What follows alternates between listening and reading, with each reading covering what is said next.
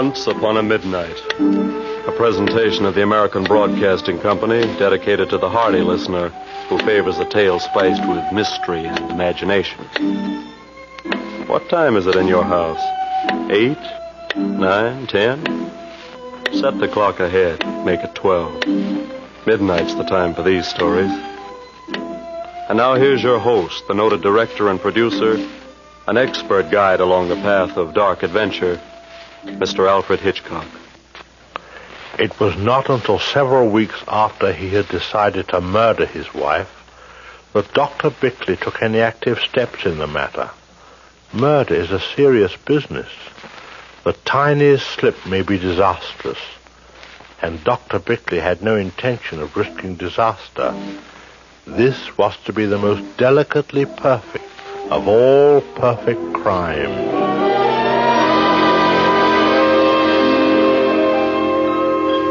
Suspense, shock, murder, all the makings of a spine-tingling mystery drama in the hands of a past master of theatrical illusion, Alfred Hitchcock.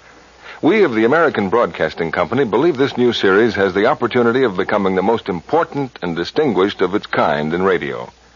Mr. Hitchcock will appear in every program as the narrator and will personally supervise the writing and direction of each highly dramatic tale.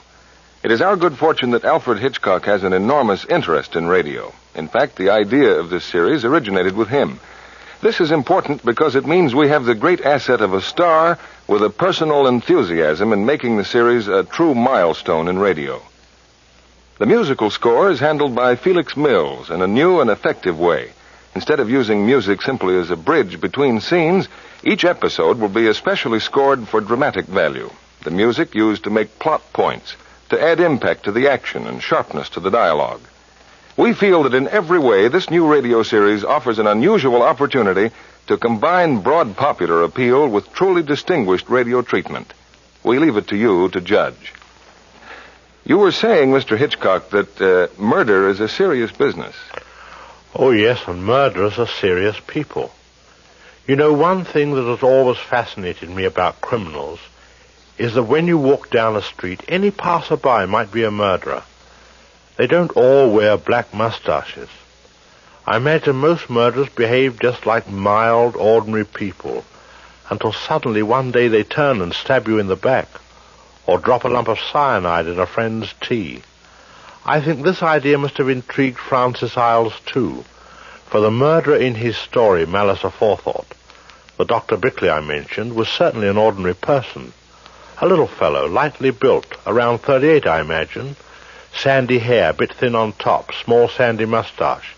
You've seen him. On top of a bus perhaps, or you've met him on a train. Or if you lived near Wyvern Cross in England a few years back, you might have met him in the village, starting out on the morning rounds of his patients. Good morning, Dr. Bigley. Good morning, Mrs. Templar. Morning, Doctor. Morning, Miss Dean. Lovely morning. Lovely. Oh, Bickley. Mr. Torr, good morning. Oh, morning. Good morning, Dr. Bickley. Good morning. How's your mother? Better, thank you. Ah, splendid. Morning, Doctor. Good morning. Morning, Mrs. Cheevy. Mrs. Harvard. Lovely morning. Lovely. Listen to the way he says lovely morning. I must say I do enjoy a cheerful murderer, although when he got home, Dr. Bickley wasn't always quite as cheery. I suppose his wife, Julia, was what you would call a battle axe. Anyway, she was a lot older than Bickley, almost an old maid type, I suppose. Probably would have been if Bickley hadn't married her. Really, Edmund, really. You might have been considerate enough to come home a little earlier, today of all days. How can Florence get on with her work if you keep her waiting to wash up your lunch things like this? Sorry, Julia. Had to get through my patients, you know. Well, of course. Do you want some more of that cold joint? Just a glass of beer, I think. Edmund, you have far too much to do to sit here drinking beer. Have you forgotten we're having guests? No, my sweet. Besides, you know how beer makes you perspire. Oh, the Torrs will play tennis, of course. You better put the net up first. You know how it sags during the first half hour. Mm-hmm. Then there are the 2 tables to be taken out and the chairs. And I think you better put the awning up in this sun. And after that, you'll have to... My dear, They've got to be done. Have you finished? I'm waiting. A bit of cheese, I think. You've no time for cheese. Oh, and I suppose I'm finished. Just as well we don't give tennis parties every day, isn't it? Oh, I'm glad you mentioned it. The court will have to be rolled. What? The tennis court, Edmund. Wet it down and roll it. But then I'll have to remark all the lines. Well, of course, Edmund. But I don't... Now, Edmund, don't stand there. Get about it. Dear me, it's a pity I can't be in a dozen places at once to see to everything myself. Yes, dear.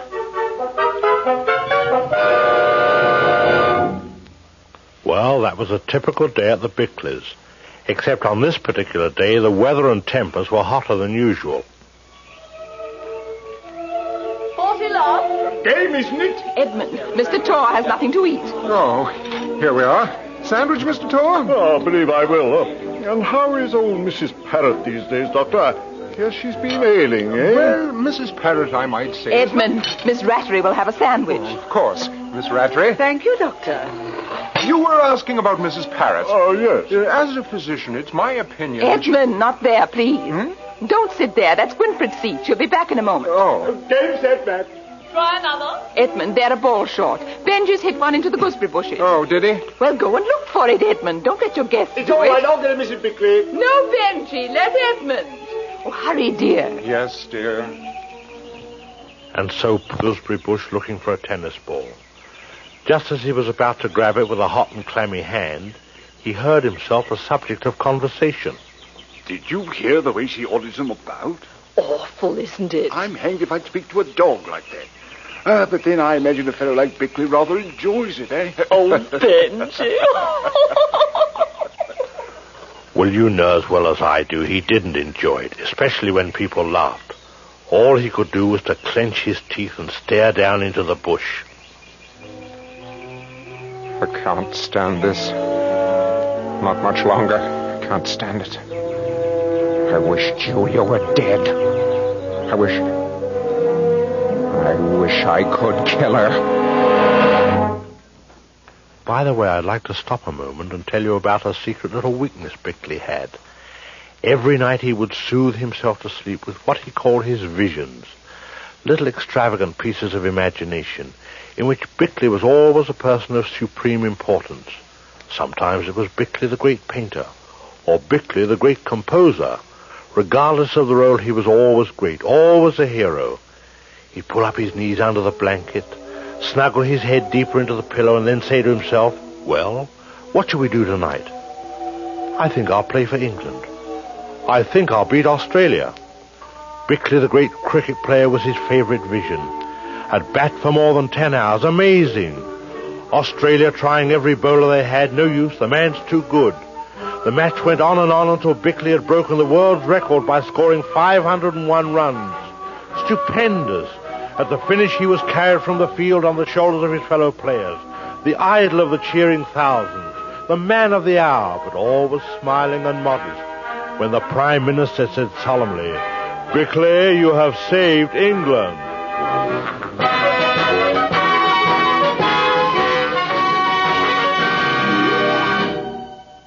Well, naturally, by this time, Bickley was fast asleep. But those wild thoughts he had when his head was in the gooseberry bush formed the basis of a new vision. He saw himself, the respected physician of Wyvern Cross, dignified, light-hearted, strolling happily down the highway of life without a care in the world, without worry, without Julia. But how could I manage it? How could I kill her? How? Without risk. How could I kill her? How? How could I kill her?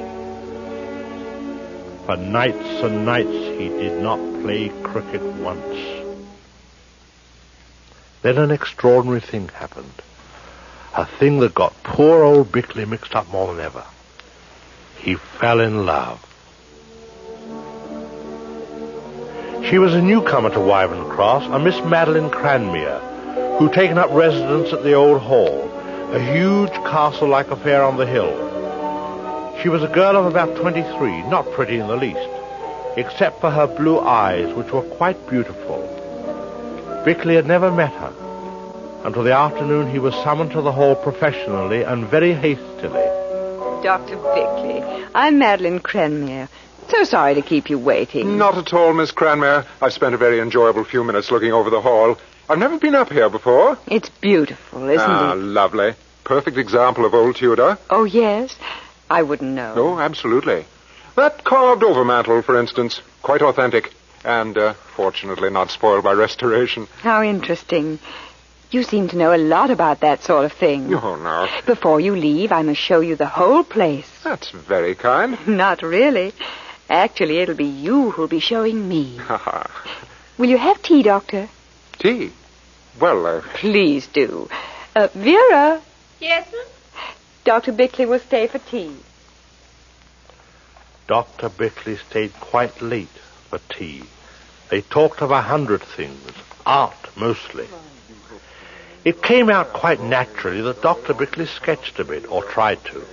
And Miss Cranmere was positive he must do wonderful work. From art they passed to other topics, and it was amazing how identical were their views. There wasn't a lull in the conversation until almost 6 o'clock. well, I suppose I should be running. Yes. I've had a most enjoyable afternoon. Shall I confess something, Doctor? I haven't spoken to anyone like this in weeks. You see, I live here by myself, except for the servants, of course. Already I'm finding life a little lonely. Oh. But you're coming back to sketch the hall. You promised. It's a privilege, Miss Cranmere. Well... Well? Miss Cranmere, you called this afternoon. I mean, the message you left at the house. Oh, yes. I don't sleep well, Doctor. Any particular reason you can think of? No. Just nerves, I think. You know. Of course. High-strung. I suppose I am. Well, we shall certainly have to take care of that. I'll write a prescription at once. Thank you, Doctor.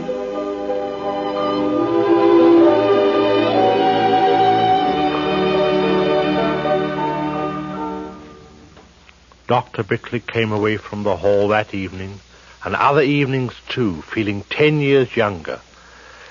These nights, as Bickley snuggled into his pillow to begin the happy journey into imagination, he had a new vision to lull him to sleep.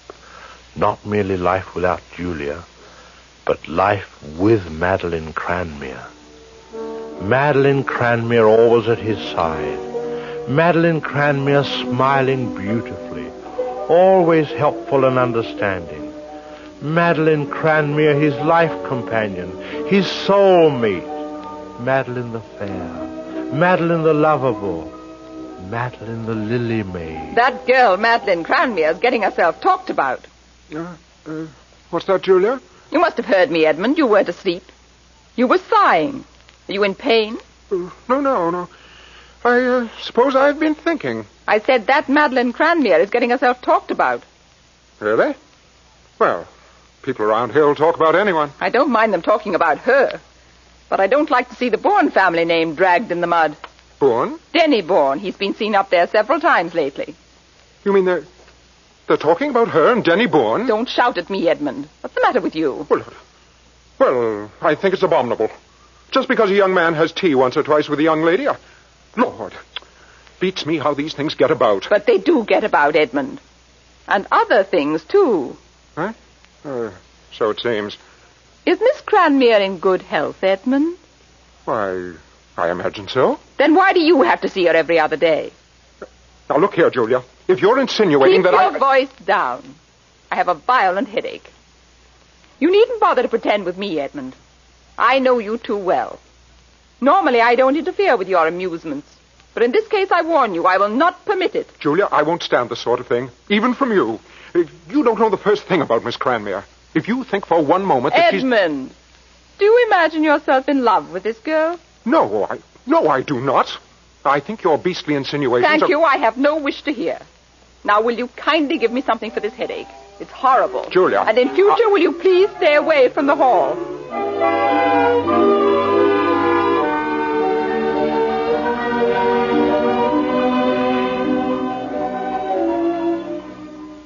This was awkward. Bickley had to go up to the hall that next afternoon. Otherwise he couldn't finish that portrait he was making of Madeline. He certainly found himself between the devil and her deep blue eyes. Is it finished yet? In a moment. Just turn toward the light again, Miss Cranmere. Yeah, that's it. Now, if I could just...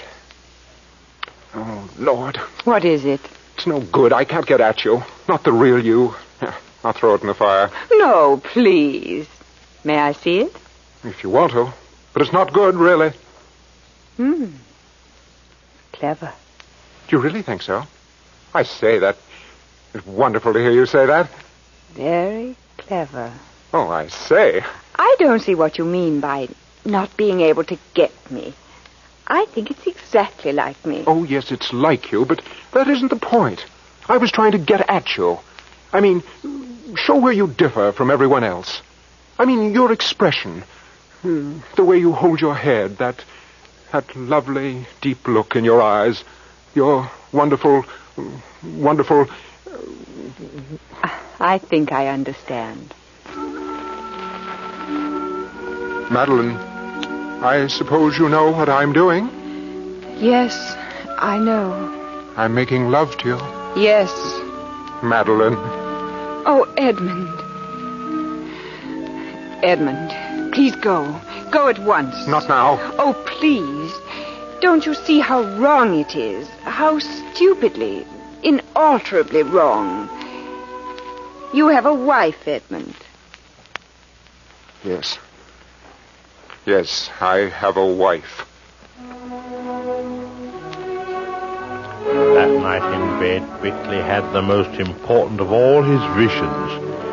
He began to see very clearly how Julia would die.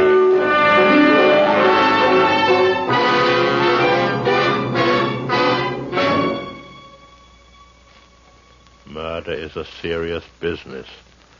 The tiniest slip may be disastrous.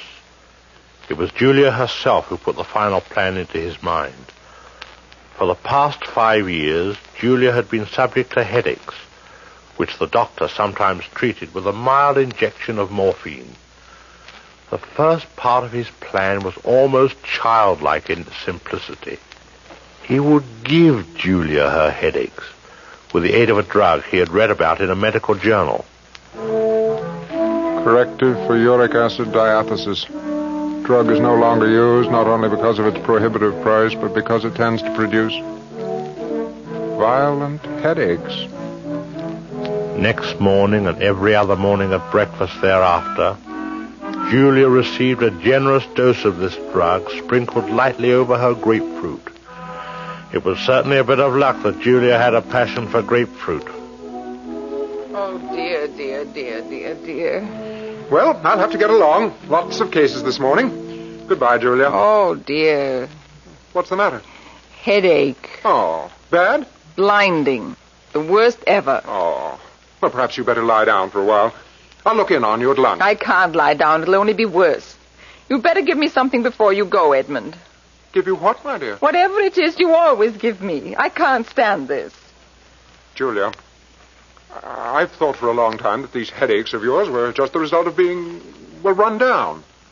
Now it looks to me like something organic. Well, what? That I can't say.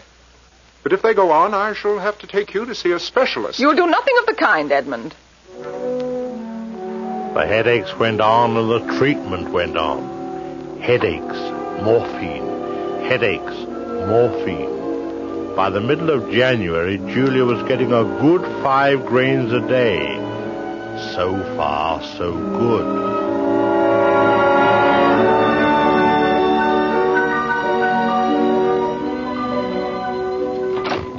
Oh, Dr. Bickley. Come in, Doctor. Is Miss Cranmere at home, Vera? Yes, sir. She's in the drawing room with Mr. Bourne. Bourne. Dr. Bickley, good afternoon. Miss Cranmere? Well, how are you, Bickley? How do you do? Denny's just leaving. You won't stay for tea, Denny? I'm sorry I can't. Well, Miss Cranmere's been showing me your sketches, Bickley. They're not bad. Thanks.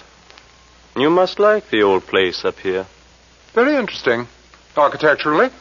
Only trouble with these old places is that they're not very sanitary. How's that?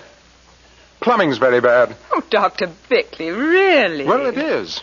Regular typhoid trap up here. Doctor! Well, thank you, Miss Cranmere. I've had a marvelous afternoon. Come again soon, Denny. Right. Dr. Bickley? Afternoon. Edmund, that wasn't very clever of you. Wasn't it? What's he doing up here? I don't like him. Come and sit down, Edmund. You haven't answered me, Madeline. This is the 10th time I've run into him in the last month. Edmund, are you so blind? Blind to what? All I see is that you've constantly encouraged Denny Bourne to make this place a sort of... Of course I've encouraged him. Because of you, Edmund, don't you see? I have to let him come. I don't mind people talking about him and me. Let them say what they want. But I couldn't stand it if they talked about us, Edmund. Madeline, forgive me. Darling, don't ever be cross with me, please, darling. Madeline. I don't think you realize how difficult it is, Edmund. A girl like me in love with a married man. I know. It's difficult for me, too. I've tried to think it out clearly. I even spoke to Julia. When? Oh, a long time ago.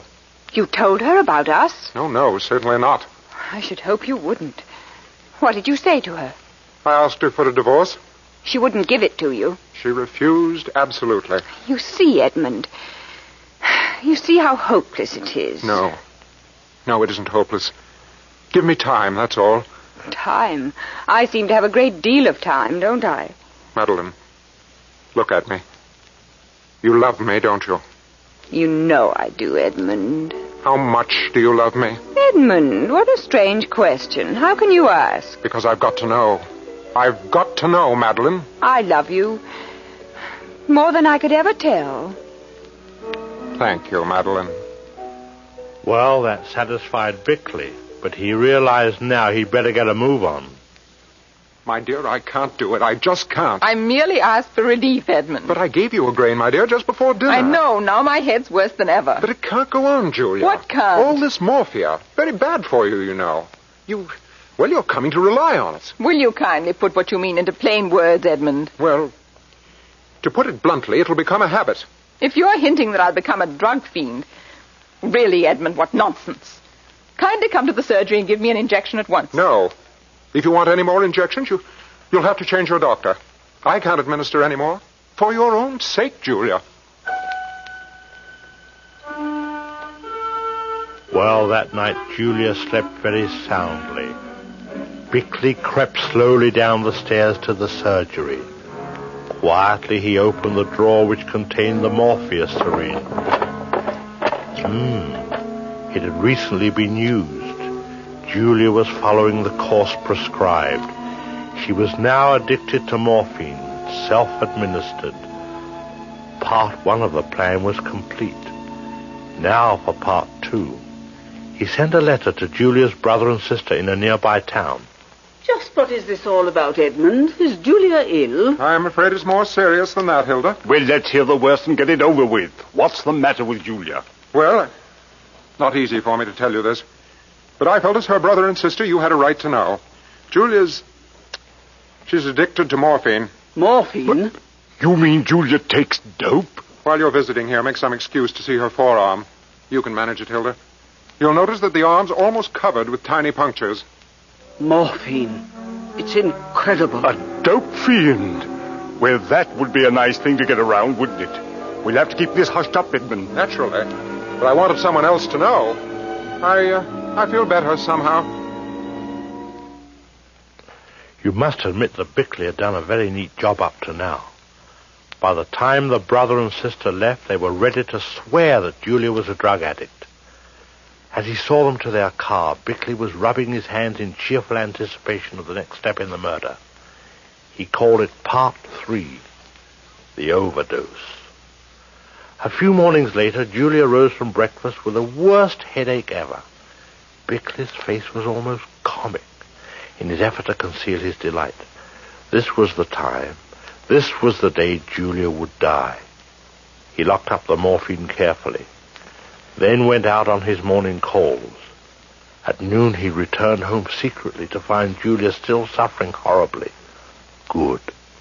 He went to the surgery, unlocked the medicine cabinet, counted the grains of morphine into his hand. 1, 2, 3, 4, 5, 6, 7, 8, 9, 10, 11, 12, 13, 14, 15. 15 grains. Half would have been enough. Hurry, please, Edmund. Yes, hurry. dear. Yes, dear. With his gloved hands he filled the syringe, surprised at the steadiness of his fingers. At the last moment he had another flash of genius. Will you hold this syringe a moment, Julia? Thank you. Oh, the clever devil. Her fingerprints on the cylinder. And then, in all fairness we must say it, Bickley gave his wife one last chance. I'll take that syringe now. Julia, for some time past I've wanted to ask you something. Will you reconsider your decision about divorcing me? No, Edmund, I will not. I'm not a child, Julia. I know my own mind. I'm in love with Madeline Cranmer. I've known it for months. And nothing would persuade me to divorce you for her. The girl's no good, Edmund, no good at all.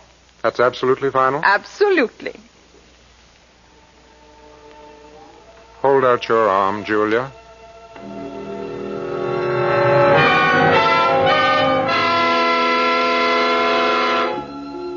Oh, thank you, Edmund. Go upstairs, Julia. Go up and lie down. Now let's see, says Bickley. Julia will be dead in 20 minutes. No one knows you came home.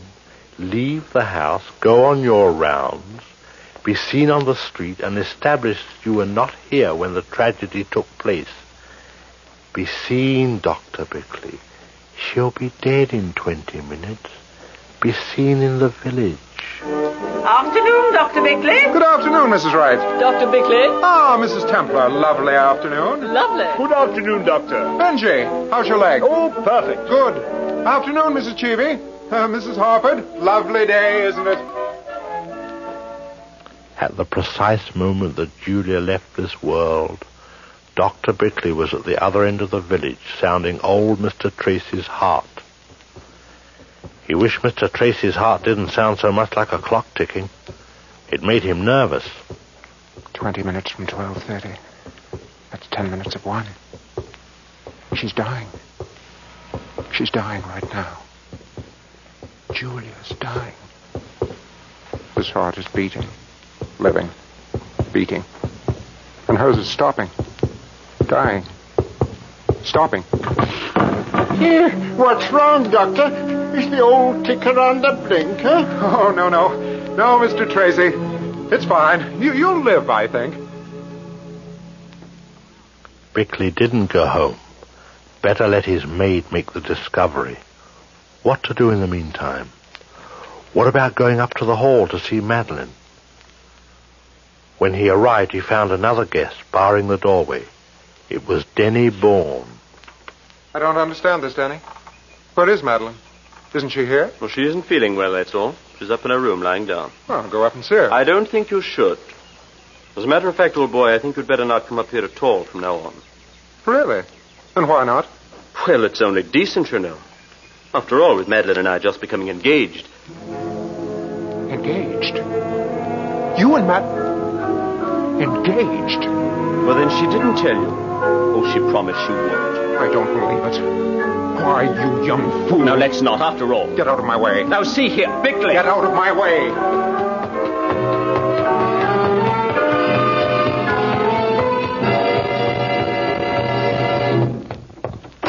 Madeline.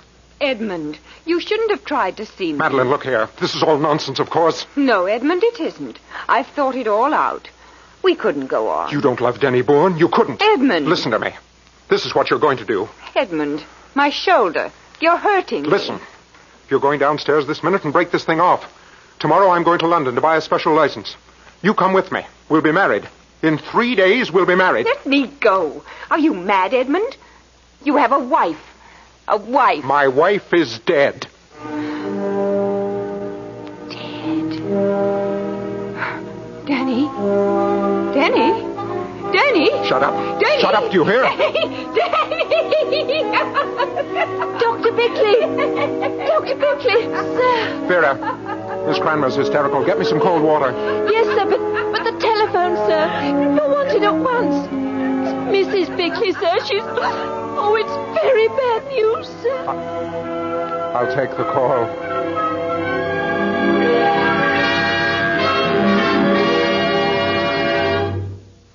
Oh, Dr. Bickley, what have you done? Have you put a noose around your neck, Doctor?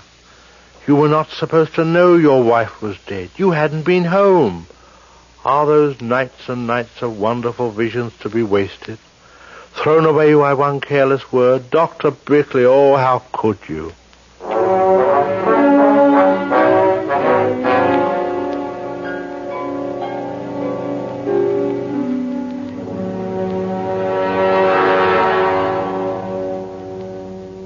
There you have the first episode of Malice, Aforethought. We'd like to leave you with one more fact which makes us feel that this series is destined for a really outstanding success. That is, the popular appeal of the psychological mystery, the box office success of his psychological mystery films. Here are some of them. Rebecca, Spellbound, 39 Steps, Suspicion, Foreign Correspondent, The Lady Vanishes. All names known throughout the country to millions of movie-going Americans. The consistent success of the Hitchcock films is not accidental. It is based on two things. One, Hitchcock's creative genius as a director and interpreter. Two, and this we believe is important to you, the obvious trend of public interest today in the psychological mystery. Well, I'm terribly sorry we're not able to finish the story this week. As Bickley might say, telling a murder story is a serious business, and it takes a little time. Please bear with us and just wait until next week, and let's see what happened to old Bickley. You think he'll get away with it? I wonder.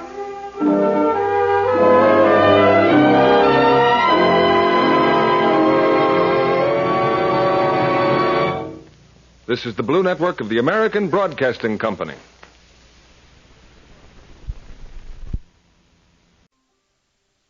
Ladies and gentlemen, this is San Francisco Final.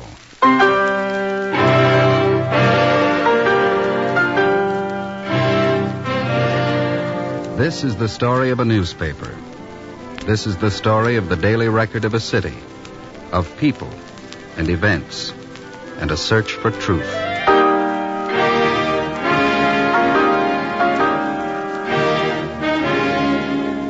From the pages of the San Francisco Chronicle, a true story reported by Mike Rivera. It has a latitude and a longitude, but the names can tell you better. The Gulf of the Farallones washes against it westerly, and north there's a Golden Gate. East, too, there's ocean water, called a bay now, so that San Francisco itself is the tip of a peninsula. And there's a part of it that centers on Grant Avenue and houses the largest Chinese community outside of China. City within a city. Not very many months ago, a story started here. A story that exploded all over the world.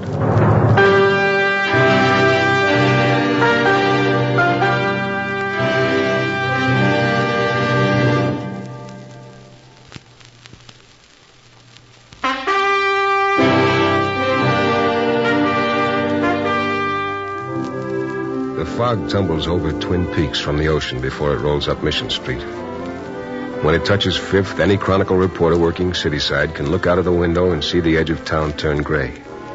The way it did early Wednesday afternoon when I was working rewrite. I had on the headphones and was taking notes. Hank Peters on the Chronicle police beat was calling from the press room at the Hall of Justice. They brought in this Chinese fella 10 minutes ago. He beat up on his own brother. Hurt bad? All I checked out so far is they got in a fight, corner of Waverly and Washington. The boy knocked his brother down. The brother cracked his head against a fire hydrant. Okay, wait a minute. Yeah, I got it. How about some names? Boy in jail is Johnny Shen. That's S-H-E-N. Mm-hmm. 23 years old. Brother's name is Lee. Doc says maybe a year or two younger. That's about it. Chinese fighting in public. Never knew that to happen before. Me neither, Mike, in 20 years. They always keep their trouble to themselves. Yeah. You got an address? Yeah, both boys live at 6012 Clay. 6012. Thanks, Hank. Right.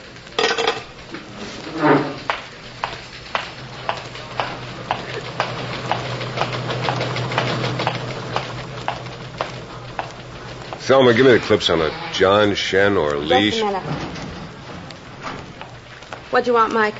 Clips on John Shen or Lee Shen. S-H-E-N, if you have any. You're right. John Shen? And Lee. Well, I got one for both brothers. Same story, Mike. 1 cup for each. Let's take a look.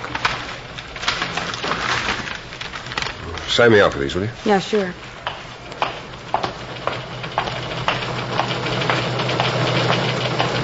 Lansfield's top of the Abe. I might want to go 5 takes on it. What do you think? Yeah, sure. It'll go a column line. Yeah, anyway, I'll see how it goes. Hi, Mike. Hi. You got a minute, Abe? Yeah, sure. What Hank just gave me. Maybe I better read you something first. Okay. Dated March 3, 1953. The head reads, Brother saves brother in Chinatown fire. Early this morning, John Shen saved his brother from suffocation when a 2-alarm fire raged in a tenement at 6012 Clay Street. Shen, age 22. City desk, Melancock. Run it down for me, Charlie. Sausalito? Okay. Benay, 430 for the first. Johnny Shen, age 22. Shen braved the smoke to enter the back room of the 3rd floor and carried his brother Lee to safety. Lee, 2 years younger than his brother, had been overcome by the smoke, but was recovering at Chinese hospital. Cause of the fire was undetermined. Saved his brother's life, Abe. Well? A little while ago, he almost killed him in a fist fight on the sidewalk down in Chinatown. What'd they fight about? Hank said he didn't know. You know, when I covered stories in Chinatown, I never knew them to bring trouble out where people could watch. Yeah, that's the point I want to make. It's a good point. I'll go talk to Johnny. All right. Can Art handle those 2 stories I have hanging Lee, right? Yeah. You say Johnny almost killed his brother? That's right. When you write it, try a new approach on it. It's been covered before. What do you mean? Genesis, chapter 4, verse 8. Cain and Abel.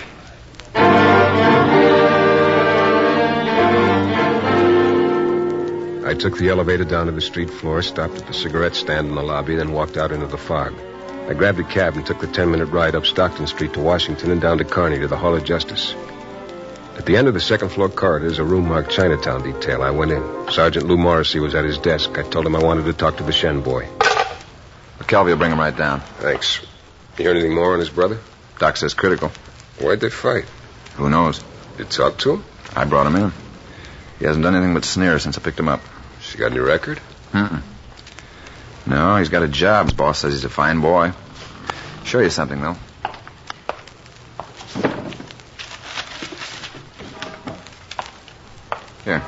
Here's the sheet on him.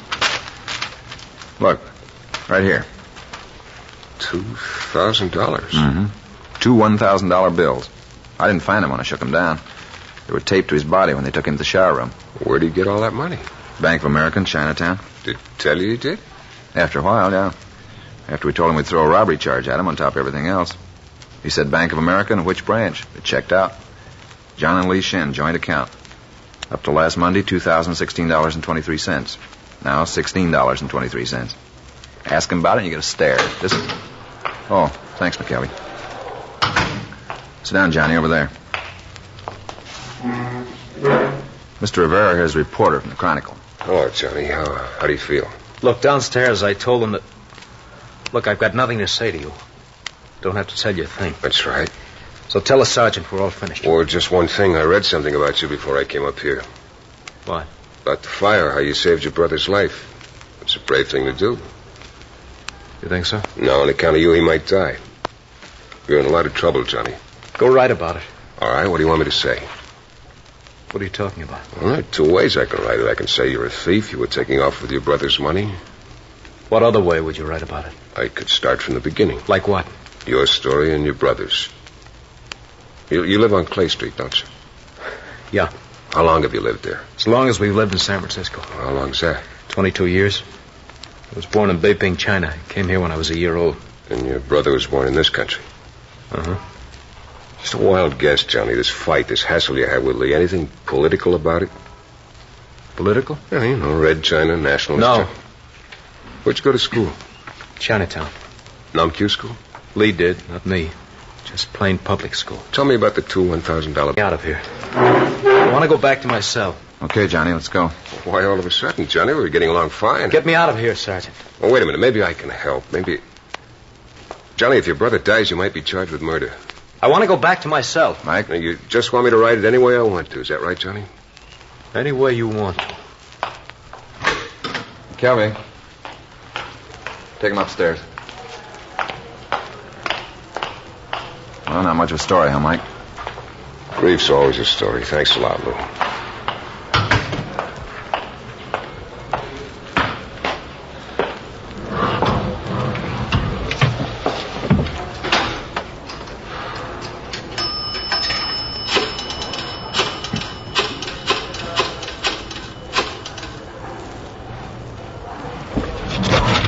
Hi, this is Mike. Give me the city desk, will you? Abe, Mike, on that Chinese story. Johnny Shen had two $1,000 bills taped to his body. No, that's right. When they stripped him for a shower. No, Johnny drew it out of a joint bank account they had. I don't know, maybe... Well, hold on a minute, will you? Yeah, Lou? Lucky you didn't call from outside, or I'd have missed you. Well, what's up?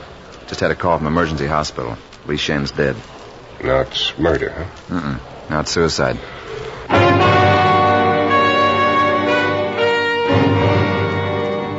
He told me Lee Shen had leaped from his hospital room window and killed himself. I gave it to Art Hoppy on rewrite. I told him I was going to check out the boy's family. It was a short walk from the Hall of Justice to the tenement at 6012 Clay Street. The Shen apartment was on the third floor, second door of a corridor where last year's fire had been charred into its walls and still showed.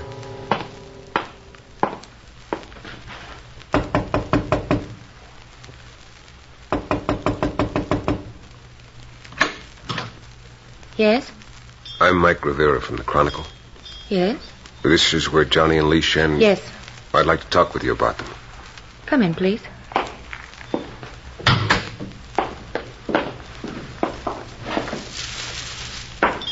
This is my mother, Mr. Rivera. Good evening. Washington. My mother speaks only Chinese. I see. Miss Shen, Lai, coi bingo, one mat here. San man phong si, ji wa mat. My mother wants to know what you want. Your being here disturbs her. Earlier there were police. I want to talk to you about your brothers. I'd like to know what... She wants to know about the $2,000.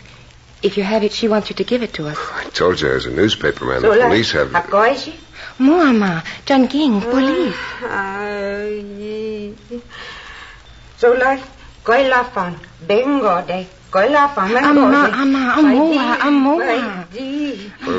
What's the trouble? Nothing. But you... I said nothing. Well, your mother's upset about the money and... Well? I don't know exactly. I'm thinking out loud. If she knows about the money, she knows Johnny drew it out of the bank and... And that now the police have it. We're not wealthy. My mother's concerned about $2,000, that's all. At a time like this? What do you mean? Your brother... They won't do anything to Johnny. It was an accident. I'm talking about Lee. Oh, he'll be all right. Don't you know? We were at the hospital about an hour ago. We looked in his ward and saw him. The doctor said he'd be all right. What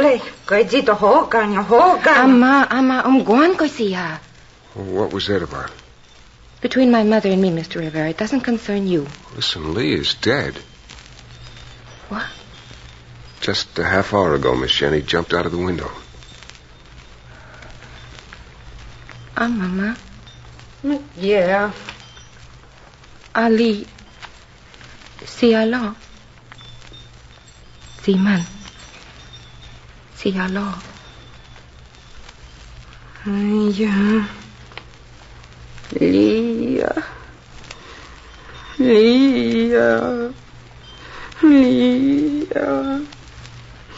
Miss Shen, tell me something. What? Why did he kill himself? Out of shame? No, I don't understand. Is that what you do, explore other people's shame? All right, yes, it is. Mama, more young. What did you say? Listen to her. Does it need a translation? We were talking about... No more. I think you'd better go, Mr. Rivera. Mother, what are you doing? Mama.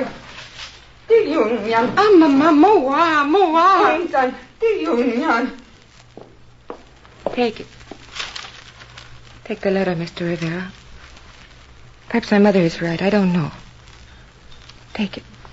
It's written in Chinese. How am I supposed to... The letter came 10 days ago from China. It says my grandmother is sick. She might die unless we send $2,000. She needs medicine and surgeons. Please, get up. Go, please. Please, please.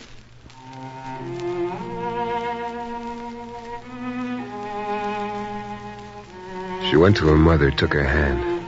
They turned their backs on me and moved to a place where a candle burned against carved brass. I was an intruder. I left. I walked down the hill onto Grant Street. Fog was gone now, and the Chinatown neon lighted up the tourists and the brocade and the carved ivory. I thought about Mrs. Shen. The word she'd used was shame to explain why a son of hers had taken his own life.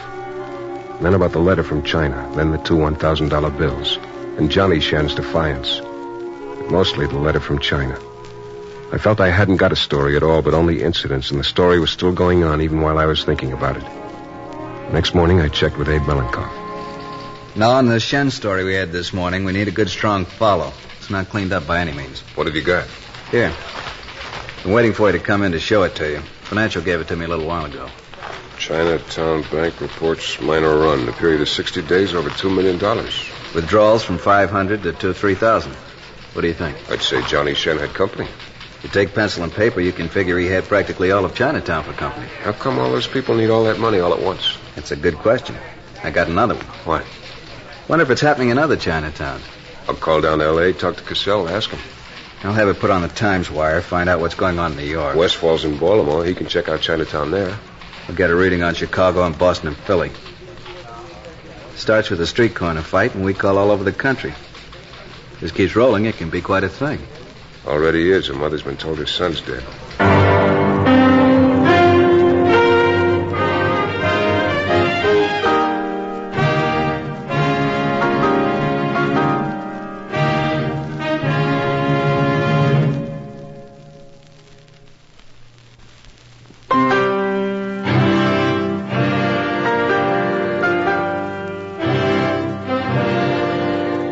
Morning. And the kind of November day that happens sometimes in San Francisco. Sunlit city and strands of cloud. November winds and freighters from the tropics tied up at the Embarcadero. Of a November day and pick up the home edition of the Chronicle. And an investigating committee. And then the current communique about the current war. And spliced between the two of them, the death of Li Shen. Continued on page 6. Now more legwork to be done. On Stockton Street in Chinatown, number 5143, house of the Chinese Community Service Union, overlords of local Chinese affairs, all powerful, all discreet, all knowing. Tin Young saw me come into the office, looked at me for a minute, then beckoned me over. I'm fairly busy, Mike. You come at not a very good time. I want to talk to you, Mr. Young. Not that I mind, for surely you must have a reason. I have, Li Shen. That's not a reason. The way he died and why he died. You already know that. We wrote what his sister told me. Lee killed himself out of shame. We wrote it, but didn't understand it. And for that you've come to the Chinese Service Union? Because you don't understand the word shame? Because the Chinese Service Union runs Chinatown and its people and everything in it. If you want to know anything, that's where you go. I'll state it for you, Mike, gladly. Li Shen jumped out of a window because Johnny Shen wouldn't give him grandmother money. It's a type of culture. Then you know about the letter the Shen family got from China. Mike. And the run your people made on the bank here in Chinatown. You know about that, too. Why? Why are they doing it? Mike. Why, are there other letters from China saying somebody's grandmother is sick and please send a couple of $1,000s to make her well? Is that what's happening? Listen to me. Or me. maybe if I put it this way, blackmail. Blackmail on a scale that... I'm trying to tell you something. Well, go ahead. Give me the official statement of the Chinese Service Union. I'll listen, I'll write it. This you will not write. What you're saying I'm is... saying this is our statement. It concerns no one. Except the people in this community, except the boy Except the boy who was dead because of the letter. Official statement, us to you. What I've been trying to say to you. Don't make more people die.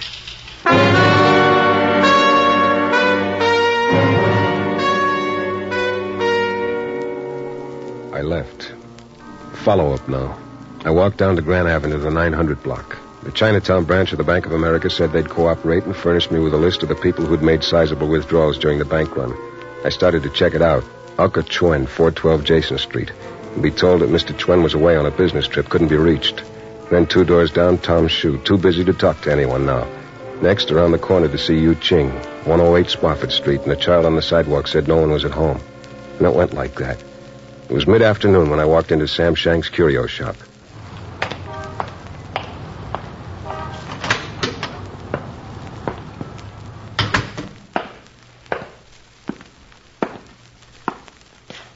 can help you, mister? I'm looking for Sam Shang. I am Sam Shang. We're looking for some nice china bells? No, thanks. I just want to talk to you, Mr. Shang. I'm from the Chronicle. Oh.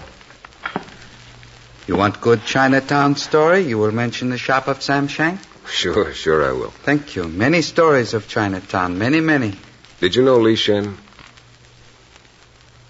Johnny Shen? Mr. Shang, something else I want to ask you. It's personal. Maybe I have no right. I cannot know until you ask. A couple of weeks ago, you withdrew $1,200 from the bank. A lot of other people took their savings out, too. My paper wants to know why. You have talked with these other people? I've tried. So far, I haven't been able to... And you asked this personal question of Sam Shang? Mm-hmm. But only because something's happening here that we don't understand. Why a boy killed himself after his brother beat him up. Why so many of you... Also, you have talked with the Chinese Service Union. Yes, I have. And they told you... Am I concerned that Li Shen was dead because of a letter from China, that others might die? Including you? I got that impression. If it is the wisdom of the Chinese Service Union... Yeah, wisdom. And your people being bled of every dime, of every dignity, they... Thanks, Mr. Shang. Wait. Yeah? I had such a letter 2 weeks ago. Such a letter as was received by Mrs. Shen, the mother of Li. Go on. It was from my sister. From Canton, my sister said she was very sick of a disease of the eyes. That she needed what monies I sent her $1,200. Why have you... 3 days ago, I have received another letter from Canton. It wrote of something I did not know. What? My sister has been dead for a year.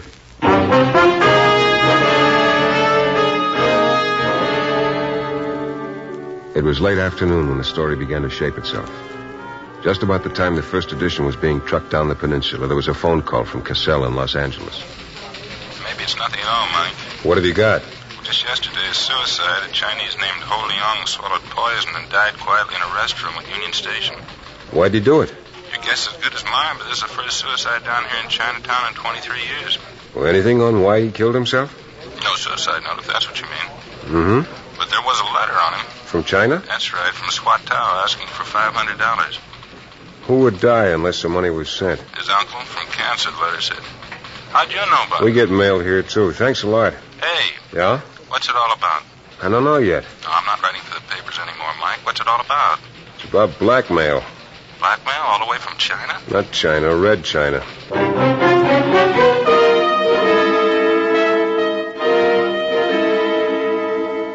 The next day was Wednesday, and the third item on the New York Times teletype told of a small run on the Mott Street Bank, the one most patronized by Chinatown. And later, a similar item from Chicago. Nothing from Boston, but in the afternoon there was a phone call from Baltimore. A man named John Tu Kuo had robbed a supermarket of over $500, the first Chinese involved in a felony in Baltimore for over 5 years.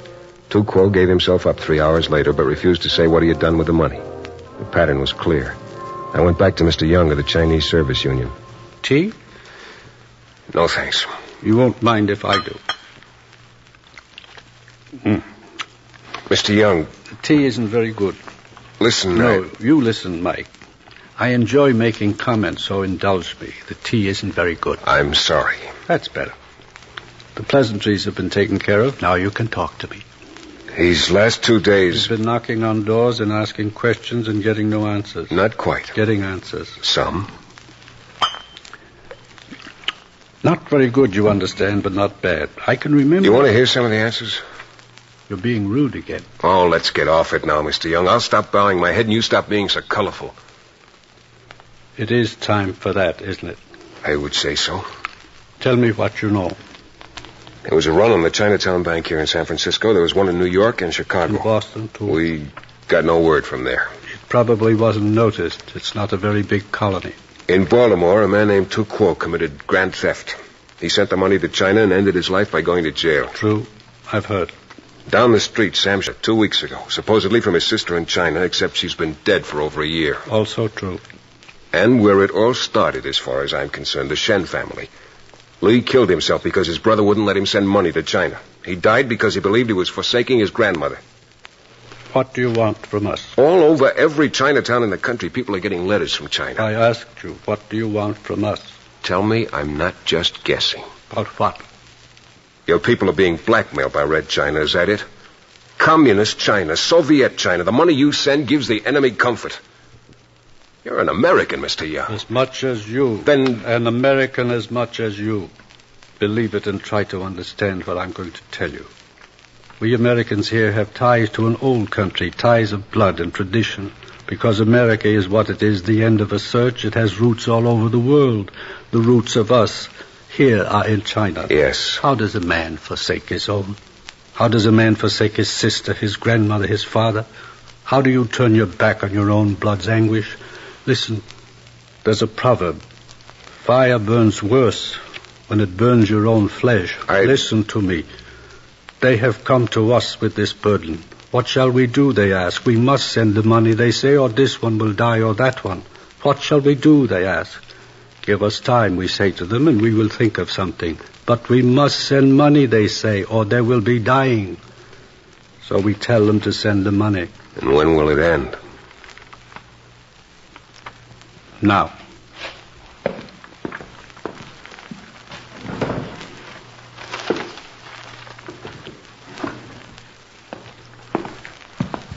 These papers contain names and addresses. Families here in Chinatown who have gotten letters and who have paid ransom.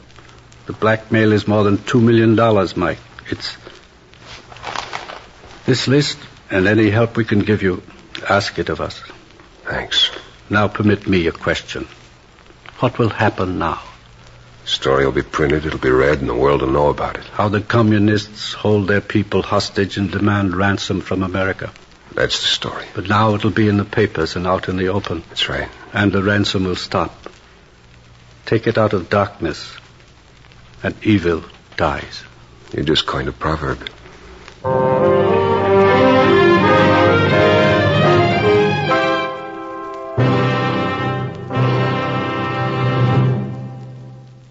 This has been a true story from the pages of the San Francisco Chronicle. In a moment, the story's follow-up.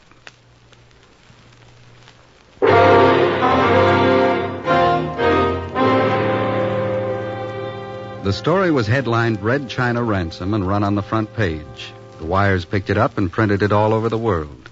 The government invoked the law that made it a crime to send money to Communist China under the Trading with the Enemy Act. Before it was over, more than $5 million had been extorted. But the story broke it.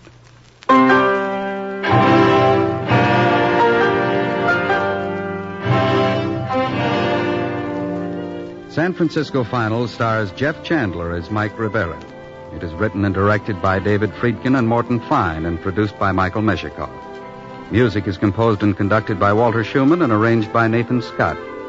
Heard in the cast were Harry Bartell, Jerry Hausner, Olin Soule, Lillian Baeff, Virginia Gregg, Herb Butterfield, Vic Perrin, Barney Phillips, and Tony Barrett. The engineer was Raoul Murphy, with sound by Bud Tollefson and Wayne Kenwood.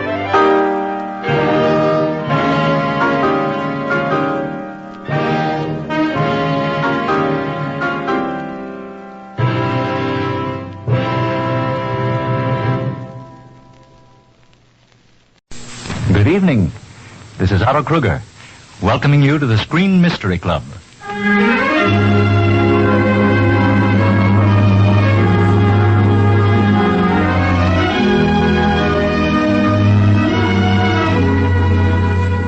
Tonight, ladies and gentlemen, we invite you to become a member of the Screen Mystery Club.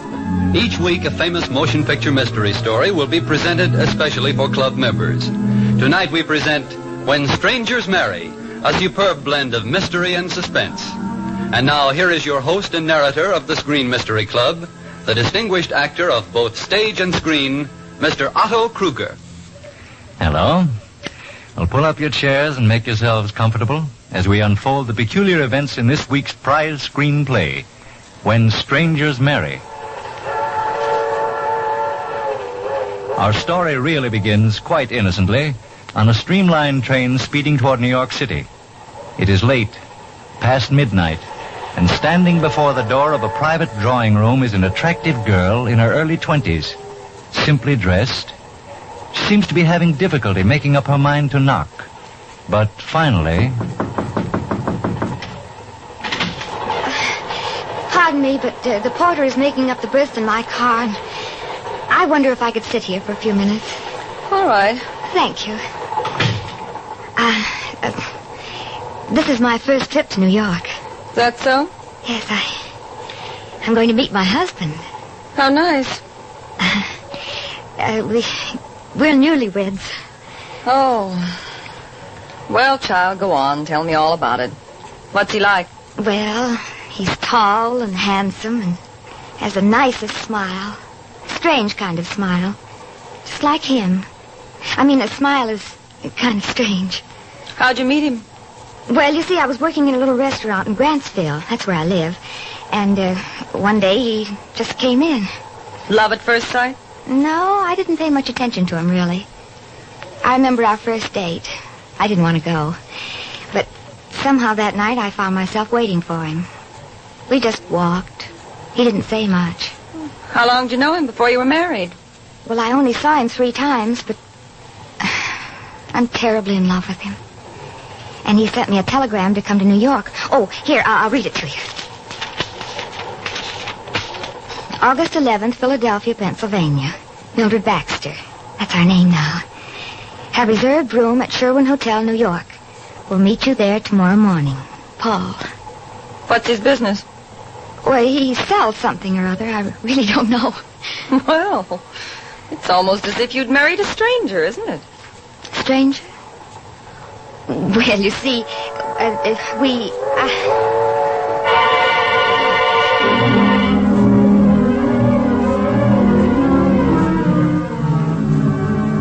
Sure, Bud, I know. It's really tough to find a room these days. I even have trouble trying to get a room for my friends in this hotel. I meet a bartender here. Imagine. Gee, I figured with the convention ending today, I'd surely get a room. Well, guess I'll get going. Hey, wait a minute. One of them convention nights, Mr. Prescott, he ain't checked out yet. He's got a suite. I'm king of the jungle. That sounds like him now. I'm king of the jungle. That's me, and I'm thirsty. Very, very thirsty. Ain't had a drink in about 20 minutes, Mr. Prescott. Ah, there you, Hauser, old boy, old boy. Yes, sir, Hauser the bartender. The best bartender in the Hotel Philadelphia. That's a good one, ain't it? Well, set him up on me. Yeah, sure, but this man here is the only one in the place. It's past closing time. Hello, friend. Have a drink? Thanks. Hey, that'll be $1.20. Oh, Mr. Prescott, this man ain't got a room to sleep in, and he was wondering... Sure, he can come up with me. I got lots of room. Oh, thanks. Oh, here, you drop some of your money. Ah, that doesn't matter. I got lots of money. $10,000 right here. Always carried with me. I don't believe in banks. Tried them once, see? Gee, Mr. Prescott, you shouldn't ought to be carrying that much dough around with you. It might be dangerous. Dangerous? I got my good friend here. What's your name, friend? Paul. See? Paul will protect me, won't you, Paul? Paul what? Just Paul. Okay, just Paul. Come on with me. We'll find you a bed. Whoa!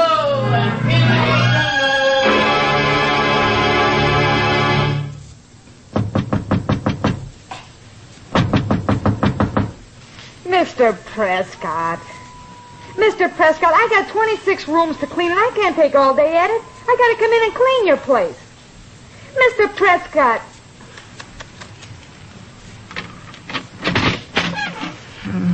Them conventions. Oh, my lands fell asleep right in that chair, and with a woman's silk stocking around his neck. The idea. Come on, Mr. Prescott. You gotta get up. Mr. Prescott, you gotta wake up and... Mr. Prescott...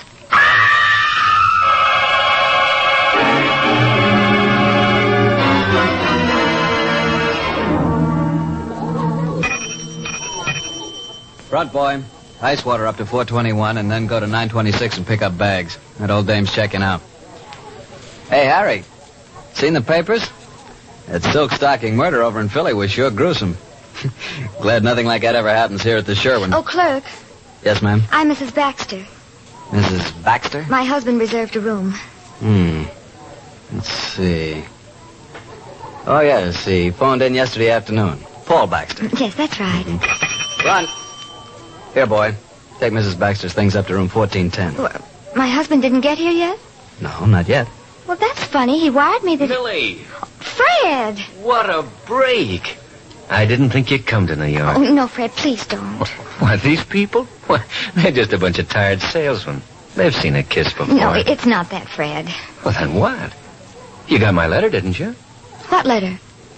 Well, what are you doing here? My husband sent for me. Your husband? Yes, I'm married, Fred. Oh. Well, do I know him? Well, I don't think so. His name's Paul Baxter. Well, when were you married? A month ago in Grantsville. Oh, why are you stopping here at the Sherwin? This is a salesman's hotel. Paul's a salesman. Well, so am I, remember? That's the reason you wouldn't marry me. Well, I guess... He must have been a better salesman than me, I guess. But that won't keep me from wishing you the best of everything, Millie. And, I'll be seeing you around. Fred? Yeah? What did you write in that letter? Oh, it doesn't matter now.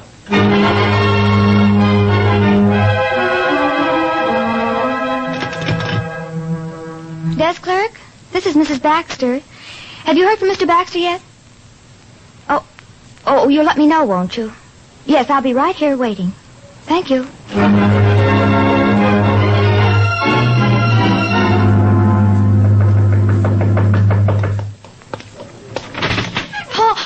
I'm sorry, Millie. It's only me. Oh, Fred.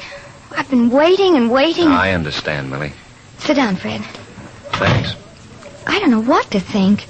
Paul was supposed to meet me here this morning, and here it is after 3. Yeah, I know. But I'm sure he's all right. Oh, it's so awful waiting and not knowing. Well, wondering. Say, maybe I can help you find him. Who does he work for? I really don't know. Well, what does he sell? Oh, I know it seems strange, but I don't know for certain. Well, Millie, what can you tell me about him? Very little, I'm afraid. I only saw him 3 times before we were married. 3 times? Yes, I know it sounds odd. Well, what about his family, then? Where do they live? I don't know that either. And all you have is a telegram he sent you? And our marriage license. May I see the telegram? Oh, yes, of course. Here. Mm-hmm. You see, he said he'd meet me here this morning. Yeah. Well, he'll probably show up in a little while, then. Maybe he got delayed by a buyer. I know how that is.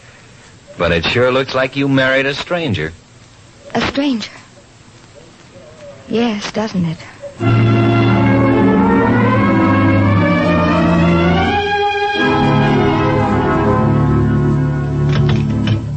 Hello, desk clerk. This is Mrs. Baxter in room 1410 again. Have you heard from Mr. Baxter yet? Nothing? Well, yes, I know, but he was supposed to arrive this morning. It's after 10 now. Yes, please remember to put all calls through, no matter how late it is. Yeah, thank you. The weatherman promises some relief for New Yorkers tomorrow. He predicts the thermometer will reach 5 to 6 degrees lower than it did today, with a high of 84 at noon. Hello? Over on Capitol Hill, it was announced that the Senate will shortly go into its summer recess. I can't hear. Senator Corman of Oklahoma was quoted as saying that he... Hello?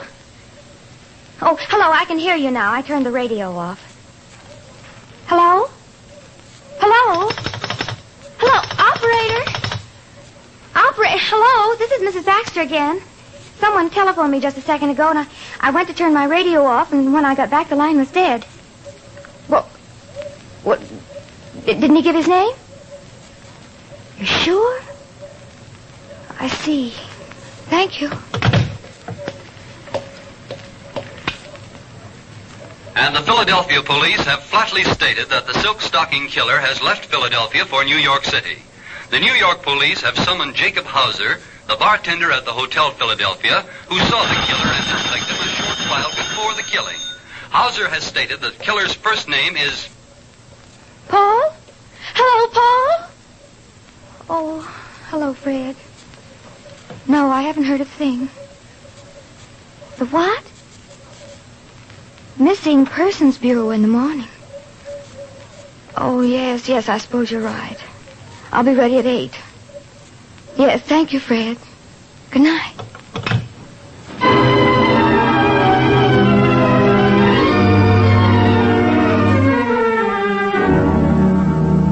You got the wrong department. This is homicide. The Missing Persons Bureau is down the hall. But can't you help us? Well, let's see that telegram again. Your husband's name is Paul? Yes, Paul Baxter. Okay, I'll take the information. Oh, thank you, thank you. Your name? Mildred Baxter. Address? The Sherwin Hotel. What was the last time you saw your husband? The day we were married. A month and 4 days ago. You see, I met him. That's really all, Lieutenant. Is there anything else you can tell me? No, I don't think so. How about you, Graham? Can you add anything? Well, I've never seen the man. You will find him, won't you? We'll do our best, lady. But you've practically married a stranger. Well... thank you, Lieutenant.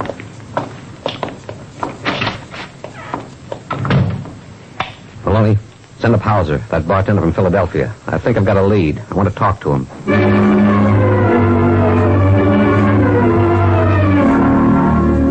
No, Mrs. Baxter, no word yet. Hello? Hello? Oh, Fred. No, not yet. The correct time is 5 seconds before 7:30, courtesy of... Hello, desk clerk. This is Mr. Baxter. Oh, thank you. And in the silk stocking murder case, the police tonight have asked everyone to be on the lookout for a man answering this description. 6 feet tall, dark.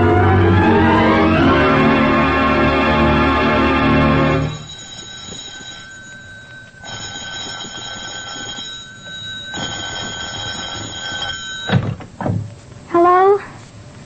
Yes? Paul! Paul!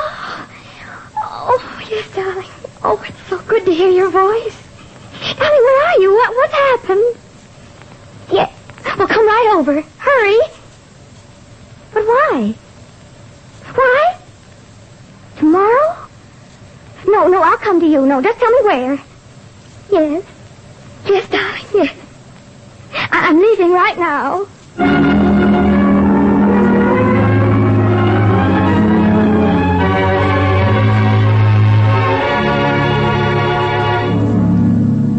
So ends Act 1 of When Strangers Marry, tonight's Screen Mystery Club story. And in just a moment, we'll give you Act 2. But first, a word from the makers of the product who bring you this program.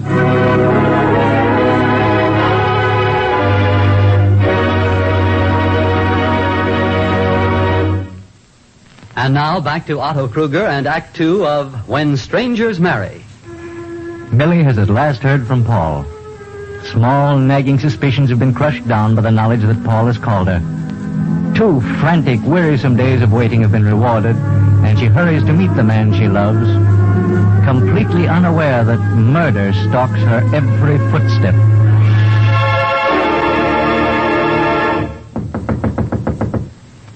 Who's there? It's me, Paul. It's me. Paul. Oh, Paul. Hello, Millie. Oh, Paul, darling.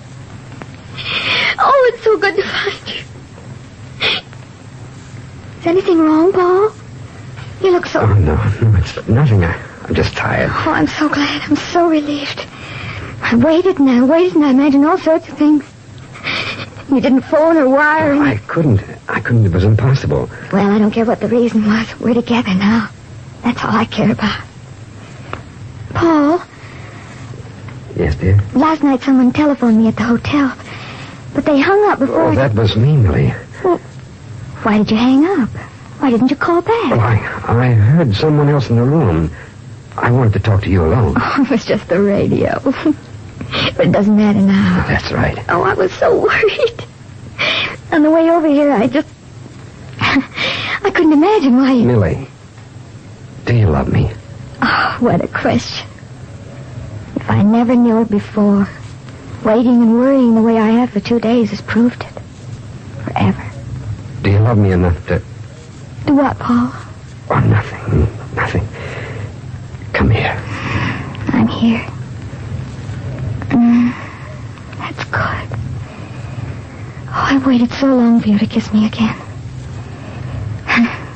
Paul, do you know what I'm going to do first thing in the morning? What? I'd like to invite Fred Graham to have dinner with us. Oh, I'd rather you didn't, Millie. Oh, but I owe Fred a great deal. He's been so kind the last few days. Does he know where you are now? Well, no, dear. You asked me not to tell anyone where I was going. Oh, good. We've got a lot of time to make up for it, love. Well, all right, dear, if you want it that way. Oh, by the way. Yes? I noticed that you forgot to change the name on the apartment door. No, I didn't. Sure you did, silly. The name P.J. Moore. It's still on the door. Oh, I use that name sometimes. Why? Millie, no matter what happens, ever, I love you.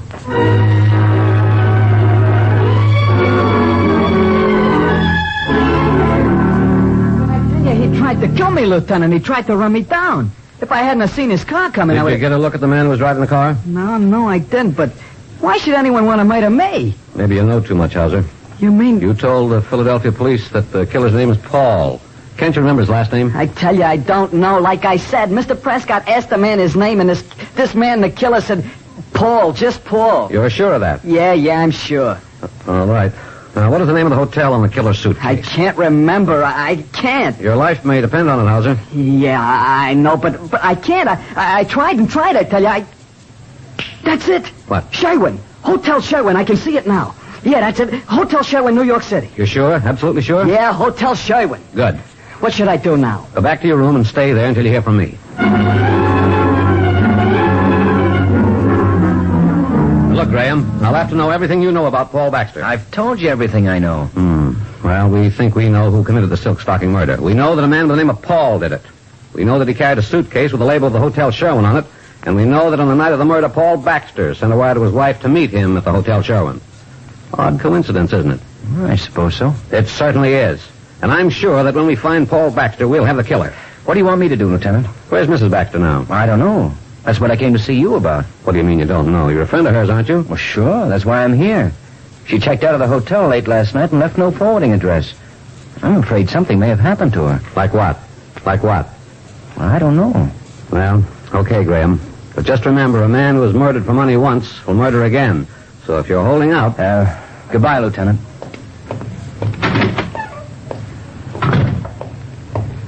Millie. Fred, what are you doing here? Well, I was worried about you. When you left no forwarding address at the hotel, Oh, yes, I should have left a note for you. I'm sorry. Well, what are you doing in police headquarters? I found Paul, Fred. I found him. I'm going to tell Lieutenant Blake he can stop looking for him. Millie, let's get out of here. But I've got to tell Lieutenant... What's wrong? I can't talk here. Come on downstairs. We can talk while I'm driving you home. But... Oh, all right.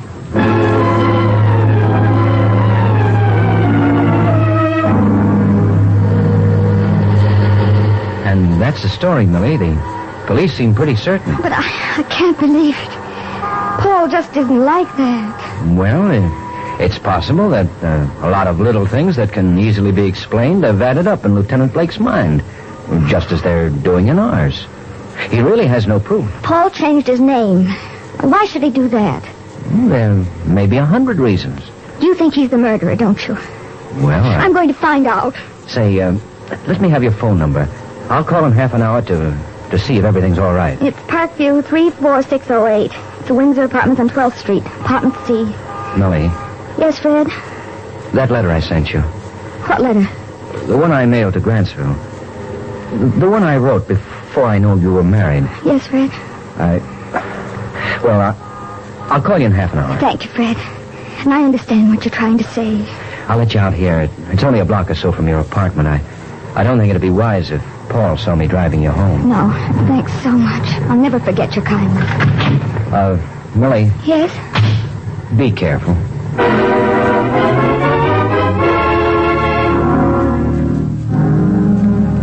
Extra trainman, police closing in on silk stocking killer Paul Baxter, suspected. Extra paper, closing in on killer Paul Baxter. No, not Paul. Not Paul. It's almost as though you married a stranger, isn't it? It certainly looks as if you married a stranger. No. I'm a stranger. Taking the paper, taking it out for Paul Baxter, killer. You married a stranger. A killer. You don't know anything about him. He's a stranger. The murderer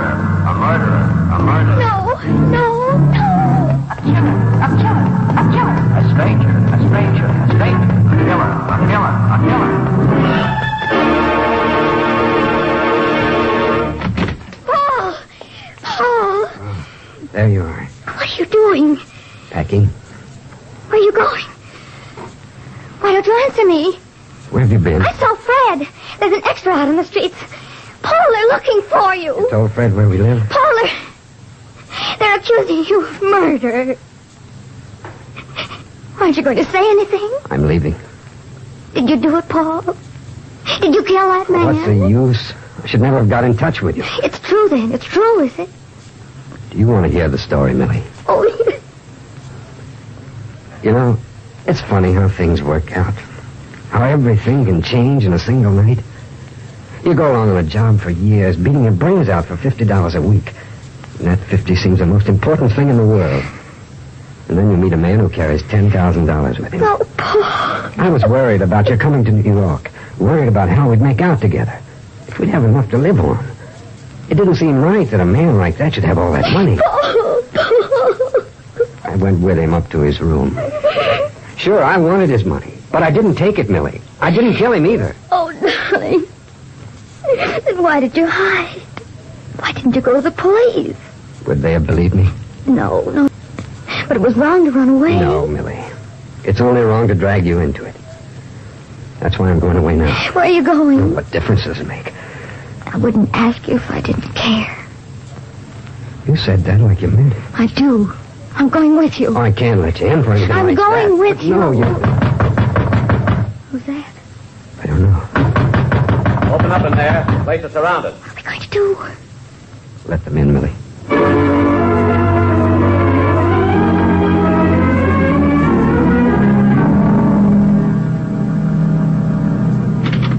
Hauser, Yes, sir. you can go. You mean I can go back to Philadelphia? Yeah. Thanks, Lieutenant. Thanks. You can go too, Mrs. Baxter. Can I see my husband? Not right now. Oh, when? Tomorrow, maybe. Lieutenant, is there no hope? I'm sorry, Mrs. Baxter. Well, what about the money? You haven't found the money, have you? Surely if Paul were guilty, he'd have it. No, we haven't found it yet, but we will. Goodbye, Lieutenant. Goodbye, Mrs. Baxter. Maloney, put a tail in that guy, Hauser. We've got to find that money. And I've got a little job to do myself. I'll be back later.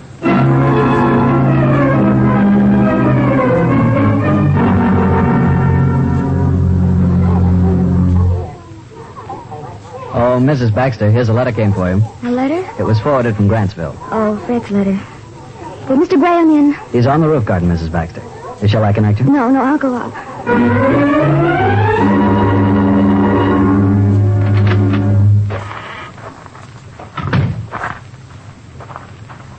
Millie, Hello, Fred. come on over here. On the other side of the chimney. View's perfect here. Does the wind bother you? No, I don't mind it. Good girl. Well, how'd it go? They wouldn't let me see you. Oh, it's like a dream. A bad one, Fred. Look down there, Millie. 10,000 people. Each one wrapped up in his own little world. Everybody has bad dreams. But we get over them. They look so tiny down there, don't they? Sure. After all, we're 22 stories up. Millie, what's that letter in your hand? What? Oh, it's your letter, Fred. The clerk downstairs just gave it to me. Millie, don't read it. Why not? I'd rather you didn't. Give it to me. No. Let me have No, I want to read it. Hotel Philadelphia. Dearest Millie, here goes. I'm popping the question again. You might as well say yes, because Fred Graham never sells himself short. Write me in care of the Sherwin Hotel in New York City. Hopefully, Fred. P.S. I just got hold of that present I promised you. I'm sorry you read that. It's not right to. Present? It was a pair of silk stockings. You weren't in New York at all. You were in Philadelphia. This letter was mailed from there, the night of the murder. Now, Millie, wait a minute. And it was you. You used those stockings to strangle Prescott, didn't you? Now I understand why you took me to Lieutenant Blake instead of the Missing Persons Bureau. Now I know why you stopped me from telling Blake I'd found Paul. And why you wanted this letter. Because you had to get hold of it so I wouldn't guess what happened in Philadelphia. Millie, you don't really believe... Oh, yes, I do. Nobody knew where Paul and I were living except you. How did the police find out? You told them. You took a chance on this letter never reaching me. But you're not going to get away with it. Okay, Millie. I did kill Prescott. Why shouldn't I? I wanted that 10 grand. You admit it. Sure, I admit it. To you. I've got the money right here in my pocket. But you'll never be able to do anything about it, Millie. Yes, I will. I'm going straight to Look down, Millie. 22 stories down. You wouldn't dare. Why wouldn't I? What have I got to lose? They kill you just as dead for one murder as two. When they find your body on the street, they'll figure you couldn't stand the shame being married to a murderer. You wouldn't. It's too perfect to miss. And it'll clinch the case against Paul and leave me completely in the clear. Why, it's perfect. No, keep away from me. No use, Millie. Keep away. All right, Graham. Huh? That's right. Keep your hands up there. Thanks. You've saved us a lot of trouble. Okay, Mrs. Baxter. There'll be someone waiting to see you. Yes. It's Paul. And he's not a stranger.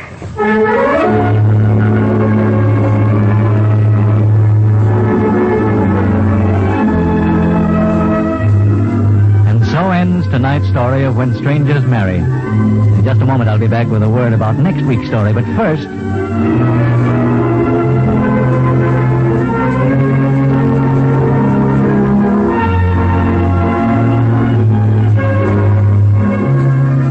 Next week, Screen Mystery Club has selected Universal Pictures' thrilling story titled The Lady in the Morgue. Thank you for being with us this evening. We'll expect you back for the next week. Same time, same station. And until then, this is Otto Kruger wishing you all a very pleasant good night.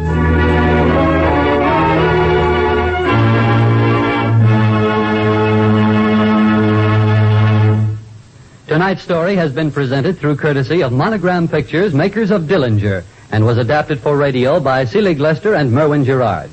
Screen Mystery Club was produced and directed by John Marshall and John Moore, and is presented by Marshall and Moore Incorporated. Howard Rhines speaking. This is the National Broadcasting Company.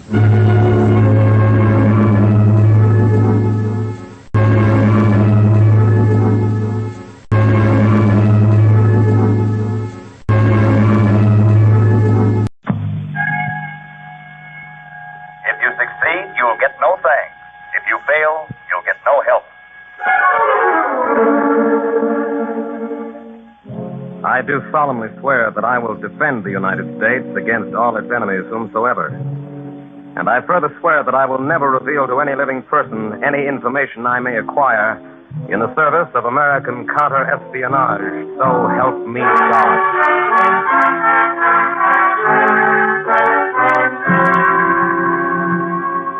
That's quite an oath. And with it a man binds himself to the loneliest service on earth. The service of counter-espionage. What follows is pure fiction. It has to be. But it is intended as a long overdue tribute to all the lonely men and women who have laid down their lives that you and I may enjoy the American way of life. The men and women who have protected America from her most deadly enemy, the foreign spy. The men and women who bear the title of Security Agent, USA.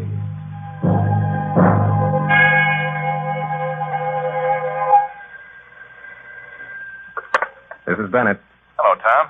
Jack Walker. Hi, Jack. How's everything out in Chicago? Nothing to it, Tom. I'm ready to come back to Washington. Well, what about Mueller? That's a clean bill of health. I haven't actually talked to him, but I've done a lot of snooping. He's a harmless and sort of charming old duck, plus which he's working on a phase that can't give him too much. Mm-hmm. And the niece? Does that answer your question? All right. Can we vouch for him to the general? You there, Jack? Yeah. Just lighting a cigarette, sorry.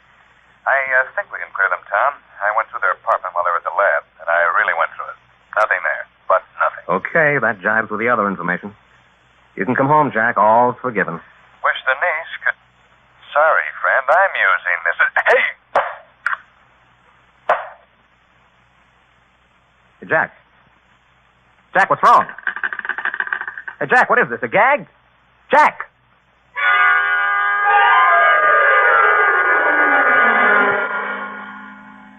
No, Tom. It was no gag. It took you 2 hours and 8 minutes to find that out. The answer came from the Chicago Police Department. Man answering your description, John Walker, found dead in phone booth, Union Station. Shot through chest and head. No information on killer.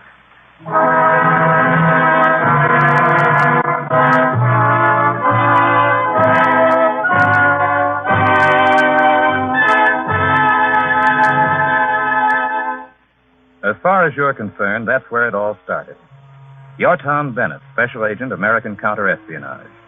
You sent your pal, Jack Walker, to Chicago to investigate a Dr. Walter Mueller, German refugee, who's working in a top-secret laboratory. Jack's dead now, and you're responsible. You see, Tom, what you didn't know when you sent Walker to Chicago was that about 3 months ago, in the headquarters of German intelligence in Berlin, something happened. Something like this.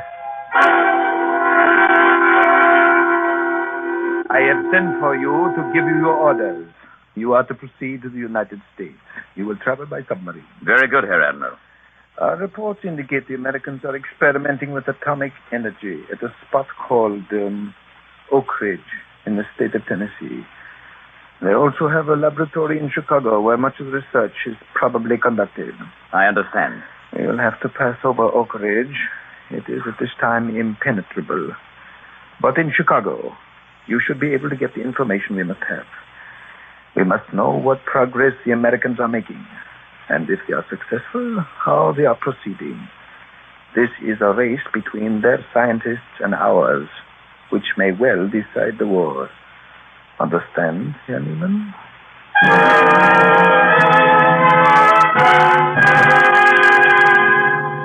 Neiman. You knew Neiman's reputation, Tom, but you didn't know he was the man you were up against. Always where Neiman was, there was violent death, followed by German victories. It might not have helped you much to know about Neiman. You didn't know what he looked like. Nobody did except a few people at the Wilhelmstrasse. That's what had cost Jack Walker his life. Yes, Neiman got Jack, but you didn't know that. Jack must have stumbled onto something, Chief, but he certainly didn't know it. What did they find on the body? Well, he hadn't been robbed. The only thing at all strange was a piece of a match package clenched in his hand. Whoever killed him tried to take the package from him. Any idea where the matches came from? The cover was pure white, no advertising on it. I see. This is bad, Tom. It means they've got a spy close to the Atomic Energy Project. We've got to get him. I think you'd better handle this one yourself. Any ideas? Jack was checking that Dr. Mueller on his knees. Let's start there.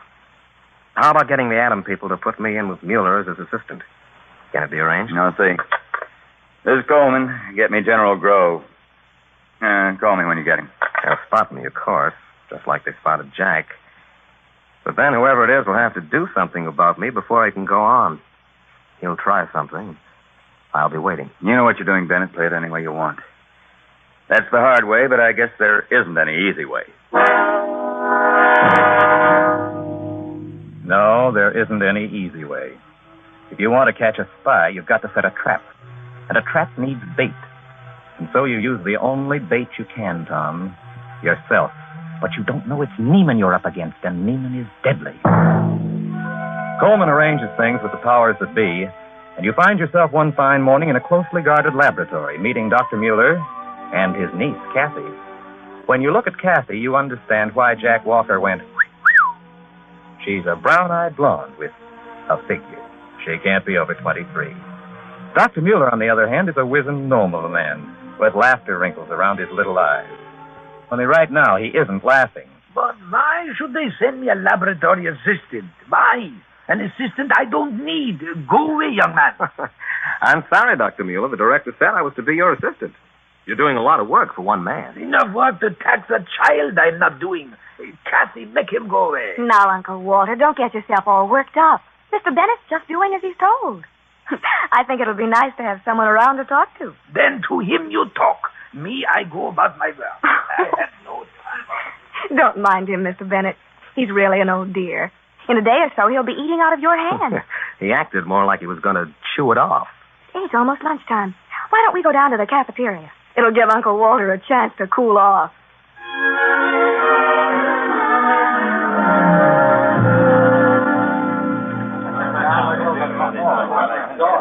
Oh, thanks for the lunch, Tom. It was delicious. That was nothing. Just wait till you see where I'm taking you for dinner tonight. Dinner tonight? Mm-hmm. Oh, Tom, I don't know. You already have a date? Well, not exactly, but You've got one now. I know a spot on Randolph. Kathy, where have you been? I've been looking for you everywhere. Hello, George. I've been right here. George, this is Tom Bennett, Uncle Walter's new assistant. Tom, this is George Hudson. How do you do? Hello. Kathy, can you come over to the apartment this evening? I was just talking to Alfred, and he's finally got hold of that Sibelius album. We'll play it tonight. Well, I don't see how I can, George. I have a date. A date? Who with? Afraid I beat you to it, Hudson. Better luck next time. Oh, you. But, Kathy, I thought... Maybe we could both come if it's really special. Well, Alfred thought... Alfred's always thinking. Would you like to hear some records, Tom? George has a wonderful collection. Why, I suppose so, if you would. Fine, if it's all right with you. I guess we'll be there about 9, George. All right. See you then. Bye, Kathy. Bye. Oh, nice to have met you, Mr. Hudson. Oh, Tom, don't. George isn't so bad. He just can't get it out of his head that he owns me. Hey, have you got a cigarette? Sure, here you are. Darn it, I'm all out of matches. Do you have any? Yes, I think I have some in my purse. Just a minute, I'll see. Here you are. For one awful moment, everything stopped. The packet of matches Kathy is extending has a plain white cover, just like the fragment that was pried from Jack Walker's dead hand. For a split second, you stared. Then recovered your poise and lit Kathy's cigarette in your own. Then you absent-mindedly slit the matches in your pocket. After work that day, you went back to your hotel to clean up. But before you did anything else, you made certain that match packet was on its way to Coleman in Washington. Dinner was a little trying, Tom. Kathy was warm and friendly, and you couldn't help wishing she weren't mixed up in all this. At the same time, you had to be careful she didn't notice anything. Your years of training carried you through. The 4-block walk to the apartment was pleasant. The two of you swung along hand in hand. Oh, it was hard to break the witchery of her smile. Oh, hello, you two. Hi. Come on in. Well, here we are, George. Hiya, Hudson. We're pretty close to on time. Yeah, go on into the living room. Alfred's in there. A bourbon and ginger ale for you, Kathy. What'll you have, Bennett? Bourbon and plain water, please. Okay. Go on in. I'll bring the drinks. All right. Hiya, Kathy. How you doing, kid? Oh, you must be Tom Bennett. I'm Carter, Alfred Carter. Sit down. How are you, Carter? Hello, Alfred. George fixing drinks for you? That's what he said. Swell, Tom. George tells me you're a new man at that hush-hush deal Kathy's mixed up in. Mm-hmm, afraid so. Hope your business is better than mine. I sell shoes on State Street. With these stupid ration coupons, business stinks. At least you can sell what you got. Yeah, but sometimes I'm ashamed to do it. The quality's so lousy. Say, got that Sibelius album for George today, Kathy, did he tell you? Yes. I'm glad you found it. You've been looking so long. It's the third. Cajanus and the London Symphony, Tom. Do you like Sibelius? I don't know too much about him, Alfred, except, of course, I've heard his Finlandia. Oh, he's great. Say, Kathy, my folks are through today on their way up to Manitowoc for a month. They stopped in at the store between trains. Tom, you ought to see my mom and dad, both over 70, and you wouldn't guess it by 20 years. Wait till I get their pictures. I'll show you. Oh, here we go again. Mama's boy never quits. After Mom and Dad come the brothers and sisters. It's very interesting. Here you are, Kathy. Bennett? Thanks. Where's Alfred? He went to get his mother's and father's pictures. Oh, yes, he's very fond of them. I've never met them, but they must be remarkable. They must be. Here we are. Oh, good, George. Everybody's got drinks. Got to show you my family, Tom. They're really great. So, for the next hour, you learned about the Carter family in Kodachrome. Alfred's mom and dad were interesting. Like so many people who've been married a long time, they looked alike. Dark hair, dark eyes, firm jaws, and the same lines about the mouth. Alfred looked like them both. Then came brothers, sisters, cousins, uncles, and aunts. Then the snapshots, funny poses, swimming, camping, hunting, and so on. The never-ending stream of tasteless snaps that only an enthusiastic and completely untalented amateur camera bug can accumulate. But finally came the last one. And that one you liked, Tom. It was a shot of Kathy, Dr. Mueller, George, and Alfred at a resort at Beaver Lake, Wisconsin, taken 2 weeks before. Kathy was wearing a brief bathing suit. She looked good, and you looked at the picture too long.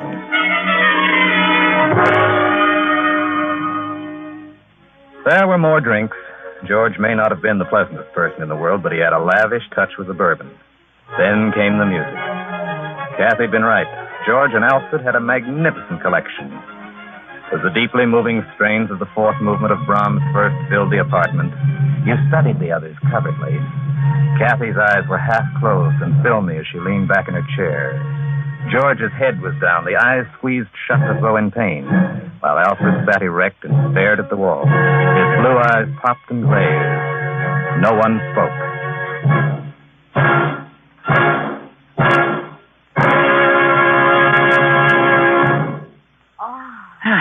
Magnificent.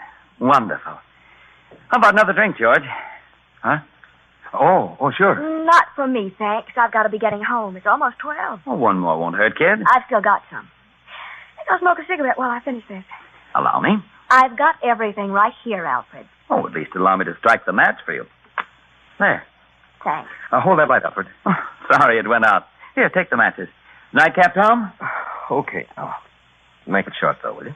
You sounded sleepy, didn't you, Tom? But you were never more alert in your life.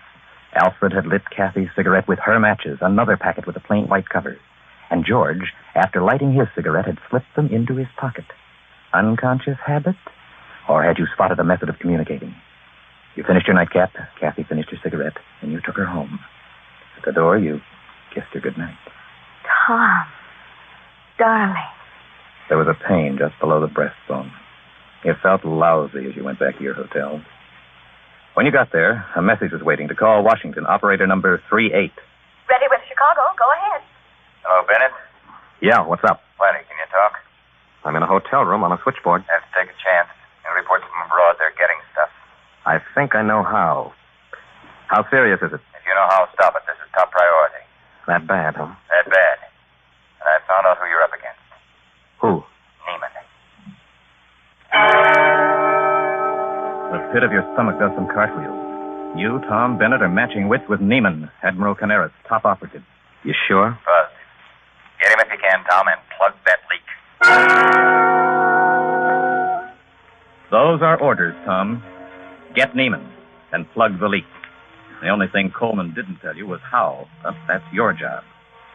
You sit in your room quietly for half an hour, remembering all you've heard and seen that day. And the more you think, the more you come to the conclusion that you've got to get hold of that match packet George put in his pocket. It means going back to the apartment. It's risky, Tom. But once your mind is made up, you move quickly. It's nearly 4 a.m. Into an alley, around at the back of the building and up the stairs to the third-floor back porch. All the lights are out. There's a street light in the alley below, but you don't worry in that dark suit. Out come the keys. You try.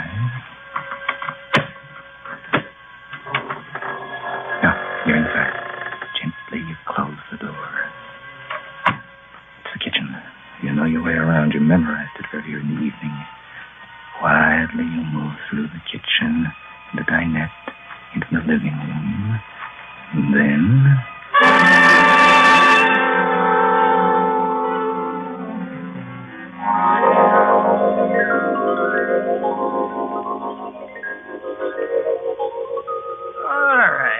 Wake up. Come on, snap out of it. Oh. Never mind the act. Wake up. That's better. What happened? You got caught, that's what. Now, don't make any funny moves. You're covered. I hope he gets the chair for this, officer. The chair? Would you shoot anybody? I know. You're as innocent as a newborn babe. And he just dropped dead from listening to the night ball game. Then you looked around. George Hudson was lying in the middle of the floor in a pool of blood. He was very dead, and your gun was nearby. The cop had a police positive aimed right at you. And Alfred was holding a poker. By the way, Tom, that's what he hit you with. Your head was splitting, but even that couldn't keep you from admiring Neiman's boldness and resourcefulness.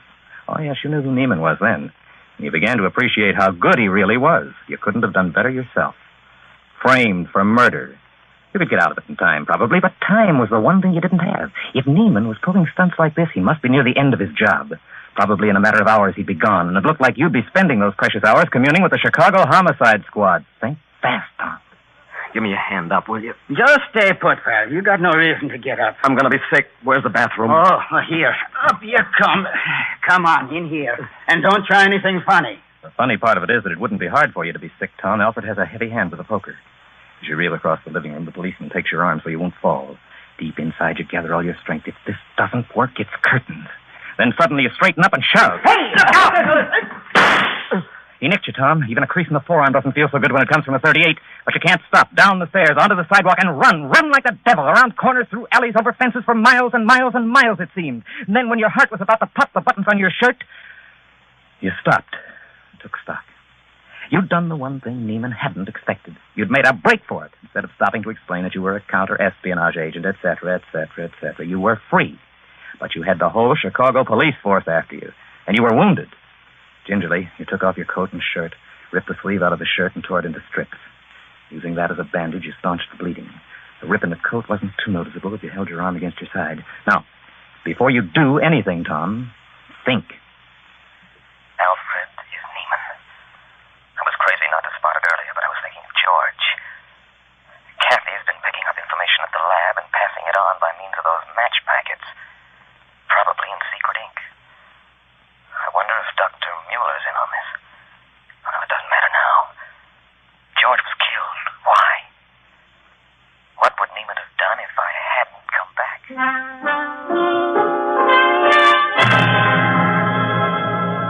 Then you understood. Neiman had made sure you'd come back. That match business was a plant. You were meant to see it. With George dead and you in jail, Neiman would be completely unwatched for a little while. Which meant all the time he needed was a few hours. If that was all the time he needed, his work must be finished and only the getaway remained. A few hours to get to a hideout, change clothes, get new papers, a little disguised into Joe Doe, he'd disappear in the crowd. You had to find that hideout fast. Maybe there was a clue to it in the apartment. Maybe Neiman hadn't left yet. It was the best place to start, and it was the one place in Chicago the police would not expect to find you. Cautiously, you made your way back. The apartment was dark. A policeman walked up and down in front. You circled the block and came down the alley to the back. Hugging the shadows, you crept close to the steps. There was no guard in sight. Quick as a flash, you go for those steps and race soundlessly to the third floor. You try the kitchen door. Praise be it's unlocked. What's that? That's funny. I thought I heard something. Don't move or I'll blast you. That's a gun in your back. Now get your hands up and keep them up there. Now I'll take that gun. There. You won't get away with this, pal. Maybe not, but I got a better chance now that I got a real gun. Now, what do you... Don't move. I've got your gun now. I can put my pen away. Why, you... Shut up and get walking. Bennett, Chief. Trying to reach you. Where are you? Tell you in a minute. What did you want with me? The samples have been stolen from the lab. They discovered it during the night shift. They're vital. They must not get out of the country. That does it. What? What'd you say? Listen carefully, Chief, in case anything happens. Neiman has been living here as Alfred Carter. 5'10", 165. Brown hair, blue eyes. Catherine Mueller, the old man's niece, has been working inside the lab and passing stuff on via those match packages. Go on. I've been framed for murder, a beautiful job. Every cop in Chicago's looking for me. I've got one of them tied up in a closet right now. Where are you calling from? Neiman's apartment. I'll get on the phone and square the murder There charge. isn't time. Neiman's already moving. The Mueller girl probably has his samples. There's a lodge at a place called Beaver Lake in Wisconsin. I've got a snapshot of it. I think that's the hideout. I'm going there. Do anything you have to, Tom, but get Neiman before he gets away. I'm on my way, Chief.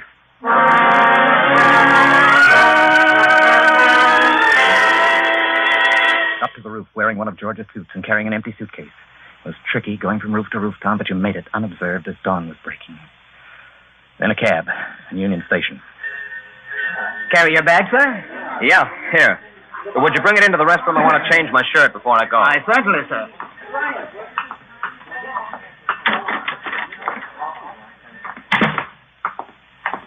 More luck. Not a soul about now, Tom. All right, keep moving. Hey, what? A gun. What? Do what you're told and you won't get hurt. Get into that porter's closet fast. I need those clothes. Now you're a red cap, Tom. You can walk right by the police who are watching for you. Carry that suitcase right on a train, any train. There's one leaving for Pittsburgh in 10 minutes. Stops at Englewood. Uniform in the suitcase and leave it on the rack. Step out. And walk casually back to the club car and sit down. When the conductor comes by, you pay a cash fare to Fort Wayne. But when the train stops at Englewood, you just get off and walk away. No cops waiting. They haven't found the red cap yet. Now, to rent a car. Just cut for Beaver Lake fast. Thanks to Neiman's blunder in leaving that snapshot, the lodge isn't too hard to locate.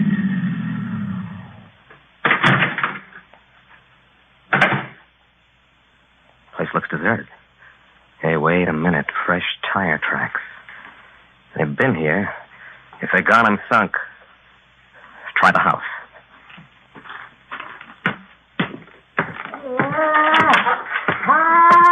What the? Dr. Mule. Wait a minute, I'll get you loose. Here, get rid of that gag first. There you are. Oh, me, they're tied up. That Nazi Kathy and that Neiman. Where are they now? Kathy went for food, and Neiman is found somewhere. Spies they are. And Kathy, my own flesh and blood. What are you, Bennett? Special Agent, American Counter-Espionage. There you are, Doctor. Rub those wrists and ankles a little. I'll do that. Don't bother, Uncle. And don't move, Bennett. You're covered. Kathy, you don't know what you're mixed up in. Where's Neiman? Stand still. I know what I'm doing. Put down that gun, Catherine. Shut up, Uncle. You were clever, Bennett. Lucky I spotted you in town. I've been waiting for you. Put down that gun, I said. You filthy Nazi. Stay where you are, Uncle. Come one step closer and I'll shoot. Go ahead and shoot. I'm an old man. America is good to me, and you are not going to betray us. Dr. Mueller, stop. Stop, you old fool. Stop, I tell you. Give me that gun. Drop it, you little... Drop it. There. Now for you, Kathy. Oh, did you kill her? I don't know. I don't care. Neiman, you must get him. Do you know where he is now? There is a little shack in the woods. I think he sends messages. That is where he was going. How do you get to it? There's a little path down to the left there, about 200 meters. Down that path is the shack. Yes. But be careful. It's dangerous. This is Tom. Yeah, you be careful. As careful as your job will let you. You start down the path into the heavy woods. It's dark in there. You can't see much. I'm waiting for you, Bennett. Come and get me. I'm coming, Neiman. You can't get away. Why don't you give up and save your life? And give you the pleasure of hanging me? You missed, Bennett. I didn't expect you to get through the Chicago police line. Why did you kill George Hudson? Just to frame me? He was getting too nosy. Did he know about the matches? No, he was a fool. Stupid of you to fall for that match gag at the apartment. It was a good trick. It brought me back all right. I thought it would. By the way, how'd you find this place? From the snapshot of all of you. It's in that phony picture album of yours. That was careless of me, Bennett. Bennett. Answer me. Bennett. Where are you? I'll help you. I saw you then. Bennett. I guess Canaris never taught you boys about playing possum, did he, Neiman? That's tough.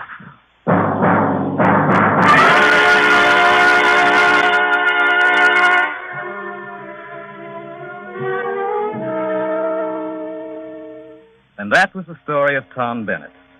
Neiman made a couple of blunders. His mom and pop were the worst. They both had brown eyes.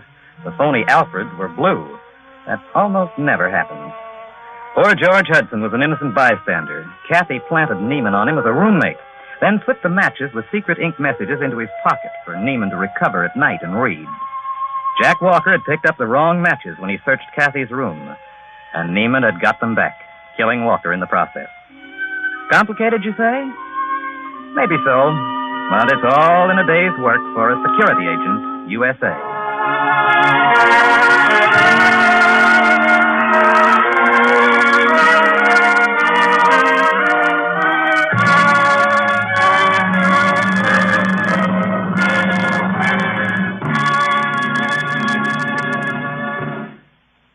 Security Agent, USA. The story of Tom Bennett was written and narrated by Bob McKee. Everett Clark was heard as Neiman, Arthur Peterson as Mueller, Sandra Gare as Kathy, Ed Prentice as George, and Myron Wallace as Tom Bennett. Others in the cast were Oscar Brown Jr. and Ken Griffin. This special broadcast, produced by Homer Heck, was brought to you by the National Broadcasting Company and its independent affiliated stations as a tribute to those unknown protectors of America's freedom and security, our counterintelligence agents. This is NBC, the National Broadcasting Company. Broadcasting Company. Broadcasting Company. Broadcasting Company.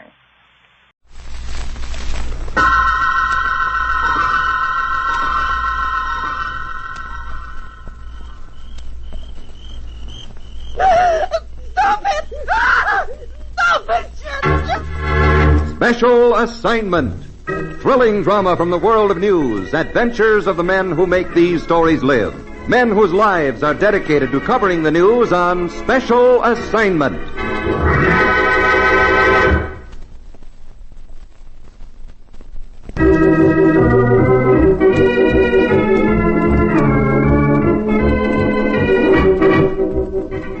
And now, with the story of a special assignment, here is Oliver Gramling of the Associated Press, author, editor, and authority on news.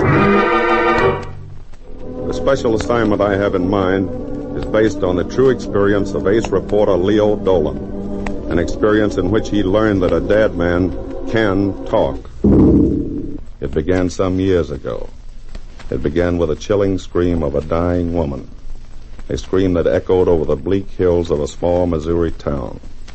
It was a cry of desperation, a cry that went unheard and unanswered, and perhaps no one ever would have known about it had not Leo Dolan been a reporter who believed in his hunches. No,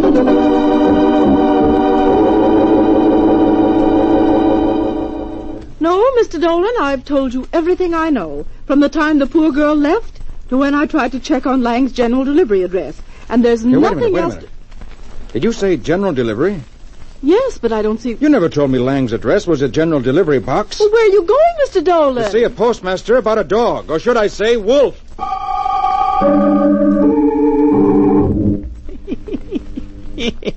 Here, I'm postmaster here. I ought to know, young feller. Horace Lang ain't no man. It's just a name. But the letters is addressed to him in the general delivery box. Sometimes women try to check up on Lang, and I won't tell them nothing. But I guess a reporter could be told. Them letters are collected by a feller named Davis. Dean Davis, yeah. Runs one of them matrimonial agencies. Figuring on seeing him myself. Dean Davis, huh? So he and Horace Lang are one and the same. Why, of course they are. They no secret. Everybody knows it's here. You'll find his house on the north edge of town. And don't you worry. If it's your wife you're a hunting for, why...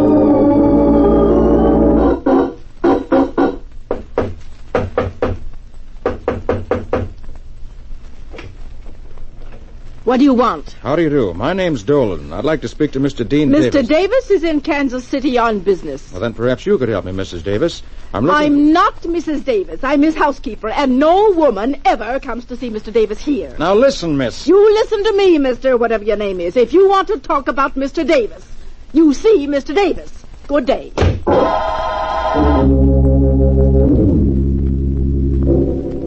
Mary Williams missing, huh? Well, maybe she just ran away, Mr. Dolan. But if you think Dean Davis had anything to do with it, you're barking up the wrong tree. How do you know that, Chief? I've been chief of police here for 15 years. I know Davis for a fine, upstanding citizen. Never touches a drop. Never been in trouble. Well, look, Chief, will you help me? Let's go out to the Davis house. Tonight? Now, listen, I told you... Please, just for a look around the grounds. Come on, what do you say, Chief? All right.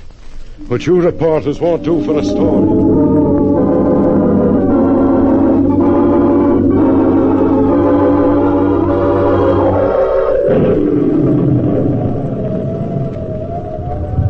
I told you he was in KC. Come on, we got to get back to town. It's starting to rain. Let's cut across this vacant lot. You win, Chief. I guess I was all wet. You're gonna be if you don't hurry. Did you hurt yourself? No. Why do people have to leave spades all over the place? I knew it. Wait a minute. Nothing doing. Now keep your light on the path. But look, Chief. The spade. And the ground here, it's soft. So what? Something's buried here. And whoever did it left the spade. Now see here, Dolan. I'm not going to stand here in the rain while you go digging up a vacant lot. The light, Chief. Hold the light. Oh, hang the light. Digging up a vacant lot.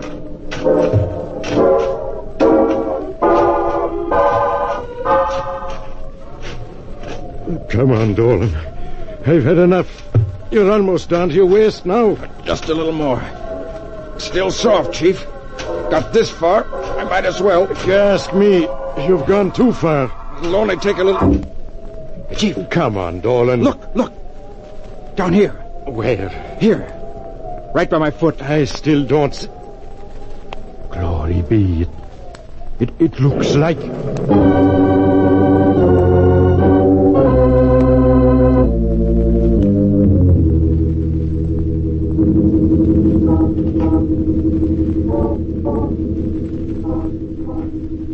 The prisoner will rise and face the court.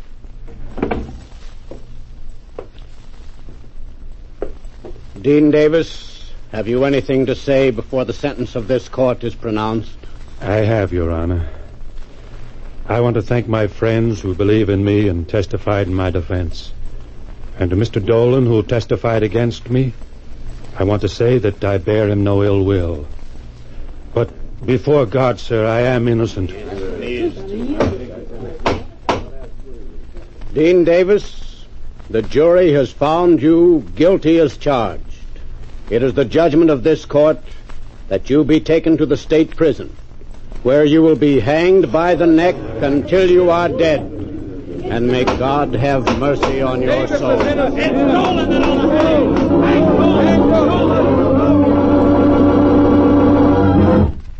They're trying to scare me, I tell you. Davis is guilty. I used to believe that as strongly as you, Dolan, until the paper began to get letters, telephone calls, hundreds every day. He's guilty, I tell you. But can you prove it, Dolan? Can we prove it? Can anybody prove it? What do you mean, prove it? Didn't the jury But it was all circumstantial evidence. Believe me, son, if somebody else should ever confess to murdering that girl, you'd have the death of an innocent man on your conscience, Dolan. If I could just get some more evidence. Now you're talking sense. You convinced the court, but now you must convince the public and yourself, Dolan. Find new evidence. You've got to see the witnesses again. Talk to them. Get something new. Yeah, new evidence. That's what I need. I'll prove it. I'll prove it.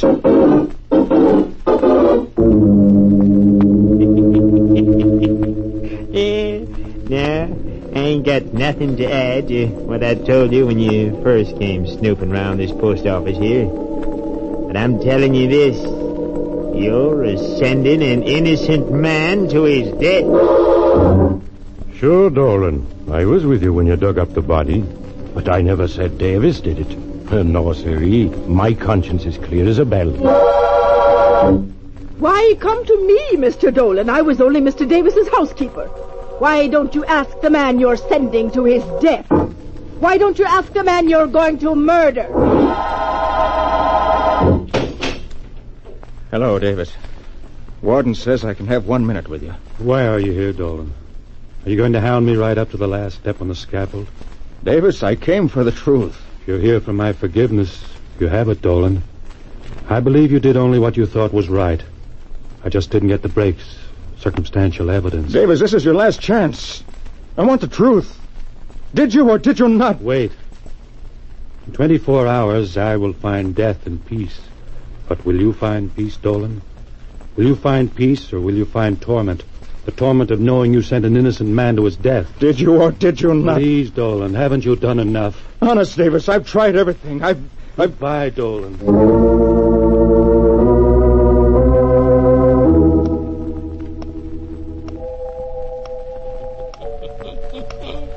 You're sending an innocent man to his death. You're sending an innocent man to his death. I didn't do it. I didn't do it. Why don't you ask the man you're going to murder? He's guilty. I know he's guilty.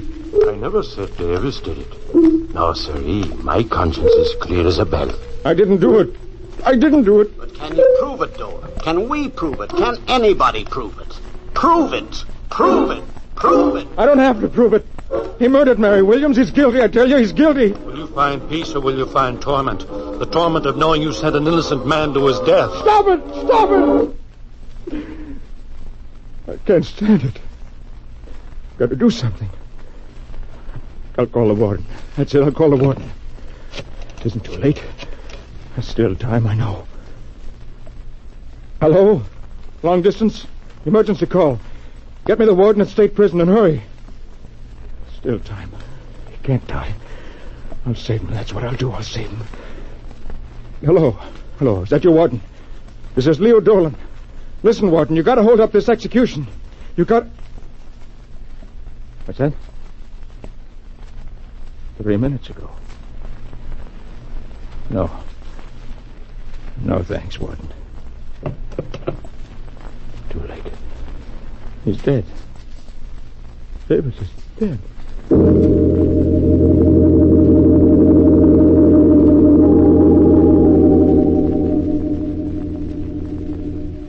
And I certainly hope you can identify this patient, sir.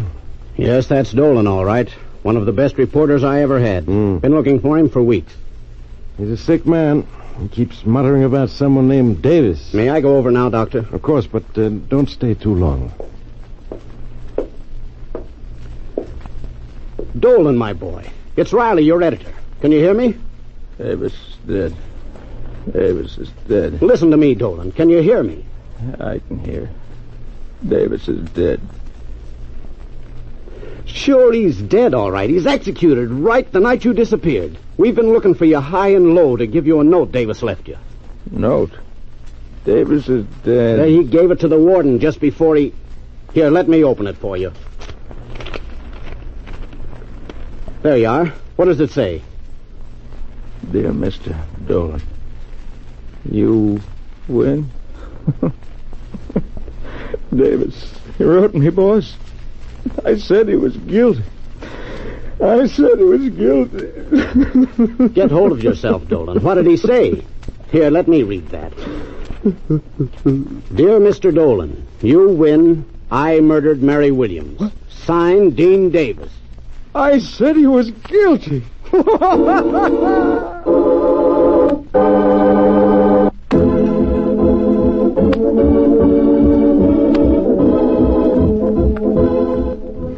This is Oliver Gramling again, and that was a special assignment of Leo Dolan, an outstanding reporter. It was due largely to his enterprise and courage that the mystery of Mary Williams' disappearance was solved and her murderer brought to justice for having killed the girl who threatened to expose his petty racket. It is of such stuff that good reporters are made. With the exception of Leo Dolan, other names and places have been changed for obvious reasons.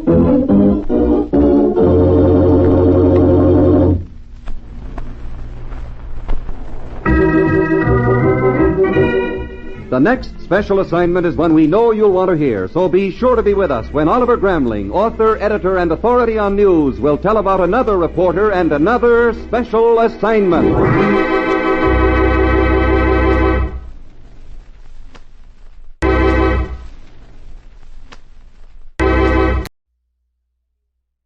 Squad room, the second floor of a precinct house. On duty desk, Lieutenant John Douglas and Detective Sergeant Herb Allen. You stay where you are, mister. Be right down. Herb. Yeah, Lieutenant? Wet one, river. Reservoir man spotted a sack, a big plastic sack. Body in the sack. Sign us out.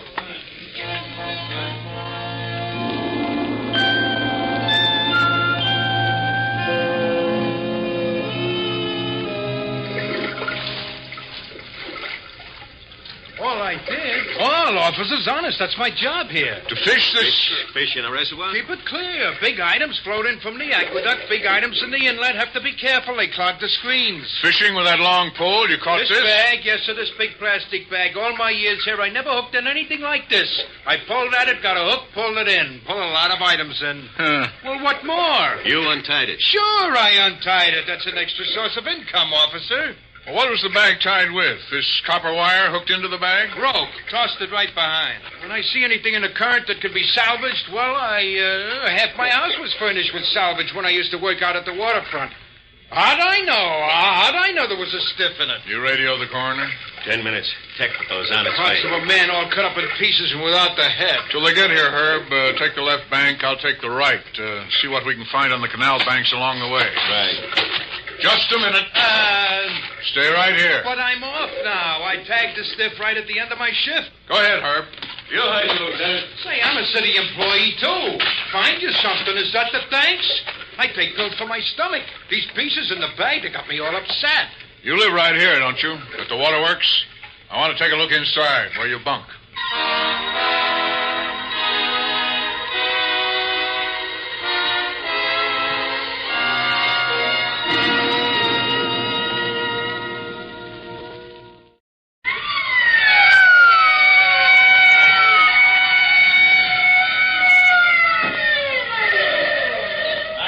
Lieutenant. Coroner says you'll be here in a Stand guard over that bag, the body in the bag. I'll be in here, keeper's house. Well, what do you expect to see? Where'd you get this wire here? Standing here in the hall. I had to get this wire, some of this wire, to pull the bag in from the river. That plastic bag was heavy. You didn't tell us that before? I was so excited, I guess I forgot. Let's go in. Rest of the house. You let us think the plastic bag came with the copper wire wrapped around it. What's this? Your bedroom? It's open. My bedroom. Lieutenant. Sergeant. Coroner's here. No signs of head up or down the canal. What went on in here? What do you mean, what went on? The walls. Look at the walls of this room. Blood? On the walls? What do you call this? Paint? Here. On the floor. Still a little wet. And here on the bedspread. Guess you forgot to tell us about this, too. Like you forgot about the wire outside around the mutilated body. My wife, Yeah. she and me, fight. Yeah. Last night. That's the body of a man. What's left of a man cut up in that bag outside. She and me, it's like a season. A season comes in, it comes and goes. I mean, there's good times, there's bad times. Makes sense. Maybe it's here, living here. I'm the caretaker. You guys know that's in my job. Not only to work a shift, but to reside, to live here on the grounds. It's the damp odor, maybe. I don't know. Where's your wife now? How it starts, it's hard to figure. But last night she got the needles out. Not real needles, but with her mouth. And she starts in on me. I'm a water rat. I'm a scavenger, so on. The fact that she's wearing a lot of things that I fished out, that don't matter. So we fight. She hits me with a shoe. I hit her back with the other one. Yeah, here. My arm. See the cut where the blood dried? I guess she got one over her eye. Where she is, I don't know. It's the season. Maybe at her mother's, maybe her old maid sister. She'll be back. She went out at fight. You expect us to believe that caused all this blood? Sprayed all over this bedroom? How do you spell your name? Reef, R-E-E-F-E. Last name's Collie, like a dog. Take him out, Sergeant. And ask Sergeant Gross of Technical to get in here and give us a group on this blood. I just want to ask you one question. Who telephoned you? Who telephoned to report a cut-up body in a bag? Take him in. See if we can locate his wife.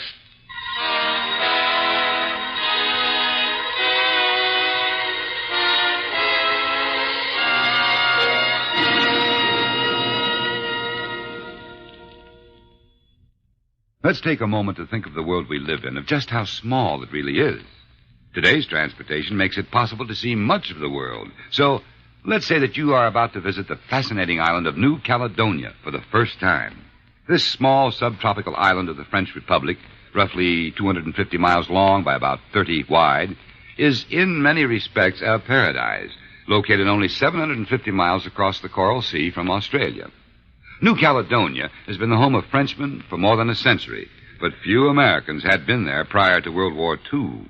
During the war, many personnel of the United States Armed Forces either passed through or were fortunate to be stationed there. The English explorer Captain Cook first sighted the island in 1774. Its mountainous appearance reminded him of the Scottish coast, so he gave it the name of New Caledonia, Caledonia being the Latin word for Scotland. In 1853, the French took control, and it's been a French colony ever since. Travelers visiting the island usually say that it's more like Australia or Southern California in climate and living conditions than the South Sea Islands as we usually think of them. Even the vegetation is comparable in some respects. What makes this dot of land in the vast Pacific a paradise is the wonderful fishing and hunting opportunities and the lack of extreme heat, humidity, dangerous wild animals, insect pests, or fevers that make life so difficult in the real tropics. New Caledonians are a friendly people, and the best way to get along on their island, as anywhere else, is to be courteous and considerate. Above all, respect their customs, their laws, and their privacy. For remember, the only way to have a friend is to be one. Now, back to Squad Room.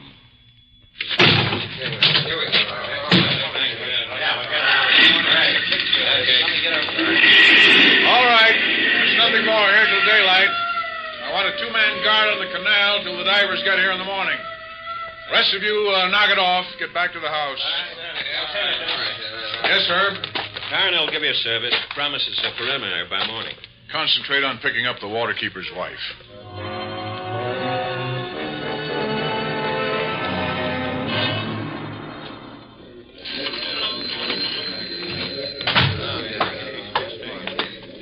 Here, sit. Lieutenant, lady. I don't know anything about parts of the dead man. Let me see your... No! Over your eye. You should see a doctor. A psychiatrist. Not for me, for him.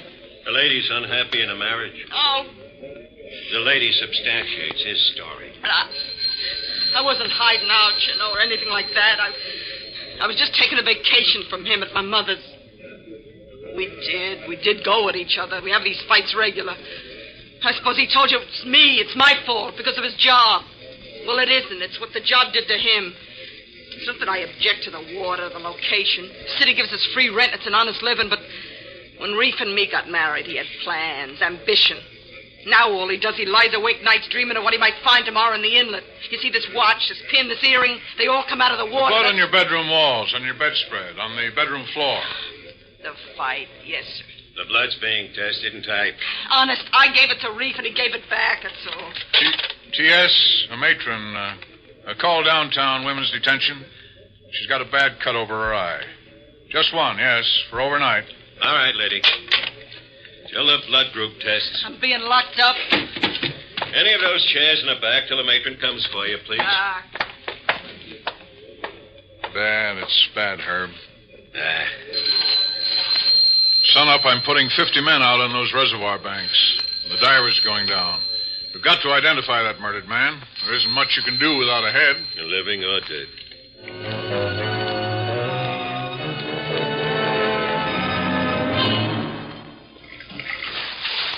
Lieutenant. What, Herb? It's no use. No sign of his... Knock it off, then, for a bad job.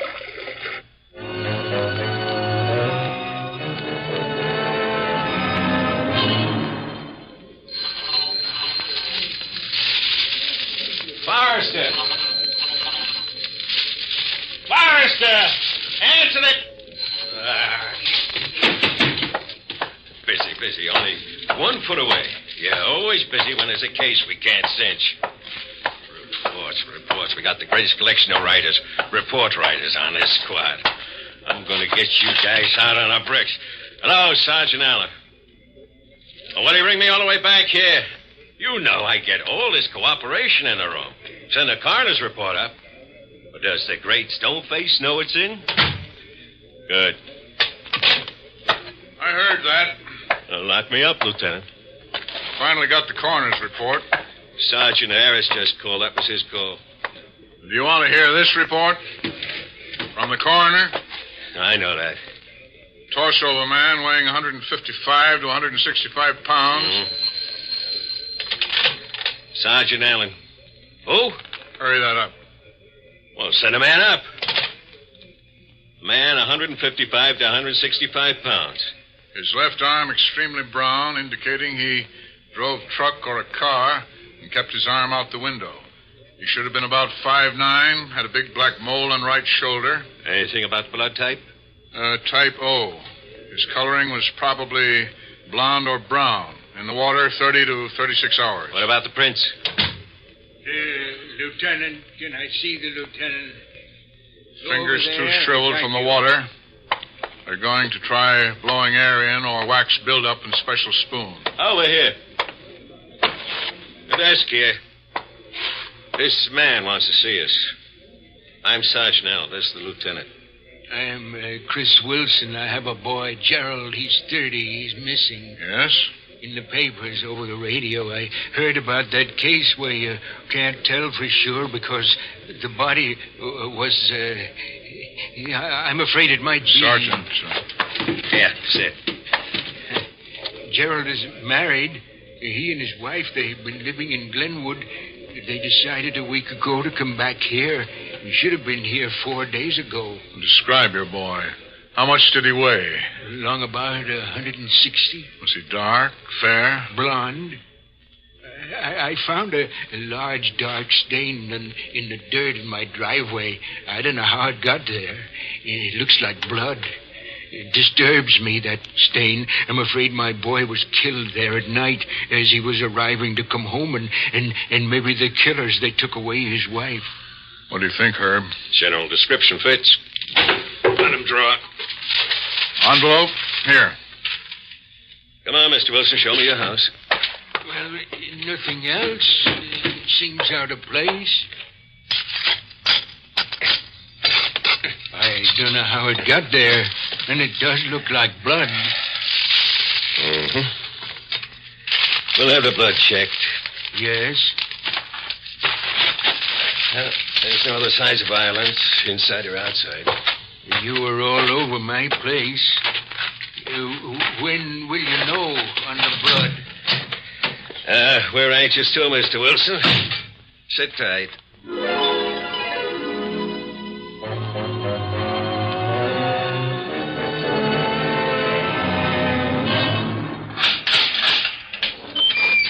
I can go? That's right. Blood in your bedroom, didn't type. The wife?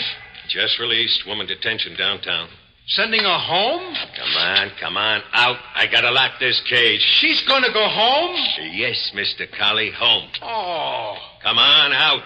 That's your problem, not mine.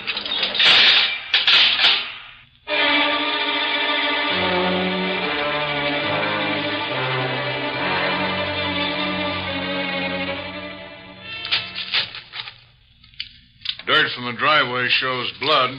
Wrong type. Fine. Nice. Our only hope for a positive identification is to find the head. T.S., get me R&I. And if they finally did pull prints from the fingers, maybe the FBI doesn't have them on a file. Hello? Yes? You have? Yes, hold. Pencil. So make. Yeah. Shoot. The brake. About time. Turn. I got the address. We go.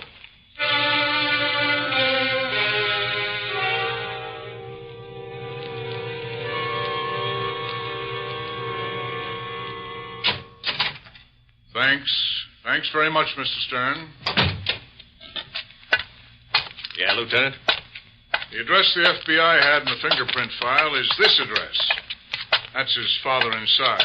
Father hasn't seen his son Fred in 2 years. Gave me his son's address, 32 Pelham Drive.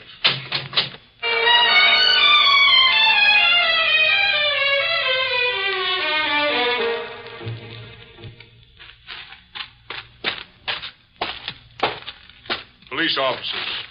You're Mrs. Fred Stern? Oh. We want to talk to you. About Fred. Where is Fred, Mrs. Stern? Oh, he left me a week ago. He said it was the end. Said he was going to Chicago. Have you read the papers lately? Yes? Curious about the torso found at the waterworks? Should I be? I mean, I don't get this. Ever occur to you your husband might have met foul play? Huh? He did. He's dead. You sure? Sure it's Fred? Fingerprints. We were married 3 years. He drove buses at one time. For the last year, he drove a cab. He was irresponsible. He loafed. I work in a cotton mill. I only make $1.65 an hour, but that's more than him. The man wouldn't work steady. He loafed. Ran me up bills. I was after him. I was always after him to get a steady job. Ran me up bills on my good name, my credit. Naturally, that made me mad. That's why we argued. He left. Lock your car. Let's go look in the house first. You taking me somewhere? It's locked. Anything else you want to tell us? Yes. When we were married, he bought me a set of rings and a watch for himself. Expensive. You know, he charged them to me. The jewelry store, they came after me. I almost lost my job. It's open. You can go in. 3 years, that's how it's been. Is that why you killed him? I said it's open. You can go in.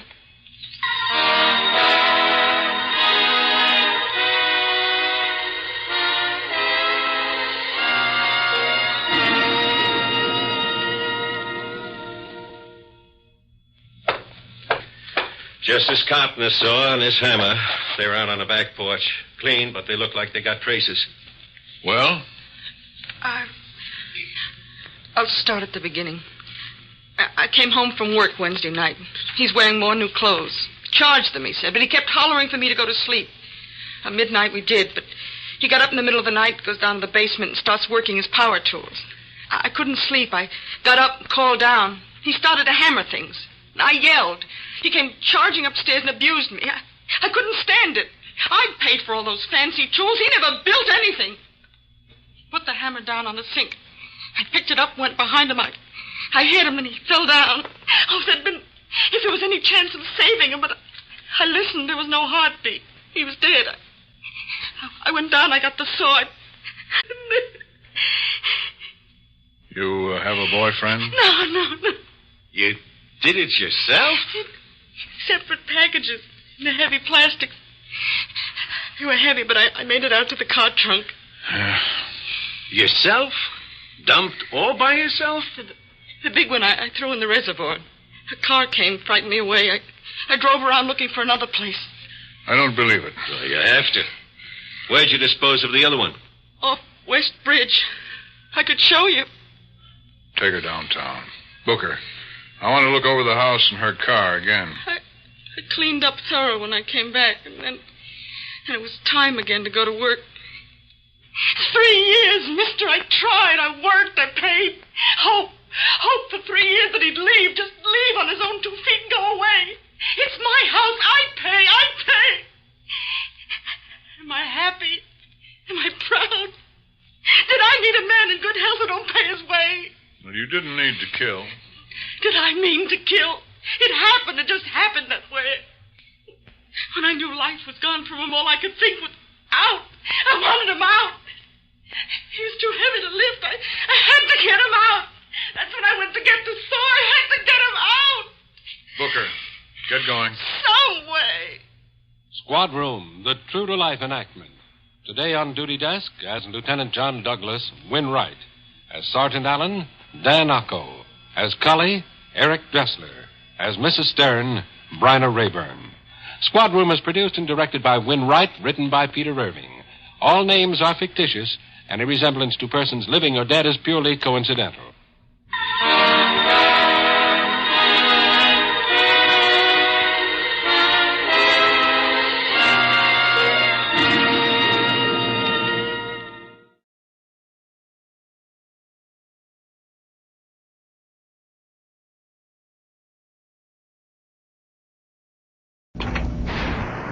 Mulligan's Travels.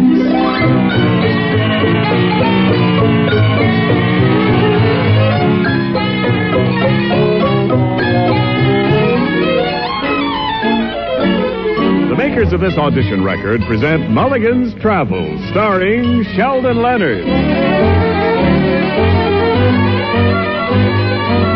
For inspiration with your transportation, travel with Mulligan. That's right. That's Mulligan. Mulligan's Travels, the story about Milton Mulligan, taxi driver, ex-GI, scholar, and solid guy. Do you want to get from Times Square to the Bowery? Do you want the inside dope on the Dodgers? Do you want to know what's with Romeo and Juliet? Well, then, travel with... Taxi, folks! Mulligan!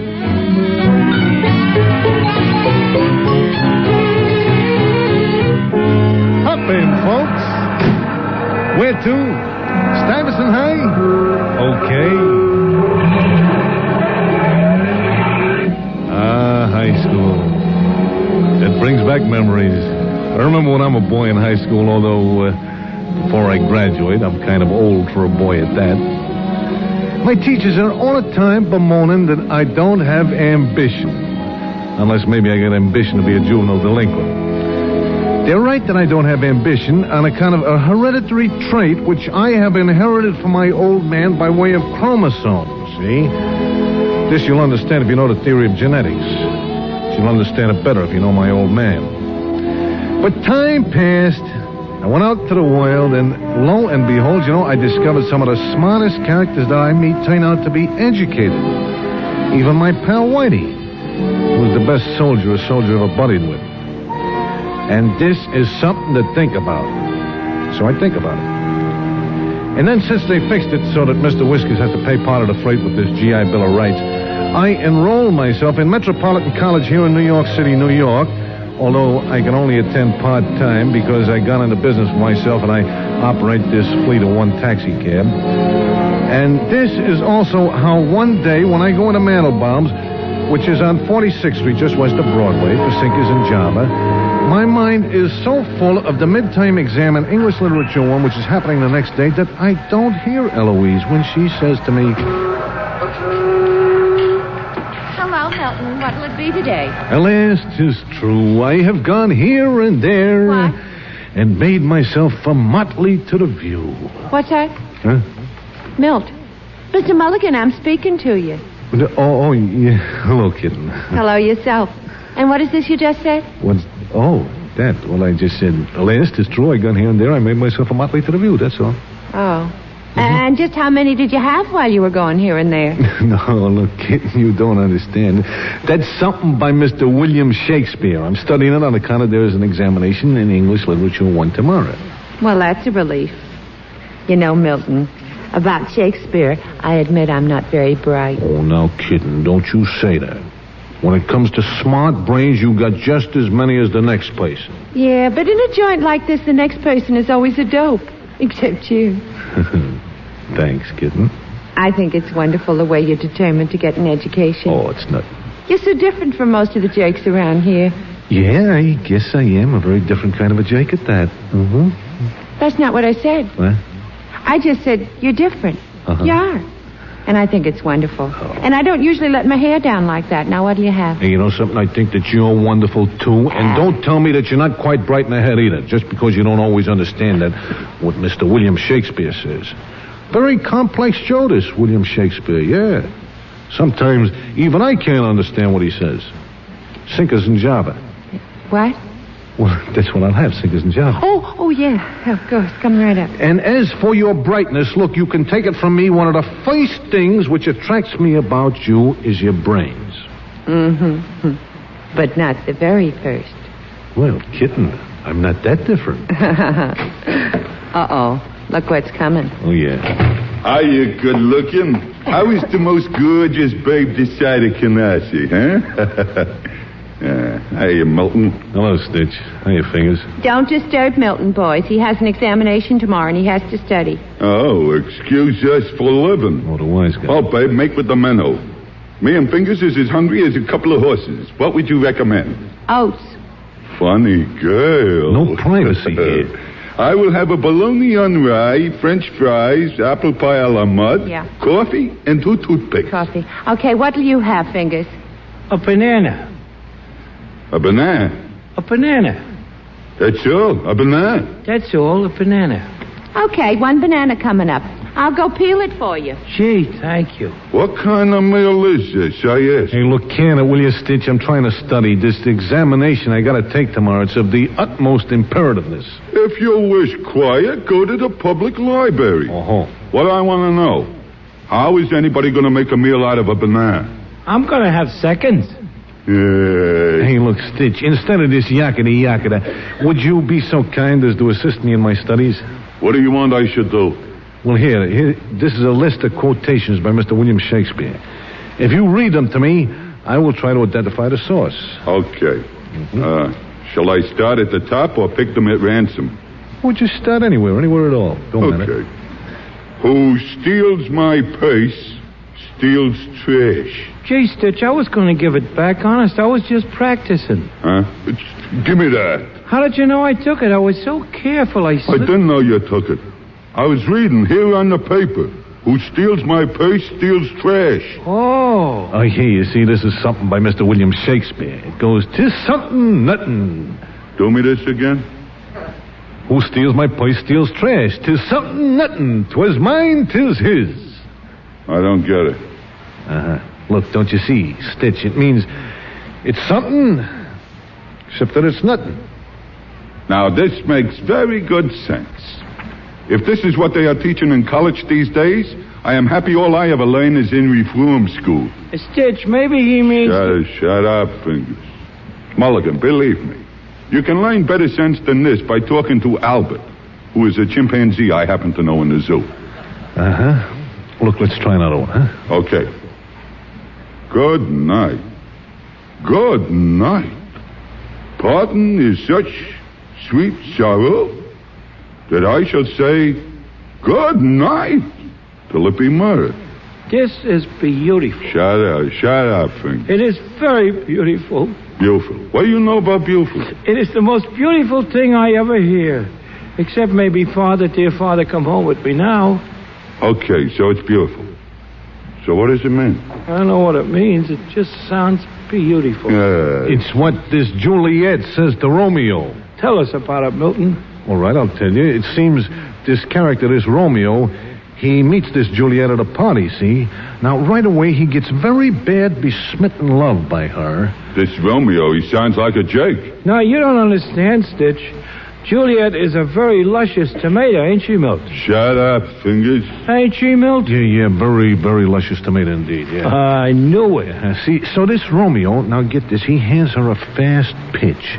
And right away, he starts schmoozling her, and she gets besmit by love also.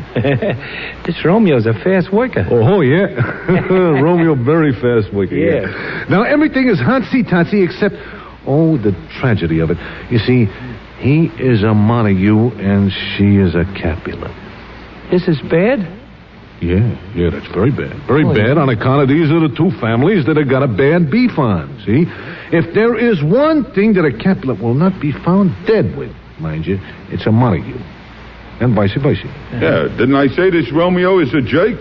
Now he gets himself besmit with a catapult.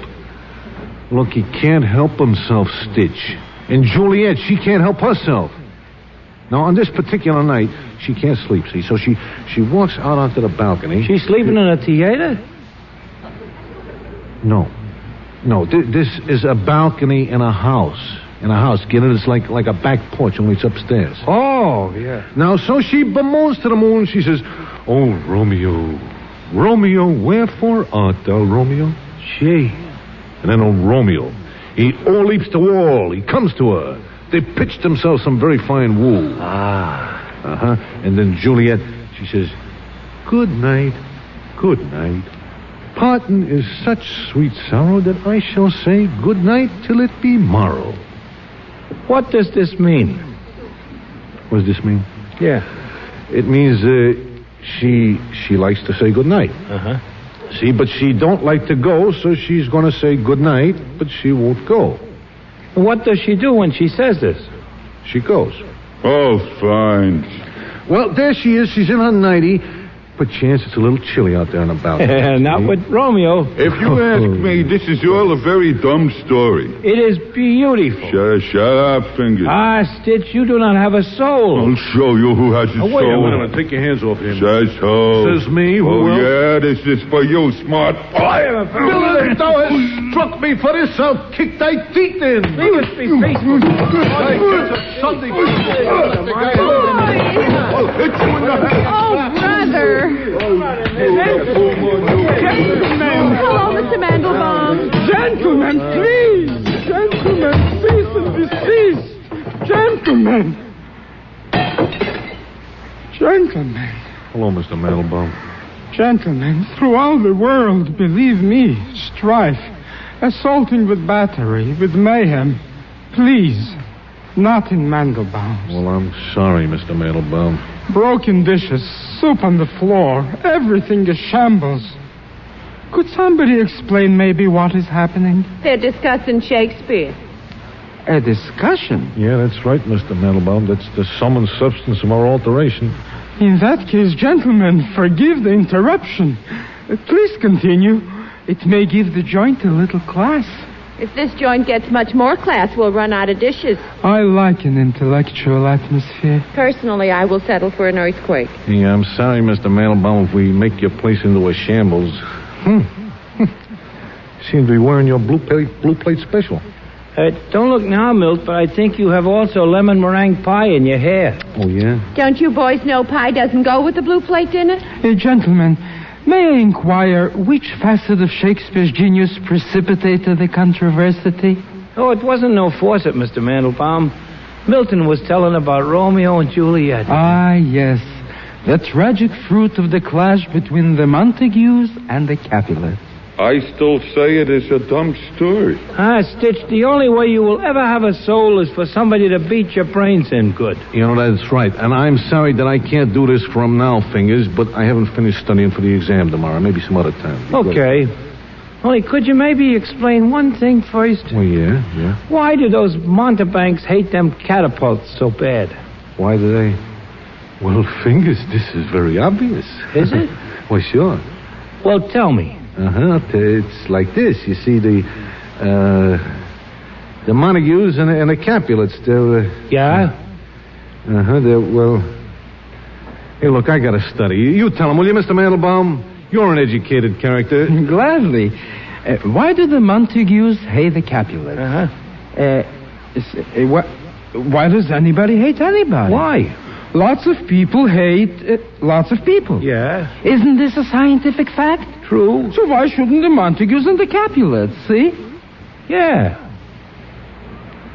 Milton. Yeah? Why do those Montebanks hate them catapults so bad? Hey, you know something, Fingers? I wouldn't be tomorrow. Gee. Yeah. If I don't pass this exam, it's curtains for me at the college. You know, there's just one thing which will make that Professor Beamish guy very happy. It's to have an excuse to can me good. Don't he like you, Milton? Well, I'll tell you, he don't think I'm a type guy which resounds credit on the college. Oh. Just look at me now. Potatoes and gravy. Well, sooner or later, something like this always happens with a mug like me. Yeah. The professor don't like it. Milton, my boy, don't give up. You've got the will to get an education, you'll get an education. I don't know. Afraid it's true. You can't make a silk place out of a jackass. All I know anything about is driving a hack, and there's nothing in the curriculum about that. Milton, you are a very bright cookie. And if you were not such a dumb jerk, you would see it yourself. Ain't I right, Eloise? Yeah, Fingers. Instead of crying and your beer melt, why don't you get in your cab and go see the professor? You said he offered to help any students that were in difficulty. Yeah, but I don't think he meant me. Only help he'd like to give me is out the door. Well, you can ask him. Yeah, I could... Yeah, okay. Yeah, what can I lose? I'll hop in my fleet of one taxi cab right now. Good. And look, don't worry, Milton. Unless this professor is a very dumb cookie indeed, I do not think he will go so far as to kick you out on your curriculum.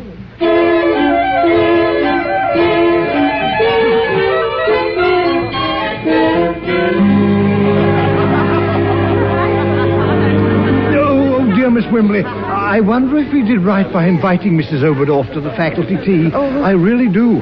It would be an utter tragedy if she should change her mind about donating money for the new library. An utter tragedy. But she's a rather frightening woman, isn't she?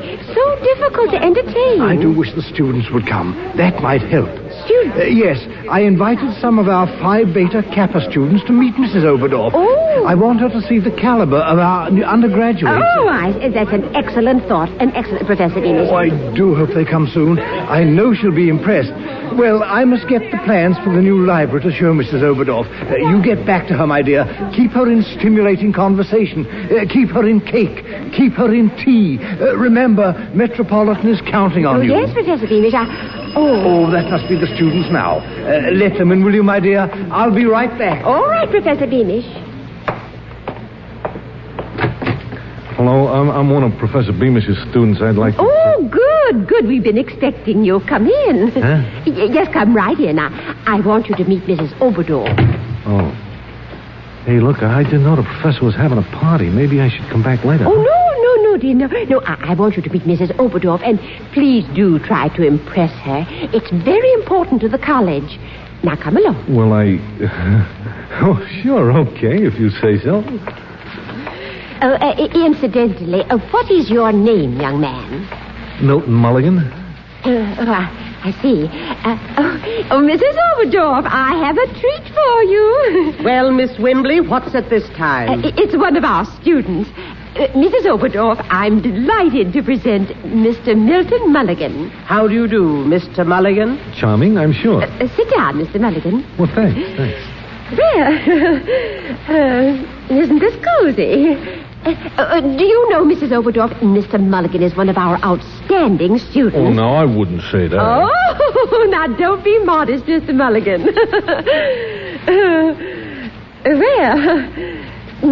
Isn't this cozy? Cozy, yeah. But Mrs. Oberdorf, your cake. You don't have any cake. Now, let me get you some. Yes, I do. I put it down in that chair. Which chair? The one Mr. Mulligan is sitting in.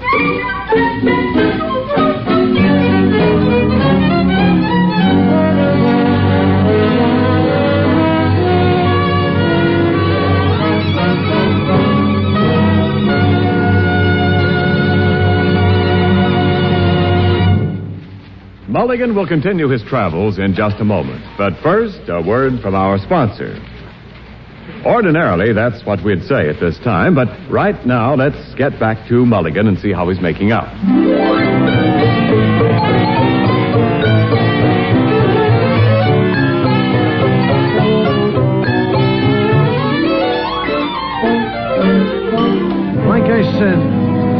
Like I said, this Miss Wimbley collars me, and I'm foisted into a faculty tea when they introduce me to this fat dame by the name of Oberdorf, which it turns out later is a money bags that the college is figuring to put the bite on for a new library.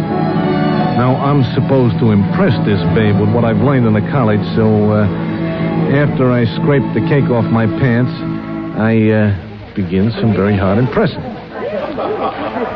So, Mrs. Oberdorf, methinks there is a great deal to be said for this pre-Chaucerian poetry, but I will not say it. Because, personally, I prefer the Elizabethan period. Don't you, Miss Oberdorf? No. No. Oh, no, nor I. We cannot dispose of the pre-Chaucerians with a shrug, Mr. Mulligan. Oh, don't get me wrong, Miss Wimbley. I don't give a shrug for them. It's just that Well, personally, I'm simply crazy about the pre-Chaucerians. Simply crazy. Mrs. Oberdorf, aren't you crazy? About the pre-Chaucerians, I mean. No. Oh. Well, of course, they do have their shortcomings, of course. As a matter of fact, were you going to say something, Mrs. Oberdorf? No. Oh. Perhaps someone would care for more tea. No, thank you. Cookies? No. Oh. Well, I must be going. Oh, no, Mrs. Oberdorf, please. Mr. Mulligan, you were saying something. Oh, yeah, sure. Look, Mrs. Oberdorf, come here a minute. Have you got any idea how many books them Elizabethan writers wrote? No. Oh. Have you? No. Oh. Well, I know. Why don't we discuss Alfred Lord Tennyson? Yeah. It's a very fine idea, Miss Wimbley. Except I'm not up to him yet. Oh. Well, perhaps we should drop literature altogether for the moment. What other subjects are you taking, Mr. Mulligan? Music appreciation. Well, shall we discuss music? No. Oh. Hey, look, get this one here. Psychology. Get this one. Psychology, it's a study of the nervous system, which is a very complex system indeed. And if the right little nerve cell should happen to get out of whack, a character would make like crazy, see? He would like as not fall right smack on his puss. You know, like he was all tanked up with a snootful. What else are you studying, Mr. Mulligan? Never mind. I'm afraid I must go now, Miss Wimbley. Oh, no, please, Mrs. Oberdorf. Oh, here comes Professor Beamish, and I know he has something he wants to show you. Well, here we are again. My, this is a jolly little gathering. Oh, hello there, Mr. Mulligan. So glad you could... Mulligan. Hello, Professor Beamish. What are you doing here? I don't know. You're not supposed to be you. I mean, you're supposed to be somebody else. I know, but I mean, somebody else is supposed to be here. That is, Mulligan, you are not Phi Beta Kappa. Well, give me time, Professor Beamish. Mr. Mulligan, I don't know what sort of a joke this is, but I take it in a very bad light. It's I no mean, joke, I do. I really do. Is something wrong, Professor Beamish? Oh, yes, Mrs. Oberdorf, quite. I mean, quite. That is, I'm afraid there's been a mistake. I didn't want to... You mean this person is not a student of the college? What? Oh, well, as a matter of fact, I mean, yes. I'm afraid he is, temporarily. A metropolitan undergraduate. Yes, but he's rather a special case. Hey, look, Professor Beamish, I have no desire to louse up your tea party. If you'll be so kind as to tell me just the answer to one question, I will take myself from hence very gladly and get back to the broadcast of the Dodgers baseball game, which is on the radio in my hack. I have no time now. Miss Wembley, come here a moment. I'll be right back, Mrs. Oberdorf. Yes, Beamish. Miss Wembley, what on earth? Mr. Mulligan. Yeah? Did you say you were listening to the baseball game before you came in here? Yeah. Hey, look, Mrs. Oberdorf, before, maybe if I were to clarify my position, as regards the pre-Chaucerian era... What was the score? 6-5. Oh. You will understand, it's not on account of I'm a deadhead, Whose favor? The Dodgers. It's just, there happens to be a deepness about the Elizabethans that is very deep indeed. What inning? The 6th. The last half, 2 on, 2 out, Walker up. But on the other hand, you see these pre-Chaucerian... I'll bet he struck out. He did not strike out. What did he do? I don't know. That's where I left it. Well, then how do you know he did not strike out? Because he is a very fine batter. He does not strike out when there is a soft touch on the mound. Oh, anybody can strike him out if they keep it low and inside. Who says so? My butler. If you will pardon my saying so, Mrs. Oberdorf, your butler is a lame-brained Jake. He's a very fine butler. This is beside the point. Well, I've seen Dixie Walker myself, and I must say I was unimpressed. Oh, unimpressed. And who are you that Dixie Walker should unimpress you? I happen to know baseball. Mrs. Oberdorf, you are no doubt a very fine lady. A good wife, a good mother, especially if you got any children. But you don't know beans about baseball, you see, and this goes double for your butler. Now, see here. And don't get your insides in an uproar, Mrs. Oberdorf. I am a gentleman, as it happens. I don't like to tell a dame that she's a stupid old crow just because she is. But if there is one thing that I know what I'm talking about, Mrs. Oberdorf, it's baseball. So please, pipe down and let me tell you about the pre-Chaucerian. Mr. Mulligan, Dixie Walker is a bum. Oh, get this dame. There's a limit to everything, and this is it.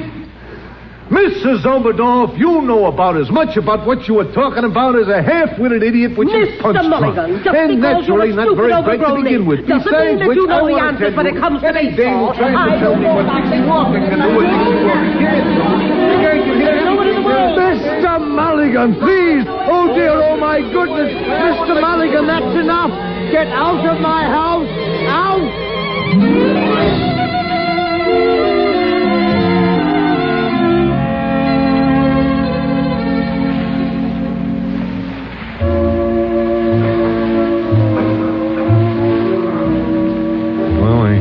Mandelbaum got the jukebox fixed. Yeah. It's nice. Yeah. Milt. Yeah? Do you really think you'll be expelled? Oh, yeah. Yeah, I did a very bad thing. You know, it's not only bad manners, it's also dumb to tell off a dame.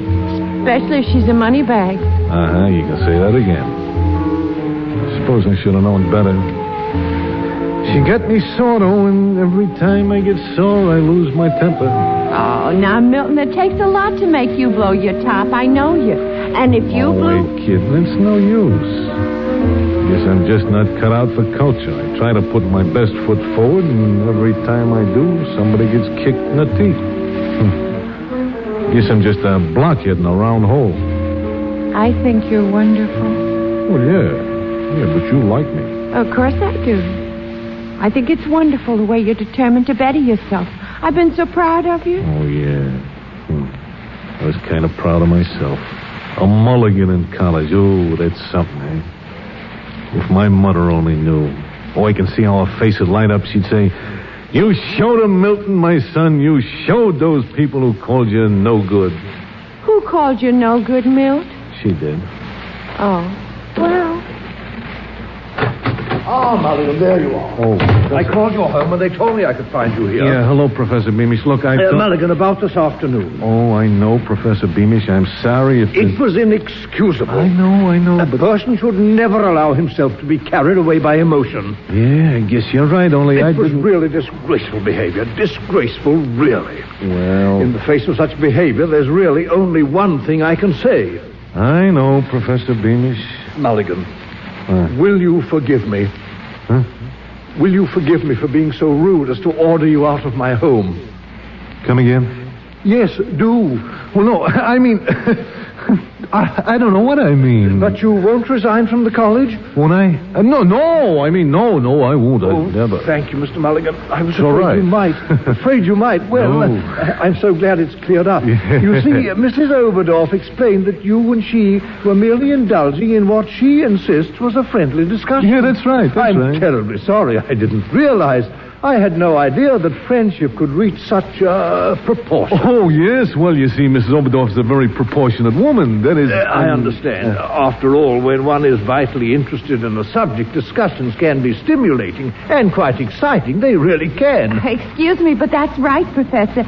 You should see Milton sometimes when he's discussing Shakespeare. Miss Wimbley tells me you're surprisingly, I mean decidedly earnest in your work. And he has the scars to prove it. And Mrs. Oberdorf has taken quite a fancy to you, my boy. She really has. Says you speak her language. And there's nothing she enjoys more than a good argument. Hey, you know something? She's a pretty good old crow at that, huh? Quite. I'm to go over to her home next week to discuss the new library plans further. And she insisted I bring you along. That's nice, Milton. So I thought I'd better come right down and clear up our little misunderstanding. Oh, that, yeah, well, we can consider it cleared. Fine. It's all right, Professor. And now, my boy, what was it you wanted to see me about this afternoon? This afternoon? Yeah, I wanted to know something about the Montagues and the Capulets. I was afraid you might ask it in the exam tomorrow. Now, Mulligan.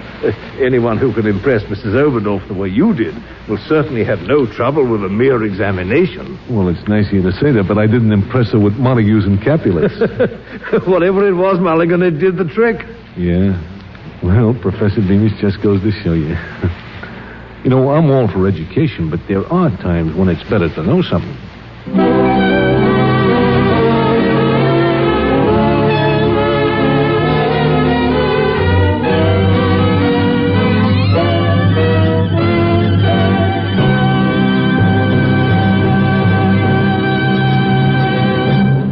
Mulligan's Travels, starring Sheldon Leonard, had music composed and conducted by Al Harris. The cast included Bea Benaderet as Eloise, Verna Felton as Mrs. Oberdorf, Sarah Selby as Miss Wimbley, Ed Max as Stitch, Arthur Q. Bryan as Fingers, Mr. Ruskin as Mandelbaum, and Eric Snowden as Professor Beamish. This is Ken Niles. Mulligan's Travels, starring Sheldon Leonard, is written by Jerome Epstein and produced and directed by Cal Cool. Let's pull the curtains and have the audience in.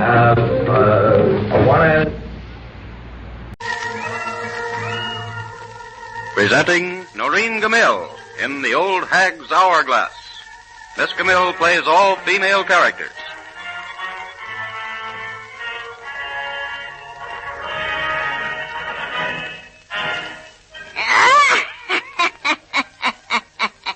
Gather round, folks. I've got some pretty tales to tell you. Pictures from my hourglass of life. The first is a choice bit from over the Canadian border. A pretty French-Canadian gal and her lover, a mounted police, is talking together in a cabin deep within the woods.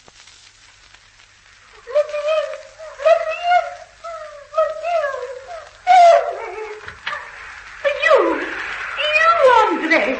What you doing here? What are you doing here in these woods? Me? Why am I out here? I don't know, Andre. I was running from the storm. Oh, you don't believe me. Oh, ma chérie, look at me. Look in my eyes. Andre, you are my very life. I love you with all my soul. If I told you I kill a man just a while ago, would you still love me? Oh, don't look at me, ma chérie, with eyes like that. I did not say I kill him. Oh, Toinette, sweet one. Oh, your arms. Protect me always. Like this. Listen. It was only the wind. It makes strange sounds sometimes. Like horses' hoofs. You have nothing to fear. Here in my arms. I'll never let you go, Toinette. Say that again, Andre. I love you forever. At the window! The police! Oh, don't let them take me, ma chérie. Oh, Andre! Andre! Don't stand looking at me like that. I tell you everything. Only don't look at me like that. I am the woman in the green dress that they look for. I kill him, Monsieur Mayor. I kill him. I kill him. Oh, Andre. For a long time I know about him. For a long time I know he is one who killed my mother. Oh, I hate him. I hate him. I'd do anything. I don't know what I'd do, my beloved. He look at me with a smile and say just before he died, now you're police lover. Never have you. I run. I hide now 2 days. The police see me tonight, and so I escape. And I run here. I do not know it, your cabin. It isn't mine. But you follow me. You're a lone horse that followed me from Papa Pierre. Oh, sweet one, I didn't know it was you. Oh. No one shall ever know about this. Oh, no. No, Andre. You must do your duty. You, a Canadian mounted police. I love you. But I give you up. For I love you. Kiss me, Andre, my beloved. Oh, Toinette. Come. Now I'm ready to go with you.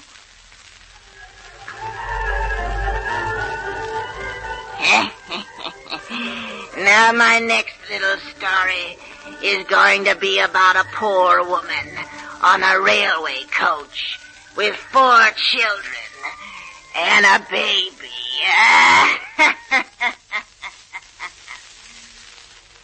Come on, Johnny. Clemmy, for the land's sakes, can't you watch after your sister? My land, when I get you kids home. There, Clemmy, get that seat before that other woman gets it. Mama! Clammy's a pincing me! There, me. Clemmy Wilkins, stop that. Jimmy, stop that squealing. Clemmy, stop that pinching your sister. I'll throw you out the car window. Shh. Hush up, my baby, on the treetop. When the wind blows the cradle, we'll leave that alone, Georgie. You'll have to pull up the train. When the bobbins, the cradle will fall. Down will come Johnny, hand me my purse. Here comes the conductor, cradle and all. Lie-di-di-di-di, we're going to the army post. At the end of the line, my husband just wrote that he's just got shot. Thanking you. Johnny, pull the curtain down. The baby's asleep. Get Georgie, he's playing in the water. John, you sit over there by that lady, and Georgie, you sit here by me. Oh, my land, it's hot. Georgie, stop that wiggling. Well, why didn't you say so in the first place? Here, John, tend to Georgie. No, down this way. At the end of the car. Oh, I declare, there's the army brackets already. Mama, what army brackets? Why, that's where the soldiers live. Wake up, Jemmy. Now, John, you take hold of George's hand, and Clemmy, you grab Jemmy. Oh, hush, Georgie, stop your sniveling. Look, there's the graveyard. One of your father's there. Hurry, John, the train stopped. Come on, Clemmy. Run, Jemmy. Oh, my land, when I get you kids home, I'll never go away anymore. What, Georgie? You didn't? Well, you'll have to wait till we get to the army post now.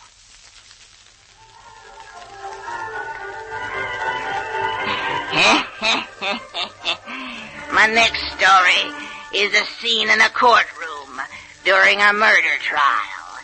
3 witnesses, a society girl, a scrub woman, and a drug addict. So, you're Ruth Graydon. Yes, I'm Ruth Graydon. Were you acquainted with Luther Ames, Why, yes, I knew him. Only slightly. You see, Ever see these gloves before? They've got your initials on them. Why, yes. I mean, no. I don't believe I ever saw those gloves before. Do you know who killed Luther Ames? Why, no. How should I know who killed him? Oh, don't get so excited, Mr. District Attorney. R.G. could be anyone's initials. That will be all. Thank you. Little tough, isn't He thinks he's very clever. I pity that poor girl over there when they put her on the stand. Mrs. Hazel, the scrub woman, is talking to her. Pull yourself together, miss. This ain't gonna be as bad as you think. Shucks, all you have to do is to answer a few questions. It ain't like you was being tried for your life. Well, just because they found a few odds and ends that belong to you in Mr. Ames' apartment won't make any difference. Shucks, they found that Graydon's woman's gloves laying near the body. You could smell that perfume of hers clear down to the basement. Of course, I don't know what you was to Mr. Oh, they're getting ready for you. I guess you're going to be next, dearie. I do. What is your name? Sylvia Croft. Were you acquainted with the murdered man? Yeah. I knew Lou Ames. What are you going to do without him? Oh, do I have to answer that question, Judge? Answer the question. I don't know what I'm going to do without him. Kind of liked him, eh? Yeah. I guess I was kind of batty about Lou. He was the only one who ever treated me like I was white. Oh, who do you think killed him? Are you sure you didn't? Oh, no, I didn't. I didn't kill him. I swear I didn't. Oh, I know what you're thinking. I was Lou Ames' woman, and I murdered him because he was playing around with that lady over there. The lady who lost her gloves right after she shot him. Oh, I don't care. Take me away. Take me away. I don't want to live anymore. Now that Lou is gone.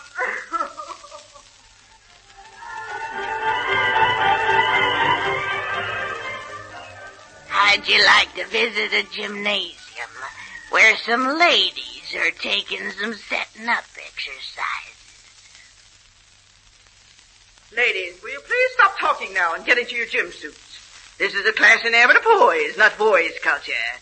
Perfect position, breathe. 1, 2, 3, 4, 5, 6, out. 1, 2, 3, 4, 5, 6, out. And now the next exercise is what we call psychophysic exercise. You walk on your toes and you reach for something you can't get. Or anything, Mrs. Yates. Grapes, flowers, money. Use your imagination. Oh, yes, Mrs. Livingston, you have an imagination. Even your husband had an imagination. And now, ladies, I know that this is an awfully hard age for a good woman to live in. But then what are we going to do about it? Music, Mabel. 1, 2, 3, 4, 5, 6. Reach for your imagination. Pivot. 1, 2, 3. Pivot. Don't fall, Mrs. Diggett. Pivot. Again. 1, 2, 3, 4, 5, 6. Reach for that bag of gold. That's it, Mrs. Cohen. Be careful, Mrs. McGinnis. Don't bump into Mrs. Cohen. Mrs. McGinnis, move on. Mrs. Cohen got there first. That's her bag of gold. All right, ladies. Rest. And now, ladies, the fairy drill, and then we are through for the day. Music, Mabel. Point your toes, Mrs. McGinnis. Curve your fingers, Mrs. Diggett. Be rotund, girls, be rotund. And now run, ladies, run. Be little fairies, ladies. Be little fairies. Now that will all be all, ladies. I'll see you next Tuesday afternoon at the regular hour.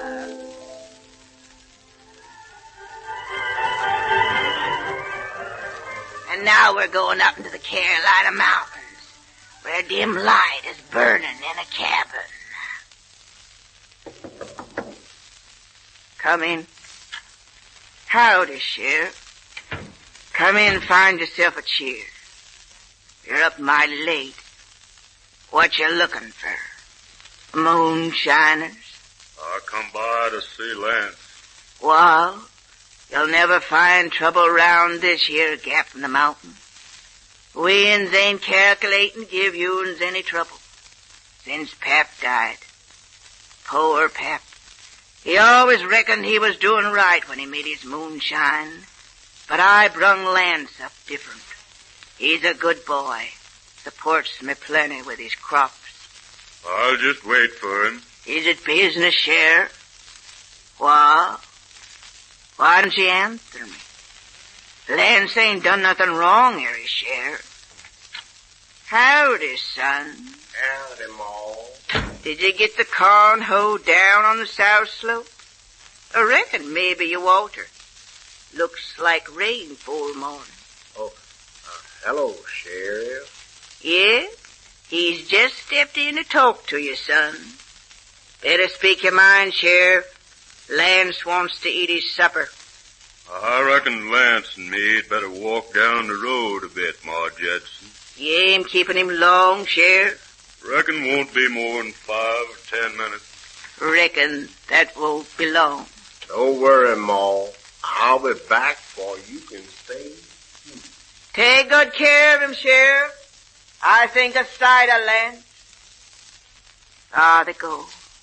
Down through the laurel, into the darkness. Lance has been a-working agin the law.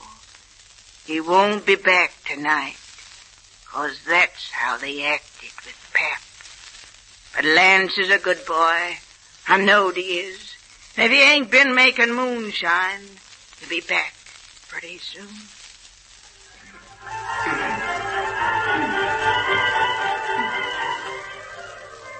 A pretty picture from the shores of England, where the lady of the house is a-talking to her maid of all work. Lily, I was positively ashamed of you last night. The idea of trying to serve dinner in the condition you were in. Oh, blimey. Asking your pardon, your ladyship. It was so odd yesterday, and so I dropped in Mummery's Tavern for a drop of something in the afternoon on me hour out, just to cool me ears. And strike me pink if I ain't a meeting with me old friend, Mrs. McCann. We just about to have a drop of orf and orf, when in pops me old man. And if he ain't stuffed to the mug, now, your ladyship, I ask you, is that nice way to treat your loving wife, coming in here off-seas over disgracing me? Wouldn't you have yanked him home? Well, rather. But that doesn't answer the question. You came in lit to the gills.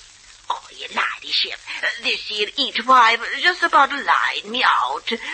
Oh, ain't it terrible? So after the old duck came in, we had another before I set my sails over, didn't you not?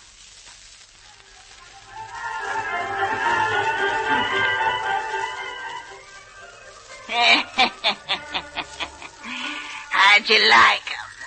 Right pretty stories, weren't they? Well, my hourglass is empty, and it's time to tell you goodbye. We have presented Noreen Gamil in The Old Hag's Hourglass. Miss Gamil played...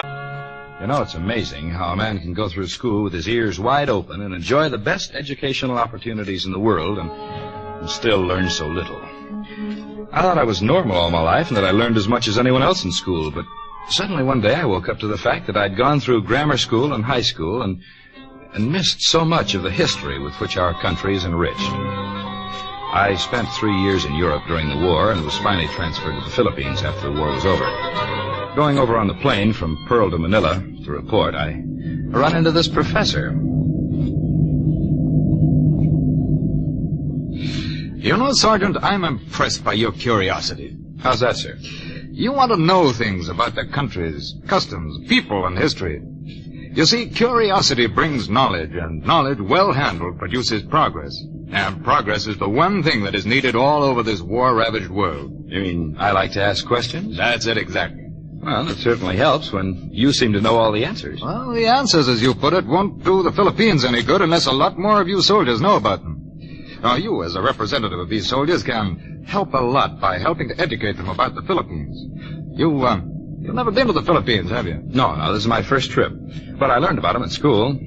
I remember there used to be a picture of Teddy Roosevelt and the Rough Riders on the wall in history class. But that happened in Cuba. Huh? Oh, there were 2 parts of the war with Spain. One in Cuba and the other here in the Philippines. Oh, yeah, that's right. Spain owned both of them, didn't she? Oh, sure, I remember now. Admiral Dewey. Give them both barrels, Sergeant. Oh, not quite, no. The Admiral wasn't talking to a sergeant. Okay, I'm hooked again. How about starting at the beginning and giving me the works?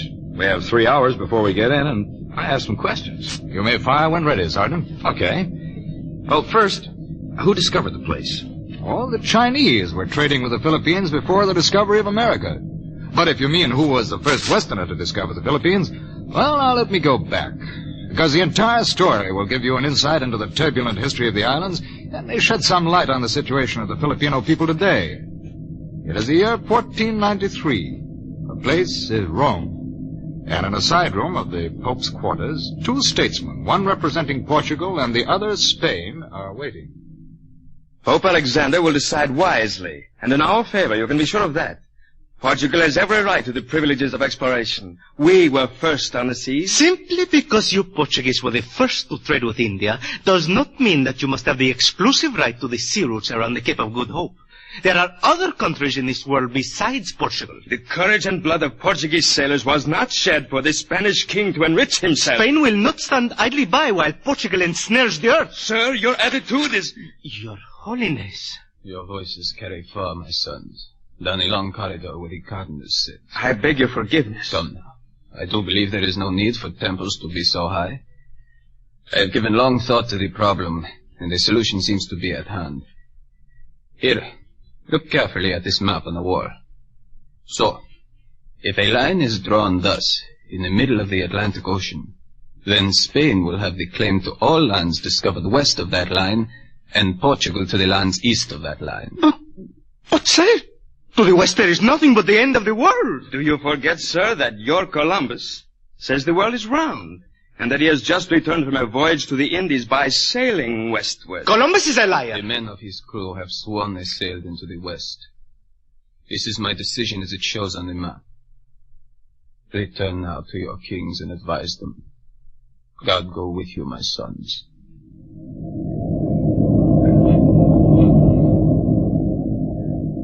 The Portuguese believed in a monopoly, didn't they? First come, first served. Well, it was their insistence on a monopoly of the eastward route to the Indies that made them very sorry after a time. Pope Alexander's suggestion was taken, but in 1519, King Charles I of Spain received a visit from a well-known Portuguese explorer. Yes, I have heard of you, Fernando Magellan. The King of Portugal should be proud to have you in his service. Your voyages to the Indies have brought him a great deal of wealth. Thank you, sire. Now I offer myself in your service. Portugal insists upon looking eastward, and the king will not give me permission to sail to the west. Spain alone has the right to the west? Yes, but there have been exceptions. I want to sail around the world. Columbus has proved the world is round, and there must be lands beyond the Americas, which I can explore and claim. For you, sire. Well said, Magellan. You will sail under my colors. The flag of Spain will be planted to the far corners of the earth.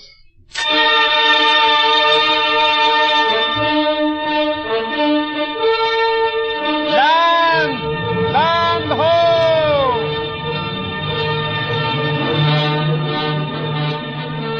Pigafetta. Have the flags brought forward above the beach to where the trees are. Yes, sir, immediately. This way, men.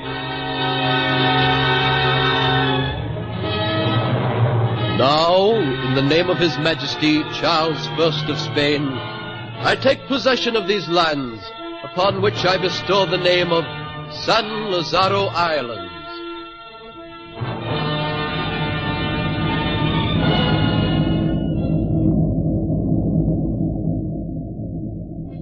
San Lazaro?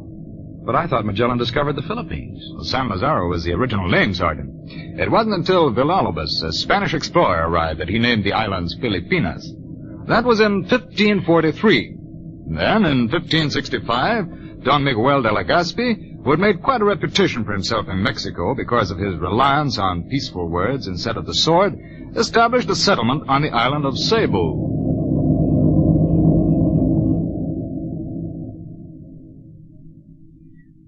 Don Miguel, I have come to report. Your mission was successful, Urdaneta? Reasonably so. I have obtained valuable information on the peoples here. Most of them are heathen, some are Mohammedans. I should say that they are friendly. There is evidence that they like music. In one village I saw a large crowd witnessing a fight between two chickens whose legs had been fitted out with sharp knives. But gold. Is there much gold here, as we have been informed? Oh, yes. Yes, it is the principal trade product. I suppose that sanitation does not exist. It is unknown, my son. It appears that each tribe makes its own laws. There is no real government, and they fight among themselves. If we bring them education and religion, I'm convinced they will become our staunch friends. If only those at home would come to realize that the profits of colonization will be much greater if peaceful and tolerant means are used with the natives. As long as I am here, such will be our methods. But what will happen when we die? We can only hope... Don Miguel! Don Miguel! What is it? Oh, a good omen, sir. One of the men has just found an image of the Christ child. It is the same one which Magellan was reported to have given the Queen of Cebu. Are you certain? Oh, of course, sir. Will you come and see? Immediately. And, Urdaneta, you are a priest. What do you say? If it is so, then we will build a shrine for it, and it will become the first Christian church in the Philippines.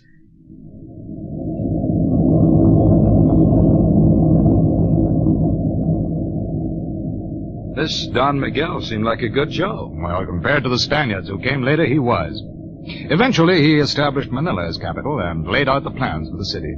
There were the fort, government house, church, monastery, and 150 houses. The Legazpi inspired the loyalty and confidence of the natives, and through the priests brought them the arts and sciences of the Western world. Well, when did the Chinese get in the picture? Oh, that happened this way.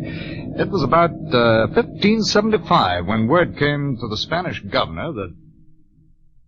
But why the excitement, Jose? Stop waving your hands and sit down. You should know that. But I do know. Someday you will die of apoplexy over news which is common knowledge. But the Chinese... I invited them here. Secretly. I didn't even tell you, Jose. Now the first ship full of Chinese coolies is in the harbor. And you want to know if they will be allowed to come on shore. Naturally. You are the governor of the islands. But we are old friends, so I can speak frankly. You know how it is with the few Chinese who have come here so far. They do not take their women with them because they desire to make their fortunes and go back to China. Granted. They are ambitious. It is no crime. How can you talk like that? These coolies on the ship, before you know it, they will be owning land and plantations. They will not remain as mere laborers, you know that. But before they become merchants and landowners, they are good workers and mechanics. Have you seen their carvings and furniture, Jose? They are beautiful. They will teach their crafts to the natives, and we will be better off for it. But the land... When the time comes, my dear Jose, we need only to point out to the natives how they are losing the opportunity to become rich, because the Chinese are not giving them the chance. Do you see now? Let the Chinese develop the resources of the country for us. Help them all you can.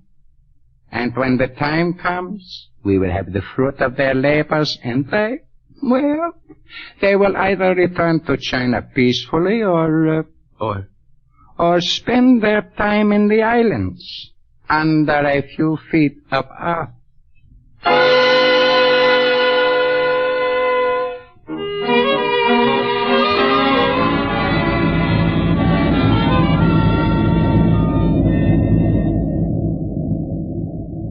Talk about raw deals. The Chinese really got it, didn't they? Oh, no doubt about it. But even under the Spaniards, the Chinese had a long stay. They intermarried with the Filipinos and introduced their art and culture to the Philippines for the first time in history. Let's see, that was around 1600, wasn't it? Well, to be exact, it was 1575. And about then, Spain was herself at war with England. In 1762, the English took Manila from the Spanish, but finally withdrew. But as a result of the war, Spain was forced to loosen its control over commerce in the island so that every nation could share its trade. Spaniards began having trouble with the rebellious Moros, and for many years sporadic and bitter fighting continued.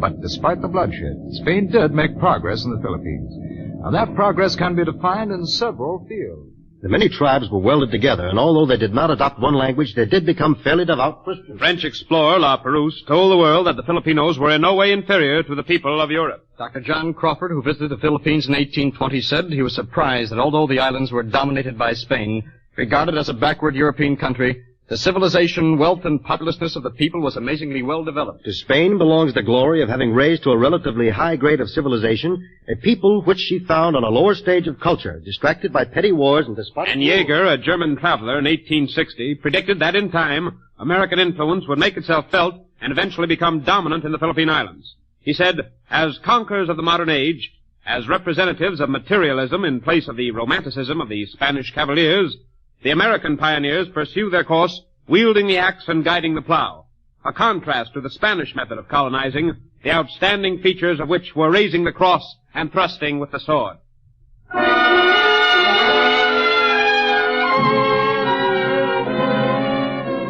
By the middle of the 19th century, things were becoming hot for the Spaniards on the island.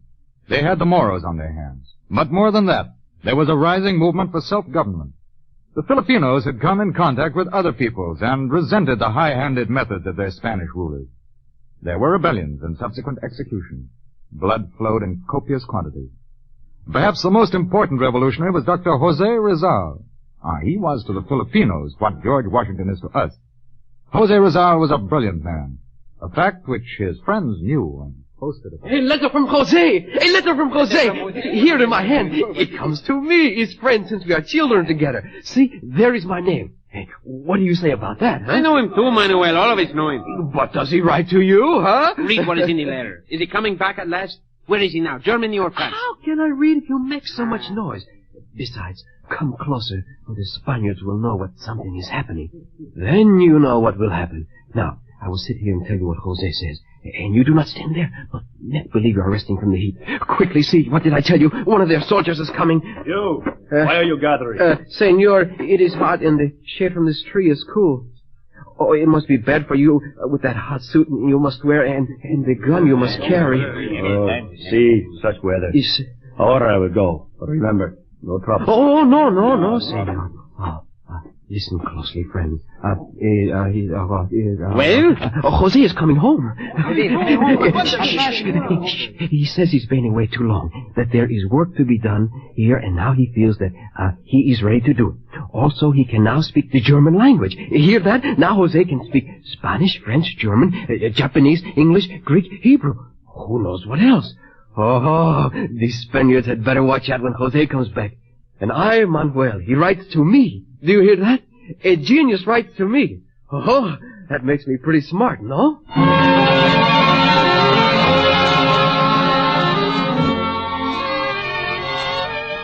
It is good to be in Manila again. Yes, I've waited for you, Jose.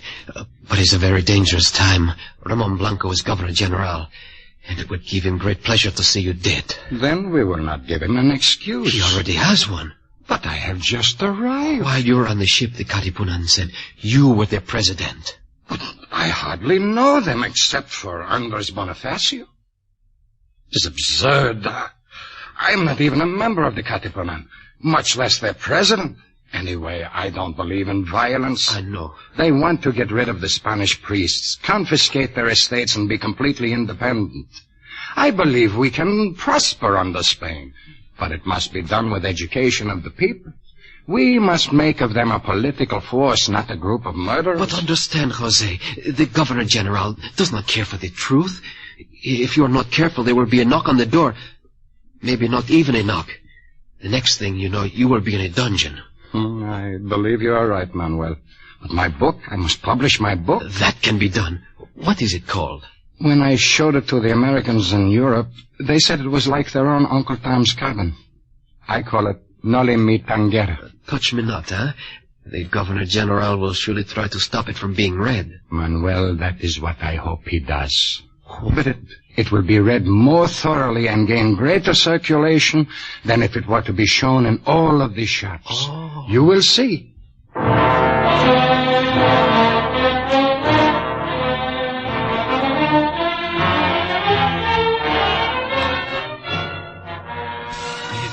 Loaf of bread. What kind? A hard crust and paper filling. Good. The book is inside the bread. Pass it down when you are finished.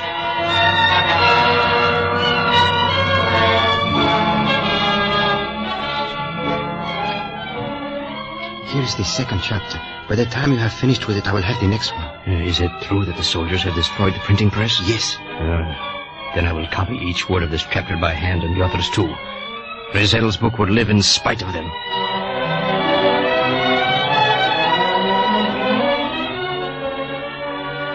Where is Rizal? Answer me or I'll stand all of you up against the wall. But we have never seen him. Search the house. He was here, I know it.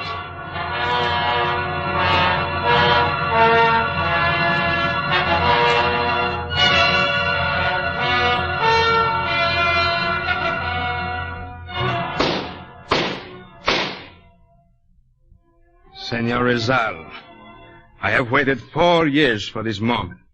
You, the Governor General, have found me guilty before I even entered this room. This is no trial, but an inquisition. If you can protest your innocence with such blandness now, why didn't you surrender a long time ago? You knew we were searching for you. Simply because I knew I could expect no real justice here. You talk of justice, yet you are president of the Katipunan. Your organization seeks to overthrow this government by force. I have no connection whatsoever with the Katipunan. Why don't you bring in some of their members and question them? It isn't necessary. Your leadership is well established. Then allow me to call my own witnesses. Or is the Spanish Empire quaking because of one man? Impertinence will not help you. When will you learn that the people are entitled to a voice in the government? This is not the Dark Ages. The government exists because of the people, not the people for the government. All the bloodshed of the past several years has been wholly unnecessary. We Filipinos can get along with Spain, but we will not be kicked and smothered into submission. As human beings, we deserve our hand in the shaping of our destiny. The world is seeing this truth, and if Spain does not realize it, the days of its glories are numbered. Are you finished, rebel? You can pronounce this sentence. It is death, is it not? Death.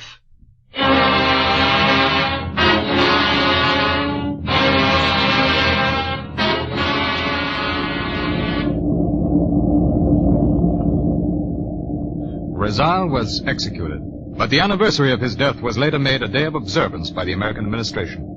And his picture appeared on the postage stamp most commonly used in the islands. He was the voice of independence. I see, that ought to bring us pretty close to when the U.S. got involved in the Philippines. Why, yes, it was, in February of 1898, when the battleship Maine blew up in Havana Harbor. On April 25, 1898, at Mears Bay near Hong Kong, Commodore Dewey received a message.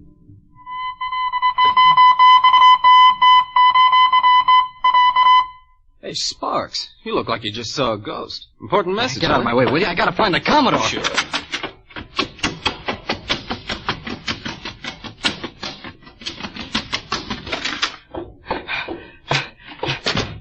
For you, sir, from the Navy Department. War has commenced between the United States and Spain. Proceed at once to Philippine Islands. Commence operations at once, particularly against Spanish fleet. You must capture vessels or destroy. Use utmost endeavors. Signed, John D. Long, Secretary of the Navy. Tell the Secretary we will carry out the orders.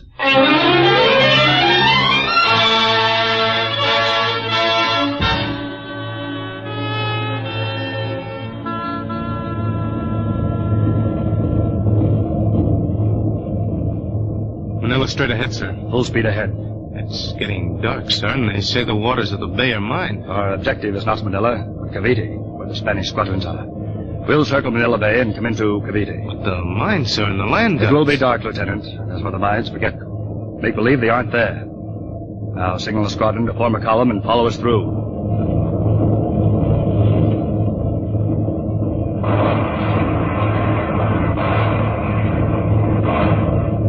Oh, listen to them. They couldn't hit us when we were close by.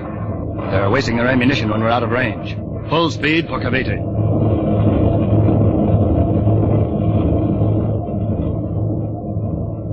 Cavite, sir. Look through the glass. This entire Spanish fleet sitting there like ducks. The fog is lifting quickly. When do we go into action, sir? What time is it? 05:37. Commence firing at 05:40. Aye, aye, sir. Signal full speed. I want to get in close so there's no chance of missing them.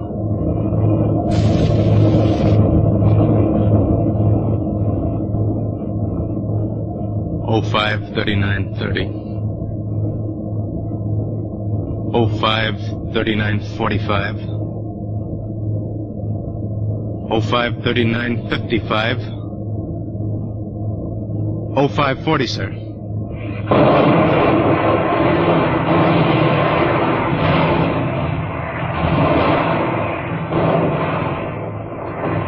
It appears, Lieutenant, that we're the only ones who are firing. The fleet is quiet, sir, but their shore batteries are still in action, and hardly accurate. Cease firing. Spanish colors are being called out on shore. Yes, the white flag is going up. Lieutenant, inform the radio operator to send this message. The order to capture or destroy the Spanish squadron has been executed to the letter. Signed, Dewey.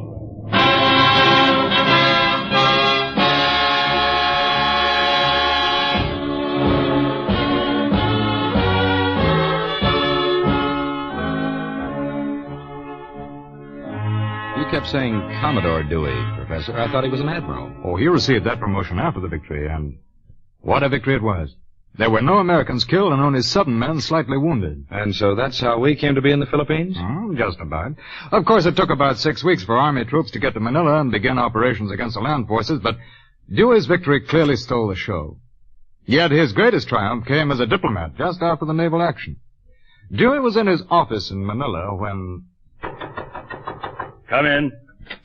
Sir... Oh, back so soon, eh? Well, sit down. Cool drink? Sir, I'm afraid easy. Your news will wait another minute, won't it? I can tell it isn't good news, and that's all the more reason for delaying it a moment. It's common gossip in the town, sir, why the Germans have sent such a large fleet. Another of their cruisers, the Kaiser and Augusta, just tied up. No doubt. They say the Germans will insist on a naval station in the islands. Well, that's it, sir. Admiral von Dietrich should be here by now. Well, don't let von Dietrich's loud voice upset you, Lieutenant. He's like the Spanish guns. Lots of noise and no hits. Don't worry, Lieutenant. We'll continue to blockade Manila Bay. The Philippine insurgents under General Aguinaldo prevent the Spanish land forces from leaving the city by land. And we'll keep them from escaping by sea. By the laws of war, I have the right of blockade. Ricks had better recognize that.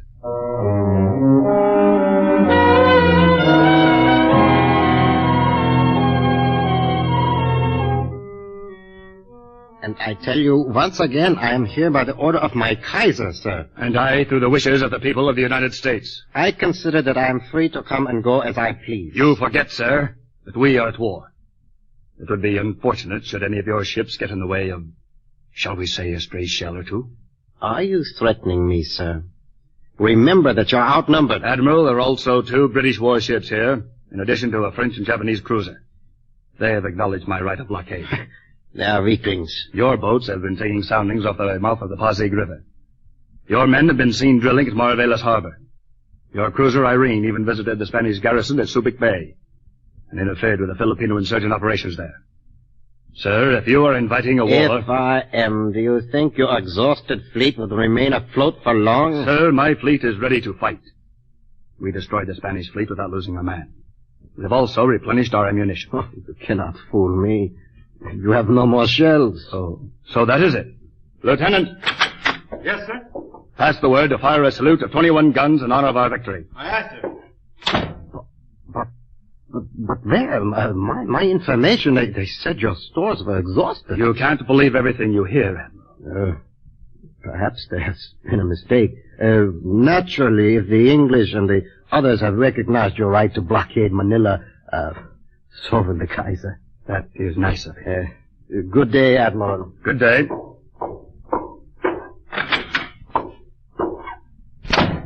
Sir, I don't... Just a bluff, Lieutenant. By the way, how many rounds does the fleet have? Enough to fire once. That's about 1 more than I thought. If the German only knew.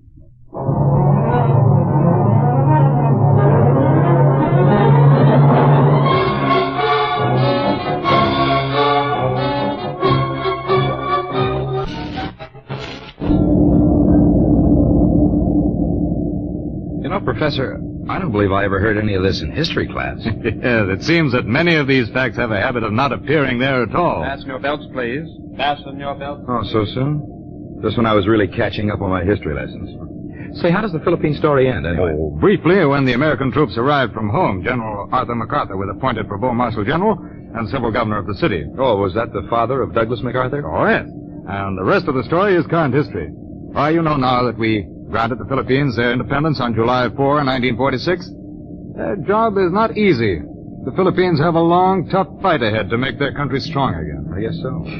Well, Sergeant, we're nearly in, so we won't have time for any more. But if you should have any trouble convincing any of your buddies, just call me at the university, and I'll take you around the city and give you some more ammunition. Well, with the things you have told me, I should be able to talk for weeks. But if I do have any trouble, I'll be sure to call you. I can begin to see now why they call these islands the Pearl of the Orient.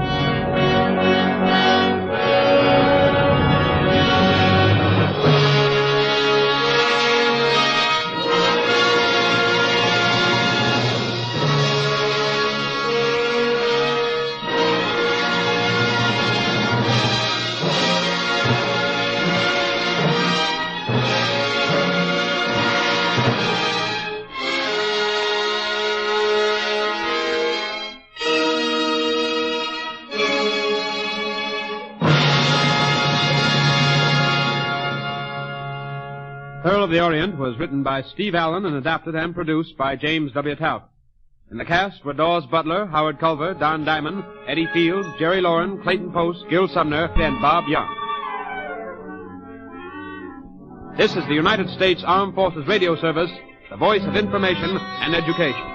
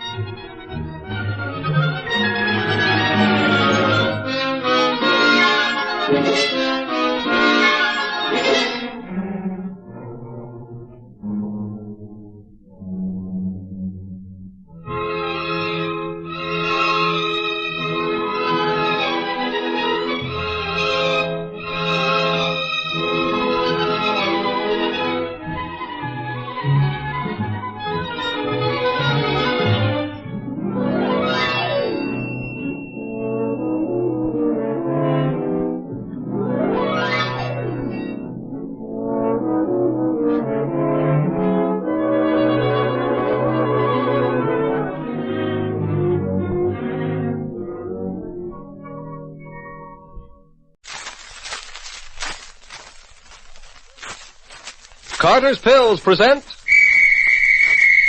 Policewoman. Tonight, the case of the scheming bridegroom, based on an episode in the career of Lieutenant Mary Sullivan for 35 years on the New York City Police Force.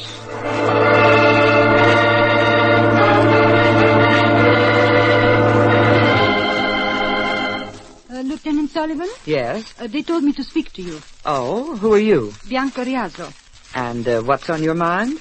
Well, you see, I want to get married. Oh, well, what you want is City Hall, young lady, not the police department. No, I do not make myself clear. Apparently not. Well, you see, I want to get married, so I read the ads in the Lonely Hearts magazine. Oh, here, see this advertisement? Oh, yes. Sounds like most of the others. Oh, no, this one is different. Then why don't you answer it? I should like to, only I'm afraid. Afraid? Afraid of what? This man who looks for a wife. I think he's a murderer.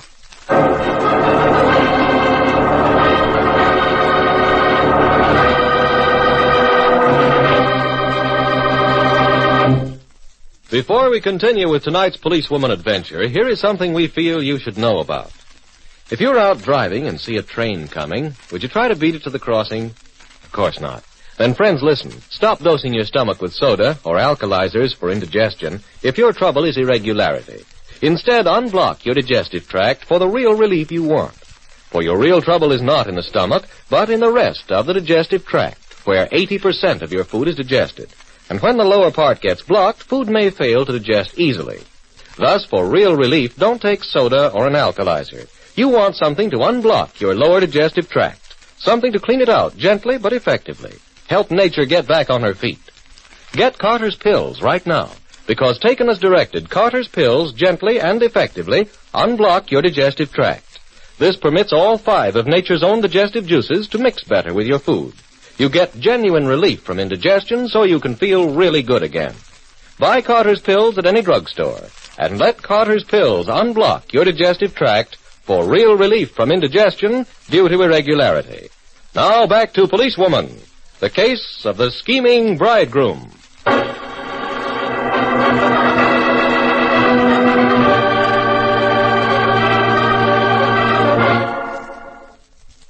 Sergeant Clark. Yes, Mary? Earlier today, Bianca Riazzo came in to see me. It seems she works as a maid in an apartment on Fifth Avenue. Oh? Well, about 6 months ago, there was a cook in that house named Frida. Both girls began answering these lovelorn ads, you know, the ones that appear in certain magazines. Oh, sure. Wife wanted, you mean, so forth? Yes. Well, Frida answered an ad and then left for California. Yes, and I can guess the rest of it, Mary. The man who sent for her was a crook who wanted to cheat her out of her life savings. Worse than that, Sergeant. Oh? Murder? Exactly. Now, Bianca gave me a full description, and I started calling the California police. I learned that a girl answering Frida's description was found dead in Newtown, California, about 6 months ago. Everything checks. Did they catch the killer? No. All they have are some fingerprints, which were left on Frida's handbag. Well, how come Bianca came to see you today? Well, last night she ran across another advertisement in this Lonely Hearts magazine. The ad was identical with the one that Frida answered. Oh, he shifted his operations from California to New York. Right. Does Bianca know what Frida's intended look like? Yes, Frida showed her a picture. That's all she knows. Well, there's the matter of the fingerprints. Yes, now, if I could get a sample... Mary, don't tell me. You're right, Sergeant. I need a husband desperate. So I'm answering that ad myself right away.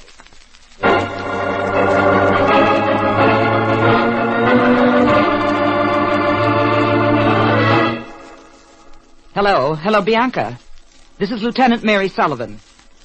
Yes, I've received an answer. The man's name is Pete Milford. We have a date tonight at a bar at 2445 East 14th Street. You got that? Yes, at 8 o'clock. Now, I want you to come to that bar. If you recognize Milford, I want you to say, "Very hot tonight, isn't it?" You get it? Very hot tonight, isn't it?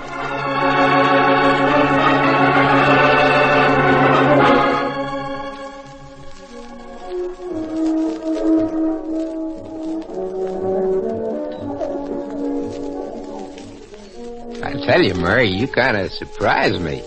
I never thought you'd be such a pretty one. Oh, Pete, you're not so bad yourself. Like I was telling Uncle Shorty, don't mind if I get hitched now, and I don't mind if she's pretty. Your Uncle Shorty. Who's he? Oh, he's my uncle on my ma's side. Oh. Before you and I can take the final steps, I guess Uncle Shorty's going to have to prove... Yeah, say, Pete, when we get, if and when we get married, where are we going to live, huh? Well, I'll tell you, Mary, I got a hunk of farmland out west. Soil's not so bad, but, needs improvements. Well, why haven't you made them? Got no money, Mary.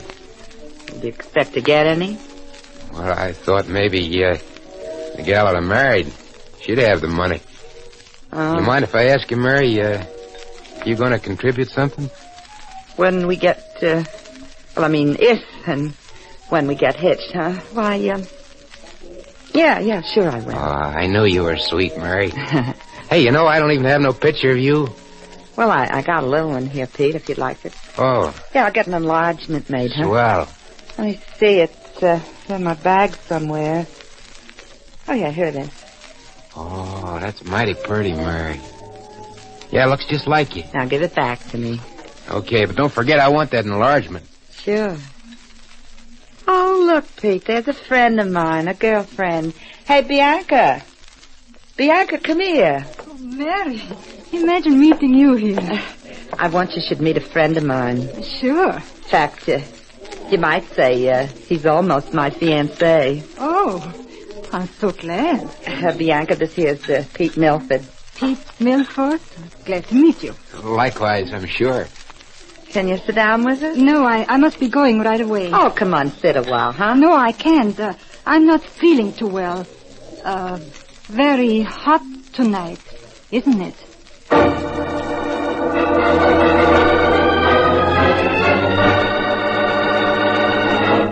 All right, Mary, give me the dope. I've just got a few seconds now, Sergeant, so listen carefully. Shoot. that picture of myself on your desk. Yeah? It's got Pete Milford's fingerprints all over it. Now, I want you to develop the prints and wire the complete set to Commissioner Williams, Newtown, California. You got that? Yeah. Have him wire back a report. Where'll you be in the meantime? Well, I've got to meet Uncle Shorty. Who? Uncle Shorty. He lives out on Jamaica Bay. Now, cut it out, Mary. I know everyone in your family. There's no... I can't explain now, but after I see Uncle Shorty, I'll call you back.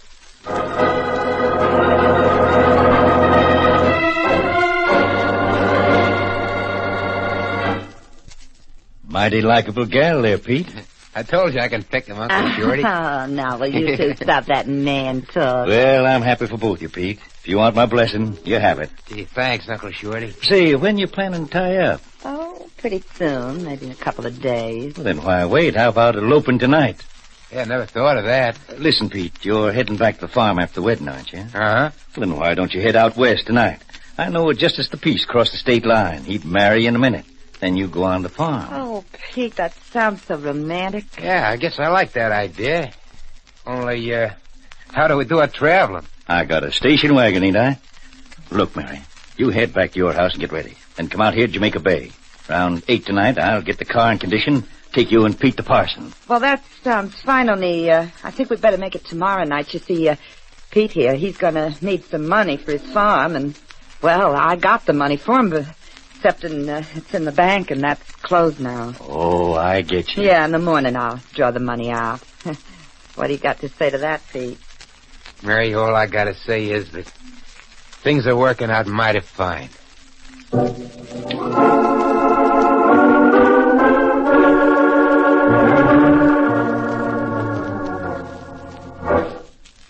Hello, Sergeant. This is Mary Sullivan. Where were you all day yesterday, Mary? Well, just so happens I was out at Jamaica Bay, and, oh, by the way, I'm going back there tonight. You see, Pete Milford will be with me tonight, and, I expect the payoff. What? Yeah, now listen. The address is 47 Front Street. You got that? Yeah. It's way out in Brooklyn. It's a lonely spot, just the house and water. That is, in case you're interested. Oh, sure, I'm interested, but listen, Mary, I've got news, too. Oh, you have? Go ahead. Got a report from California this morning. Well, don't keep me in suspense. The fingerprints found on the dead girl are not Pete Milford's. Mary, you still there? Yes. See, I'd kind of expected something else. Yeah, I know you did. Still going to keep that date with Pete? Yeah. Oh, this is a setback, I admit, but I can't drop Pete until I'm sure.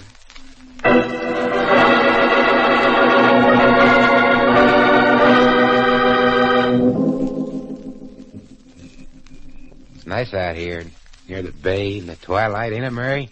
You know, I thought your Uncle Shorty was going to be waiting with his car. Uncle Shorty went down the road for a while, pick up some tools. Oh?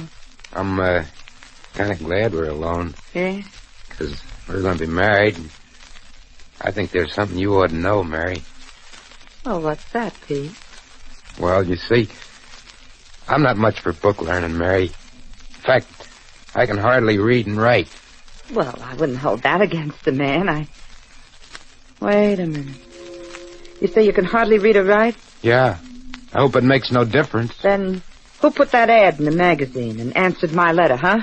Oh, well, that was my Uncle Shorty's doing. Now, Pete, listen to me carefully. Did you ever advertise for a wife before? Huh? No. You didn't advertise 6 months ago, get an answer, and ask the girl to come to California? No, not me. I ain't never been in California. What? Oh, you can trust me, Mary. Well, now, Pete, I've got something to tell you. You see, I happen to be a policewoman. What? And I want to know the truth. Were you in California 6 months ago? No, Mary, not me. My Uncle Shorty was, but not me. You dope, don't you know enough to keep your trap shut? Uncle... Keep your hands up, policewoman. You know too much now. Very smart scheme you cook up, Shorty. 6 months ago, you placed an ad in a magazine under your nephew's name. It was answered by a girl named Frida. She came out west, and you murdered her for her savings. Save your breath, copper. You knew the blame would point to Pete. So what? I'll kill you both and blow this town. We have other ideas, Shorty. Oh.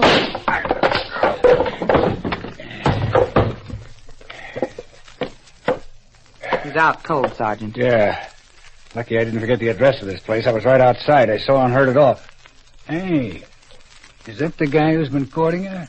Yeah, that's me. Now, Pete, Looks like you lost a wife. Yes, but we caught a murderer.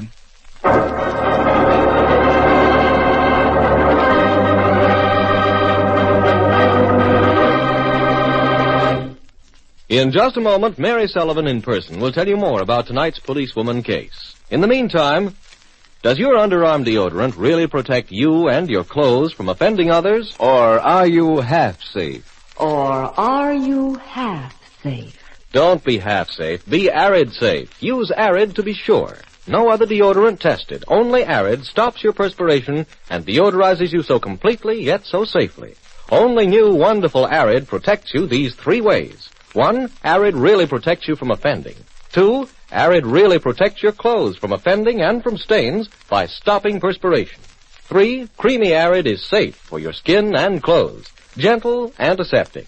More nurses use Arid than any other deodorant. Don't be half safe. Don't be half safe. Be Arid safe. Use Arid to be sure. To be sure. To be sure.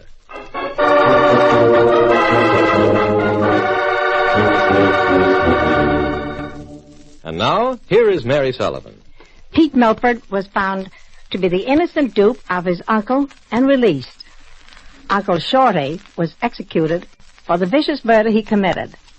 This is the last program of our current series, and I want to thank my many listeners from coast to coast for their kind letters of interest, and hope they've enjoyed the show as much as I have. Until we meet again on the air, this is Lieutenant Mary Sullivan saying au revoir. Thank you, Mary Sullivan. This program, as well as all other programs of the series, was based on an episode in the career of Lieutenant Mary Sullivan for 35 years on the New York City Police Force. This is Dick Dunham speaking.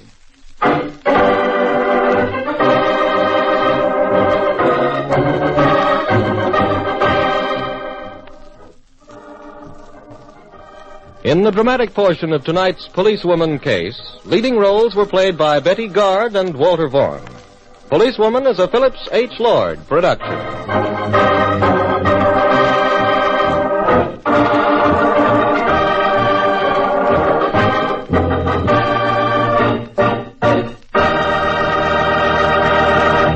This is ABC, the American Broadcasting Company. Rollin' wheels, rolling down that twisted road, rolling with your heavy load.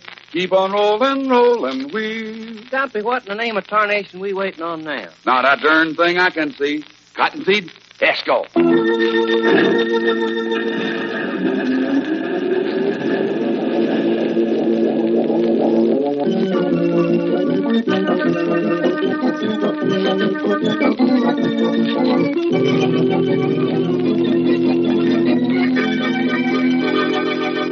The National Broadcasting Company presents The Road to Danger, the story of 2 American truck drivers on the unmarked highways of the world.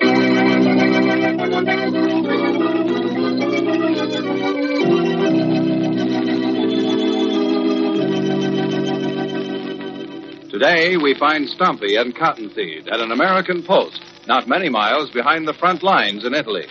Their truck has just been loaded with shells for 75s, and they're ready to head for an ammunition depot at the front.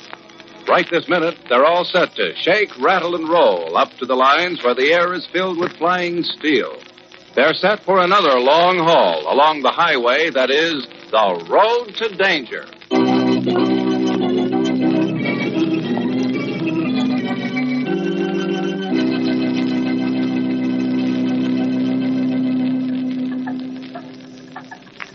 What's the matter with you, Stumpy? Nothing's the matter with me. It turned out to be the doggonest slow folk I ever did see here. We're set to roll. Oh, just keep your shirt on, Cottonseed. I aim to make myself comfortable, that's all. But you don't get a wiggle on it, I mean fast. We're going to have that actor cut on his wife on our hands. Oh, no, we ain't, son, because here we go. You didn't have me plumb worried there for a spell. Oh, you're just an old worrywart, you are. Hey, hold that truck! What'd that say, you? Hey, Sam! Nothing to do but pull up. Maybe it's something else, son. See what he wants. Something else, my eye. Howdy, Sarge. What's on your mind? Yeah, you guys almost give me the slip. What's the matter? We forget something? No, the colonel did. I told you so. Now, just a second, son. What's the deal, Sarge? Hold him, Sergeant. Hold him. Here we come. No, like I was baby snort. I just kind of felt it in my bones. Is them what slipped the Colonel's mind, Sarge? Yeah, they're setting and putting a show on. Right up in the front lines. And we got to get them up there. Just piling our stuff on the back. Be right with you. What's the matter, Sample? They're darn good entertainers. Why, sure. I darn near split my sides of laughing at that feller. I know. If you don't go for them, you don't go for home cooker. It ain't that, Sarge. But I don't fancy having them along, just in case we run into something. You ain't running into nothing. He just likes to fret his mind, Sarge. All right, partner. Maybe I am just a worrywart, but I still... Well, boys, it was darn nice of you to hold up things for us this way. All right, my dear, in we go. Lou, will you stop rushing me?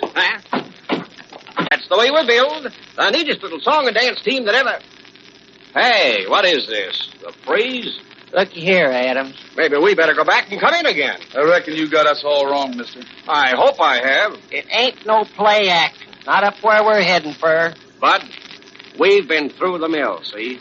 Bombs, torpedoes, the whole works. Yes, and I wish we were home playing 4 shows a day. No, you don't, kid. No, you don't. This is the greatest show anybody ever played. Well, I... All right, just so long as you know. No, what?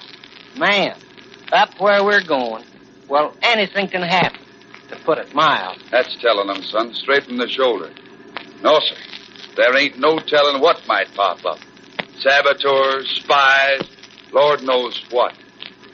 Take it from me, folks, this ain't no joyride.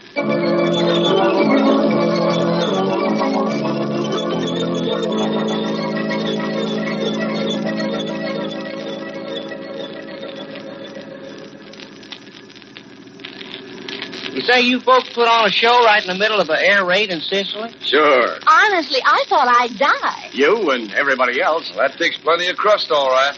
Sure does. Well, there we were. Everybody was in the same boat. What should we do? Sit around and bite our fingernails? I reckon these folks is all right, partner. Why, sure. Lou even dragged out his ventriloquist routine that night. Yeah. I hadn't done it for years. Oh, and the little woman put on an act that really got him. You know, you folks ought to take a shine to Stumpy here. Huh? He can sing better than anybody I ever seen in a show my whole life. Oh, lay off on that stuff. Brother, did I cross up the audience that night. Tell him about it, Lou. Sure. You see, boys, it was like this.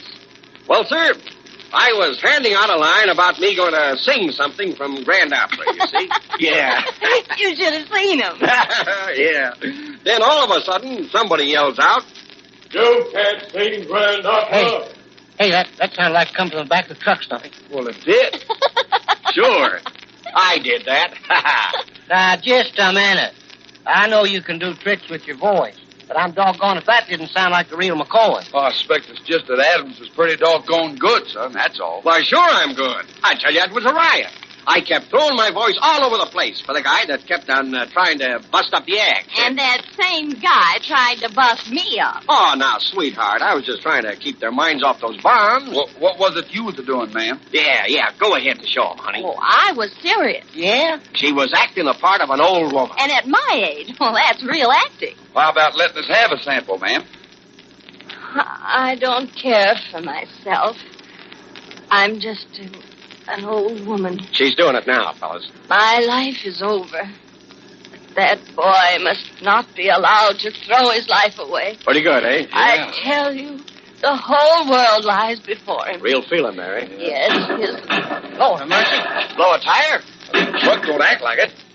Look, up there. That man in the road. Hey, Stumpy. That fella up there in the road. Well, he's just standing there looking in the woods. But them shots, they must have been shots. Oh, dear, I was afraid of him. It's doing the shooting. Well, yeah. He's shooting into them woods there. Must be somebody in them woods. Yeah, well, pile out, Cottonseed. But watch out you don't get caught between old crossfire. Yeah, I got the old Springfield, too. You both stay inside. No, we shouldn't have come this Hold close far. to the truck, son. Sure thing. Might have to duck. Hold on. What'd you say? I don't know. Take the safety off that rifle. He's backing up this way. Son traditori. Non vogliono combattere. Hey, you talk United States? Che dice? Oh, you see what happened, eh? You were shooting at somebody. See, they run away in the woods. But who was it? What was all the ruckus about? They must be fascisti. Fascists? See, they are cowards all. 3-4 against the one. They do not fight. They run. Well, I reckon you must have hit some of them. I empty the pistol once. Then I lower again. Maybe we go back towards the motor, huh? Hey, now look here. We don't aim to let nobody use us for no shooting gallery. Ah, but they will not come back. They do not attack one of the things. They do not have the advantage. Hey, what was it all about? Well, we'll tell you when we start to roll, Adams. Was anybody hurt? I don't know, ma'am. Well, mister, I reckon this is where we leave you. Yeah, we got... What? Huh? He's pointing that gun at you. Quack. Draw down to that Ferrari. Why, you sneaking horse Don't thief. try anything. He means business. That is so, as the gentlemen say. I mean the business. Well, of all the low Draw down to that rifle. Nah, sir, I ain't going to... Please do as he says. He's got the big britches on his cottonseed. He sure run a sand in on us. That is a bet. We ain't like to make no darn fool moves, mister. Not with a six-shooter up against our head. Get inside. It's going to be a pretty tight squeeze. That's no matter. I stand on the floor. Then when the door is closed, nobody's to see me. Look at mister. Just what is this? You wasn't shooting at nobody. Expect we found that out mighty late. He just wanted us to stop. Come. There is a bridge we must cross. You must get me past the sentry. And I have not much time.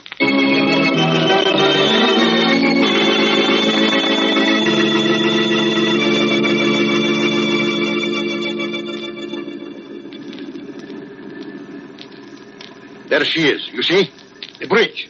Doggone it. If you figure we're just going to sit here and not say nothing to that sentry when he stops. It will be bad if you say one word. Oh, Very bad. Oh, I'm frightened. It's okay, honey. Everything will turn out all right. If you do like Parini say. You can't do no more than shoot that six-shooter, Perini. That is what you think. Well, darned if I won't take that risk. Why, you see what I got? Holy cow. So help me, he's got a hand grenade. He's got us, partner. See, a hand grenade. You say one wrong word to the sentry, I shall blow everything to bits. This load of TNT. Please don't. We ain't got a chance right now. We ain't. Not with a load of shells on this corn popper. I guess we got to take him over the bridge, partner. That's the way it looks. Better move over so he can't be seen, huh? Well, that sentry won't see nothing. Not unless he aims to open the door and look inside. Oh, I hope he doesn't. Howdy, soldier. Aye. Let's see your papers, guys. Yeah, sure thing. My partner's got mine. Yeah. Right there, soldier. Apple pie order, too. Uh-huh. You're Hazen, huh? Yeah, that's me. Okay. Is everything all right? Yep. Hey, now, how about these folks? Here's ours. Oh, what's the matter, fella? Something on your mind? Why, no, but The way your hand was shaking, I figured you might have something to hide. Oh, no. Everything's quite all right. Yeah? Hey, I've seen you folks in the movies. Yeah. You have? Sure I have. Weren't you two in Miami Madness? Oh, yes, we were, but... Well, gee, how about that? Think of running into a couple of stars here. Yeah, think of it. Hey, look at soldier. We ain't got a whole lot of time, and I think... Okay. But I gotta go over the truck before I let you pass. Here's your papers, Mr. Adams. Oh, thanks. Now, I'll just have to look inside the cab. Please, Sergeant, that is, you see, we don't have very much time. I'm sorry, lady, but you see, they're waiting for us at one of the advanced hospitals. Some of the men, they want someone to entertain them, and so we volunteered. Yeah, that's right, soldier. Well, I guess everything's okay. Yeah, we'll be seeing you on the way back, soldier. Yeah, maybe you'll put on a show for us. Wow, that was close. It sure was. La signora is a very excellent actress. My compliments. Never mind that. Look at Perini. We got you past that sentry, all right. How much further you figuring on rolling with us? You would like to know, would you not? Wouldn't ask you if we didn't. It seems that in this company I have no trouble going any place I please. That ain't what we want to know. What is all Perini wants to tell you. The rest you find out when it happens.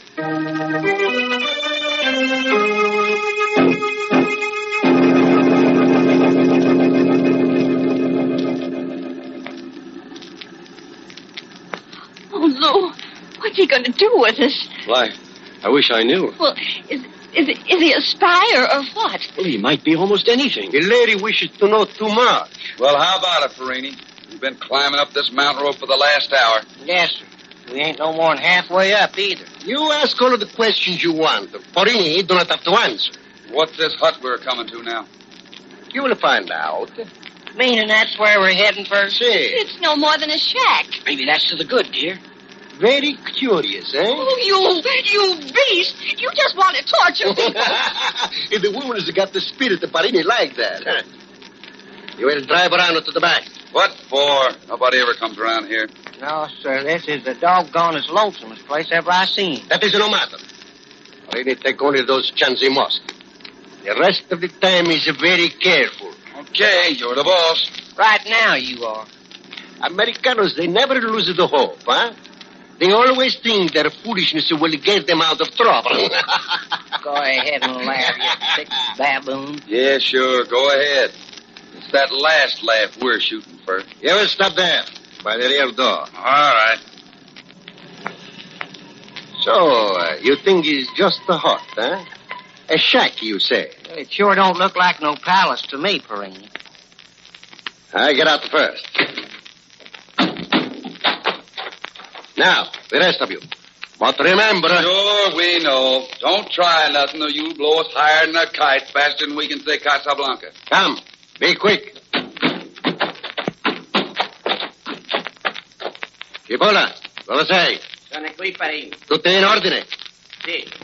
I sort of figured there was somebody here. We're going inside now. Oh, Lou, I'm frightened. So am I. Hurry. Hold your horses, Perini. We ain't exactly in no rush to get our heads shot off. Oh, please don't say that. I'm sorry, ma'am, but... Cipolla, apra la porta. Sì. Lord have mercy, look at him. Sure is a tough-looking hombre. Oh. Well, try to keep your chin up, honey. Inside with you.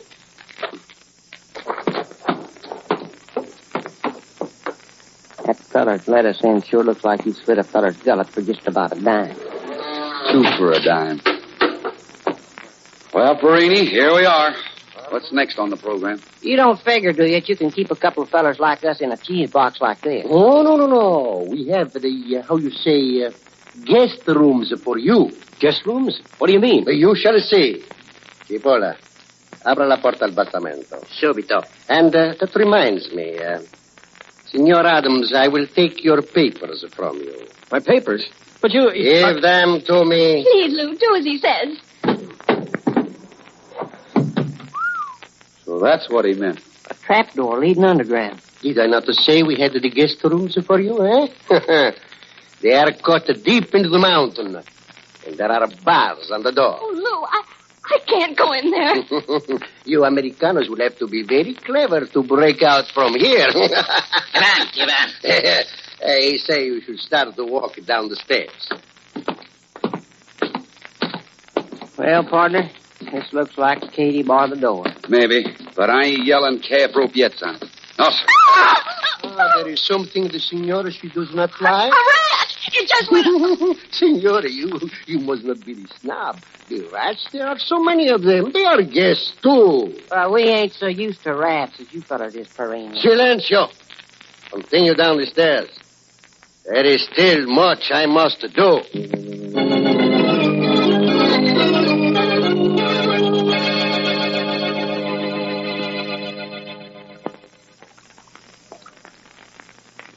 What's that noise, Stumpy?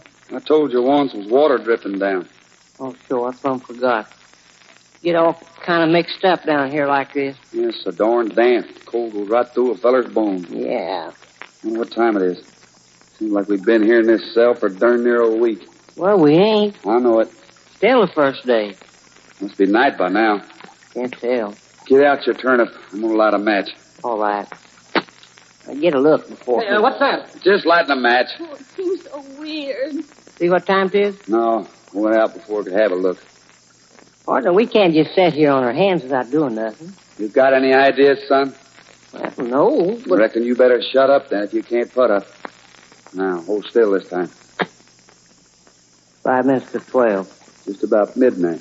For all we know, it's noon tomorrow. Can't see a blame thing in here. Yeah, that's what makes it so doggone hard. Of course, there's them bars, too. Uh-huh. You know, this here must be a regular fastest hideout, Stumpy. They wouldn't be having no layout like this, not unless they've been using it right along. Uh-huh. Hey, look here, what's the matter with you? Nothing. When a feller's in a hole like this, partner, he's got to talk or else he'll blow his top. Well, go ahead and talk. Sure, but... Hey, I got me an idea. No! That's all right, honey. It's Stumpy. Come on, partner, let's have it. Yeah. Hey, you, Adams. What is it? I got a notion on how we might bust out of here. Oh, thank heaven. Lord have mercy, partner. You can't holler it all over the place. Hey, he's right. We don't know where they are. You can't help that. You folks is over there in a separate cell. We're over here. And we're all in my plan. If I don't talk loud, we can't work it. Well, I reckon we got to risk it then, partner. All right, then. What is it? Yes, please tell us. I'll tell you. Look at Adams. Can you throw your voice and make it sound like it's somebody else? Well, sure I can. Like a whole lot of other people. Well, that's it, then. But I want to go on record as saying this show is a long shot. Nothing but a long shot will get us out of here. Yeah, that's just what I figured. All right, partner, start giving out with it. All right, now listen careful, folks. Here's the deal.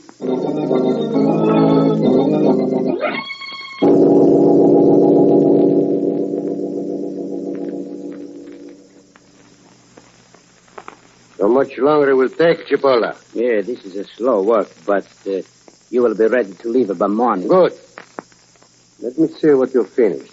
So far I have removed their names from the paper. I'm not putting your name in the place of one of them. No, not my name. No, Chipola. of course not. But you have not yet told me what name to put in the other. There are many things I have not told you. Yeah, for instance? Chipola, they will give me a big reward. I see.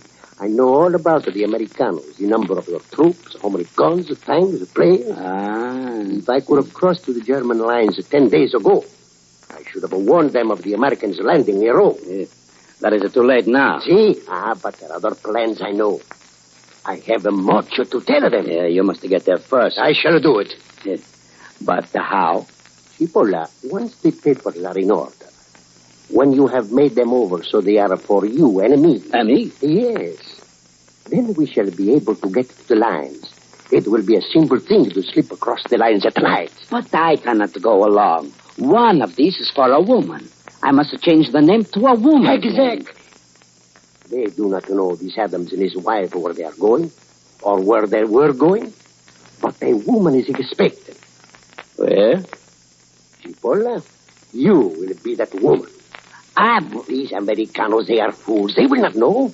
It is not easy for a man to masquerade as a woman. But you will do it. I know you can. Besides, I shall hold their attention with my violin. Perhaps they will ask me to sing. Then I shall say it's unfortunate, but the senora has a cold. She's a little hoarse, and she would sing it through her nose. Cipolla, it is for fascismo, Duce. Must we go as actors? Actors, entertainers. I shall wear a velvet coat and a hat with a big brim. They will not know. And I will dress like a woman. See, it is a beautiful dress we have. And you will wear the veil, the shoes with the high heels. Yeah, that is not good. Cipolla, you will be a charming lady. For facissimo, I do my best, but... Senti. Yes, it is the woman. See.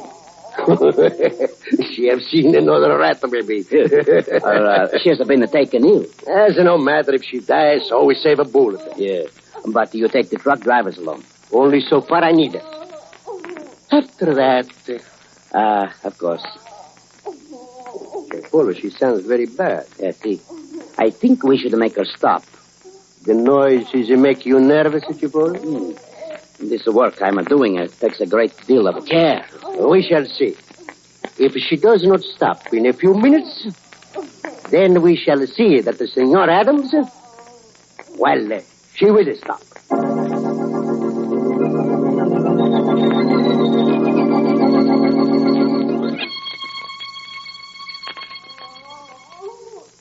That's the stuff, ma'am. Keep it up. They ain't come out yet. They ain't hurt her. Give them time. She's been hollering her lungs out for 15 minutes anyway. She sure sounds sick. I'll lay you 10 to 1 they don't give a plug nickel if she's sick or not. Look at here, son. This is the only chance we got. If you got any better notions, what? Hey. That's him. Yeah. Cottonseed get a good hold on that rabbit's foot. See. Now, what is the matter?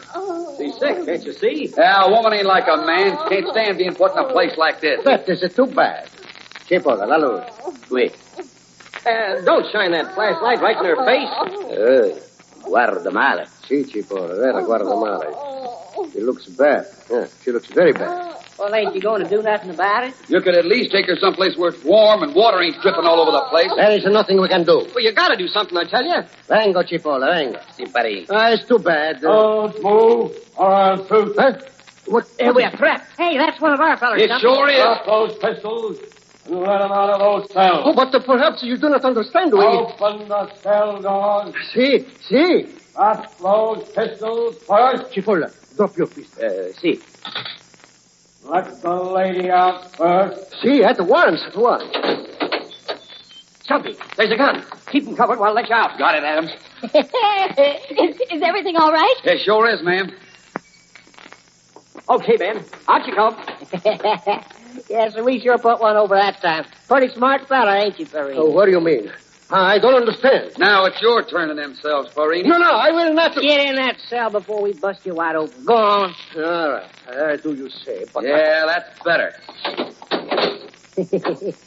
Really, you sure look good behind bars. You and your boyfriend kind of got took in, didn't you?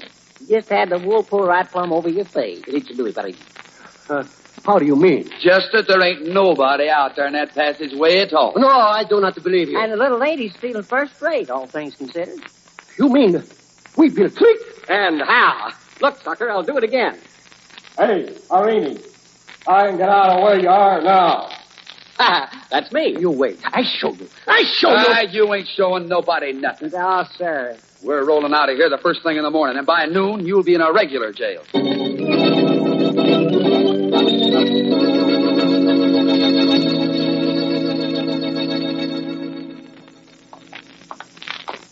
That was a good idea, gagging them, I tell you, fellas. I got tired of hearing them bat their breeze. Tied their hands and tied their mouths. Here's those stairs. Watch them, honey, now. I can see all right. I'll turn the flash back this way. Wonder what it's like out today. Well, anything will be better than yesterday. Yeah, we won't forget yesterday the rest of our lives. Best performance we ever put on, honey. Yes, and I sure got it. Hold on. What's that? Somebody's upstairs. That means we're trapped again. Must be some of their pals. The door was locked. This is a swell kettle of fish. Listen. Sounds like they're leaving. Doesn't that? Can't hear anything. I'm taking a look. Easy now, I got my six-shooter. Do you see anyone? Not yet, I don't. Come on. Push them fellers up first. You heard him, Perrini. Keep going, you. Get set to duck in case you have to. They're gone. Well, sure. I left the door open. That don't mean nothing. You stay here. I'm just going to close this door and see what happens. Great day in the morning. Stumpy, you'll get killed. Only I didn't get killed, ma'am, but I found out what I wanted to know. How many are there? I don't know. Oh, probably more of them than there are of us. Oh, good heavens. No, not so fast, ma'am. They don't know how many of us there is either. Cottonseed's right, and I got an idea. Who's got something to tie these monkeys together? What's the pitch? Oh, here's my scarf. Thanks, ma'am. That's fine. Here. Tie Perini's left arm to this feller. Here's his other right arm. Sure. What you going to do, Stunt? I'm going out to the truck.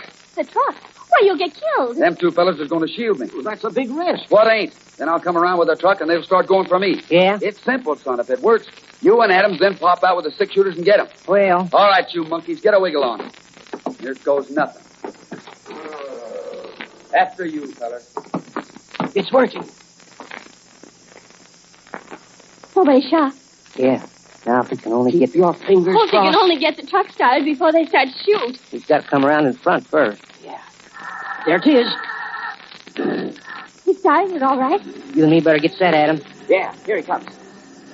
Oh, right in my mouth. You ain't kidding, ma'am. I sure hope them fellas can't shoot good. Haven't started yet. There, they're shooting now. That's where we come in. All right, Adam, let's go.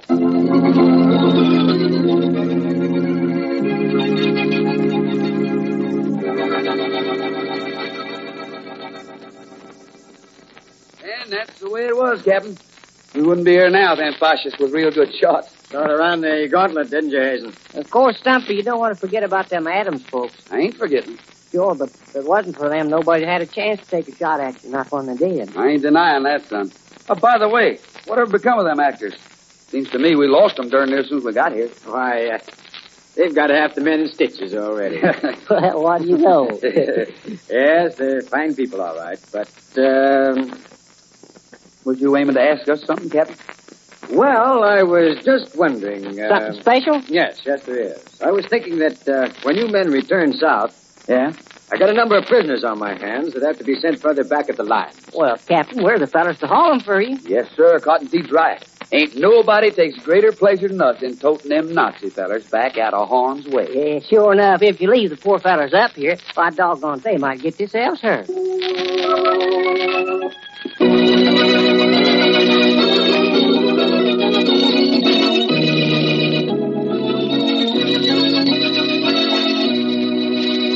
You have just heard another in NBC's series, The Road to Danger, based on an original story by James Street and directed by Jack Simpson. Stumpy is played by Curly Bradley, and Cottonseed by Clarence Hartzell. Romel Fay was at the organ. Next week, same time, same station, be sure to join us again on The Road to Danger when you hear... Stumpy, what are we waiting on? Not a darn thing. Cottonseed, let's go.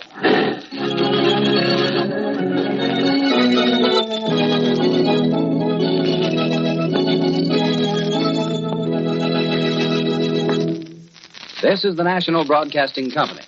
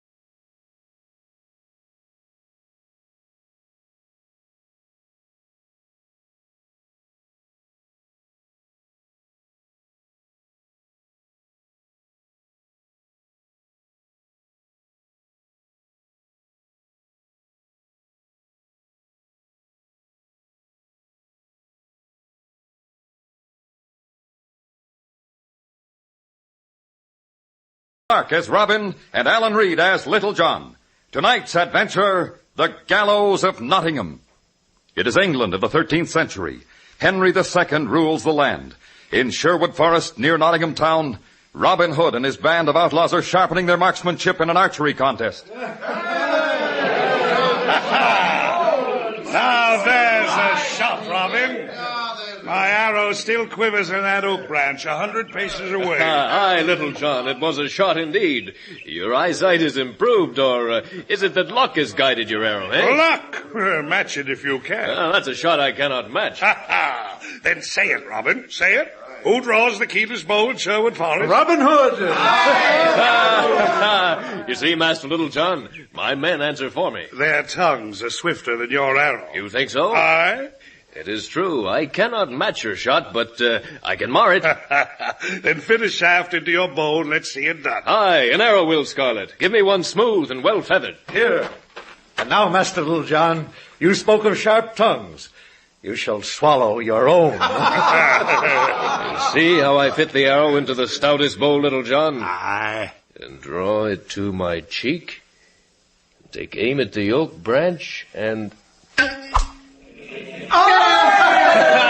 It split Little John's arrow to splinters.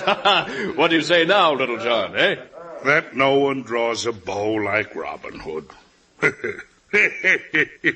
that is the truth. Now, my men, now that we've shot for sport, there's serious business to be done. The king's deer, Robin? Of course. Our provisions are low, and the deer of the king roam Sherwood Forest. Aye, poor creatures without a home. And what better home than in our kettle pot, eh, Little John? To the hunt, men! To the king's deer! Wait. It is Alan Adale from his perch, signaling to us. Ho, Alan! What do you see? Through the path, Robin, a man walks toward us. What man? I think a stranger. A spy, Robin. A spy from the Sheriff of Nottingham. Let me go meet him and slit his gullet. Patience, Little John. If this man is a spy, then the pleasure of delivering him to the sheriff shall be mine, delivering him on the point of my sword. Now, quiet.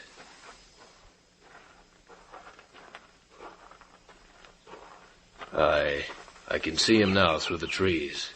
A little man, dressed in rags, a beggar perhaps. A spy, Robin. The sheriff is a clever man. Perhaps more clever than you, Little John. Would he not gloat if we killed an innocent man, eh? Stay, stranger. Stay where you are. Oh, what? Speak, stranger. Who are you? What do you do in Sherwood Forest? I came here. He speaks a language I do not understand, Robin.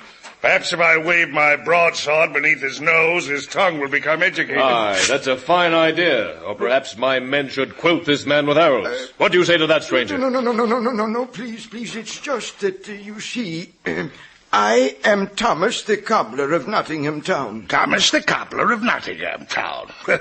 Make us a shoe, oh cobbler. Oh liar. Oh spy. No, it's the truth. Is this the way Robin Hood treats those who come to him for help? Help? Little man, you mean treachery? I swear it. I am but a humble shoemaker who seeks out Robin Hood because I am desperate. Because this morning is the blackest of my life. Well, why is that?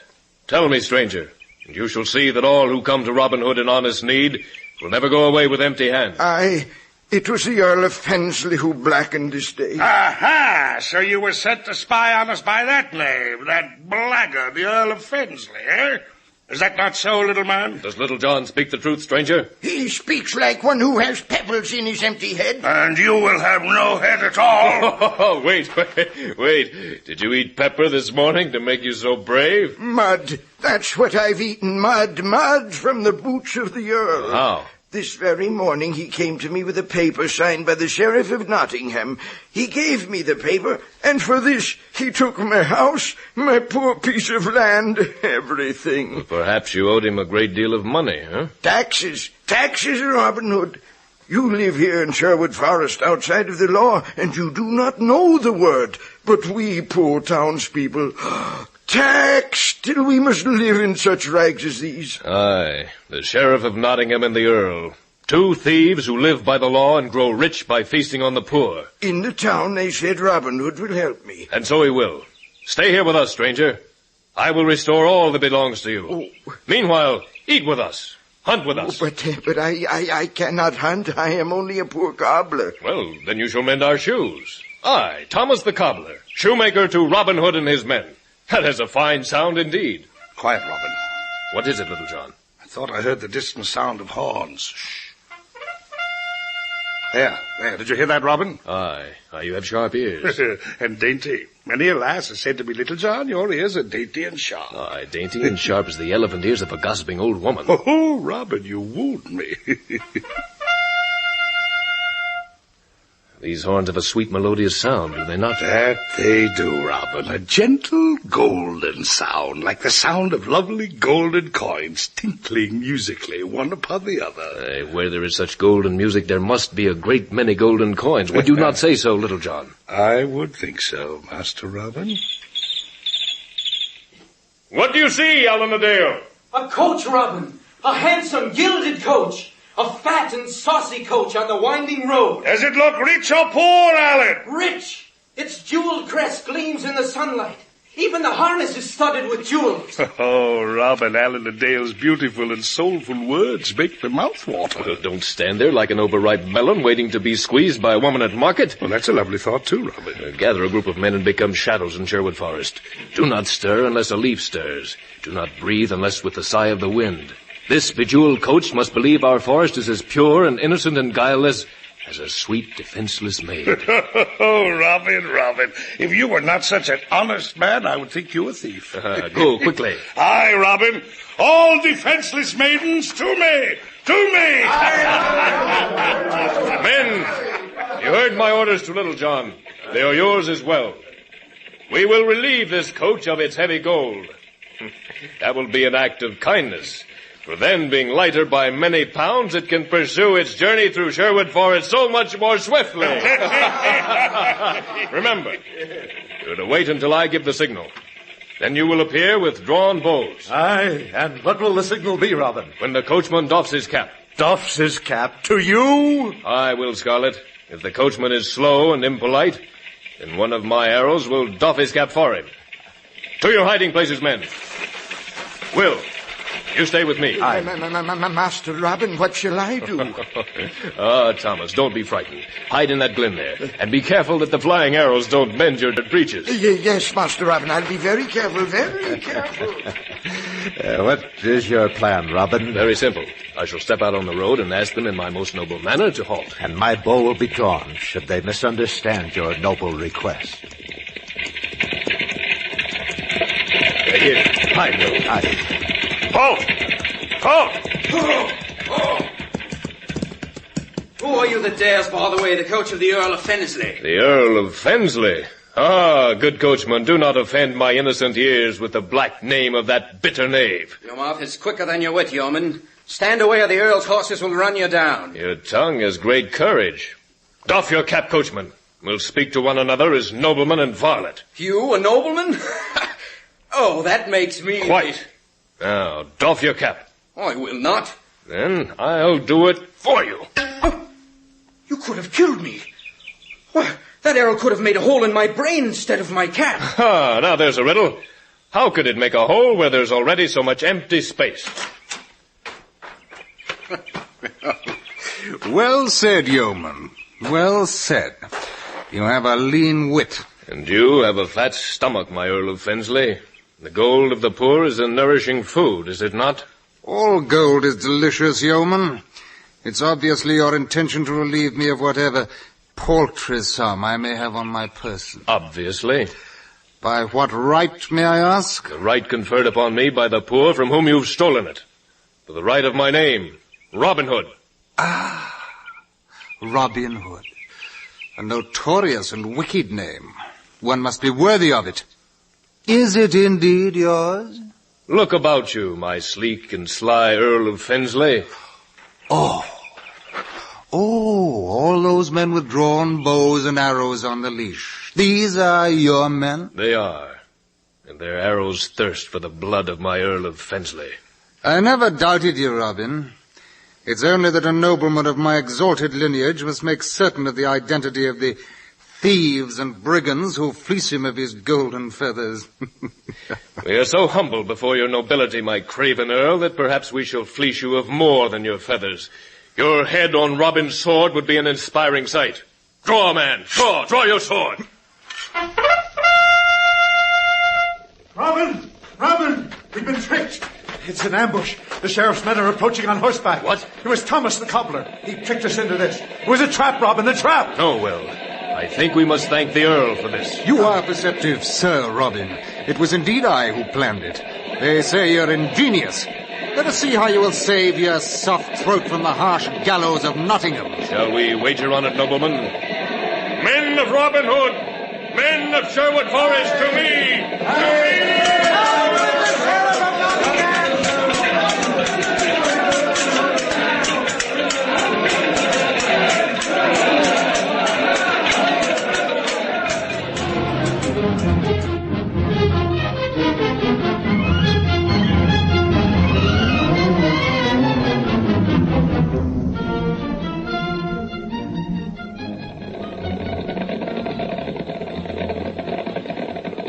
Hey, we routed them, Robin. We routed the sheriff of Nottingham and his horsemen. See how even the tails of the horses are saddened and wilted in defeat. Aye, Will Scarlet. It was a noble fight, but an empty one. The Earl of Fensley slipped through my grasp like a serpent made oily with his own slime. Aye, Robin. But the gallows will go hungry for Robin Hood once more. It's a consoling thought. Where's Little John? Aye. I have not seen him since the battle. There were 10 men upon him. You had time to count them, Will? Well, perhaps not 10. But you know the strength of Little John. I know it well. Little John! Master Robin. Oh, it's you, Thomas. Did you enjoy the battle? Oh, very much, Master Robin, but you were calling for Master Little John. You know where he is? Aye, he is with the sheriff's men. What? Aye, Master Robin, I saw 12 men leap upon him and take him and bind him in chains and drag him away with their horses. 12 men. I had time to count. Will. Yes, Master Robin. Perhaps the sheriff has seen to it that the gallows of Nottingham will not go hungry when the sun rises again. Little John is a huge morsel. I'll gather the men. We'll go with you into the town, Master Robin. No, I'll go alone. If blood is spilt in the saving of Little John, it must be mine. Only mine. For without Little John, there can be no Robin Hood.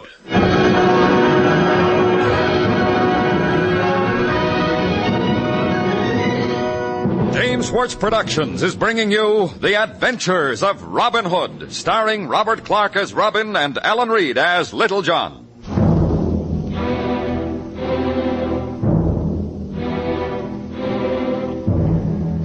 A ragged stranger approached Robin Hood and his outlaw band in Sherwood Forest, saying he had been robbed of his home and land by the Earl of Fensley. When Robin set an ambush for the Earl, he and his men found themselves ambushed by the hirelings of the Sheriff of Nottingham. Two things were evident when the battle had cleared. The Earl had escaped, and Little John had been captured and taken to Nottingham town. It is that night. The Earl and the Sheriff are in the castle at Nottingham, congratulating themselves on having gotten the best of Robin Hood. Sheriff, that's a pleasant feeling, sitting here by your fire with good October ale at my side, and the knowledge that there'll be a hanging in the morning. Hey, the gallows of Nottingham are built high for the cutthroats of Master Robin Hood. That one there, the one your courageous men captured this morning, how is he called? Little John. Little. A sorry joke. Since he's so big, it took a dozen of my men to hold him down. But not so big that a rope cannot dangle him by his neck. Pretty picture indeed. Shall I fill your cup? No, this evening is complete. But for one thing. And what is that? Sir Sheriff, would I be asking too much of the law if I would look upon this villain, this Little John, on the night before his death? That would give you much pleasure, eh? Much. This way, then, and through here, down this corridor a little, to a room of shackles and despair, where condemned men weep through the night and curse the rising sun, for then they know they must die. Here. Oh, you're a fine host, Sir Sheriff. Oh, Little John, a visitor, a guest. A guest? And relieve me of my chains so that I may feel his throat between my hands. Oh, such noble manners for such a noble knave. Aye, it is our greeting when we meet with thieves who have dainty ways of stealing from the poor. This man fascinates me, Sir Sheriff. Little John, they call you, They call me Jasper of Jezreel. They call me Lester of Leicester. And the maids call me Darling. What rotten name do they call you? Oh, you fool! You think that you can speak that way to the Earl of Fensley? These chains don't shackle my lips. Tell me, oh gracious Earl of Fensley, how does it feel to have silk next to your skin? And skin next to a rotting heart? Enough! Tomorrow you'll dance your tune on air. And until then, let this be my parting gift to you, sir beggar! Rubber! Cutthroat! Wait. What was that?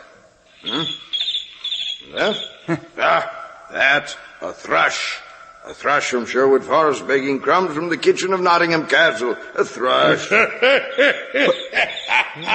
This fellow is mad. He hangs tomorrow and he laughs.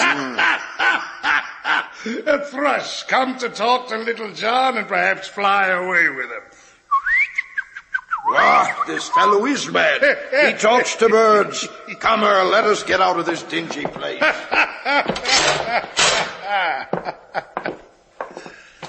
Aye, Robin Hood, I heard your whistle. A thrush, Robin? You? A thrush?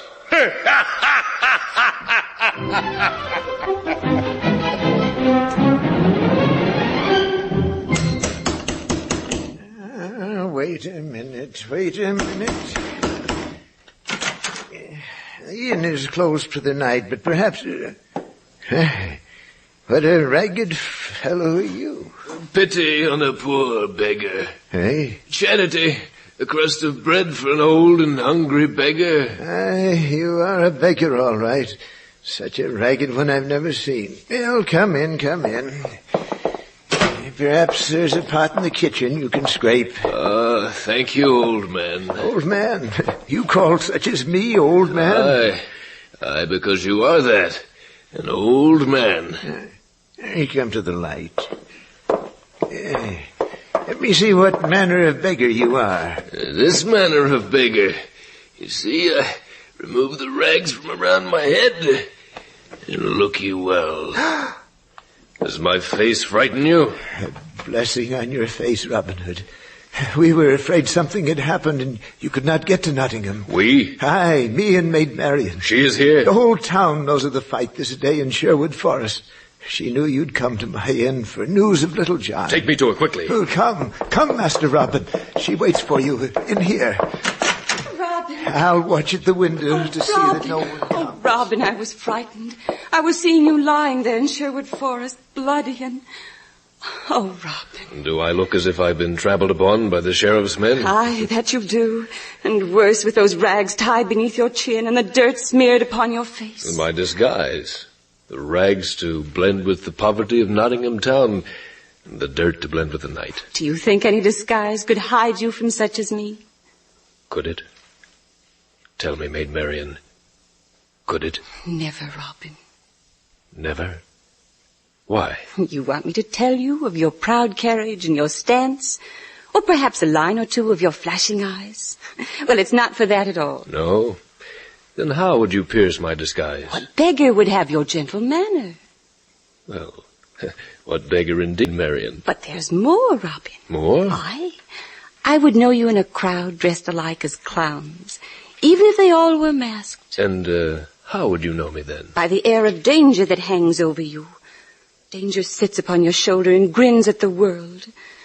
Oh, Robin, must it always be like that? Until I've righted the wrongs that are done to people of England and to me. Until then, Maid Marian. Little John would also talk like that if he were here. What of Little John? What news do you have of him? News to break your heart, Robin. Little John hangs from the gallows of Nottingham at high noon tomorrow. Does he indeed? You do not believe me, Robin. Who gave you this news of Little John, that he swings tomorrow at high noon? The sheriff's crier announced it every hour. But have I told you that Little John would hang? No. Then he shall not. This is a promise I make to you. This is a promise I make to Little John. But how can you save him? Alone, I cannot. But me and my men of Sherwood High, there's very little that we cannot do.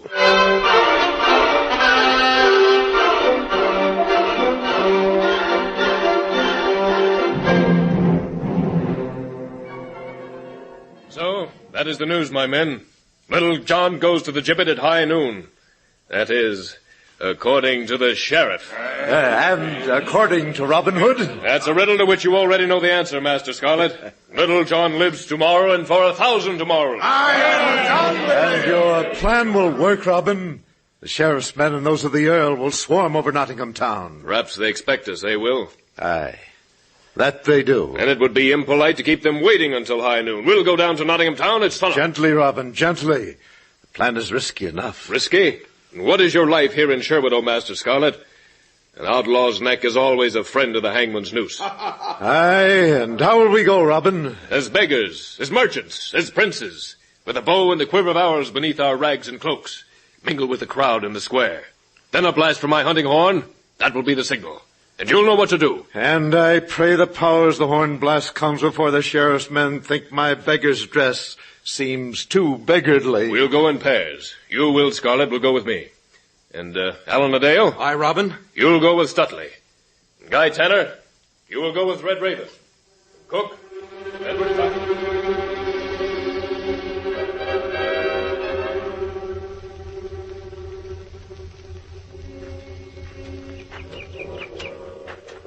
Robin, wait. What is it, Will? There's a guard at the gate. He's stopping all who seek to enter the town of Nottingham. And it is very likely that he will stop us, too. But there never have been guards before. Do you not know, Will Scarlet, that this is a day proclaimed for festivities and games and merrymaking? They are hanging a man. Therefore, they must be careful that the hangman's dance shall not be marred by unwanted guests. Aye, but what will he...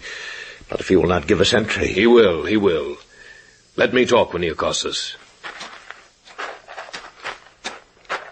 Stay, beggar, stay. No, noble guard. You're one of the sheriff's men, are you not? No. I am of the castle of the Earl of Finchley. What do you want in Nottingham Town, beggar? What can a beggar want? To be as stalwart as you, young man. As handsome. As much a devil with the maids. As much a favourite of the Earl of Fensley. He does not know I exist, except as a dog to bury my teeth into a beggar's hide. Oh, say not so, mighty soldier. If I had such a man as you to guard over my riches, I would make you a captain. No, a prince of the guard. Your riches, beggar. What are they? A dog's leavings? Oh, 'tis so, 'tis so. That is why my brother beggar and I must go into the town of Nottingham. It would be an act of mercy. We starve for a crust of bread, O Prince of God. Go in, go in. Are you not afraid we two might be of Robin Hood's band? You gutters, filth? Aye, in this strange fit of our rags, could they not conceal a bow and arrows with which to save the man who will be hanged, eh? Beggar, if your wit were gold, you would be as rich as the Earl of Fensley. Go in before I change my mind. I have let enough beggars through already. You mean there are others of my profession there before me? Oh, woe is me. There'll not be a crust of bread left to beg, not a crust. Are you going in or not?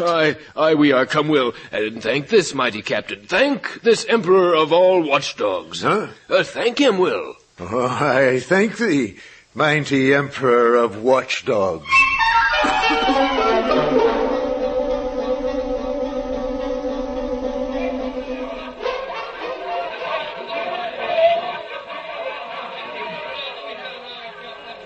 Well, Little John, you've finally found a station noble enough for you. All Nottingham Town has come to see you crowned King of the Hangman's Scaffold. But your crown will be a noose that will fit too tightly about your throat. When and if I die, you bloated barrel of gutter water, you'll die with me. I take an oath, my Earl of Fensley. Do you hear that, Sheriff of Nottingham? Do you hear the hangman's puppet threaten me? Aye. Why so pale, Sheriff? Don't be jealous. I shall take the same oath for you. But I will give you a choice. When would you prefer to die? Today, tomorrow? At your convenience, my Lord Sheriff. You talk like a man who has the foolish, childish notion that he has days of life ahead of him. I have until noon. Aye, until noon. That's when it was planned to hang you. But noon of what day, oh blubbery Earl of Fensley? Can be the noon of a day 10,000 days from today. Oh, I see. You think Robin Hood will save you before the time of your hanging, huh? Oh, that I do not know, for I am mad. I talk to birds. Well, do not stretch your ears for the answering trill of a thrush, Little John. Nor will Robin Hood hear your call. Little do you know Robin Hood. It's true. But we let it be known far and wide that you were to be hanged at noon. Then Robin will be here before noon. My Robin will not fail me. No? My men guard the gates, and Robin Hood and his men will not enter the town. But we have taken an added precaution. Oh, you have the brains of a dim-witted sparrow and enough foresight to take an added precaution against Robin? Yes, Little John. Your hanging was indeed proclaimed to be held at noon. We proclaimed it so often that Master Hood was sure to hear it and make his plans accordingly. What are you trying to say? Spit it out of that gopher hole you call a mouth. Only this. We are not waiting until noon to hang you. We shall hang you now. What? Well, you scum. You drag of dregs. You... Sheriff, you call the hangman.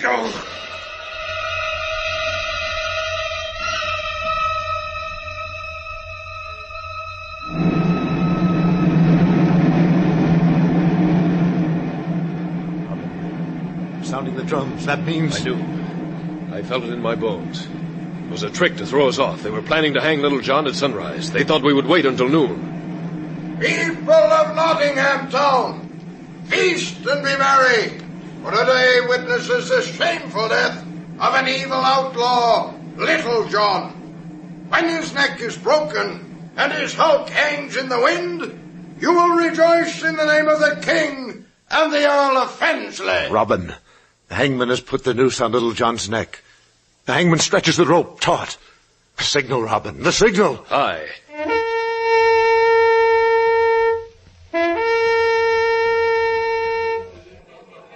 Rally to Robin Hood. Shoot swift and true, men. Your arrows must pierce the hangman's rope. 1,000 arrows like an axe that will cut down the hangman's rope. Shoot! Shoot! Save yourselves! It's Robin Hood!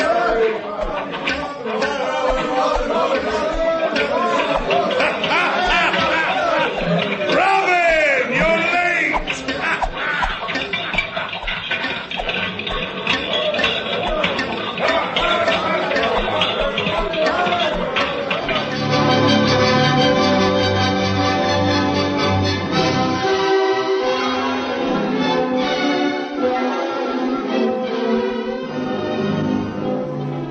Now I shall show you a shot, Robin, the likes of which has never been seen here in Sherwood Forest. Ha-ha, match that if you can. Ah, it's an excellent shot, Little John. With the Earl of Fensley trembling so, it was indeed difficult to speed the feather off his cap. What's there left for you to shoot at, Robin, to prove your eye is as keen as mine? What would you say if my arrow lifted the cap from his head without mussing a hair? Eh? Oh, you're jesting, Robin. Jesting? Watch this, Master Little John. You did it! You did it, Robin! Enough! Enough! Oh, I'll do anything you say, but spare me! Spare me! Yeah, we brought you here from Nottingham town just to hear you say that. Say it on your knees, my Earl of Fensley. Yeah, spare me! Spare me, whatever ransom you wish. My jewels, my gold. Aye, his purse is heavy and his jewels gleam in the sun. Take it. Only spare me. Did you hear that, Thomas the Cobbler? Aye, Master Robin. Then strip him. Aye, Master Robin. Is there enough to repay you for your loss? Aye, Master Robin. Oh, how can I thank you? Yes, remember this always, Thomas. Help those who need your help. That way you will help every man. What shall we do with our fat Earl, Robin? Well, he seems to have shrunk a little. What do you suggest? Well, Robin, the cobbler's business is with feet. Today our cobbler shall have a cobbler's holiday. He shall walk on somebody else's feet. Aye, get on my Earl's back, O cobbler. But, Master Robin... Here, I lift you on, little man, like this. Now, get up, Earl. And mark this, my Earl of Fensley. Sherwood Forest has 10,000 eyes. Aye, Master Robin. Aye. Enough of sport, my men. To the hunt! Robin Hood!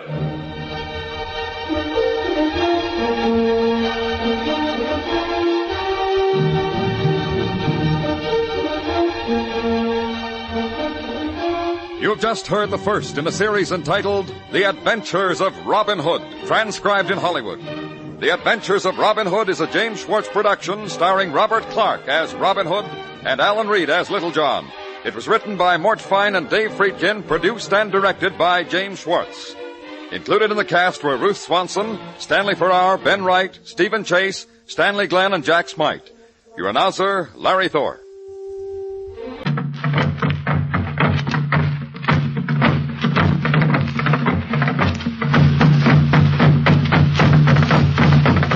Mr. Ray Milland in Safari.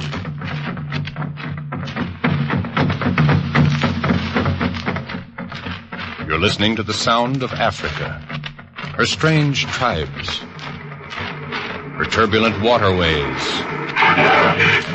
her untamed jungles, her dark and dreadful magic.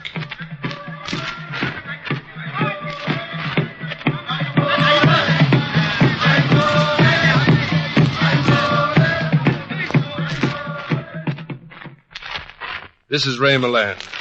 During the next half hour, we're going to take you to Africa for the first of a new series of radio adventures called Safari. Authentic stories of the hunt and the hunter, transcribed against the actual background of the African jungles. In a moment, you'll hear the true sounds of the Dark Continent when, as the white hunter Philip Sterling, I appear in the adventure of the bull elephant. And now, please join my safari.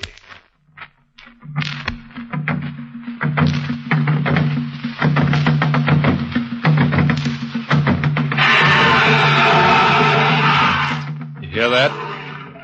It's a noise for nightmares. The trumpeting of a maddened bull elephant. A Immense, crafty, dangerous, able to destroy a man with a single motion. The most frightening sound of the jungle. Sometimes I hear it in my sleep, and I wake in the hot, stuffy tent with cold sweat pouring down my arms. For a moment, I think it's only a dream, that I've nothing to worry about, that Philip Sterling will reach a comfortable old age tramping around the eastern end of Africa. And then suddenly my hand shakes as I put the match to my pipe and there's ice on the back of my neck. I've remembered Gunther Evans, the rogue bull, and I'm afraid.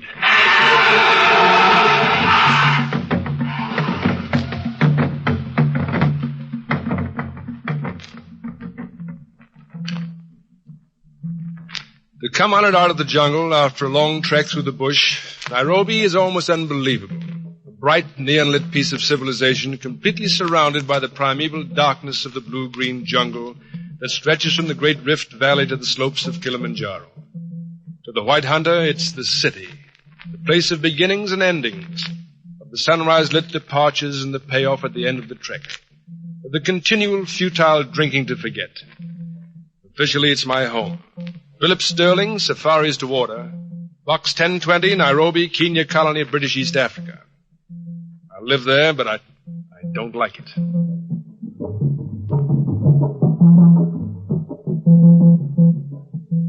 He was sitting in the bar at the New Stanley Hotel, a big, broad-shouldered hunk of a man with graying hair and a black Teddy Roosevelt mustache. There were 3 or 4 other Americans in the room, but I knew that he was my man. I knew from the way he laughed, with his head thrown back and his mouth open like the trumpet of a bull elephant. Wouldn't you know, we come 10,000 miles to Africa and end up in a bar just like Elizabeth, New Jersey. Mr. Evans? Yes, that's right. Yeah, you must be Sterling. Where have you been? Expected you 2 days ago. Well, I'm sorry. Well, I've drunk this place dry waiting for you. Didn't you get my cable? Said the 17th. Well, I was on safari, and there's no timetable in the jungle, Mr. Evans. All right. Sit down. Forget it, you're here now. We can get going. Thank you. Philip Sterling, huh? And I hope you're as reliable as your name. That's why I picture, you know. I'm a great bull, Sterling. Take mine, for example. Gunther Evans. Gon Evans, they call me. That should make me a crack shot. Well, I am. And you've hunted big game before. Moose, mountain lion, grizzly bear, that big enough for you? Well, it depends on the size of the bear, I should think. Not bad at all. I like a man who thinks quick. But don't you worry about me, Sterling. You find the game and I'll shoot it. I've never missed a kill yet. Well, you're very lucky. I have, many times. I thought you were a professional hunter. I am. Yeah. Oh, this is my wife, Felicia. This is Mr. Sterling, our white hunter. How do you do? How do you do, Mrs. Evans? Mr. Sterling's very handsome, isn't he, Felicia? Why... Lean and bronzed, very attractive. Attractive to women, that's what you were thinking, huh? You've been watching him ever since he came in. Why not say so? He might like to hear it. Gun, please. Your letter mentioned elephants, Mr. Evans, but I presume you're after a fairly representative bag of trophies. Kudu, waterbuck, antelope. Don't presume, Mr. Sterling. That's not what I'm paying you for. If I want antelope, I shoot them in Wyoming. I came to Africa for big game. Elephants are the biggest, aren't they? Unless you'd care to try shooting whale. All right, I want elephants. And none of those puny representative trophies either. I want a real bull with plenty of tusk. You know, they got one in the museum at home with 200-pound tusks. Well, I've promised them a bigger one. Now, that's quite an order. Elephants aren't as plentiful as they used to be. It's your job to turn up game. Can you find it for me or not? I can find it. In the Ngorongoro. What's that? Well, it's an extinct volcanic crater on the edge of the Great Rift. Takes a special permit. But it's the best hunting in Africa. Well, get the permit. I want elephants. I'm willing to pay for them. Good. But did Mrs. Evans plan to accompany us? My wife goes where I go. Ngorongoro is no woman's safari. Isn't that out of date, Mr. Sterling? I read that there wasn't any danger now, that you traveled by cars and... Yes, normally. But when you shoot in the salt flats or within a few miles of the so-called roads. But for Ngorongoro, you'll have to trek more than 100 miles on foot. Mostly straight up and down through some of the densest jungle in East Africa. Then you don't think I should go? Well, that's not my decision, but I'd advise against it. At best, it'll be uncomfortable. At worst, dangerous. A bull elephant isn't easy game. Gun, why don't I wait for you here? I just hold you back. You know how I feel about killing. What's the matter this time, Felicia? You see a young lieutenant who appealed to you? Or are you planning to look around after I'm gone? Gun. Or are you just a coward like your father was? All right, Gun. I'll go. She was slender, almost too thin to be beautiful, with copper-red hair, that fine spun texture women always claim they can't manage, and pale, luminous skin. Her face seemed to be all eyes, large, dark, violet pupils set in deep shadows. The eyes of a wounded gazelle who begs for the final bullet that'll put an end to pain.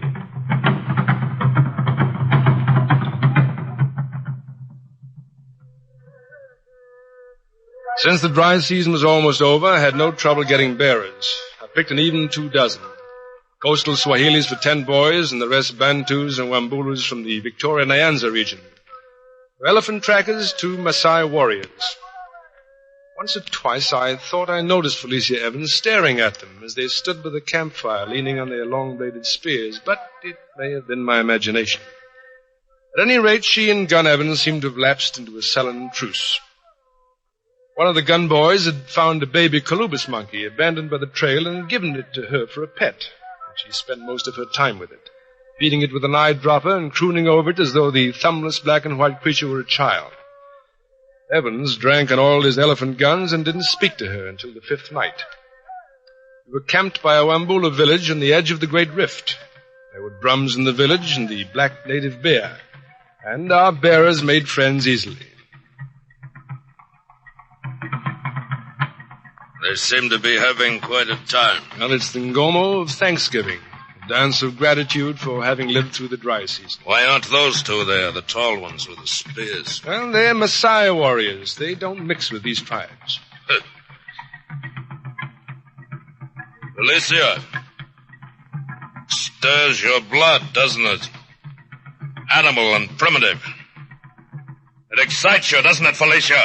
Don't shout so, Gun. You frighten me. Why shouldn't I frighten him? I'm a man. He's a monkey.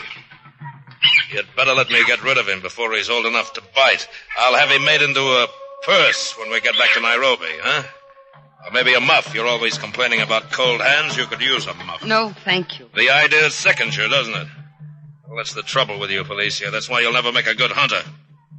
You're afraid of the very thought of killing. I just don't like to hurt things, that's all. Except me. That's not fair, Gun. I've tried to be the kind of wife you want. Lord knows I've tried, but... Well, we're different. You bet we are. I'm not a coward, and you are. Why don't you admit it? I'm going to my tent. Wait a minute. Wait a minute. I want that monkey. No, Gun. I said I want it. Hold on, Evans. Get out of my way, Sterling, if you will.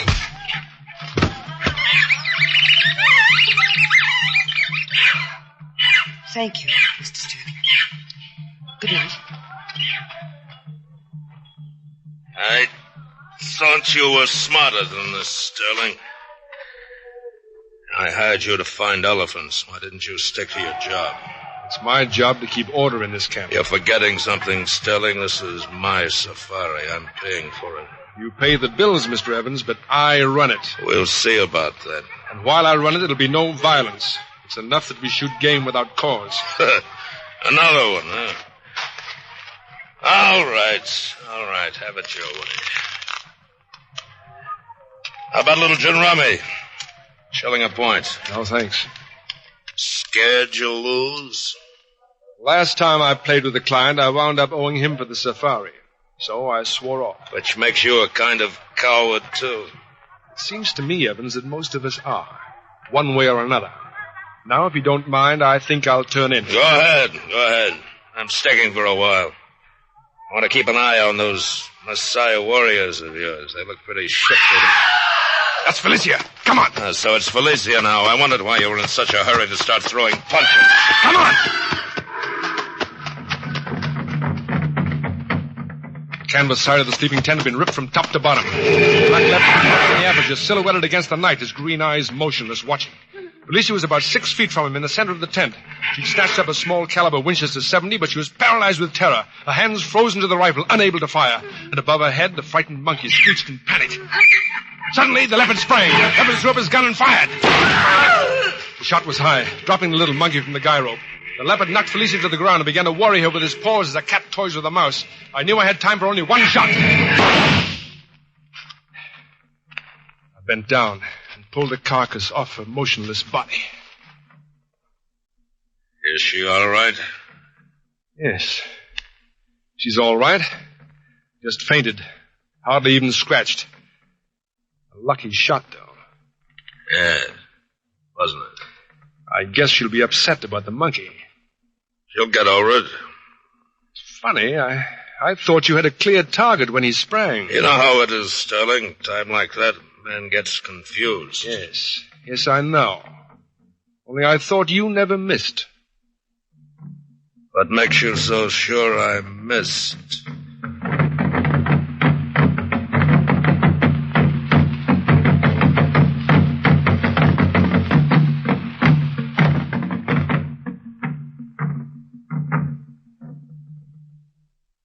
This is Ray Milland again, back across 10,000 miles from the African jungle. That's a pretty exciting prospect, Hollywood to East Africa once a week, every week. It seems to me that it makes Safari a pretty exciting radio program. You know, over the years, I've had a number of opportunities to appear on radio series of one sort or another. But somehow I never quite fancied myself as a private eye or a kindly country doctor. Then Safari came along. I remembered the thrill I'd gotten as a kid shooting make-believe lions with a broomstick on the Welsh countryside. And how I'd felt the same thrill of excitement years later watching such tremendous motion pictures as King Solomon's Mines, The African Queen. And I realized that here was a program that's really different, one offering every member of the family escape from a humdrum existence to a realistic recreation of the shadowy jungle world where the white hunter gambles brains and courage against life itself. And every turn of the trail may bring silent-footed danger or snarling death. Safari offers you Africa and excitement and high adventure, like the one we return to now, the adventure of the bull elephant.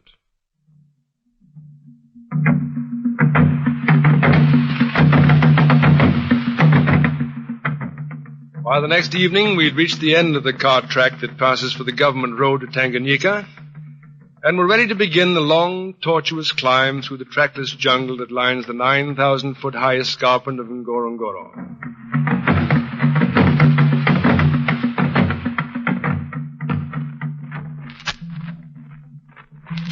The days were a torture of aching bodies and swarming insects, and the nights a damp, nightmare-filled release. And then at sunset on the fourth day, the rim. A thick gray fog swirled around us. Barely 100 miles south of the equator, yet we shivered inside our heavy coats. Then, quite suddenly, the fog lifted. Spread at our feet was an incredible landscape. A flat crater more than 15 miles across, glowing purple and yellow and red with the wild iris and gladiolus, and ridged with the dark green of the forest that clung to the stream beds. Great herds of game ran free across the plains, zebra, eland, Grant and Thompson gazelle, hartebeest, wheeling and turning by the hundreds, by the thousands.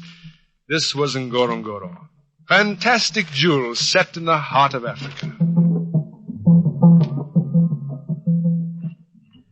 It's quite a sight. But I don't see any elephants. They're here. They'd better be. There were elephants, all right, all around us, feeding on the young growth, moving through the thickets with cat-like silence despite their gigantic bulk. Hundreds of elephants, cows, growing calves, young bulls, but not the heavy old tusker Gunther Evans wanted. At first he took the hunt with almost boyish enthusiasm. But as the fruitless days of tracking followed one after another, he grew more surly, and our dwindling supply of liquor diminished more rapidly. Hadn't you better go to bed, Evans? We want to get an early start again tomorrow. Why? What's the difference? You'll never find me a decent elephant. You don't like me, so you won't find me an elephant. Well, all I ask is just one shot at him. Just one shot. I never miss a shot. Stop looking at me like that, Sterling. Accidents can happen, you know. Especially hunting accidents, you ought to know that. It wouldn't have been an accident. Wouldn't it? You're wrong, Sterling. I'm a lawyer back home. You didn't know that, did you? Well, I'm a good one, see?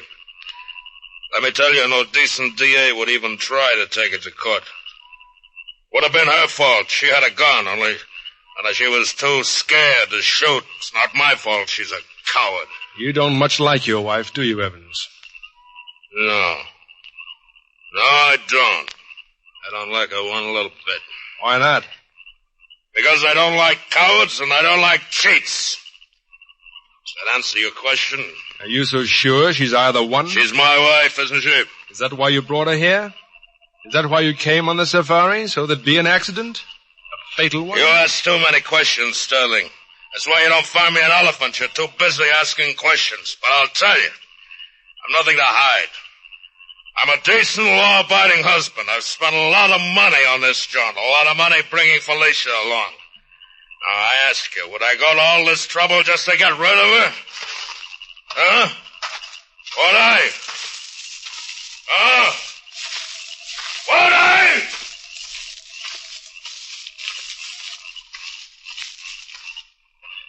Hello, Philip. I was wondering when you'd get tired of the orgy and come back here to your tent. What is it between you, Felicia? Why does he hate you? Didn't he tell you? He thinks I'm a coward and a... well, no good. Didn't he tell you that? Something of the sort. Is it true? My father was Gunn's business partner. He embezzled money from the firm. When he couldn't pay it back, he jumped off a building. Gunn says that's cowardice, that I inherit the tendency. But I wonder if it could be so easy to kill yourself. What do you think? I'm not sure. And the rest of it? Have you ever heard of projection? The need to find your own faults in those closest to you? Is that it? You've known me for 3 weeks. What's your opinion? Well, I'm not sure of that either. You'd like me to make it easy, wouldn't you, Philip? To run away or make advances. But I'm a woman. I enjoy admiration. I enjoy being chased. And caught. Perhaps I'm an elusive quarry. Good night. Felicia, wait. Be careful. For what he said tonight, Don't worry, Philip. I know all about it. I've known for a long time. Then why'd you come on the safari? Why'd you come to Africa? For a silly reason you might never think of. You see, in spite of everything, I'm still in love with my husband. Good night, Philip. Sleep well. She moved away as silently as a gazelle moving through the reeds at the river's edge. A few minutes later, I fell into a troubled sleep.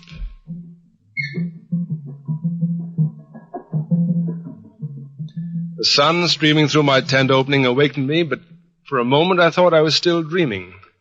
A grizzled, gray-haired Maasai chieftain was standing on the threshold, leaning on his heavy spear. He wore only a lion's skin draped over one shoulder, and heavy brass rings dangled from his earlobes. Jumbo, Buana. Jumbo, habari ya siku ni yangi? Timbo, Buana. Buana, Timbo. Elephant. Lord Elephant. I hurried into my clothes. I fired a barrage of questions in Swahili at the old warrior. He answered each one slowly and thoughtfully with the careful deliberation befitting a statesman and diplomat whose word is law over 500 square miles of jungle. But by the time Gunther Evans poked his head through the tent flap, I'd heard all I needed to know.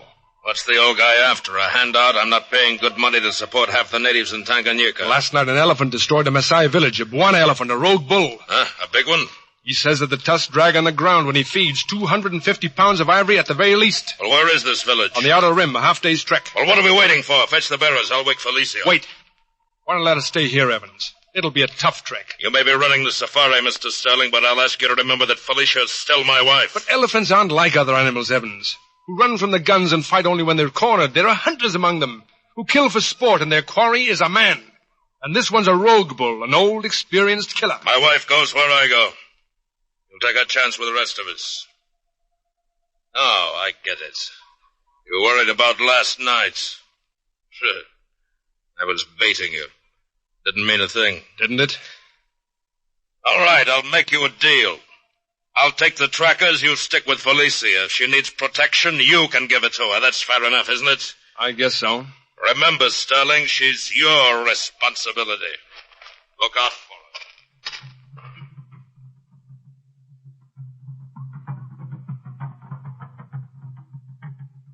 We reached the ruined village by mid-afternoon.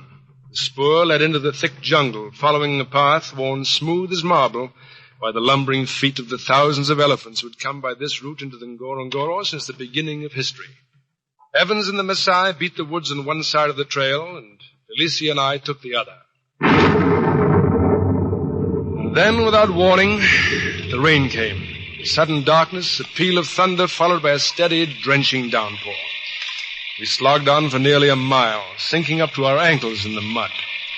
I was about ready to turn back when I heard it. The maddened bull was directly in front of us, his great head lifted toward the sky, trumpeting defiance at the elements.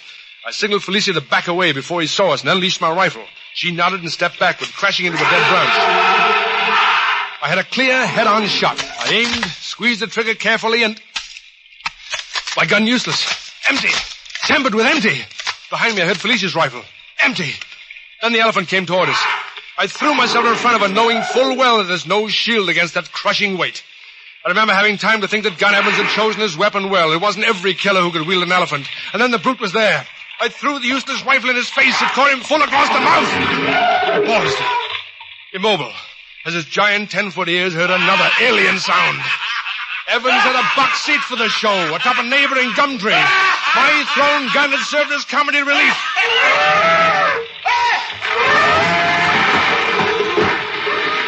One tore out the tree and knocked the big man to the ground. Evans raised his gun as he fell, but his finger froze on the trigger, and his face was a mask of fear as the bull dropped to his knees, slowly, inexorably bringing his tremendous weight down on Gunther Evans. I got to my feet. But Felicia was ahead of me, running toward the bull, slipping past the writhing trunk, grabbing Evans' rifle, pressing its muzzle against the gray leathery skin, and pulled the trigger.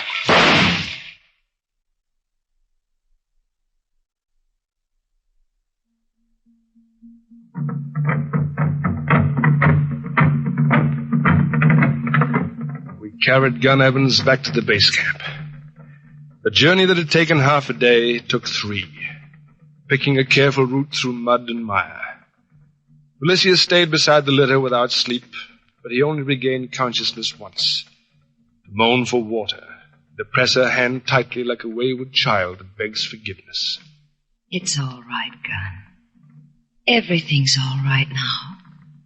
Her eyes, when they looked up at me, held no tears.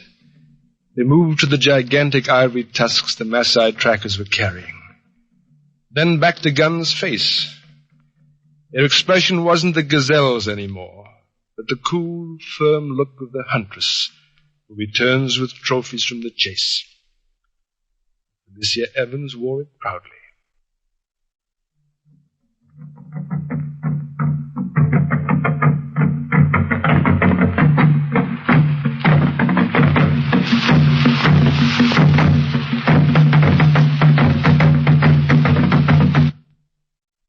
This is Ray Milland again. In a moment, a word about our next safari. But first, my sponsors have asked me to mention their product. You know, our civilization offers a lot of comforts and conveniences not to be found in the jungles of Africa. The reason is that over the years, far-sighted men have found better ways of doing things and better ways of making things that'll give everyone an easier, richer life. One of the fruits of civilization is our product. There was a need for it, so someone invented it. Then as more and more people wanted it, the company found ways to make it plentiful and cheap, so everybody could be relieved of the cumbersome, old-fashioned way of doing things. And today, if you're still trying to get along without one, well, you're just depriving yourself of one of the real benefits of modern civilization.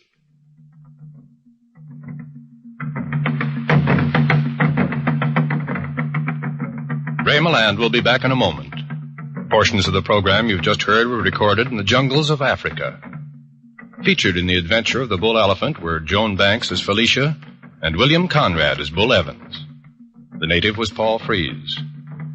Safari is written by Robert Yale Libet, directed by Jack Johnstone. Now here again is our star, the Academy Award winner, Mr. Ray Milland. In our next story, we are going to the fantastic Ruwenzori Mountains of Uganda, the aptly named Mountains of the Moon, there to play out a tale of intrigue and death in very high places, when I again star as the white hunter Philip Sterling in the adventure of the Mountains of the Moon. Won't you join my safari?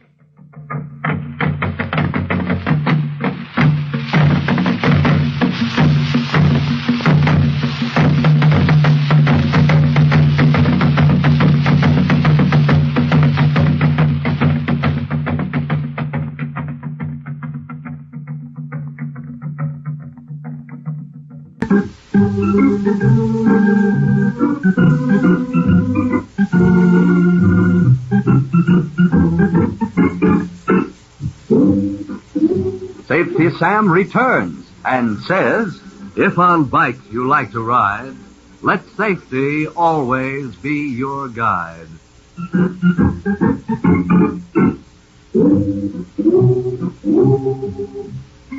Follow Vice Boys and Girls and you can't go wrong. And follow Safety Sam's new adventures as he returns to track down the safety villains. Join him today as he solves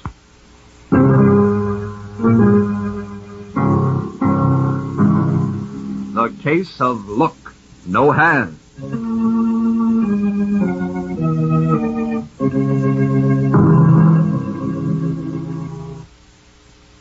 Safety Sam. Yes, Cardigan, what is it?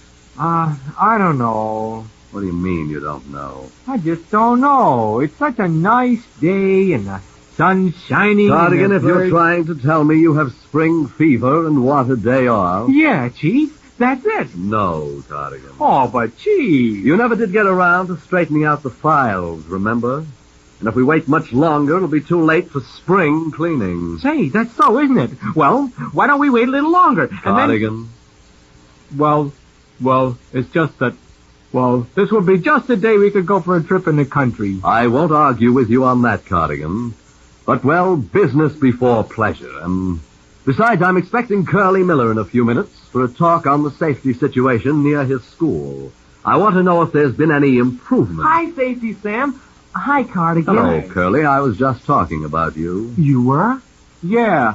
But, Curly, you really sure haven't got something else to do? A keen deduction, Cardigan. How'd you guess it? Oh, my natural ingenious, I suppose. Say, you mean you aren't really going to stay and talk? I'd like to, but the fact is, I just dropped in for a moment to say I've got somewhere else to go. Great! I mean, where, Curly? If you're going out into the country for the day, Curly, don't tell Cardigan. But that is city line, you know, in Chesseau County, in one of those frame houses. Edgeville isn't exactly the country. Well, no, but it has sidewalks, and State Highway 26 goes through it.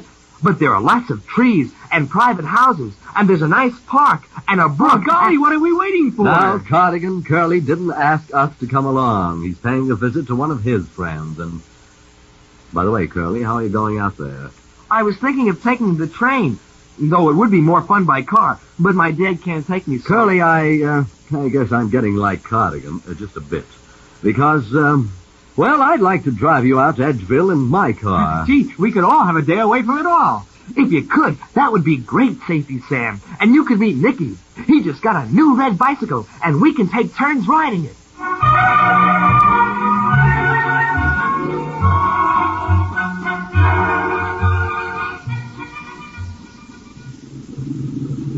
This is the house, Safety Sam. I'll find out if Nicky's home. Oh, why wouldn't he be home? On a nice day like this. Cardigan, you've answered your own question. On a nice day like this, chances are he's out somewhere riding his bicycle. Well, Nicky's inside all right, but his mother, that's my aunt, you know, she answered the door, and she said Nicky was in bed. Hey, isn't it about time he got up? After all, it's nearly 11:30. Quiet, Cardigan. I begin to suspect. Curly, your cousin's in bed because there's something wrong. He's sick, or he's had an accident. How'd you know? Yeah, that's it. He was riding his new bicycle and, he's all banged up, and he hurts all over. And why don't you invite your friends to come in, Curly? I'm Nicky's mother. How do you do, ma'am? I'm Safety Sam, and this is my assistant, Cardigan. We don't want to disturb you. We just heard from Curly that your boy's not well. He's well enough to receive visitors, Curly. Oh, I'm sorry, Aunt Nellie. I guess I must have misunderstood. Can we go now? Surely. He'll be glad to see you, poor boy. Although I don't know that he deserves too much sympathy. After all, he knew better. This sounds as if Nicky's been in some sort of an accident due to his own carelessness. Curly must have told you. But he couldn't have. He didn't even know. Well, when you see Nicky, he'll tell you all about it. So go right up. Thank you very much. I'm sorry.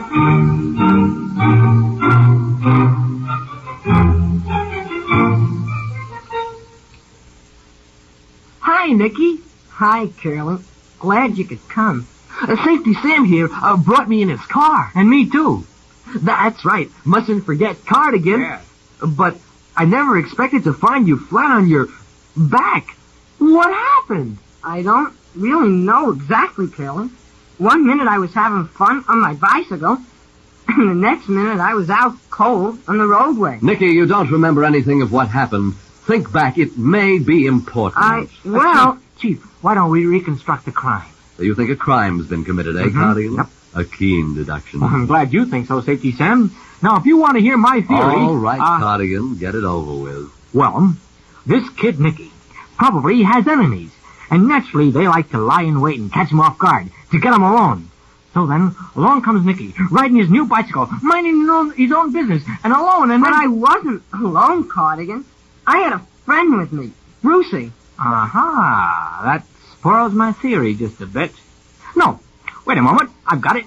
Your so-called friend, Brucey, did it.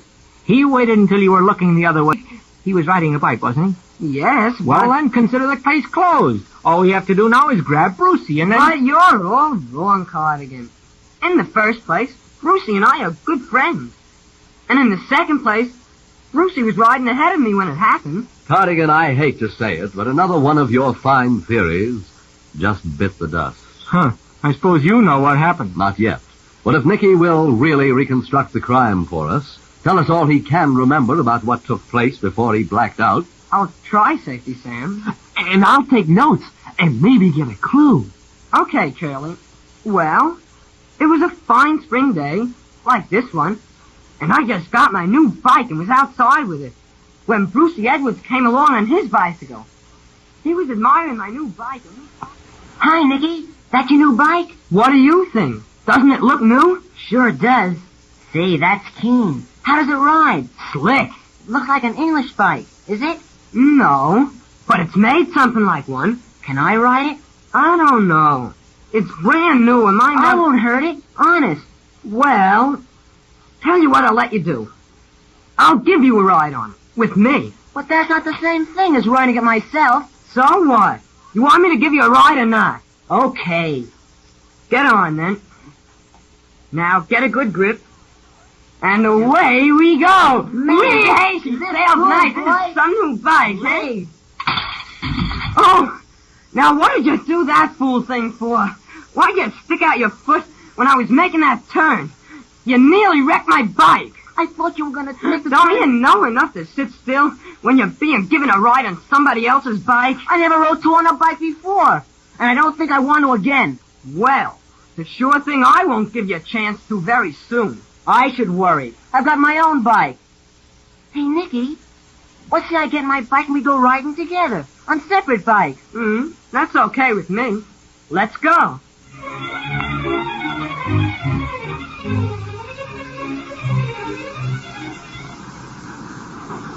Well, I guess this little old bike of mine's as good as yours anytime. It isn't as fast. Maybe not. Then again, maybe it is. Well, there's only one way to find out. Let's have a race. Okay. But isn't this a pretty dangerous street for a race? Oh, you want to back out, huh? Chicken? Okay, wise guy, I'll race you. Let's go.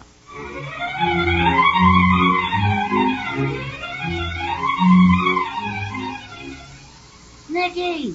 What? You calling me, Brucey? Yeah. Slow down, can't you? I can. But we're coming to the corner. The main highway. I can't, Brucey. I can't stop with that. The brakes don't work. Ow! Nicky. I'm all right, Brucey.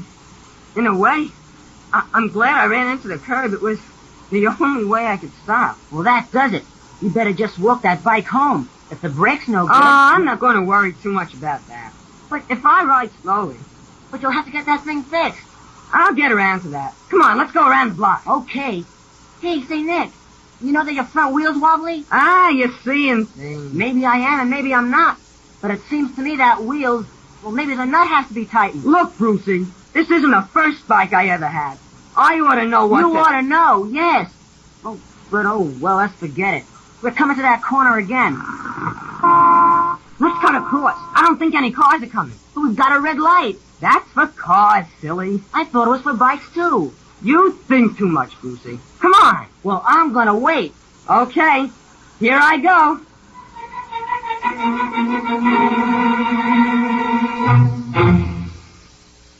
And That's all I remember, Safety Sam. Well, thank you very much, Nicky. You've helped a lot to reconstruct the crime.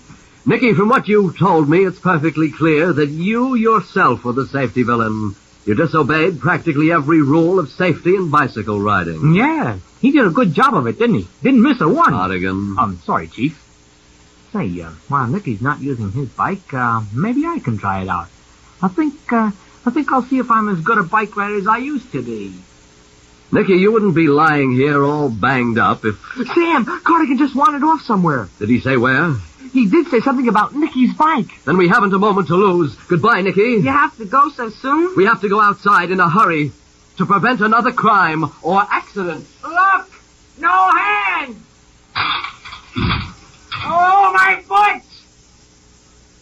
Too late. Cardigan must have remembered the one bicycle safety rule violation that Nicky forgot. The one about not taking your hands off the handlebars to show off. Well, Nicky, and boys and girls, this is as good a time as any to check over the rules Nicky forgot. First, why is it wrong for two to ride on one bicycle? I'm not thinking of a bicycle built for two.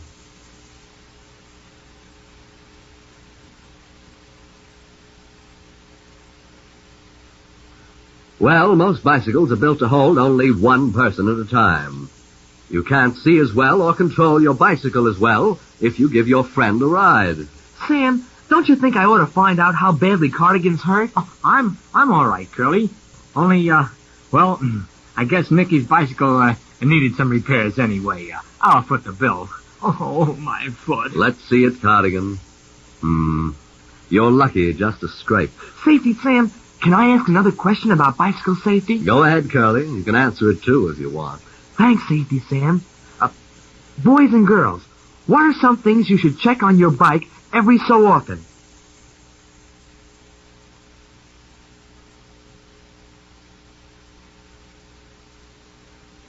Well, here are some.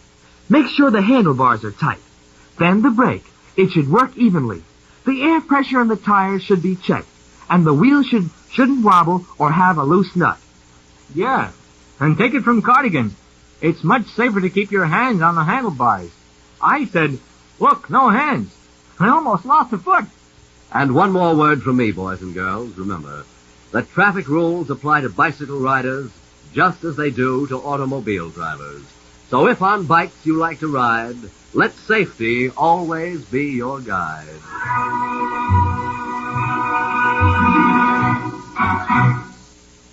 And so we've solved the case of Look, No Hand, along with Safety Sam, Detective. Today's script was written by Gerard P. Meyer and produced by the All-City Radio Workshop under the direction of Marjorie Knudsen. Be with us again for our next broadcast when we join Safety Sam as he returns to track down another safety villain in...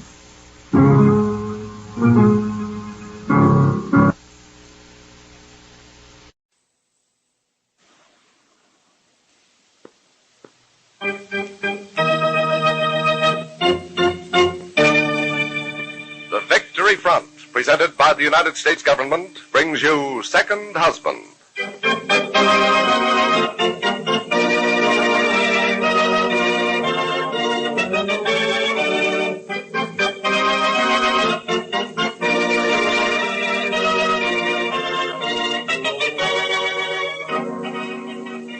The Columbia Broadcasting System, in cooperation with the United States government, has the pleasure of bringing its listeners a new series of programs. A different kind of series. During these programs, the people many of us know and love, people we meet every day on the radio, have volunteered their services to the government. And they're going to visit here at the same time each weekday on the Victory Front. Now, speaking for the United States government, here is Carl Van Doren. Second Husband is featured on this week's presentation of the Victory Front. Among the people known to millions of Americans, loved and admired by them, are those who meet every day in the story of Second Husband. Brenda Cummings and her friends have been doing all they can on the home front to help our boys on the fighting fronts. Faced with the same intimate problems you face every day, they understand that we cannot win the war or the peace unless we understand what we are fighting for, unless we understand that we must know and have faith in our allies, unless we understand that we must remain united to win. And now, second husband.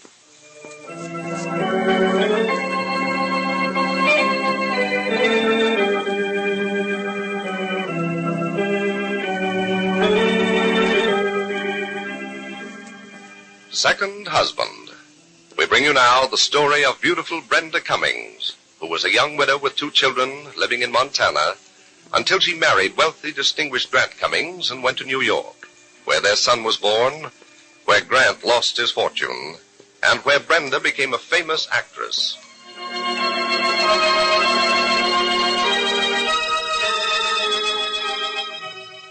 But now, Brenda's life and Grant's are profoundly changed by the war. On dimly lit Broadway, Brenda is starring in a successful New York play, and Grant is now Lieutenant Commander Cummings aboard a submarine somewhere in the dark waters of the Atlantic. As millions of others, these two who love each other are separated. Tonight, Brenda is in her theater dressing room, and with her is her loved old guardian, Ben Porter. It's Christmas Eve. Christmas Eve, 1942. Brenda's lovely face is reflected in the mirror, but Ben is leaning toward her anxiously as she says, Ben, 15 minutes before the curtain goes up, and it means so much to me to be at my best tonight. Oh, Brenda, gal, I've never known you not to play your best. Yes, but tonight is Christmas Eve, Ben. Christmas Eve. Oh, I'm not worthy of Grant if I can't be as brave as a wife should be when her husband is not with her for Christmas. Oh, honey, you're doing just fine. Oh, no. No, I'm not, Ben. Grant's on a submarine. He's out on the cold, bitter, deadly Atlantic. Oh, but I gather courage, Ben, in knowing that other women, too, all over the world are separated from the men they love tonight. And I've got to go through with tonight and tomorrow, Christmas Day, with the sort of faith and courage I imagine an English woman would show, or a Russian woman. And I know that we Americans can equal any of them. You bet we can, honey gal. Say, we Americans have got plenty of what it takes. We built this country the hard way. Now, don't forget that. No, I'm not forgetting it, Ben. I'm not. Yes. Mrs. Cummings, some flowers for you. Oh, thank you, Jerry. It's all right, I'll get them. All right, thank you, Ben, will you? They arrived just a second. Oh, well, that's fine, and thanks for bringing them, Jerry. Say, would you look at the size of this box, Brenda gal? Now, who in the world could have sent such a thrilling-looking box? I wonder. Open it. Ben, look at these flowers. Yeah. All of my favorites. Oh, such beautiful things. And there's your card. Yes, Ben. Oh, look here. Look here. They're from Grant, Ben. From Grant? Yes. Oh, can you believe it? He ordered them days ago before he was sent out and arranged to have them delivered tonight. He says here, darling, this is Christmas love. It's from Grant. Now, you see, he was thinking of you getting them tonight. Oh, look here. Here's a war bond tucked beside them as a gift. Oh, that sweet, wonderful darling. Why, Ginger, it sure is a war bond. How could I let a husband like this down, Ben? How could But you've never let him down, honey. But I've got to think tonight of all things that we've got to thank God for. Grant always said to me, don't think of me out there in a submarine alone, Brenda. There are quite a few lads just like me, only knowing a lot more right there with me. And in the Atlantic, remember, there's always the good old British Navy right in there with us. Now, ain't that just like Grant, always? Of course, honey, one of the finest things in this war now seems to me is having the British as our allies. Fighting allies, fighting side by side with us. Why, Ben, You know, you're saying honey, that... I'll be honest. Now, I never understood them British because I didn't know much about them until the war started. Now I know that the Englishmen who won the Battle of Britain from Mr. Hitler, who held the Germans at bay alone for over a year, are among the greatest fighting men the world has ever known. Ben, you know who I was just thinking of? Of Raymond Rogers. Remember him? Yes, sure. He was the first and best leading man I ever had. He was English, and you loved him. Well, I'll tell you, Brenda, I take my hat off to the British. They're soldiers, and as great an ally as any country ever had. All we got to be sure of in this country of ours is that we all understand these things about the British, the truth, and not let Hitler plant seeds of dissension and misunderstanding. for he's always up to his game of divide and conquer. And that's what he'd like to do with us in Britain, and Russia, and China. Yes, sir, he'd like to see the United Nations split wide apart. Yes, and that's what he'll never see, Ben. No. Never, because we understand his methods only too well. And... these flowers from Grant. I wish he knew how happy they've made me. Brenda, may I come in? Oh, yes, hello there, Carol. Please do come in. Oh, how are you, Mr. Porter? Hello. My, what dream flowers. Aren't they lovely? Grant ordered them to be sent tonight before he left. Oh, then you are the lucky one. I feel about as much of a glamorous actress tonight as an old stick. Oh, poor darling. What do you mean by that? Have I a fiancé whose family teased him on money bags, or haven't I? Oh, Carol, what a way to talk about Deke. One of Uncle Sam's most handsome young first lieutenant. Yes, say, where is Lieutenant Walters now, Carol? Oh, overseas somewhere. I don't know. I haven't heard a word, not one from Deke. I haven't gotten a Christmas present. Well, not even flowers. Well, now, Carol, possibly... Now, don't defend him, Brenda. He's always lavished me with exciting things, and I'm furious. As far as I'm concerned, you can tie Christmas up in a neat little package and send it back to Santa Claus. Oh, now, really, Carol, I mean it, all this Christmas spirit. What does it mean? Where does it get you? It's a lot of sentimental twaddle, and I don't believe in it. Deke could have written at least. He could have sent me something. This is her dressing room. Thank you. Who's Mrs. that? Cummings, Major Rogers is here to see you. What? Major Rogers? What do you know? Hello, Raymond, of all people. Well, by Jove. Ben Porter and Carol Hahn. Raymond, you just don't know how grand it is to see you. Ben and I were just speaking of you. We thought that you were, well, halfway round the world with the RAF. And I have been. I was. I'll only be in New York a short time, but I had to stop by and see you, Brenda. It wouldn't seem like New York if I hadn't. Oh, you're just as devastating as ever, Raymond. Oh, Carol. A uniform does something to a man. Well, how's your life, Carol? Are you married? No, I'm engaged, but my affection is at a low ebb at the moment. Christmas is getting me down. You see, she hasn't heard from her lieutenant yet, and she's in very low spirits tonight, Raymond. And I was just about to tell her when you walked in that this Christmas Eve, above all others, is no time to be downhearted. Right you are, Brenda. Oh, how wonderful this is. You and Ben and Carol and I in a dressing room talking before a performance. And Raymond, for the sake of old times, you and Carol must come home with Ben and me tonight. Will you?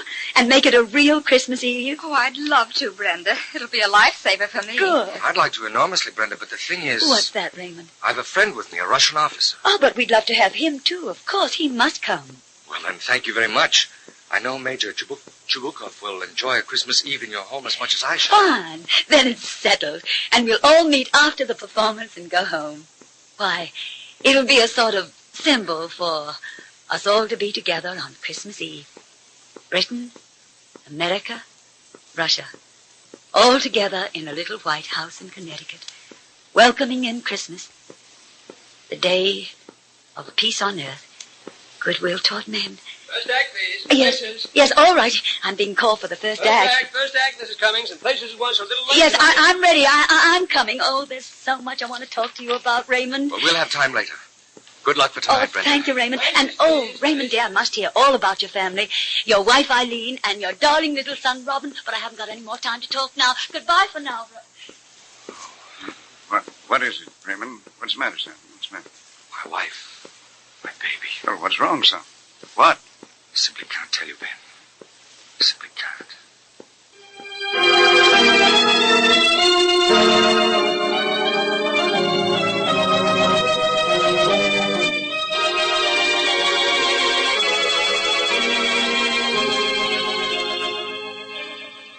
A silence in the room. A silence heavy with unspoken words. Ben has turned away from the dark pain in Raymond's eyes. But Ben feels that somehow his question has been answered. Listen tomorrow. You won't want to miss the emotional scene in the little white house in Connecticut in the next chapter of Second Husband.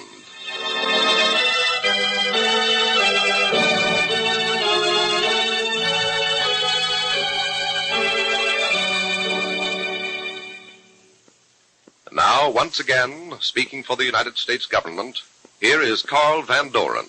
The United Nations are in existence for a great deal more than the waging of the war. Their peoples must also work together in the peace ahead so as to build a better world based upon mutual consideration, understanding, and the essential freedoms. The United Nations came to being January 1st, 1942, when 28 countries signed the now famous Declaration by United Nations. In that declaration, the United Nations subscribed to the common program of purposes and principles embodied in the Atlantic Charter. The Atlantic Charter is worldwide in scope. It applies to India and China and Russia and Burma and Africa and Europe and all the Americas. The free world the United Nations are fighting for includes the 4 freedoms for everyone, regardless of race, color, or creed. The war has taught us that an attack on liberty anywhere in the world is an attack on liberty everywhere in the world. The war has taught us that what happens to a people anywhere in the world affects people everywhere in the world. That's why we must remain united. We must be united to win both the war and our peace.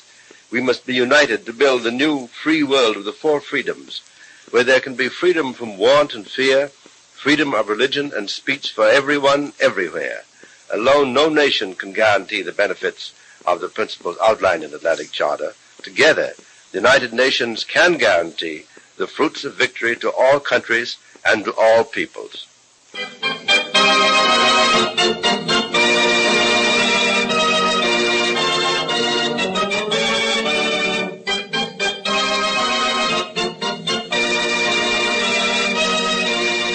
You have heard the first episode of Second Husband, brought to you on the Victory Front, a new series of special programs in which the people you love in popular daytime programs are visiting you on behalf of your government. The United States government wishes to thank all who are donating their talents to score one more blow for victory, including members of the American Federation of Radio Artists. Listen tomorrow at this time for episode number 2 of Second Husband in this story about the United Nations on the Victory Front.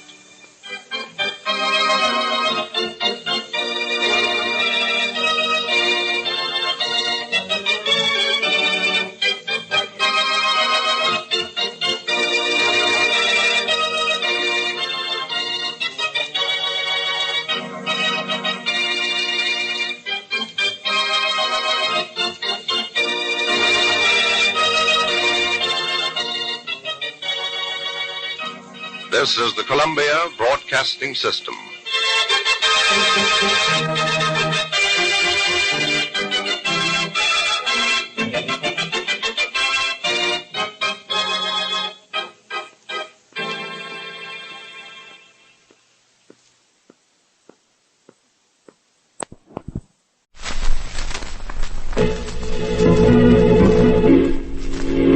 Floyd!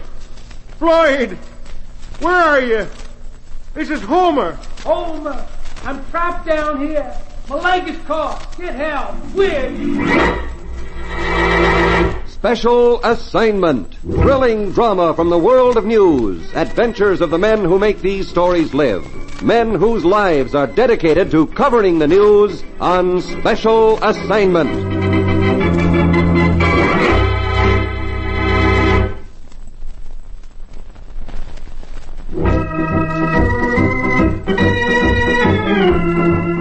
And now with the story of a special assignment, here is Oliver Gramling of the... But frequently, the story of an unknown person has compelling human interest appeal. Floyd Collins was unknown, but within a matter of hours, his name was on the front page of newspapers everywhere. Millions learned about what was happening to Floyd Collins through the eyes of William Burke Miller of the Louisville Courier-Journal. Miller's special assignment on that occasion has become a newspaper classic.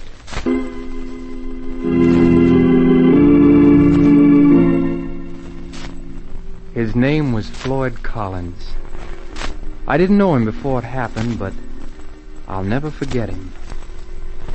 I never did see his face clearly, and the circumstances which brought us together didn't give me a chance to see if he was tall or short. What I remember most about Floyd Collins was his courage, his nerve and infinite hope in face of absolute disaster.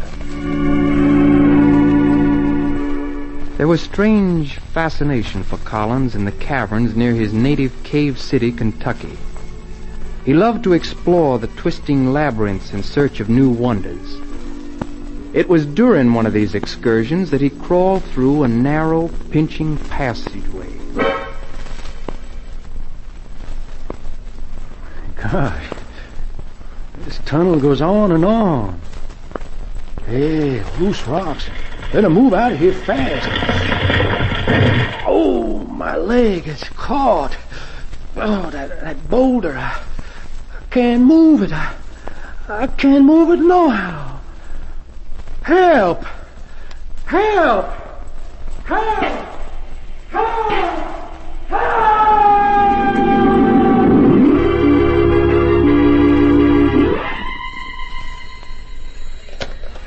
Courier Journal, City Desk. Neil Dalton speaking. What? I don't believe it. I know, we've heard nothing about it. Hey, Skeets! Skeets!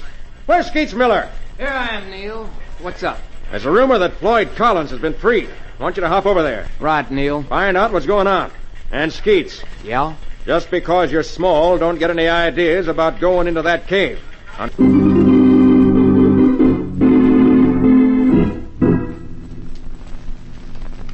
That fire sure feels good. Here, let me give you a hand.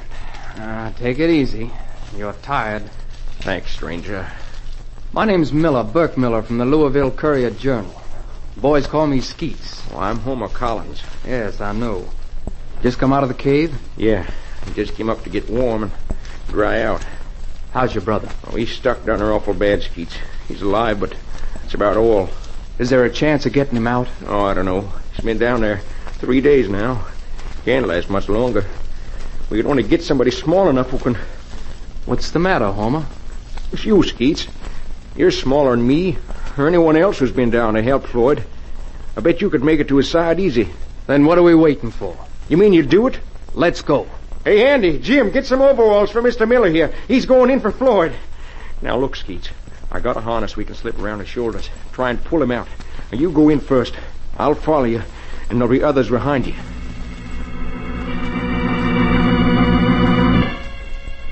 I went down on my hands and knees through pools of ooze and slime in the dark. I butted my way along the twisting pathway. And then the passage got smaller, and I had to slide and squirm like a snake. It was wet and cold. My teeth began to chatter, and I had the shivers. Partly from the dampness, and partly because in that black silence, I was beginning to be afraid. Then, after what seemed like ages, I touched something soft. Homer, I think I'm touching Floyd. I can't see. Hello, Floyd. Floyd, can you hear me? Please, fella. Help me out of here. I'll try, Floyd.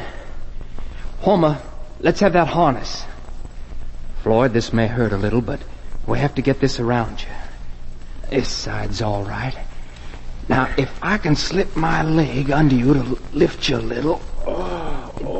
Just a little more. That's it. Good boy. All right, Homer. All fastened here. Now you pull when I give the word. Ready? Pull.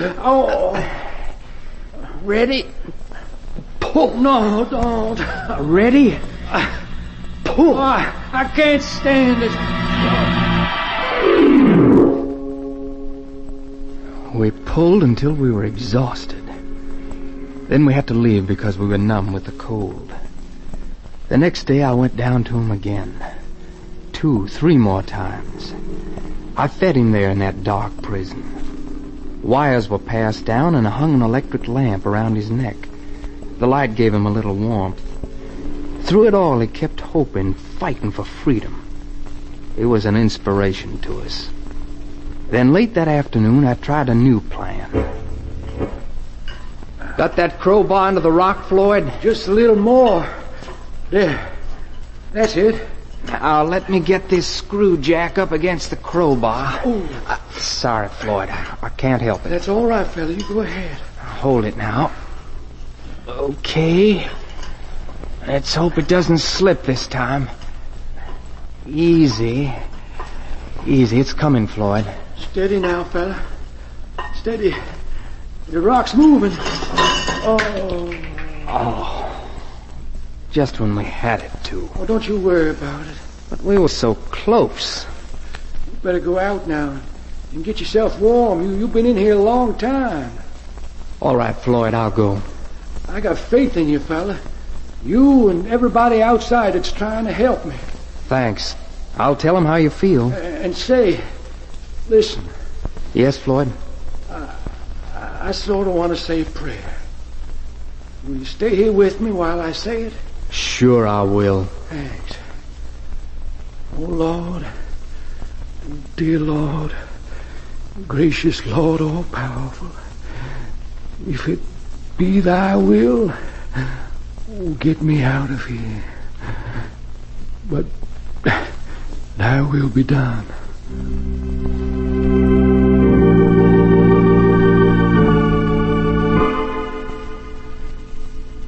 How was it, Skeets?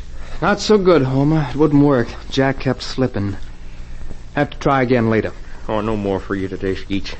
Your lips are all blue. Got to get some heat. It'll be all right. I just need a little rest, that's all. Hey, what's that? Hey, Skeets, it's a rock slide. Rock slide in the tunnel. I'm going back, Homer. Well, you can't, Skeets. You just came out. That doesn't matter. Floyd may be dead.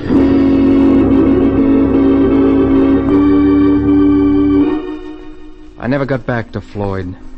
A stone barrier had come between us. His only link with the outside world was sealed tight. Is he dead, Skeets? Is he dead? I don't know, Homer. There's no answer. I don't know how we can get through to him. There's current still flowing through the wires you brought down, Mr. Miller. Well, what does that mean, Mr. Carmichael? Well, it means the lamp around Floyd's neck is still burning, and the wires haven't been cut by the cave-in. Sure, but it doesn't mean he's alive. Yeah, we'll soon find out. We can attach those wires to an amplifier. If he's breathing, there'll be movement of the lamp filament, and we can pick up the sound. Well, what are we waiting for? Let's get that amplifier. How about it, Mr. Carmichael? You hear anything? No, not yet. Give it more volume. Hey, wait a minute. You got something? I don't know. Listen. Click. Click. Click.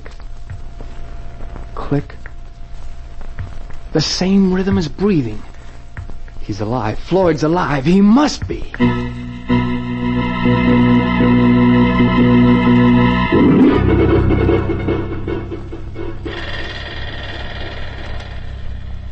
Then the drilling crews went to work. The plan was to sink a shaft 50 to 70 feet, and they began to eat into the hillside. In the first 24 hours, they'd gone down 12 feet. On the second day, 18 feet. 4 days, only 24 feet. Seventh day, a full week, 40 feet down. 8 days, 50 feet. And the rain started. It came down in buckets. Well, this rain isn't doing any good, Mr. Miller. I know. I've been down the shaft. It's the rock formation. Water seeps through. It's all slime and mud. I don't like it. Can't you use machines to dig? No, it's too dangerous. Rain's made the ground too soft. We've got those men digging by hand now. I'm proud of those fellas. Every one of them, young and old, working I don't know how many days now without a break. Those men are heroes, You're Mr. right, Miller. Mr. Carmichael. Very right. Mr. Carmichael. Mr. Carmichael. Yes, over here. The shaft walls are too soft. They're starting to cave in. 9th day. Working under propped walls, but still going down. 10 days. Danger increasing at 55 feet. May hold through any minute. 11 days. Hey, hold it a minute. What's up? Look there in the corner. It's a hole. We've gone through. Wait, here. Hand me that flashlight. Nothing there. Nothing there. Nothing. What's the matter? There he is, men. Floyd Collins. We can go home now. He's dead.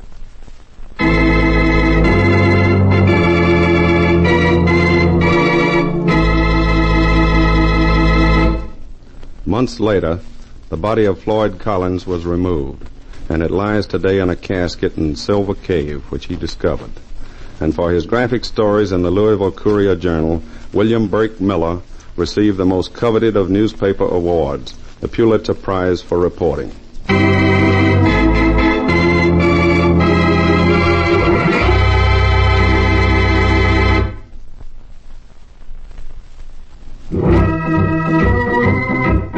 The next special assignment is one we know you'll want to hear, so be sure to be with us when Oliver Gramling, author, editor, and authority on news, will tell about another reporter and another special assignment.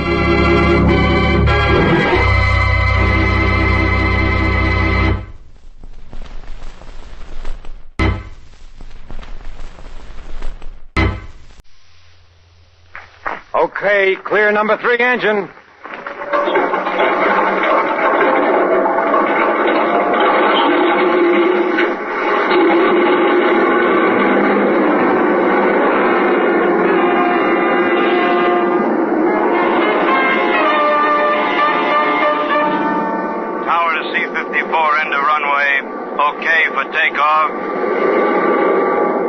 Engines 1, 2, 3, and 4, okay. Mixture controls, automatic rich. Mix, automatic rich. Flaps, low pitch. Right, low pitch. Cowl flaps. Cowl flaps, trail. Big flaps, quarter. Big flaps, take off. Shall we dance? Yeah, I'll lead.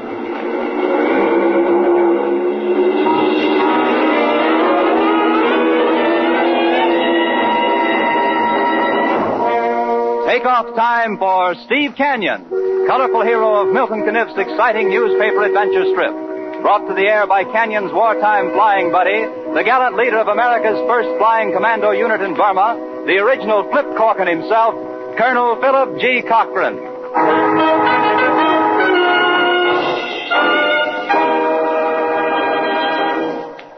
This is Phil Cochran. You know, a guy doesn't bring many good things out of a war. But one good thing I was lucky enough to hang on to was the friendship of a lean, rangy rascal named Steve Canyon. When the powers that be stopped World War II, somehow they just plumb forgot to turn off old Steve. He's still out there, flying all over in a big surplus C-54. His destination? The nearest available dollar. And the dollars have been coming few and far between. Well, maybe he's not the world's best businessman, but he sure is a good correspondent. He loves to write. I get a letter from him every week. And this being another week, here's another letter. Postmark, August 27, Rangoon, Burma. It starts, Dear Phil, remember the first time you and I passed through here in 41 on our way up to join Wingate? Things got hot that night, too. But, Flyboy, you should have been in on this junket. We came down empty across the Bay of Bengal from Calcutta. Picked up the coast at dusk when that big Burmese sun was starting to sink below our left wingtip. We dropped the 1,500 feet as he swung in over the 6 miles of the Irrawaddy River. And just seeing it, I can remember the stench of those oriental deltas. Believe it or not, one of my engines coughed a little. I didn't blame it out there in that air.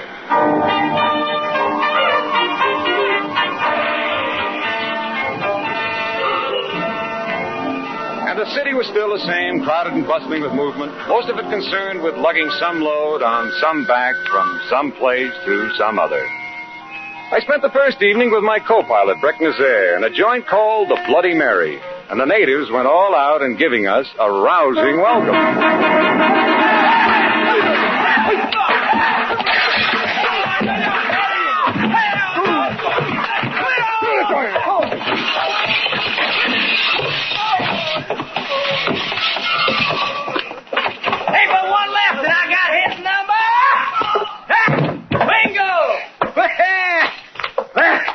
Well, Steve,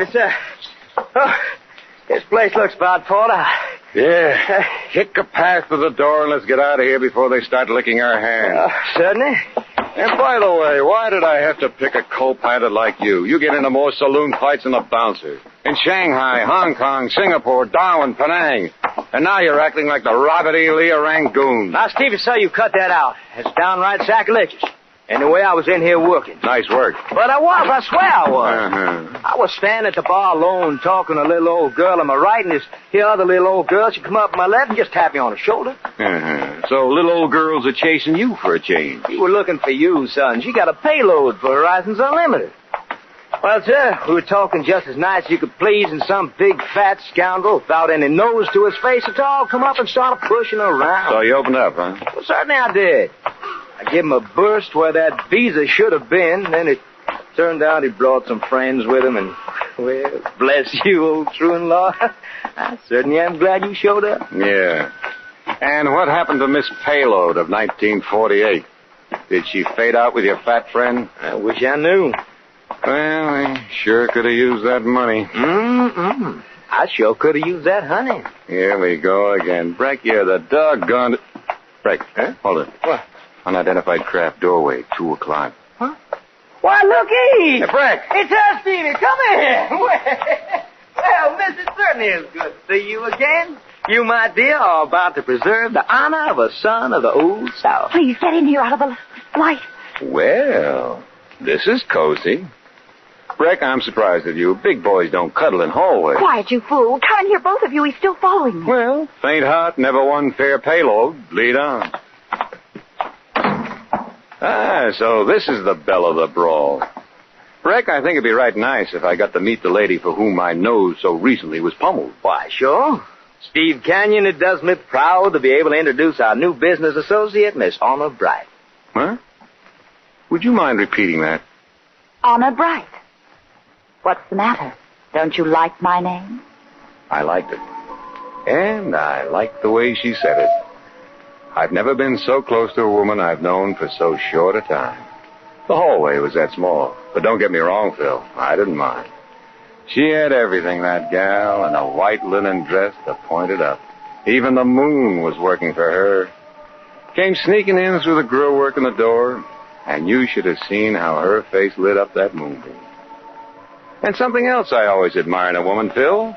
She was pretty flip with her lip. Mr. Canyon, if you can get your mind off what I think you've got it on, I'd like to talk business with you. I'm in trouble, and I'd like to cut you in. Thanks a lot. Listen, you have an airplane, and I have a problem. I'll pay a lot of money. Well, the lady says money. That's the magic word. Where do we go, and when do we start? Shimbuyang tonight. Shimbuyang? That's 1,000 miles. That's my problem. Shimbuyang? That is a problem. That strip is about the size of a doormat, and it doesn't spell welcome. That we can take care of. But one thing I gotta know. Is this deal legal? It's legal. Have you heard of the ruby mines of Tally? Yeah, I know where they are. It's your business, but if you're interested in rubies, why don't you look up a nice, quiet credit jeweler? Mr. Canyon, smart men don't make smart cracks. Sorry. Well, this is it. My father was the general manager of the Tally Mining Company before the war. He died in a Japanese concentration camp.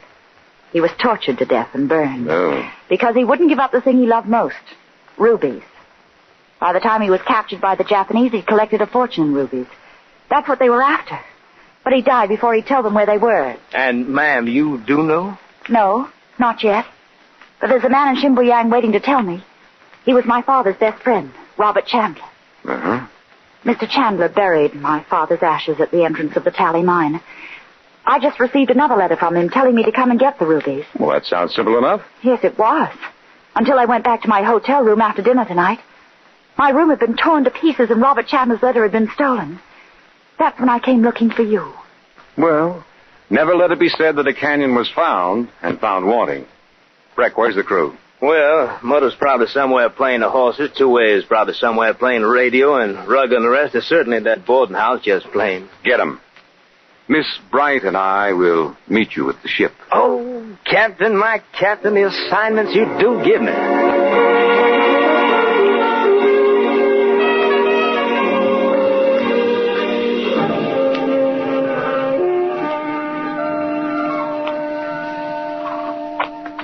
Here you are, sir. Genuine London cab. Finest ride in Rangoon. Can your horse make it to the airport? Right, sir, and quick as a flash to boot. Mind the step, lady. I will. No matter what you say, the horse will never replace the airplane. On your way now. Here. Okay, Miss Bright, let's talk. Okay. I know who stole that letter. Pardon me for asking, Governor. Are you one of them flying chaps? You've got the look about you, eh? Yeah. Oh, I wish I could pack this old blooming bundle in a flying machine and go breezing home to dear old London. What's the matter? Don't you like it? Like it? I hates it, I do. There I was, 20 years ago, minding my own business, and somebody has to go and give me a book of poems.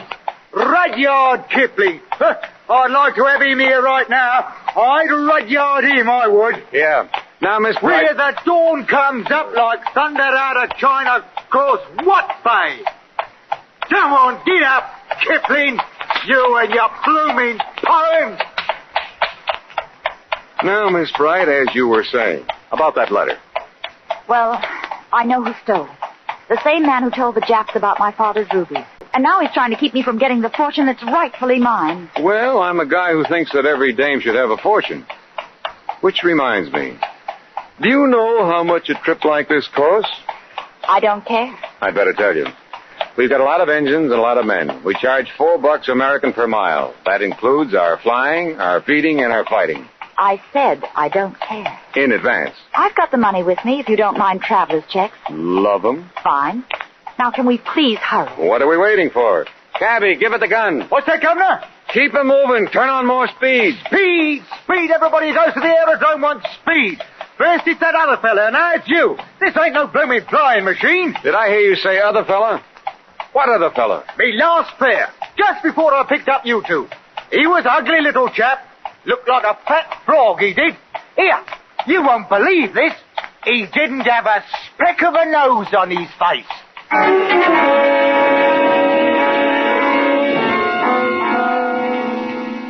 When we hit the field, I went into what they called an operations office.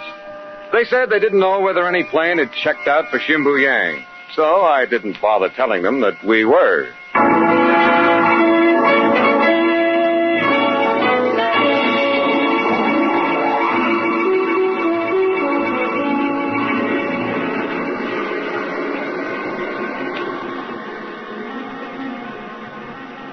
You know what a lullaby that monotony sings to you when you're flying over 1,000 miles of peaceful, soggy jungle? But the way it worked out, Brecht was doing the sleeping, I was doing the flying.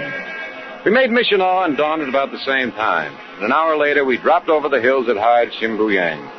I tipped the ship over into a gentle bank, cut back my power, and started to let down. I used my foot for an alarm clock. But it was the sight of that strip that really woke my ever-loving co-pilot. Stevie! Holy mackerel, is this Shimbuyang? It ain't Columbus, Ohio. Ouch, Daddy, that strip is smaller than my ex-wife's heart. I hope it's softer in case we do pile up. Give me quarter flaps. Quarter flaps? Stevie, so putting this size ship into that size runway would discourage a fit in a lady's shoe store. Give me some wheels. Wheels coming down. Okay, I got a roller. I got a roller. Nose wheel down. Props, 2,500. You all ready? Yeah. Full flaps. Oh, Stevie, don't you waste an inch. Look out, little strip. We're gonna hit you right on your lip.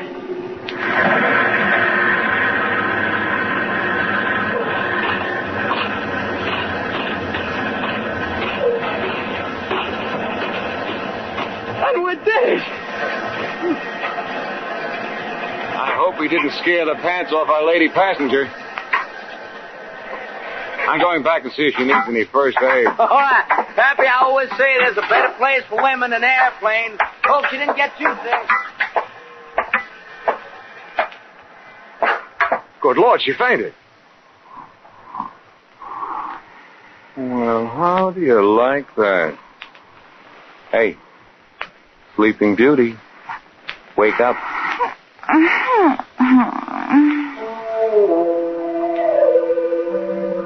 Watching those eyes open was like watching the morning sun snuggling his way out from under the covers of a bed of clouds when you're flying at 20,000. But when that gal woke up, she wasn't interested in romance. She was interested in rubies. I told the crew to break out the sidearms and the ladder.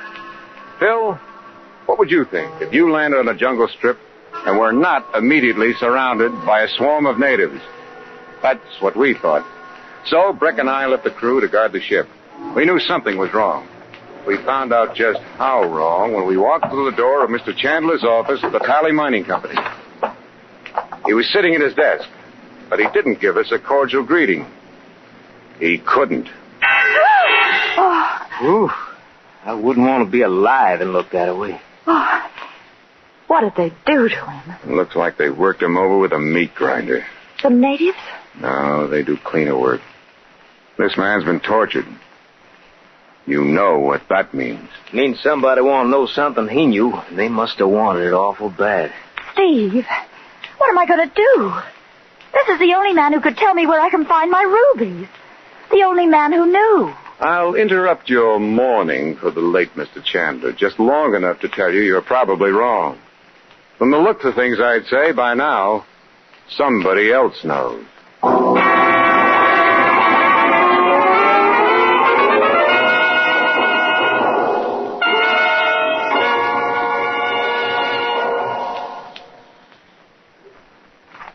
This is Phil Cochran.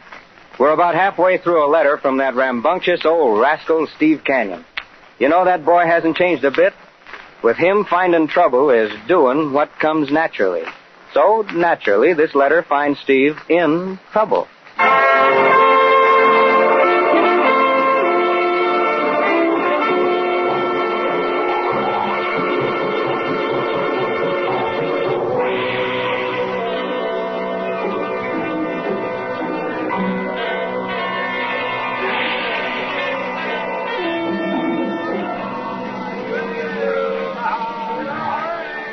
So, Phil, to continue this little travel folder on the charms and beauty of Shimbuyang. There we were, sitting on the tag end of a 1,000-mile flight, looking a dead man and a lot of trouble square in the face. Outside in the hills, the natives were wailing. Inside, my nerve ends were doing the same thing. I took another look at Miss Honor Bright. Being in the same room with a fresh corpse didn't seem to throw her. She was cool as ice. And just for a moment, I thought what a pleasant job it would be trying to defrost her. Just about then, I got a chill all my own. A nice, cold gun muzzle right at the base of my neck. Don't move. Oh. Don't worry. Hey, what is this? Silence. Stay right where you are. Now, 3 of you, move forward until you reach the desk. Quickly. Now, you may turn around. You. Well, as I live and breathe if it isn't old no-nos. Quiet, you swine. Well, look at who's calling who a pig. I'd hate to leave you alone with a good full garbage can. Breck. What do you want with us? Miss Bright, unbuckle their gun belts. Let them drop to the floor. What? Move! Is this what they call a disarming manner?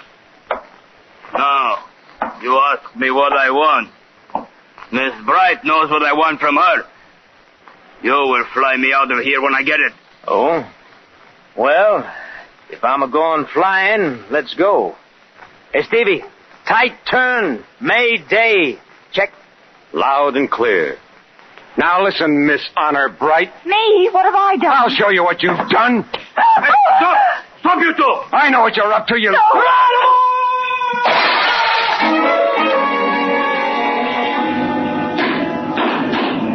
When Breck said tight turn and Mayday, it meant only 2 things to me. To give him some evasive action and stand by for a crash. Slapping a lady in the kisser was the most evasive action I could think of. But then, brother, did old Breck go crashing through that window. Our friend with no nose snapped a few shots after him, but that only made Breck go faster. I made a move to my gun, but Flatface stopped that with a quick move from his. Don't move! Can't you think of anything else to say? Steve Canyon, I'll pay you back for that, you brute. Shut up!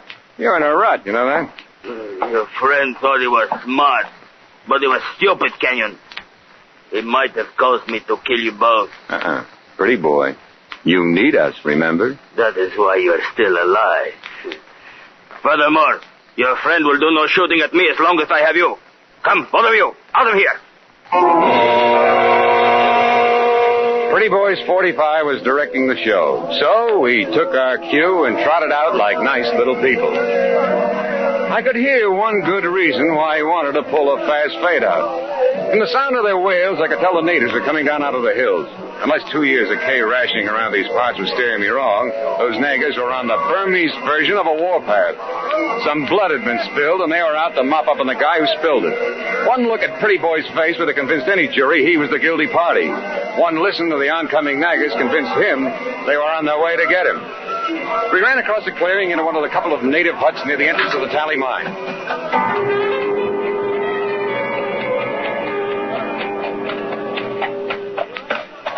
No, Miss Bright, I have to get out of here quickly.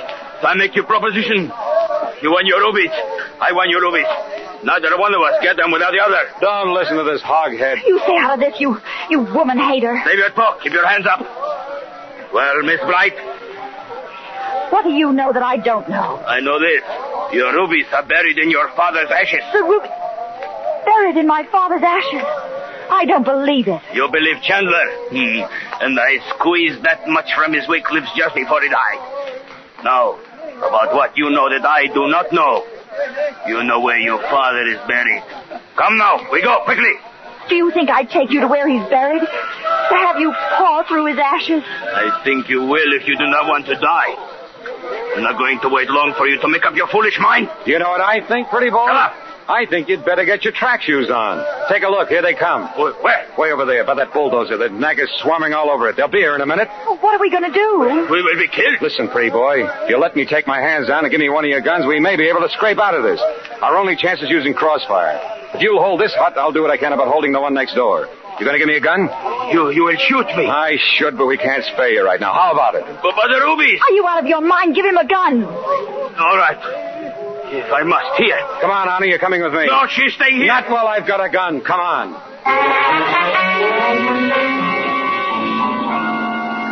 No sooner than Honor and I made the other hut than our well-planned defense fell to pieces. Converging crossfire may be all right when you're shooting it out with barefooted infantry, but we suddenly found ourselves up against an armored attack. Heading the column was that big D4 surplus Army bulldozer, lumbering across the clearing straight at our huts. I could see the blade coming up as they raised a shield of good Pennsylvania steel with which to play patty cake with our bullets. I told Honor to stand in close to me. I figured I might as well die warm. I hope my shivering doesn't shake your aim. Honey, shooting at that thing with this pop going to make a better difference. Hey, put your head over here for a minute. What are you going to do, slap me again? Not exactly. There. Well, this is a fine time to start that. In about a half a second, it's going to be a fine time to start shooting. As they say in the Army, keep your shoulders down, kid. There goes Gun Happy. He couldn't hold his fire. Oh, Steve, do you think we've got a chance? What do you think? We only got 7 bullets. Oh. He was wasting them on that dozer blade. If Pretty Boy fire keeps him heading for his hut, maybe I can pop off that driver. There he comes. A little more. There, he's almost cradled in my sights. Just a little more, and we'll rock him to sleep. Steve, listen. What is it? Stand back, baby. That's the Southern arrangement of the battle cry of freedom.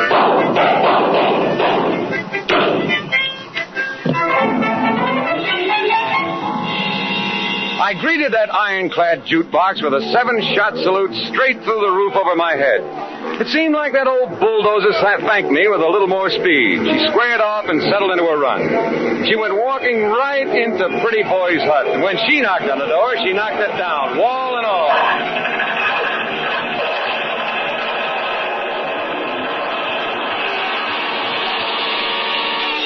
When she went crunching through the front, old Pretty Boy went scrambling out the back. There he goes! Steve, the natives are after him.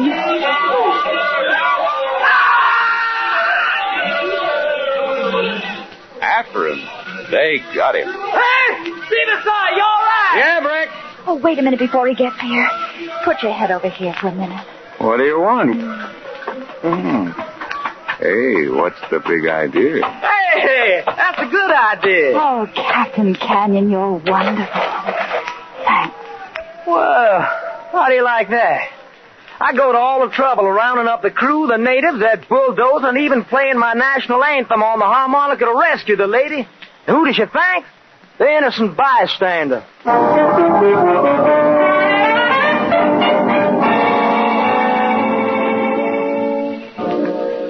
We gave her 20 minutes to go get her rubies. What she was going to do, I didn't want to watch. She was back in 15, and we didn't lose a second putting a mess of clean air between us and the shambles of Shimbuyang. I let Miss Honor Bright stand between Breck and me during the takeoff without benefit of seatbelts. Never having been an admirer of grave robbers, I figured if she sat down hard in a hurry, she could use a spanking. You should have subway straps up here, Captain. Ha, very funny. I might have hurt myself. Not if the rest of you is as hard as your heart. And just what do you mean by that? I hope you didn't dirty your hands digging up your precious rubies. I didn't. I suppose you got them in a good, safe place? I have. Where are they? Where they belong, Captain Canyon. They're with my father. I didn't have the heart to go through with it. Hey, wait a minute. I guess I had you wrong. Miss Bright, you may not know it, but you just pushed human nature's stock up about 20 points in my market. For a while there, I thought the soft spot in your heart was for nothing but rubies. Thanks a million. Oh! Stevie, the lady opened her mouth and you put your big fat foot right in it. I was right. She blew up like a $4 firecracker. Well, I reckon I'd be a mite jumpy, too, if I'd have come all the way out here to Shimbuyang, spent all that money, then find myself going back empty-handed. Yeah. I hadn't thought of it that way. You know, Breck, this money she paid us is probably just about all she had in the world. Without those rubies, she probably needs it. Now, Stevie, if I was your business manager, I would right now stuff a great big hanky in your mouth. You know, if we gave half of it back, we'd still break even. Pappy, you're talking like a man who's in a hurry to go broke. Here, take the ship. I'm going to see that poor kid and give her half her money back. Oh.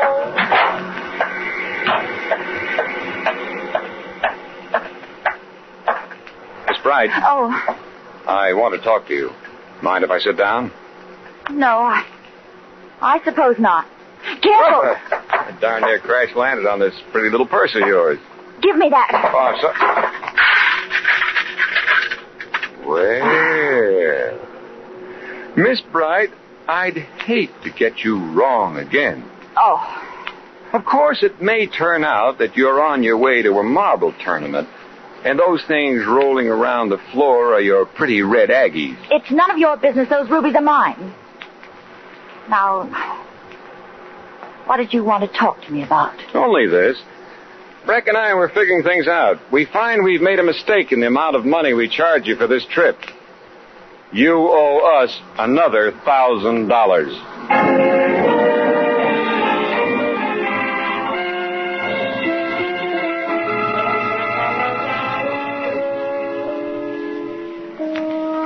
I sure do pity the unlucky rube who wined her unlucky rubies. Well, too bad she wasn't as soft as her curves. She took the next boat out of Rangoon for the States. We took a dull load of freight out to Hanoi. Truck tires and machinery.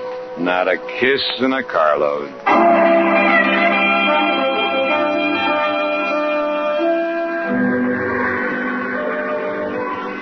We hit our checkpoint on the Salween River at 1000, set our engines at cruising RPM, and settled down for the long haul over the Thailand hills.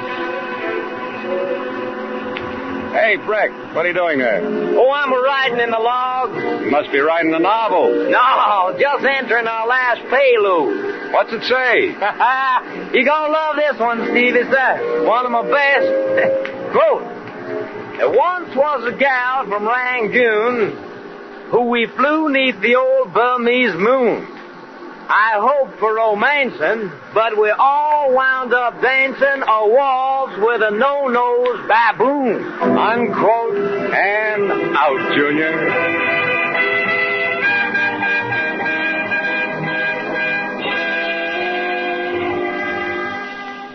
But we all wound up dancing a waltz with a no-nose baboon. And that'll give you an idea, Phil, of how things have calmed down in this theater of war since it became a theater of peace. I didn't make up a word of it. Honor bright.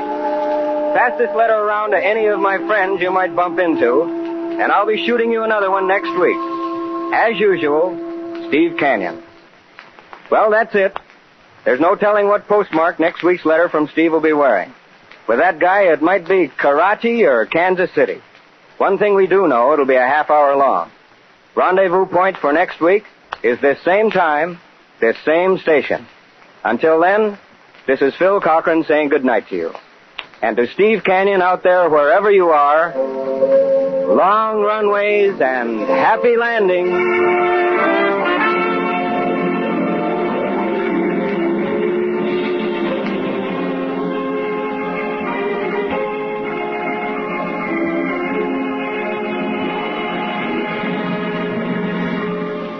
CBS has presented Wendell Corey as Steve Canyon, colorful hero of Milton Caniff's exciting newspaper adventure strip, brought to the air by Canyon's wartime flying buddy, the gallant leader of America's first flying commando unit in Burma, Colonel Philip Flip Cochran. Tony Barrett plays Freck, music scored and conducted by Richard Arant. Steve Canyon is written and produced in radio color by Paul Dudley, Gil Dowd, and James Burton, with special effects and technical advice by the United States Air Force.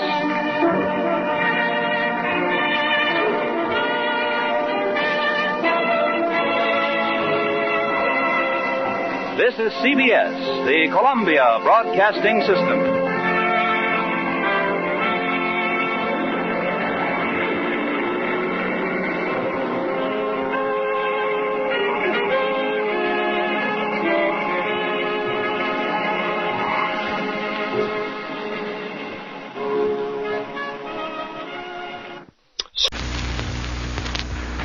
Stories of escape.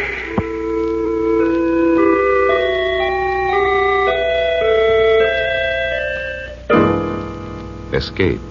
To get away as by flight. To break away, get free, or get clear from or out of detention, danger, or the like.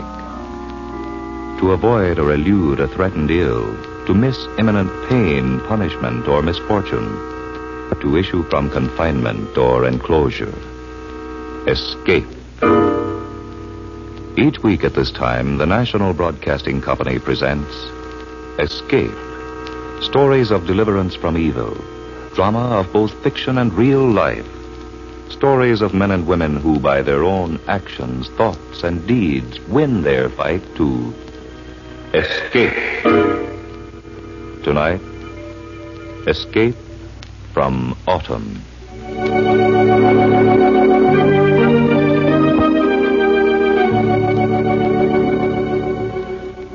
The hills were alive with color. From every slope, tapestries of gold and amber, fiery red and waning greens were bathed in the reflected glory of the setting autumn sun. Old Hank Morton leaned on the sprawling pile of rounded rocks that had once formed a boundary line between his land and that of his neighbor, James Evans. The day was almost over, and the slanting rays of sunlight caught the gray and brown stubble on his face with their glistening light. Old Hank was thinking, and anyone could have told that he didn't much relish his late afternoon thoughts. Hank's face was a barometer for his mind.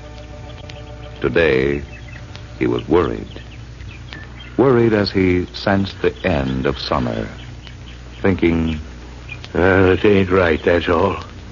Just don't seem to be right. Of course, I suppose I'm being selfish and all that. But when a man's done all he could, and done pretty well according to most standards, I figure he ought to be able to have some say in a matter as important as this is. It's like a man's own flesh and blood was being taken from him, and it doesn't... Uncle Hank, guess what? Just guess. Here, now, hold on there, young'un. Now, hold on. Dick Mason's daddy is back home from war. He's come back for good. Well, now, that must make Dick feel pretty good, huh? Yeah. He was at school today. Dick's father, I mean. And he talked to us in assembly. It was awfully exciting. All about... Well, was he all right? Not hurt, I mean? Well, he had a cane. Limped a little. But he said he'd manage all right. He's a real hero. Gee, Dick's a lucky fella. Well, how do you mean, Billy? from having his father back home again. Gosh, I wish... Uncle Hank, Yes? when do you think... I know what you're going to ask me, Penny. Will it be for much longer? Well, I hope not, youngster. You've been a brave boy for a long, long time. I've missed him, Uncle Hank. Well, of course you have. Me too. But nothing we can do about it, is there? Nope. Uncle Hank, what's the trouble? Trouble? Oh, what do you mean, Penny? I don't know. You seem so funny. Not like you were all summer, but sort of solemn. Are you mad at me? Oh, heavens, no. Whatever gave you that idea, boy? Now, you get along with you now before I decide to exercise a little discipline now. I'm going. Hurry up with your chores, Uncle Hank. I'm hungry.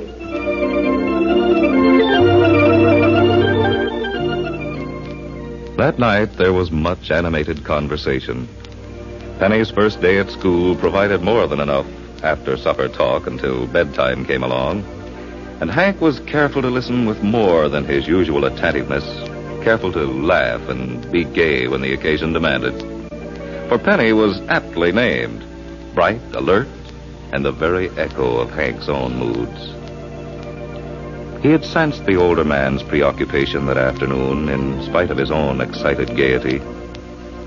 Later, after Penny had said his prayers and been tucked in bed, old Hank had sat up far past his bedtime, rocking gently in the old cherry-wood rocker, drawing on a never more than half-lit pipe, thinking, always thinking. My duty towards God and towards my neighbor. To love him as myself, and to do to all men as I would they should do unto me. I wonder if I've done my duty, James, to you, my neighbor.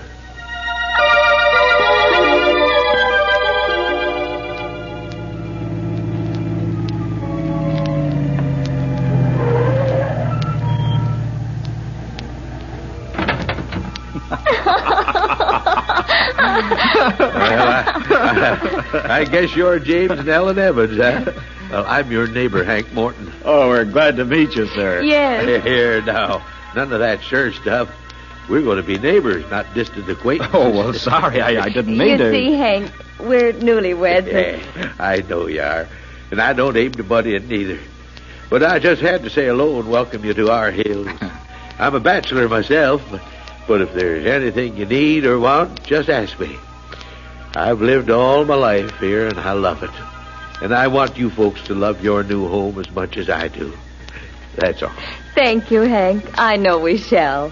And you're going to be our very first friend. Yes, sir. Or, I mean, Hank. And thanks for greeting us like this. It's swell.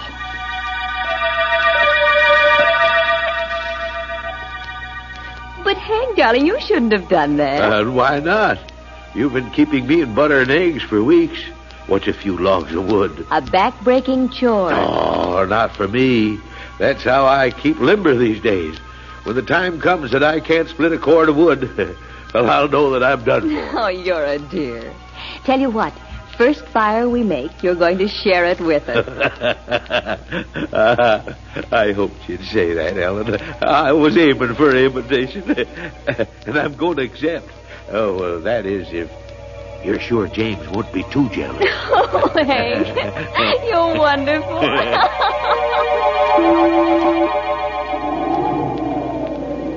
Looks like this is the real thing, Hank. Well, she's being a real fighter, James. I'd better see if I can't get a hold of Dr. Morse. Why, you'll do nothing of the sort. The wires are down in the count of the storm. I've already tried to reach him by phone. Oh. Well, then I'll have to go on. No, you'll stay here with Ellen. She needs you. I'll go into town and bring him out with me. But the roads are icy, Hank, and there may be drifts, what with all this wind. I know my way into town and out backwards, James.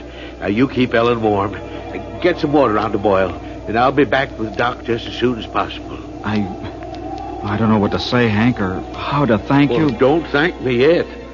Just hope I get back in time. And, James, tell Ellen I love her, too. Tell her to keep her chin up.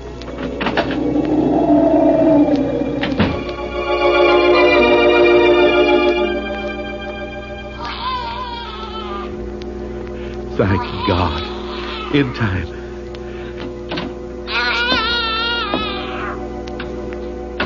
James, is it a boy or... It's all over. A boy.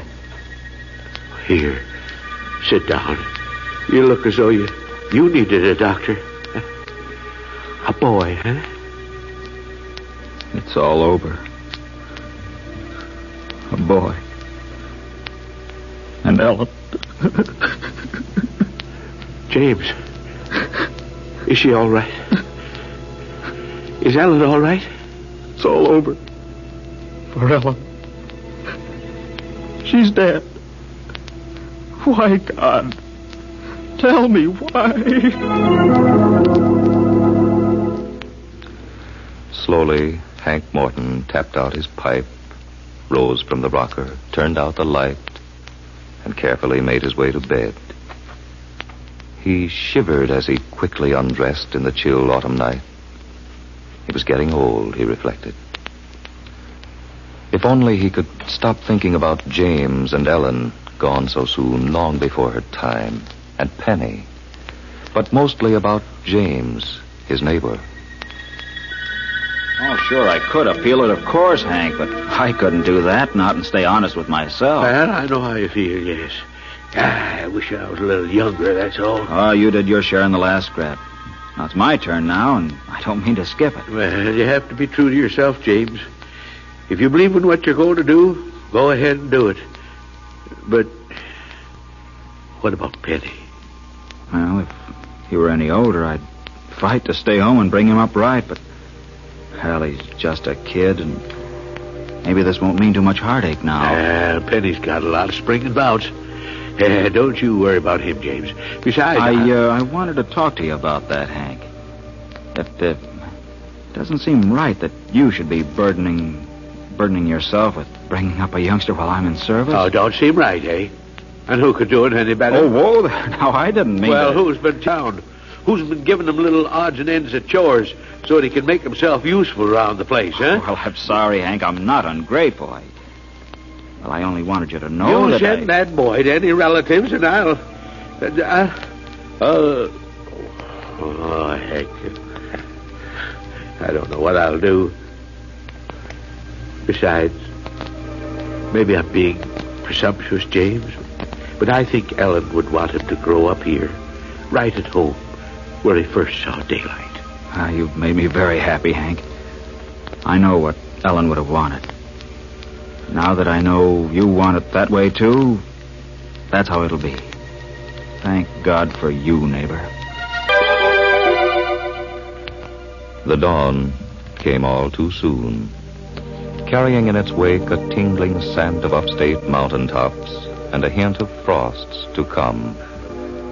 Both Penny and Hank woke early, did their chores briskly, and sat down to a steaming hot New England breakfast. Swell elegant. Yeah. Well, a growing body needs plenty of food. It's got to be good food, or else you wouldn't have no use for it, huh? You're growing too, Uncle Hank. Aren't you? Well, I reckon so, Penny. Yeah, just like an old oak tree. An oak tree? Sure. Or a maple or elm. Well, any kind of tree you want named. Oh, you're kidding, Uncle Hank. Oh, no, sirree, Bob, I'm not, no. How does it feel to be as old as you are? Do you really think I'm old? Well, not exactly. But you're lots older than I am. Yeah, I reckon I am, yeah. Well, but that don't make us any less friends, does it? No, sirree. Next to my daddy, you're the only person I really like. But tell me, how does it feel to be... Well, you know. Well, like I told you, young'un, like a tree must feel. Yeah, when you're young, like you feel like a sapling. Your roots ain't so long, they don't go so deep into the soil, but they're deep enough so as you can get nourishment, all the things you need for living out of the soil. And you bend in the wind. And if you're not too careful, the hot sun or the cold frost will blight you and make you wither away before your time. That's how you feel when you're in the spring of life. Then comes summer. Your leaves fill out and they become a handsome green.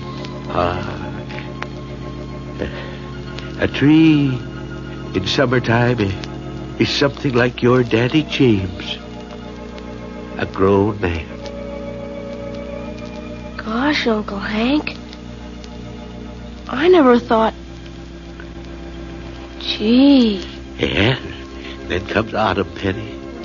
Your roots are firm and deep, embedded and twisted in the earth. You still get life and nourishment, but the time comes when life is drained out of your veins. The sun grows cooler.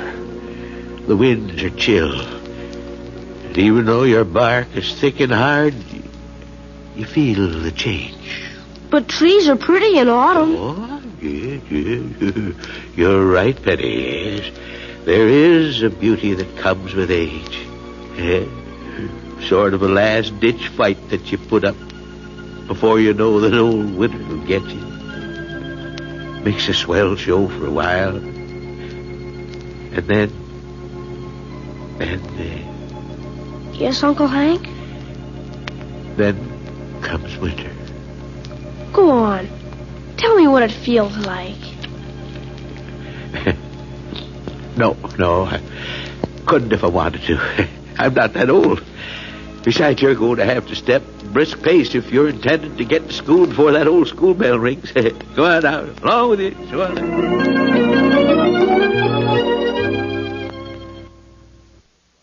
The sun was rising higher in the heavens.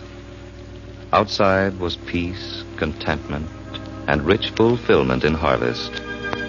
But inside the house it was much darker. Penny had gone to school. Old Hank sat quietly at the breakfast table, thinking again.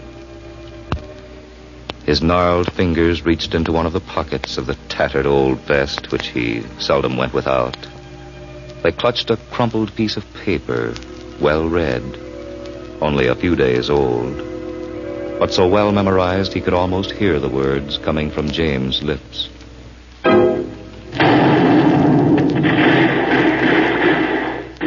Old neighbor, I don't know how to tell you this in words.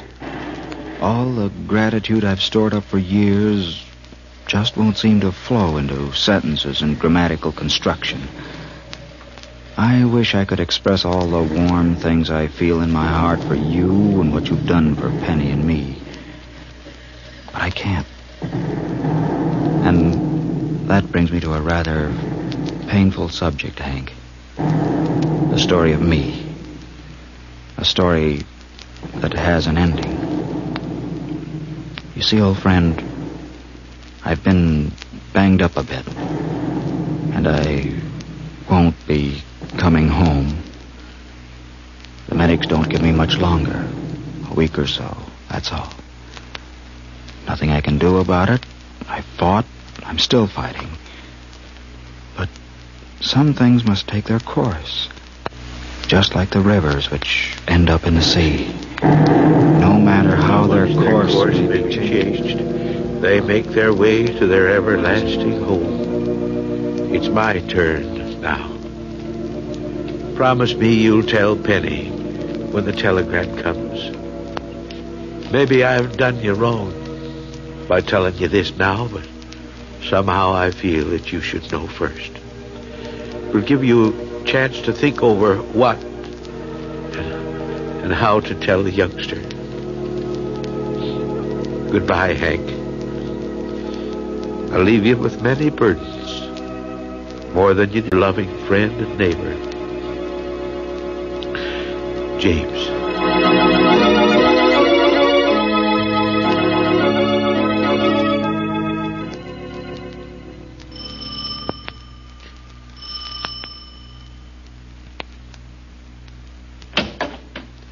Hello, Elmer. Morning, Hank. Yeah, fine day. Fine autumn day, huh? Yep, couldn't be better. Oh, Hank, I've got a... got a wire for me? Afraid I have. It came ringing out from town. So it's come at last. Too soon. Ain't you going to open it? Huh? Well, no, Elmer. Not yet a while, no. I know what it says. I'm sorry. Awful sorry, Hank. Yeah, me too. James was a fine man. You ain't going to tell the youngster for a while, are you? Not tell Penny? He's pretty young. You wouldn't want to hurt him more than necessary. Well, you're wrong about that, Elmer. I am going to tell him. But, Hank, it wouldn't be fair not to. Neither to James nor to Penny. You think it's wise, Hank? It's the only thing to do, Elmer. The thing is... well, how to do it.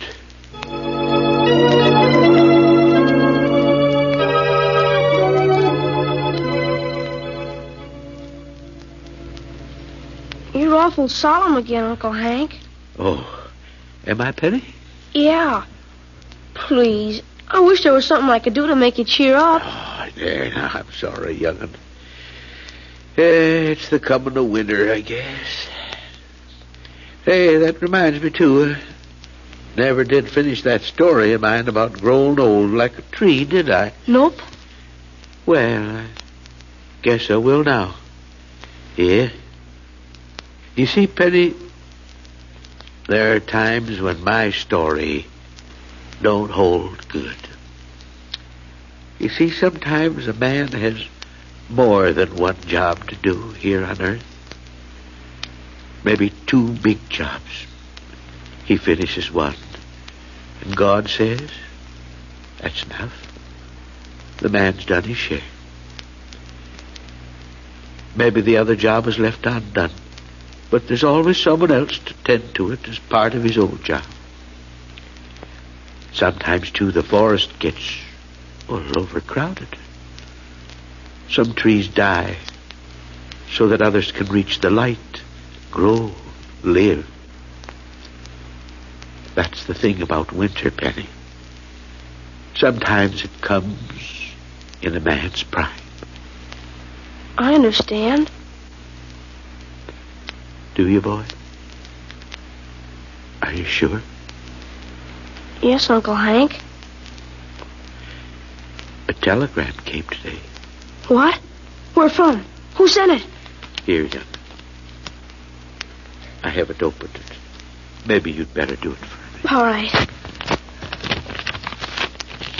The War Department regrets... Oh, Uncle Hank. It's Daddy. James. He's gone. Yes, son, yes.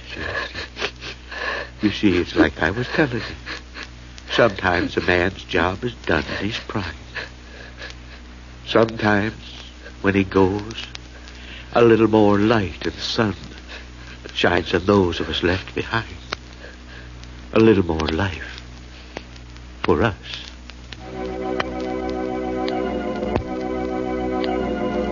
For a moment, nothing more was said. Then, Penny stood up, walked to the door, and went out into the autumn night. Old Hank made as if to follow him, and then thought better of it.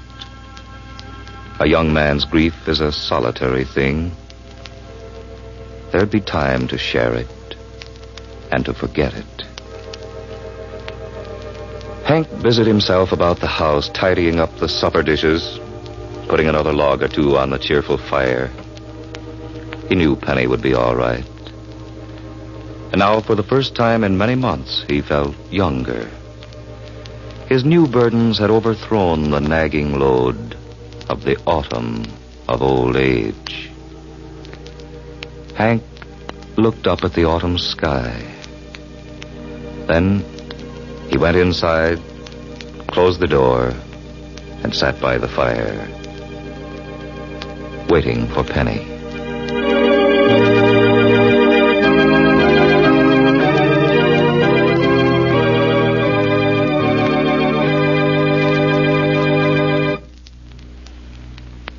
You have heard Escape from Autumn, written by Alan M. Fishburne and directed by Norman Felton.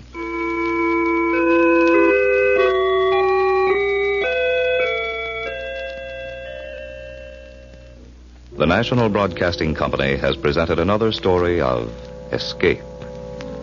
Cliff Subir was heard as Hank, Leonard Smith as Penny, Ralph Camargo played James. Your narrator is Cleve Kirby. Same station, NBC will bring you Escape from Royalty. This is the National Broadcasting Company. The American Broadcasting Company presents a new radio series starring Ray Collins in the story of Doc Hackett.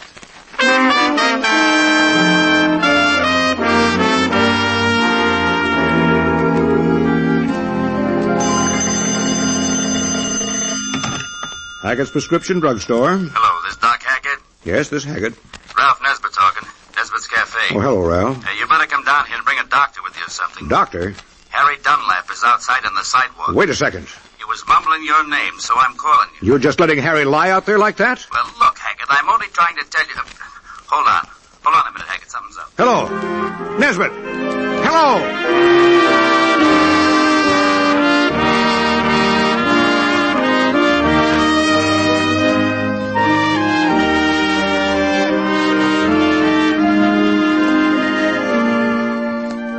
The story of Doc Hackett.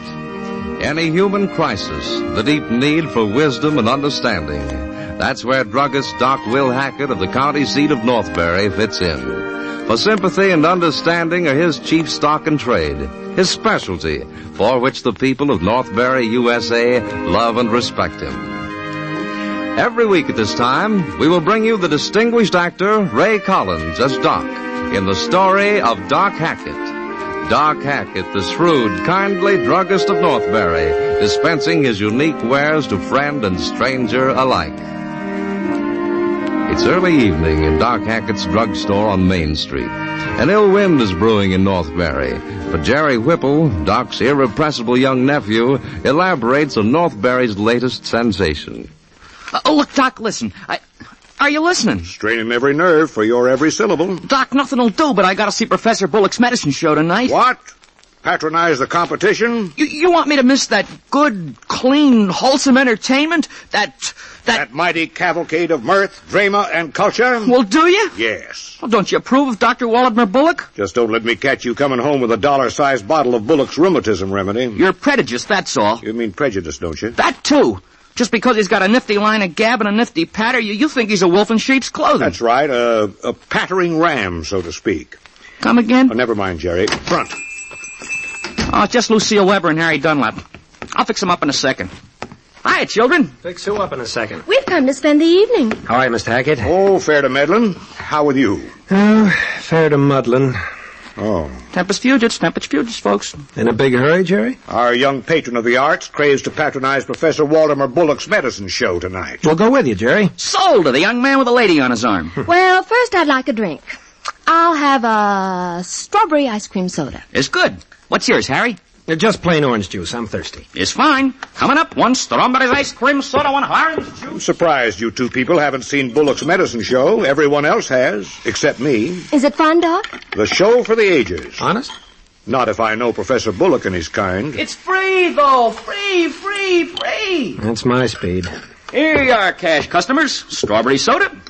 And one plain orange juice. If you're all going over to the medicine show, may I recommend that you buy, from me, of course, some oil of citronella. Those mosquitoes at the fairgrounds are man-eaters. Oh, good idea. Let's have a small amount, That Doc. reminds me, I gotta get some mosquito netting at Jarvis Blair's before he closes up. Excuse me. Hey, your soda will melt. Drink it for me, Harry. Be right back. Whipple, while you're at it, you might as well make up a dozen bottles of oil of citronella. The 25-cent size. Yeah, man. Citronella, stuff like that. Now, Harry, what's the good word, if any? Whatever it is, I've forgotten it. Yeah? Why? Turns out I might lose my job. I figured something was wrong, the way you were acting. I haven't told Lucille yet. Of course, she's the right sort. If she's the right sort, why haven't you done something about her before now, Harry? Marry the girl, huh? Hmm. It's impossible. Why? Wedding ceremonies still in short supply, or what? You know why. The same reason that you always get straight orange juice instead of sweet drinks. That's right.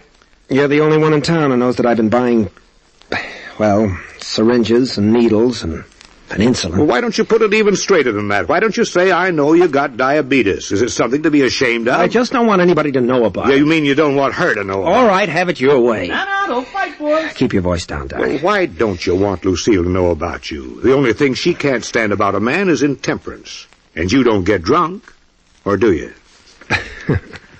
No, not yet, anyhow. All right. Millions of people have diabetes, and they live normal, happy lives. They get married and live longer than most jaywalkers, so don't be an idiot. End of sharp balling out. But you don't understand, Doc. You'd be surprised the grades I got in college. Well, look, I can't mention marriage to Lucille because I'd be bound to tell her about myself then. Well? All right, suppose she balks. She's the right kind, Harry. Well, I'm afraid to take the chance. You'll have to tell her sometime. I'm waiting, Doc, for something maybe to turn up. Oh, a cure, you mean? A cure? Oh, maybe. But they're doing wonders in medicine these days. I see. You're in a tough spot, sure. But it isn't at all an impossible one. And let me tell you this in all sincerity, Harry. God, here she comes, Doc. So I says to this fella, I say, fine.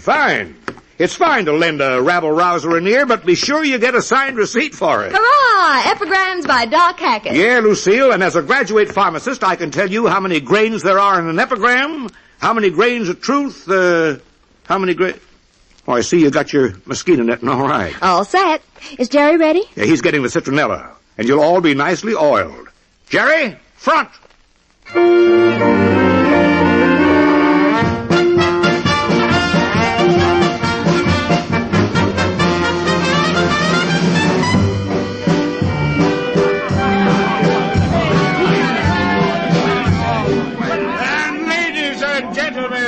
Before our thrilling drama begins, let me remind you that each and every one who has purchased any, I say, of Professor Bullock's home remedies are entitled to a free, private medical consultation and psychoanalysis.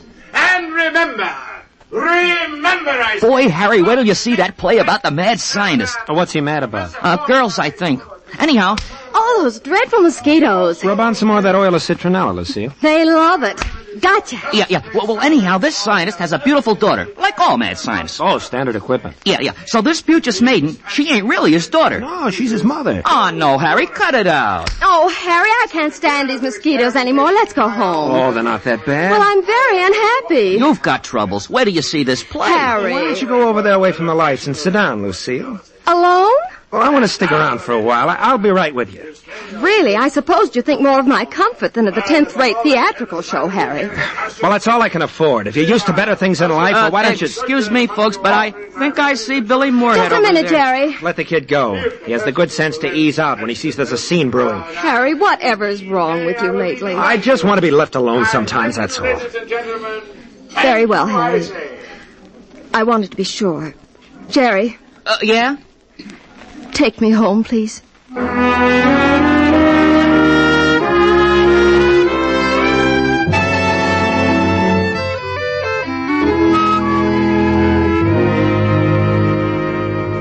Jerry! Hey, Jerry! Snap out of it, Trilby. Hey! What's the matter, Doc? Have you seen Harry Dunlap lately? Oh, ain't he been in? Not since a couple of days ago when you all saw the medicine show together. He should have been in for some stuff that he gets from me regularly. Don't tell me he's playing the horses. Yeah, I'll get that. Stand by to run a delivery. Hackett's Prescription Drugstore. Whipple on deck. Hello, is this Doc Hackett? Yeah, this is Doc Hackett. Ralph Nesbitt talking. Nesbitt's Cafe. Oh, yes, Ralph. You better come down here to bring a doctor with you or something. I'm getting a raw deal. Doctor, raw deal? Wait a minute now. Harry Dunlap is outside on the sidewalk with a crowd standing around. They're saying he got liquored up in my shop. Now, that's not so. Wait a second. Did you say Harry Dunlap is unconscious outside of your cafe? Well, he's plenty stiff, but he didn't get starched in my place. He was mumbling your name, so I'm calling you. And you're just letting Harry lie out there like that? Now, look, Hackett, I'm only trying to tell you... Hold on a minute, Hackett. Something's up. Hello, Nesbitt. Hello. Has Harry Dunlap been hurt, Doc, huh? Drunk. Who? Not Harry. Harry? That's what the man tells me. Harry's a toteetoler. Harry don't drink. Hello, Hackett? Yeah, I'm here, Nesbitt. Okay, Doc. Never mind now. What do you mean, never mind? Is Harry all right? Professor Bullock from the medicine show just dropped by and took him away in his car. He's in good hands now, but what gripes me is that... That's all I want to know from Mr. Nesbitt. Good hands. What's the matter, Doc? How is Harry? Close up, Jerry. Close up? What Never about... mind business. Harry Dunlap is in some kind of trouble. He's probably in Professor Bullock's tent. And that's where we're going. Yeah, but... Close up! I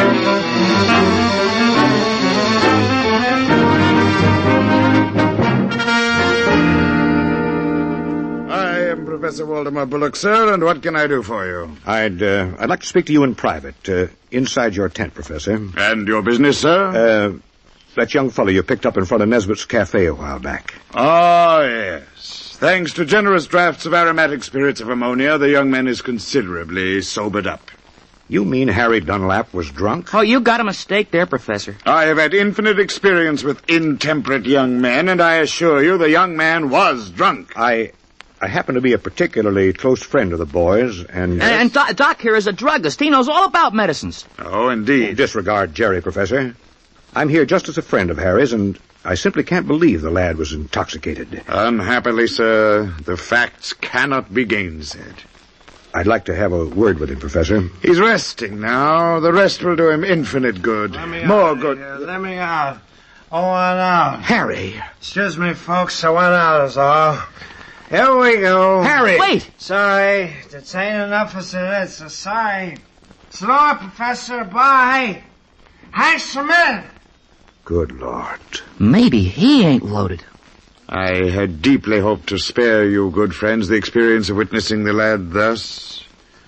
I'm sorry. It's all right, Professor. I wonder what Lucille would say. That's what I wonder. Yeah.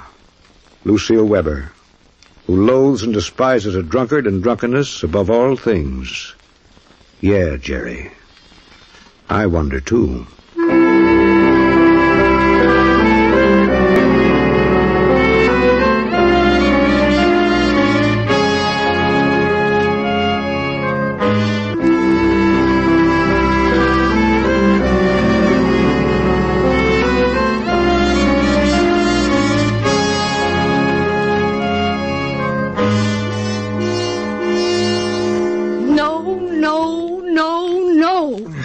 I won't listen to you anymore, Harry. Well, Lucille. Then will you listen to me, Lucille? There's nothing to say, and I'm sure it didn't take two to say it. I know this, and that's enough. The whole town is whispering about what happened outside of Nesbitt's, and I've had enough of that kind of gossip in my life, and I promised myself it would never happen to me again, and it won't. Lucille, I can't explain. All I can do is promise it won't ever happen again. Oh, Harry, why? Why did you have to do it? Why did you have to go out and... I didn't, and don't you say I did. You were drunk, Harry. I tell you, I wasn't drunk. Everyone saw you. Ralph Nesbitt doesn't think he was drunk, Lucille. He wouldn't. Ralph Nesbitt owns a cafe and bar. Oh, what's the good, Doc? Let's get out of here. She doesn't want to understand. Well, look at her side of the thing, Harry. You say the gossip isn't true, but you don't offer anything in its place, except a denial. Well, I have a right to expect Lucille to be loyal to me. Loyal? Loyal? Well, that stung, didn't it? The truth hurts, doesn't it? Hurts so much sometimes that maybe it's better to lie. Or not to talk at all. Not in this instance, Harry. Mr. Hackett, you do know something about this, don't you? I know whatever Harry wants to tell you. Let's go, Doc. Wait. Lucille, things have been breaking a bit poorly for Harry. He's been unnerved, discouraged, unhappy. My father was a weakling. When things broke poorly for him, he got drunk, too. Lucille, what are you saying? I don't want to marry a weakling. All right. All right, Lucille. I don't blame you. We've got to go now, Doc. I'd like to make one more appeal, Harry, if you don't mind. We've got to go now, Doc. We've got to get out of here. I can't stand this much more. All right. Come along, Harry. I'll have a further talk with you later, Lucille. Come on, boy. Come on. Harry! Harry, I'll give you one more chance. You wait for me outside, Harry. Yeah, but... I'll conclude the treaty of peace with Lucille. Wait for me. All right. I'll be right out. In behalf of my client, Harry Lawrence Dunlap, thank you, Lucille. Thank you. I love him, Mr. Hackett. I love him. Sure. I can't help feeling the way I do about the way he was. It's becoming a nightmare to me, a terrible obsession. You don't know. I do. But Harry was humble and submissive when in fact he had every right to be, otherwise perhaps. Why? You do know something, don't you? I can tell you this. I'll bet all my earthly goods and all my share of paradise to come that Harry Lawrence Dunlap wasn't drunk yesterday. He's just not that kind of a boy. That's all, Lucille. He'll be all right now. And thanks. Goodbye, little girl.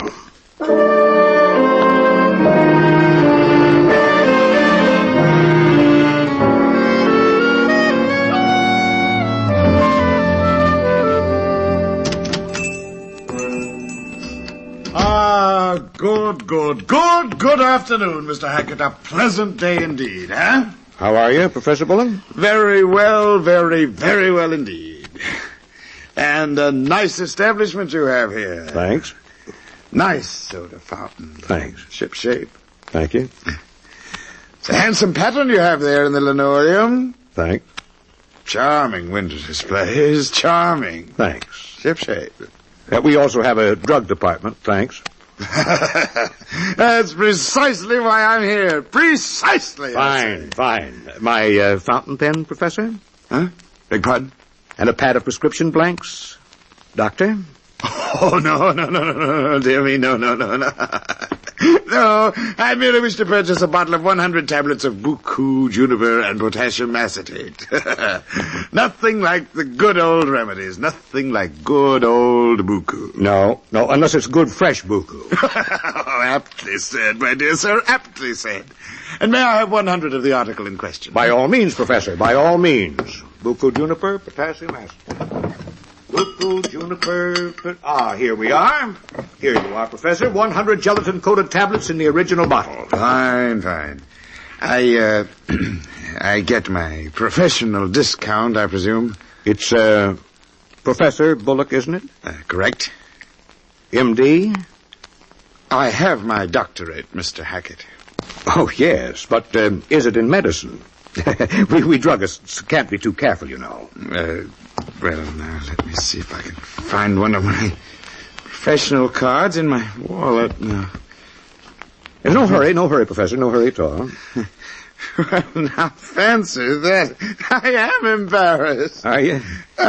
Left my wallet in my tent. Credentials, cards, money, and everything. Oh, well, I know where to find you, don't I? Find me? I mean, I guess it's perfectly safe to put this on the cuff for you, Professor. Oh, I assure you, sir, and thank you for your courtesy. Thank you. Glad to be of service always. Yes.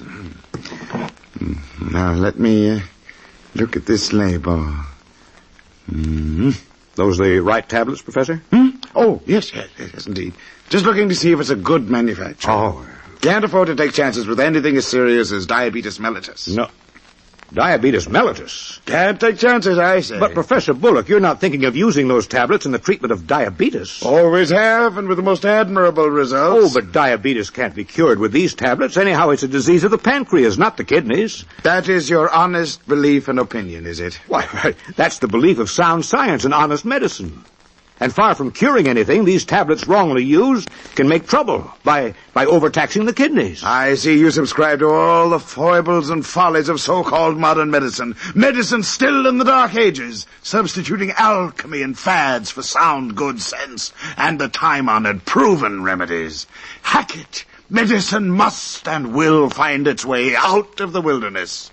Just now, however, it toys with serums and vitamins and antibiotics, so-called, and all that fanciful mumbo-jumbo. Mumbo-jumbo? Yes! Witchcraft, guesswork, and experimentation, making pitiful guinea pigs of the great, trusting mass of humanity. When all the time, I say, we have these time-tested and time-honored remedies, the poor man's medicine for which I have ever been a fighter and a champion. I feel I am honored to blaze the trail back to fundamentals, the good old homely country doctor simplicity of our fathers.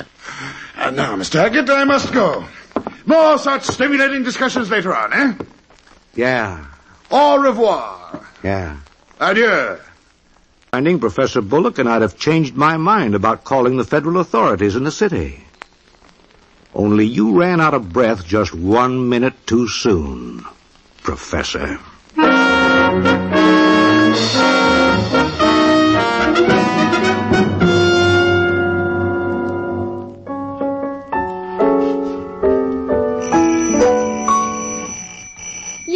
Yes, I'm coming. All right. For heaven's sakes, must you... Lucille. Harry again. Lucille, my pocket. Lucille. Go away. Lucille, Oh, Harry, get up and get out of here. You're drunk again. I'll help you. I'll help you, all right. There. Now get out. I'm going. Get out. All right, sorry. Sorry.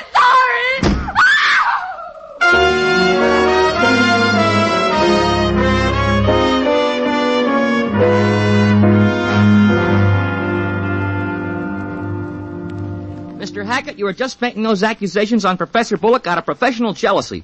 I'm heartily surprised at you, Doc. Jerry, that man is dangerous, and I've notified the authorities in the city. Professional jealousy. It is not professional jealousy. Professor Bullock is a showman. I'm a druggist. How are we competitors? Give me that again very slow, Doc. Doc. Blow me down. It's Harry Dunlap. Doc. Harry. Sir. Come on, Jerry. Help me with him. He's out cold. No, he isn't, Jerry. Not quite. Help. Give air. Stand back. Help. Be still, Jerry. He's trying to say something. He's been plugged. He's shot. He hasn't. Be quiet. Harry. My pocket. His pockets. Search his pockets. Show me everything you can find. Quick now. Yes, sir. I think he's passed out. He's dead. He's not dead. Now get through those pockets. Here's something. A white envelope. I see it. Tablets. Yellow tablets. Buku and juniper. Good heavens, that's the answer. Poison. He done himself in. I might have known it. Harry has been going to Professor Bullock and... Here's something else, Doc. I see it. Kind of a hard rubber box. That's it. Syringe. Give it to me. Don't grab. Syringes break. Roll up his trouser leg. Hurry up now while I prepare this hypo. I said quick. Oh, I'm quicking, ain't I? There. Now look, you pinch a fold of his skin up so I can handle this syringe with both hands. I'm not any too good at this. Like so? That's good. Do I have to look? Quiet. Steady now. Yeah. Now. Ooh. There. All right. Roll down his cuff and help me over to a chair with him. Uh-huh. Ready? Yeah. Lift. This chair, Jerry. Easy. So. Gentlemen. What is this? Professor Bullock, you're just in the nickel time. He's in even cheaper time than that, Jerry. The good townsfolk told me that Harry here was headed this way, somewhat under the weather again. Now, I have a way with inebriated gentlemen, so if you'll just... Don't touch him, Professor. What? You said you gave Harry aromatic spirits of ammonia when he was like this the other day. Correct, sir. We have a gallon of that simple remedy here. Like to try it on Harry after your skillful fashion, Professor? Or would you rather shoot insulin into him in the privacy of your tent? I call upon you to explain yourself. I don't suppose you know anything about these worse than useless yellow tablets either.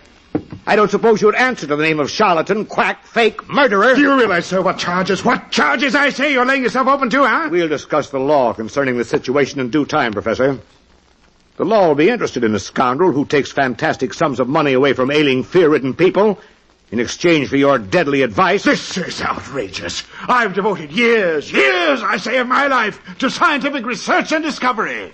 Research, discovery. Discovery of fake diabetes, fake cancer cures. To lead on the suffering until it's too late for honest medicine to save them. Research.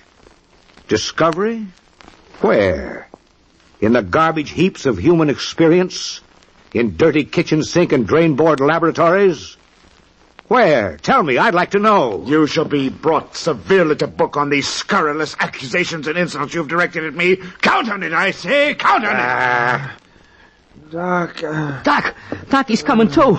Harry's waking up. You see, you're drunk and stupid. That'll be all, Professor. Do you have a car? Yes, outside. Why? For once in your life, you're going to be of some real use to a sick person by helping us take Harry to the hospital. Sharp now, Professor. Just a moment there. Now, Professor Bullock. Now.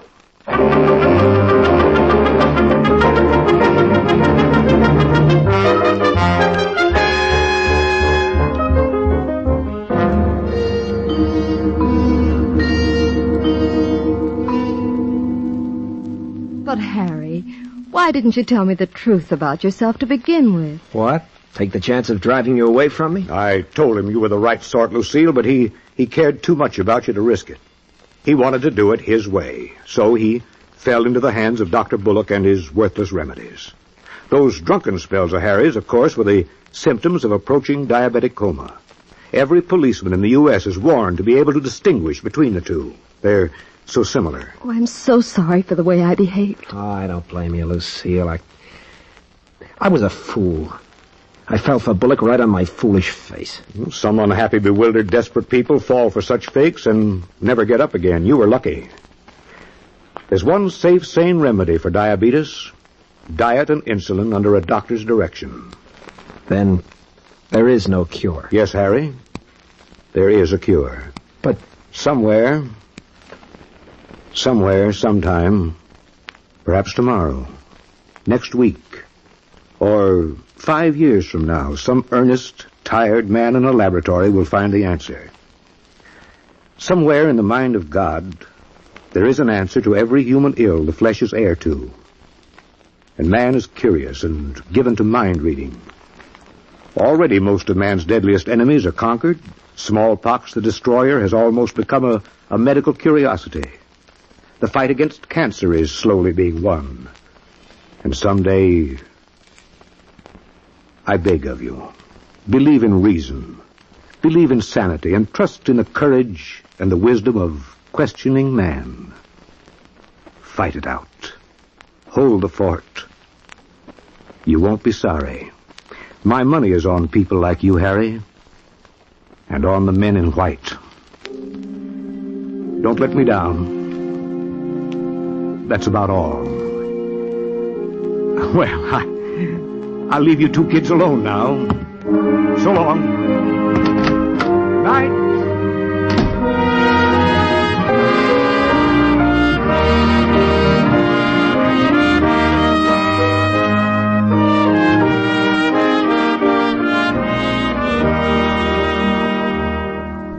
And so, with the message of bright hope and faith for the well and the stricken alike, Doc Hackett of Northbury leaves Harry and Lucille to their happiness.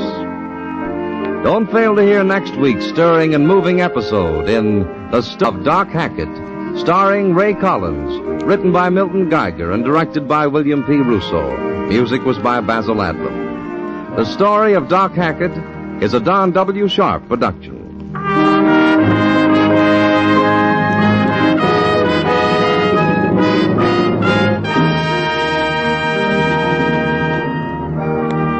This is ABC, the American Broadcasting Company.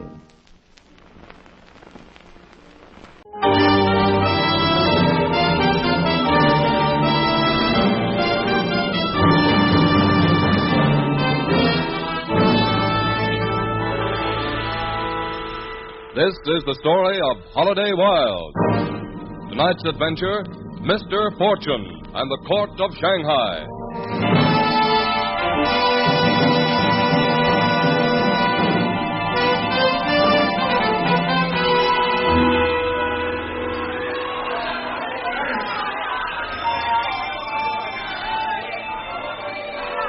Shanghai is the heart of central China. Here, ships from every maritime nation in the world drop their cargo into the vacuum of Chinese import. Her streets are clotted by rickshaws, pushcarts, limousines, trucks, swarming with syndicated beggars, rice-powdered sing-song girls, British taipans, French bankers, missionaries, and eager blondes. But there is Holiday Wilde, who looks too young and too American, too carefully clothed and coiffured to be jostling through the crowds on Nanking Road. She turns onto King George Road, paralleling Soochow Creek, and stops in front of a dingy address. She looks again at a crumpled piece of paper she's been carrying in her hand, then back at the sign over the door. Soochow Importing Company. I crossed my fingers and hoped the answer to my secret was among the others hidden behind its dirty windows. It was the kind of cluttered Chinese curio shop I'd read about. Dim and smelling of sandalwood. The thin, smooth little man who didn't look right in occidental clothes and green eye shade was waiting for me behind the counter. Yes? I'm looking for Mr. Lucian Courtney. Have I come to the right place? That I not say. What's your name? Holiday Wilde. You come along me. He shuffled toward the back of the shop. I followed him. We went through a door, and I got my first surprise. We were in a very modernistic apartment. You wait. I tell Mr. Court you come. I don't know why, but the name Lucian Courtney had prepared me for a little round man in his 40s and pretty bald. But the man who approached me was nothing like that. Ooh, nothing at all. Well, hello. Hello. This is quite a surprise. I don't want to take any of your time, Mr. Courtney. Man can always find enough time, Miss Wilde. Never enough attractive women. Come on over to the bar. That'll be all, Chichen. Yes, sir, Mr. Court. Mr. Courtney, I was told you might be able to help me. That would be nice. I hope I can. It isn't often something like you walks right into my parlor. Mr. Courtney, this is very important. I came to China to find my father, William Wilde. Do you know him? Let me see. William Wilde? He came out to the Orient when I was just a little girl. Then during the war, I got word he'd been killed. But last year, I received what I hope is proof that he wasn't killed. His name appeared in a news item from Shanghai. I kept writing letters, but no answer. So I decided to take my savings and come look for him myself. You know, you're very beautiful when you get all worked up. Here, slip into something cool. I was told in Manila that he'd been here and seen with you, Mr. Courtney. Call me Court. Do you know where he is? Me? Oh, he must have been seen with someone who looks like me. Yeah, I'm often mistaken for a man here named Ralph. Ralph Denny. Was your father mixed up in anything illicit? Of course not. That's too bad. In Shanghai, that'll make him much more difficult to find. Oh, hey. Don't let that pretty little chin drop. And those lips. You know, baby, they'd look much better in a pucker than a pout. I can still help you. I've got influence in some of Ralph Denny's friends. They're a bit unsavory and a bit unsafe, but they manage to know things. We'll go talk to them. Oh, that's wonderful. Can we go right now? That brood of bats never comes out until after dark. So we've got time for another drink and then some dinner. Why don't you just relax? Aren't you comfortable here? That's just it. I'm afraid I could be too comfortable. Oh. By the way, how old are you? How old do you think? Oh, 19 or 20? How old am I? Oh, very old. 30, 35? Thanks. Well, here's to youth and old age. You know, Miss Wilde, being out here alone in the Orient, you'll have to take a lot of chances. I've taken chances. You may have to take a lot more. I'll take a lot more.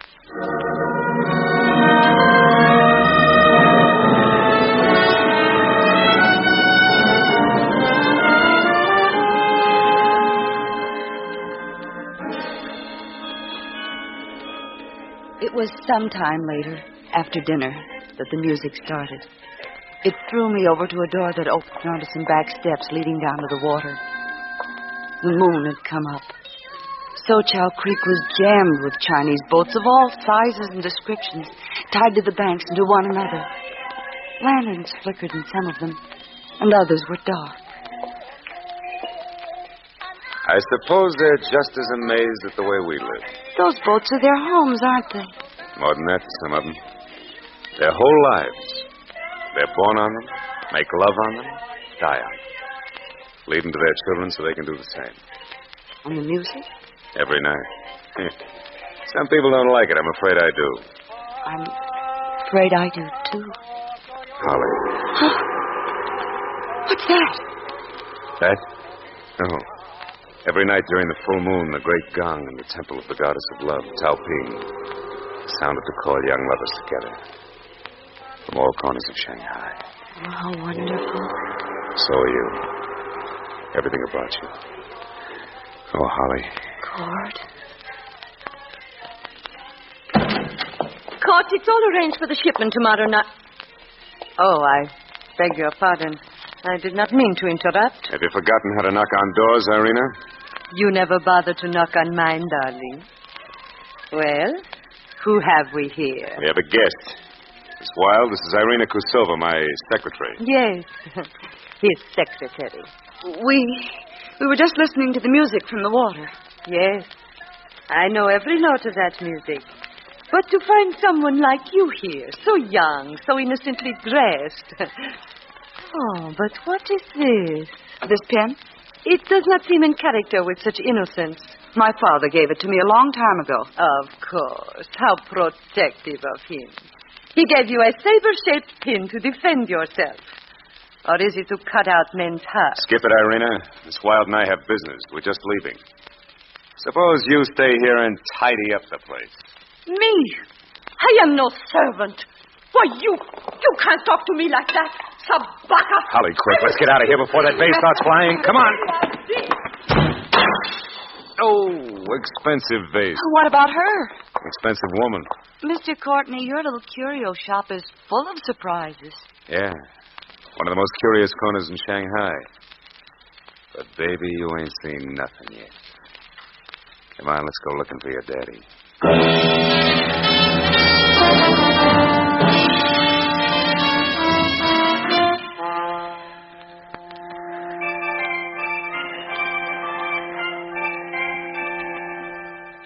Well, Holly, we've tried every other dive in town. Might as well try this one. Oops, careful.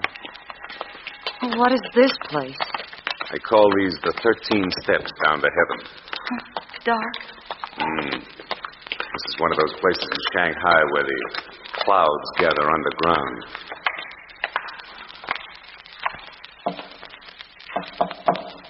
Who are we looking for here? A large and untidy gentleman known as Wang Fortunio.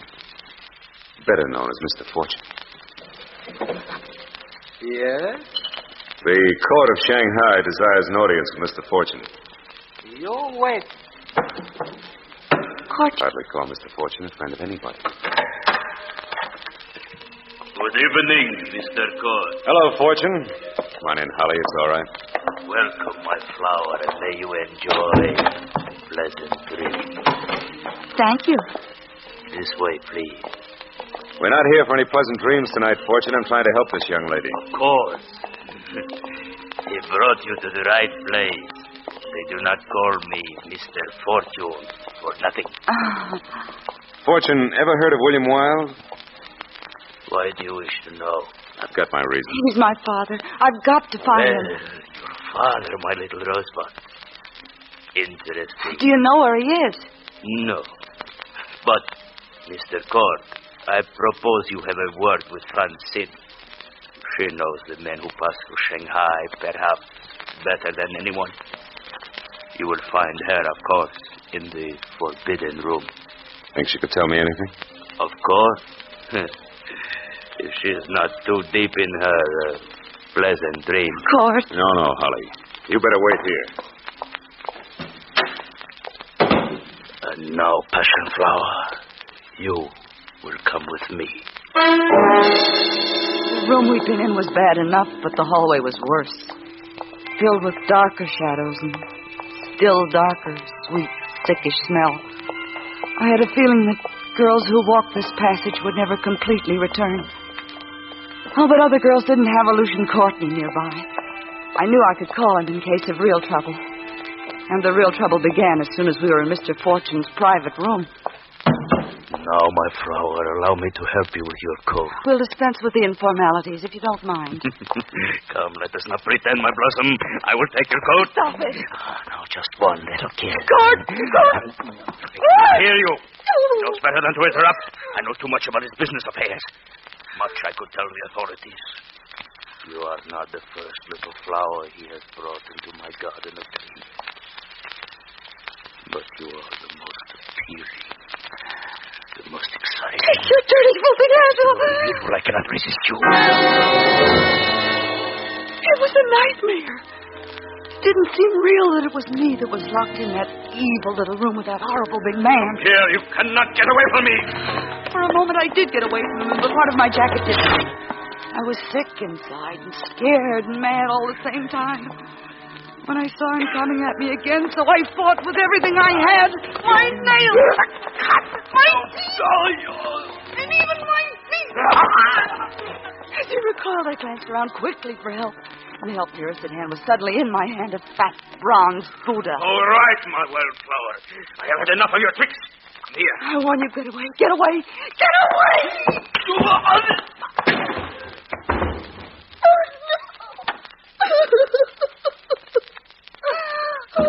Ollie. Oh, Court, thank God you're here. What have you done? What have I done? The animal he tried. Well, whatever he tried to do, it looks like you gave him the worst of it. See that face? It's a mess. Where's your coat? It's off. Get it. Get out of here. But my jacket is torn. He still has heart. I'll bring it. Get going. Wait for me outside.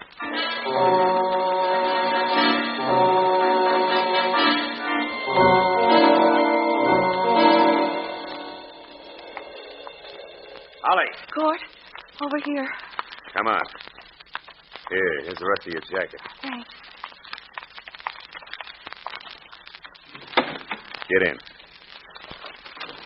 Court, my pin. Your what? My saber pin. It isn't on the jacket. No, we can't go back for it now. I'll buy you another.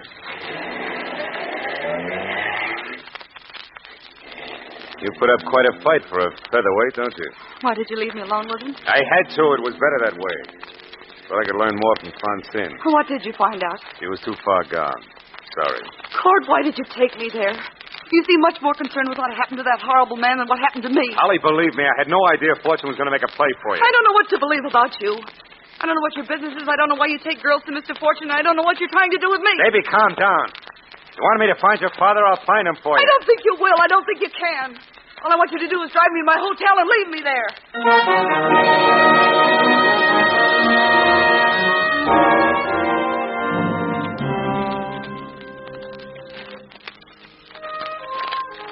When I got to my room, I locked the door, slipped out of my clothes, and fell into bed. It seemed I just dozed off when I heard the door, but the midday sun was streaming in. Just a minute. I slipped into my robe and unlocked the door. There she is, Inspector. There is your precious Miss Wilde. Perhaps you can tame her. Are you Holiday Wilde? Yes. My credentials. Sit down, Miss Wilde. I want to talk to You ask her, Inspector. You say she's the woman you want. Yes, thank you, Miss And but be Silver. careful, Inspector. She has a very persuasive manner with men. Miss Wilde, Yes? have you ever seen this? Why, yes. It's my pin, my saber pin. And now, of course, you will ask him with great surprise where he found it. As if you did not know. I don't know. I lost it. Well, Miss Wilde, I found it, protruding from the throat of a gentleman you visited shortly after midnight. The unfortunate Mr. Fortune. I'm sorry, Miss Wilde, but I must place you under arrest for murder.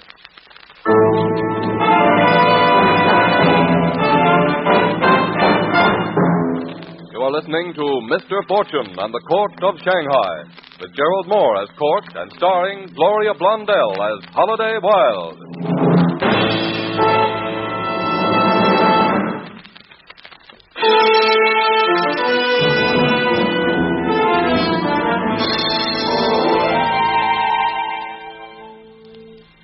The inspector didn't waste any time. In 20 minutes, I was being led to a cell in Shanghai's city jail, thanks to my saber pin, which had killed Mr. Fortune, and thanks to Irene, who had evidently followed Court and me and either recognized my pin or used it, or both, and thanks to my tough luck in meeting Lucian Courtney. But now I didn't think much of my chances of finding my father with me in a jail cell. There you are, Miss Wilde. And if there's anything you want, don't bother to ring. Don't let the old goat scare you, honey. The girl who spoke certainly looked more at home in that cell than I ffelt. But she was company. And her voice was sort of musical, after the manner of a honky-tonk piano. There I was, minding my own business. I couldn't even lift a finger if I wanted to. Couldn't even see. And they're holding me as a material witness. I couldn't even witness the material in the suit the guy was wearing. But I won't be in here much longer. Too bad I get bailed out today by a real gentleman, too. What a doll he is. Big ammunition operator. Lucky he was there last night when it happened. Here, have a cigarette. Had to give the guard my earrings to get them for me. Hope they pinch his ears. Here. Thanks. They're English, but they're better than nothing. What are you in for, hon? Did you get a parking ticket? Afraid not. They think I killed a man. Oh, you too, Well, I should have about 4 years ago when that fat hunk of slime trotted me down them 13 steps to heaven. But last night somebody did the job for me. Who are you? I don't know why I shouldn't tell you. The name's Fancy. You? Yeah, me. Back in Wilkes-Barre, I was Fanny Sinclair, but when Fanny went out of style as her first name and I come over to Shanghai, I went native. Around here, that's pretty easy to do. Fantin. Yeah? Fantin, have you ever heard of William Wilde? Wild Bill Wilde? Hey, why does suddenly everybody want to know, do I know Bill Wilde? Do you? Like I was telling Court last night. He's the gentleman that's going to spring me Wait. Huh? Did you say Court? Oh, he's a doll. Like I was saying to him last night. Where's my father? Your father? Yes, Wild Bill, where is he? Please. Come on, little birdie. Out of your guilty cage. See what I mean, hon? I'm sprung. Not you. You. Come on, out with you. Please, just a minute. I've got to talk to this girl. If you want to talk to her, you can come back later. She ain't gonna fly away. Oh, please, Fancy. Son, if you really want to find your old man, first go find my friend Lucian Courtney.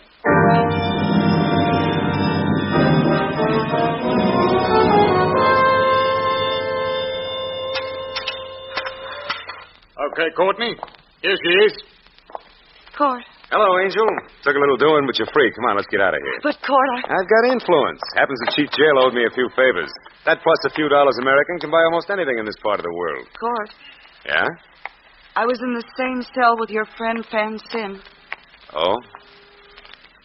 Angel, I don't know what she told you, but don't believe her. Then you did talk to her last night. Where is my father? Look, we'll find him. Now you're released in my custody for just a couple of hours. You're really in trouble. But you know I know you didn't kill him. But they've got the murder weapon. That's all the evidence they need. But this is impossible. No, Angel. This is Shanghai, and I'm getting you out of it. Come on, let's go to the shop. Here's my car.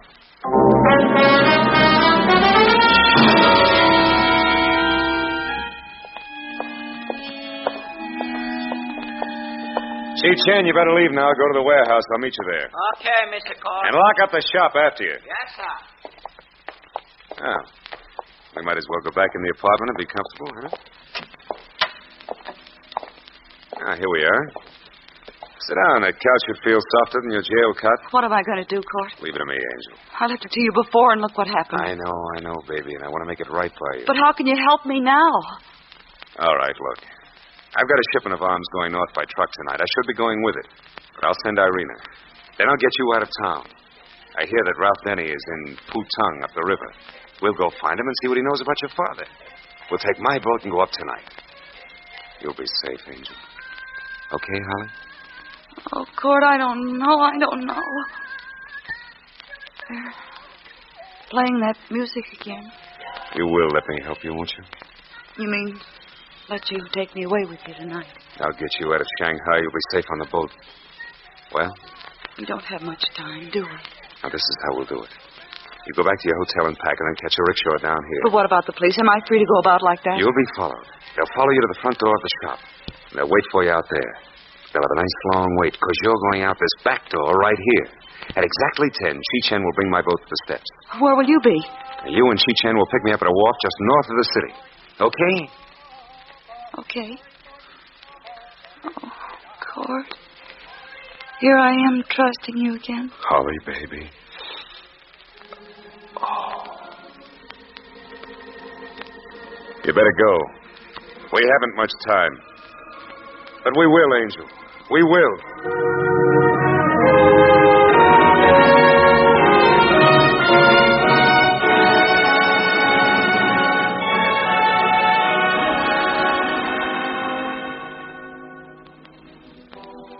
Now I was an escaped prisoner, again thanks to Lucian Courtney.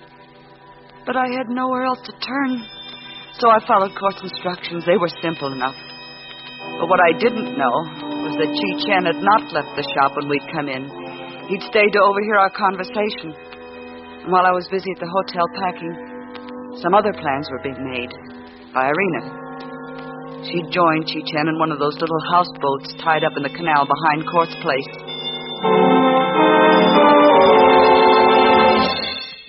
Then they left together? Yes, Missy.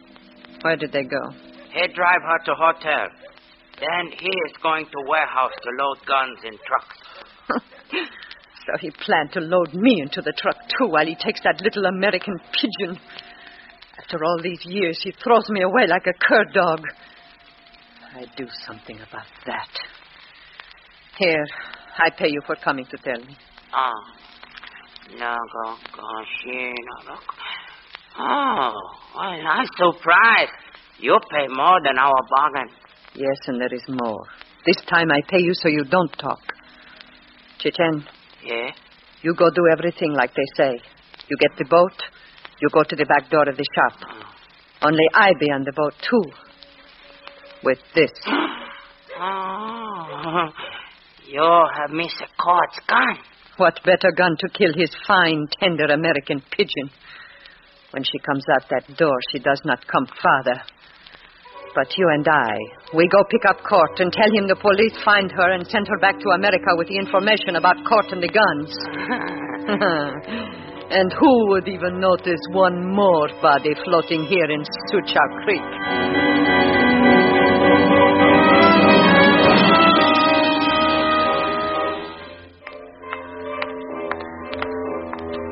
It was almost 10 when I turned off the Nanking Road and approached the Su Chow Importing Company for the last time. The moon was hidden by low, fast-moving clouds, and I could just make out the figure of 2 policemen who had been following me.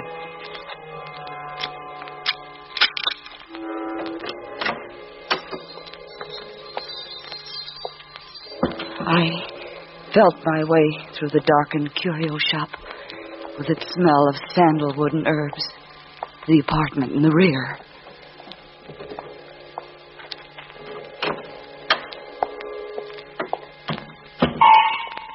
Hello, Angel. Gord, what are you doing here?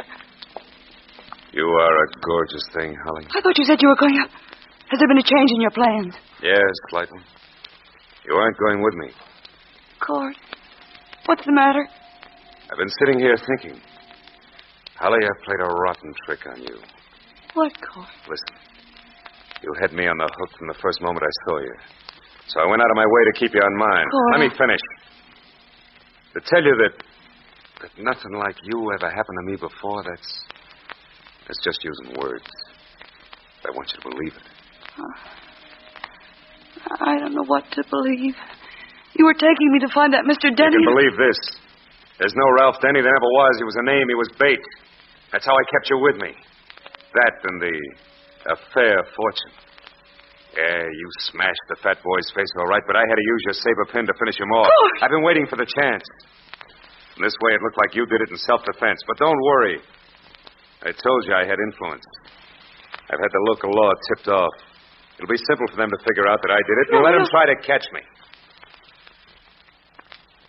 Then you don't have any lead on my father, do you? Yes, Angel, I do. I had it before you arrived in Shanghai. Gord. And I've been told you'd show up for it, but nobody told me what you were or what would happen to me. Sure, I know your father, and frankly, I hate him. Let's just say we never got along and let it go at that. Here. Here's the name of a man in Hong Kong. He was with your father last week. You'll find him at the Empress Hotel. Gord, Chi Chen's right on time. That's my boat. You'd be surprised to see me come aboard instead of you. I'm kind of surprised myself. I wish it had been different. I wish there had been a Ralph Denny for us to go to see. Drop it. You're going out the front door, I'm going out the back. That gong. It's the goddess, you said. Calling the lovers. Is that what I said? The Riverfront Fire Watch calling the Shanghai Fire Department. Oh, Holly, I started out wanting you. I wound up wanting you. Nice going, good girl. So long, Angel.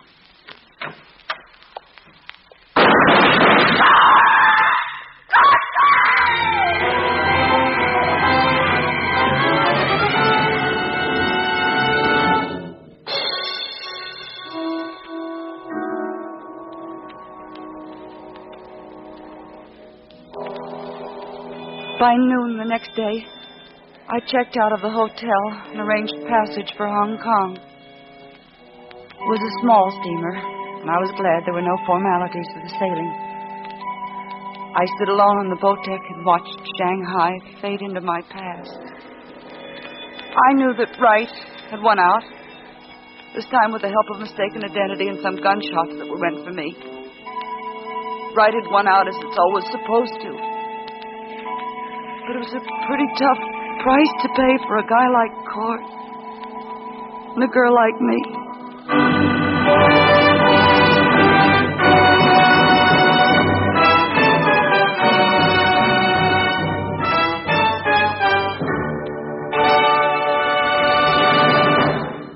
Next week at this time, listen for The Missing Man of Hong Kong, the next adventure in the story of Holiday Wilde.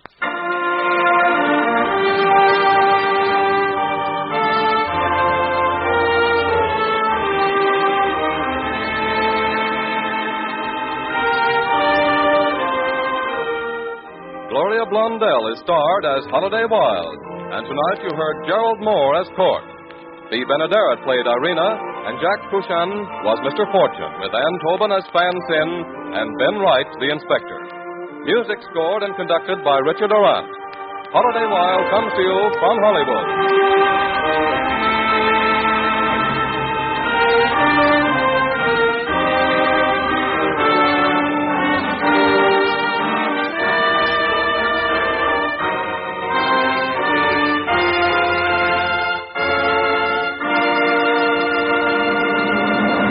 This is the Mutual Broadcasting System. Mutual Broadcasting System. Mutual Broadcasting System. Mutual Broadcasting System. Mutual Broadcasting System. Mutual Broadcasting System. Mutual Broadcasting System.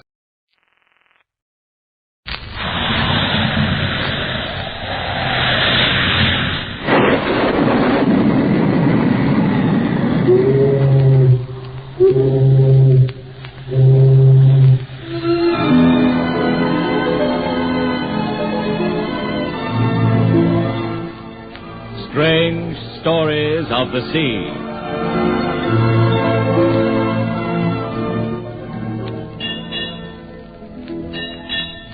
Stories of ships and of the men who take them to sea. Stories which are gay, dramatic, adventurous. Stories of courage and treachery, bravery and fear. Stirring, factual dramas of the seascape's inexplicable pattern.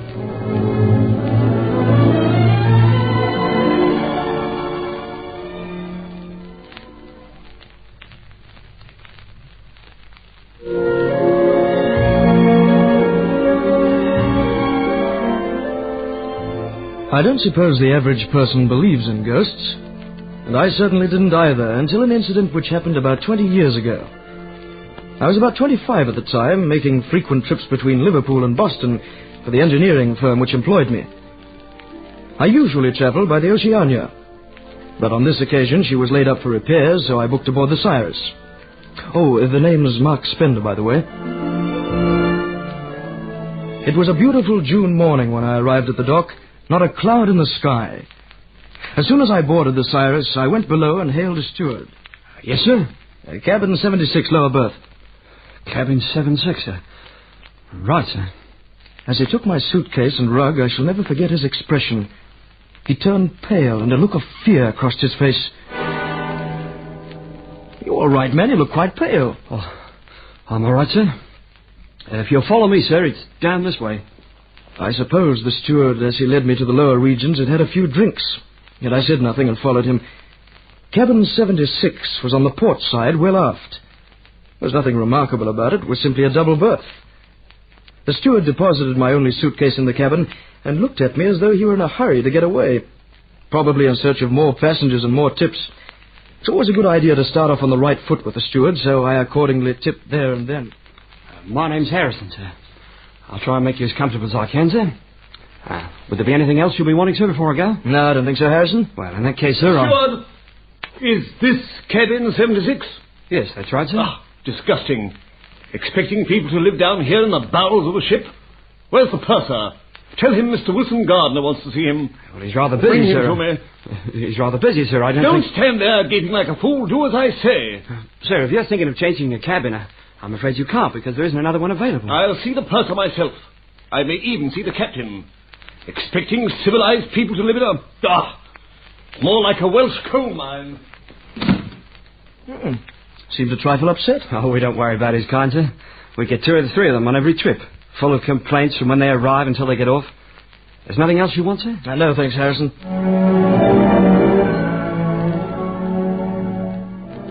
I didn't see Wilson Gardner, my roommate, until later in the evening. I was in bed when he entered, and as I was half asleep, had no conversation with him. I made up my mind that I didn't care to make his acquaintance, and I went to sleep saying to myself that I'd study his habits in order to avoid him. I was awakened during the night by a loud noise.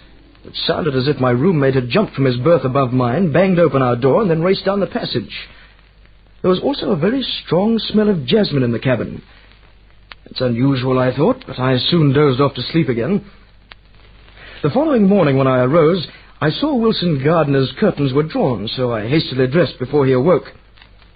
It was a warm morning, so I went for a stroll around the deck before breakfast. On my way round, I came across the ship's doctor. Great day, isn't it? Yes, it certainly is. Makes you feel good to be alive. Wonderful, fresh sea air. Yes, there's nothing like it. My cabin was saturated during the night with some heavy perfume. I think it was jasmine. Not jasmine. You're in cabin 76. What? How did you know? Oh, nothing. Only everyone has complained about that cabin for the last 2 trips. What, about the jasmine? Well, it wasn't noticeable in the cabin when I arrived yesterday afternoon. You don't mean... I don't believe it can be helped. I think there's something...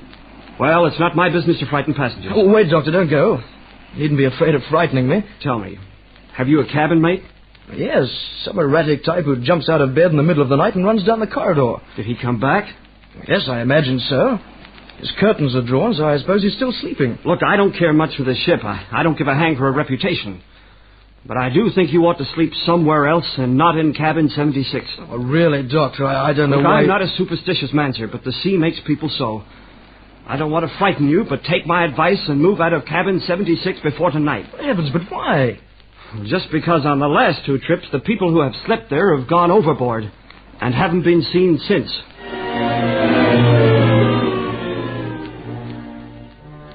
The doctor's news was startling and exceedingly unpleasant. I went straight to my cabin to see if my roommate was up. The curtains were still firmly drawn, so I concluded he was probably still asleep. On my way out, I met the steward, who told me the captain would like a word with me, and then scuttled away down the passage as if to avoid any questions. I went to the captain's cabin and found him waiting for me. Mr. Spender, I want to ask a favor of you. Certainly, Captain. Your cabin mate, Wilson Gardner, has disappeared. Did you notice anything extraordinary about his manner last night? You don't mean he's gone overboard? Yes, I'm afraid I do. And he makes the 3rd. Who told you about the other 2? It doesn't really matter who told me. The fact is I know. I see. Tell me, Mr. Spender, did you hear or see anything unusual last night? Well, Wilson Gardner woke me up by jumping out of bed, banging open the door, and then running down the passageway. Anything else? Oh, yes. There was a very strong smell of jasmine. I thought as much. Mr. Spender, your story coincides almost exactly with what was told to me by the cabin mates of the other 2 who disappeared. Does it, Captain? Mr. Spender, I beg of you not to mention this episode to any of the other passengers. I don't want the Cyrus to get a bad name. I promise you, Captain, I won't. You can have your choice of any of the officers' cabins or mine for the rest of the trip. Now, is that a fair bargain? Very, Captain, and I'm much obliged to you, but I think I'll remain where I am. I won't mention the matter to anyone, and I think I can promise you that I won't disappear like my roommate. Of course, you have a right to stay there if you want to. But I wish you'd turn out and let me lock the place up and be done with it. I'd rather stay, Captain. Just as you wish. I think you're making a big mistake.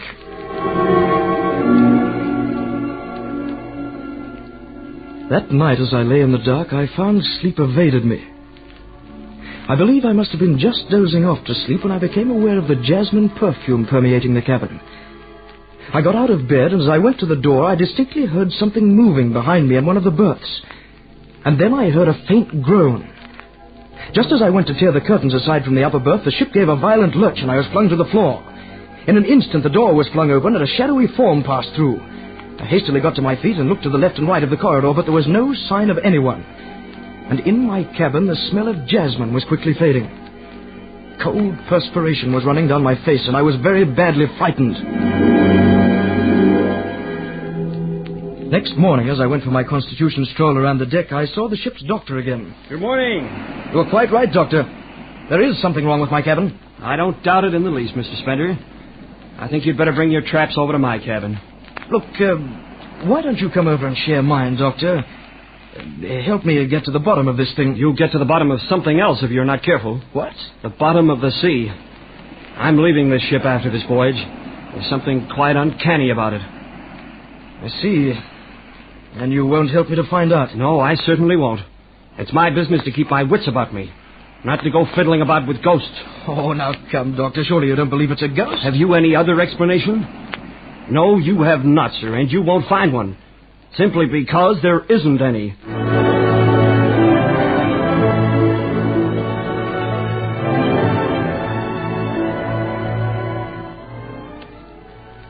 I didn't care to spend another night alone in my cabin, and yet I was equally determined to solve the mystery.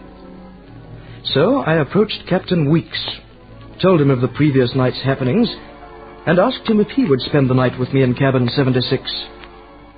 To my delight, he agreed to the suggestion.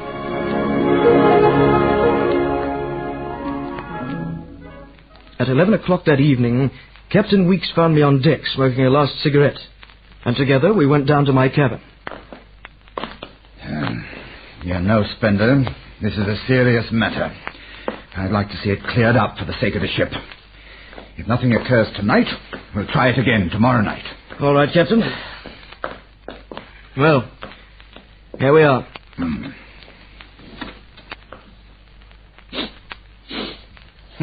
No smell of jasmine, or anything else for that matter. Well, there never is when you first come in. Where will you sit, Captain? Let's see. I'll close the door and put your suitcase in front of it.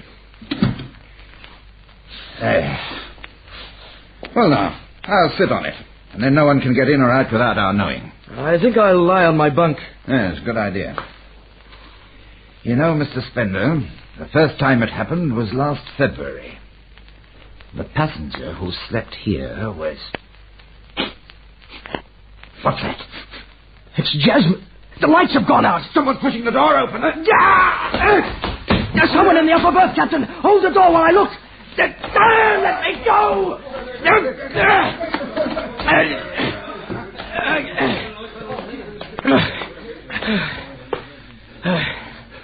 You all right, Captain? I'm a bit knocked about. Otherwise, I'm all right. Let's get out of here quickly.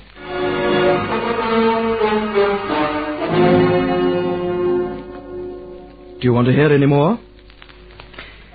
Well, there's nothing more to tell, really. But cabin 76 has been boarded up. And if you ever take a trip on the Cyrus, you may ask for that cabin. But you will be told it is engaged. Yes, it is engaged by a ghost. The explanation? A woman was found murdered in cabin 76 on the maiden voyage of the Cyrus. And in her hand was a broken bottle of jasmine.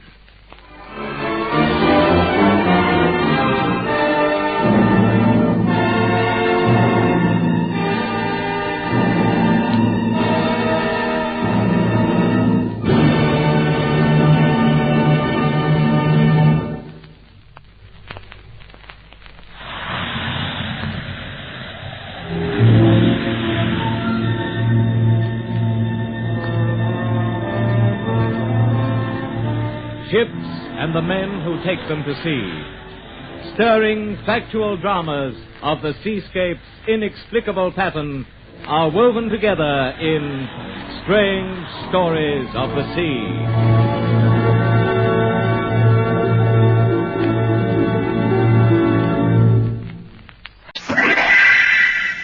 Nighttime. Darkness. The hours when and strange happenings walk the hidden corridors of the earth. Here is he who tells these stories, weird and strange. This is Supernaturally Yours. Tonight's story that is supernaturally yours is called The Cyprian Cat. And so I'm going to be hanged. Hanged. For shooting a cat. It's decent of you to come and see me, Harrison. Though they tell me it's a hopeless sort of case. I've told them the whole story. But I'll tell it to you again. They don't believe me. I should make up something more plausible. But what's the use? I'd fall down somewhere if I tried to swear to a lie. What I'm going to tell you is the absolute truth. Harrison, I fired one shot, and one shot only. And that was at the cat. As I told them, Meridew and I had been friends since we were boys. Though we drifted apart, we always kept in touch. 2 years ago, he wrote and told me he was getting married, and he was tremendously in love. At first, his letters to me were deliriously happy. Later, he seemed disturbed about his wife's health. She was restless. Town life didn't suit her. They planned to go to an inn out in the country that she liked. Well, last month, Meridew wrote and asked if I could join them for the 3 weeks of my vacation. He was anxious to see me and have me meet Felice and keep her company while he worked on a new dam as a civil engineer. They were in a rather remote spot, Harrison. It sounded restful, and it was so hot in town, I decided to go.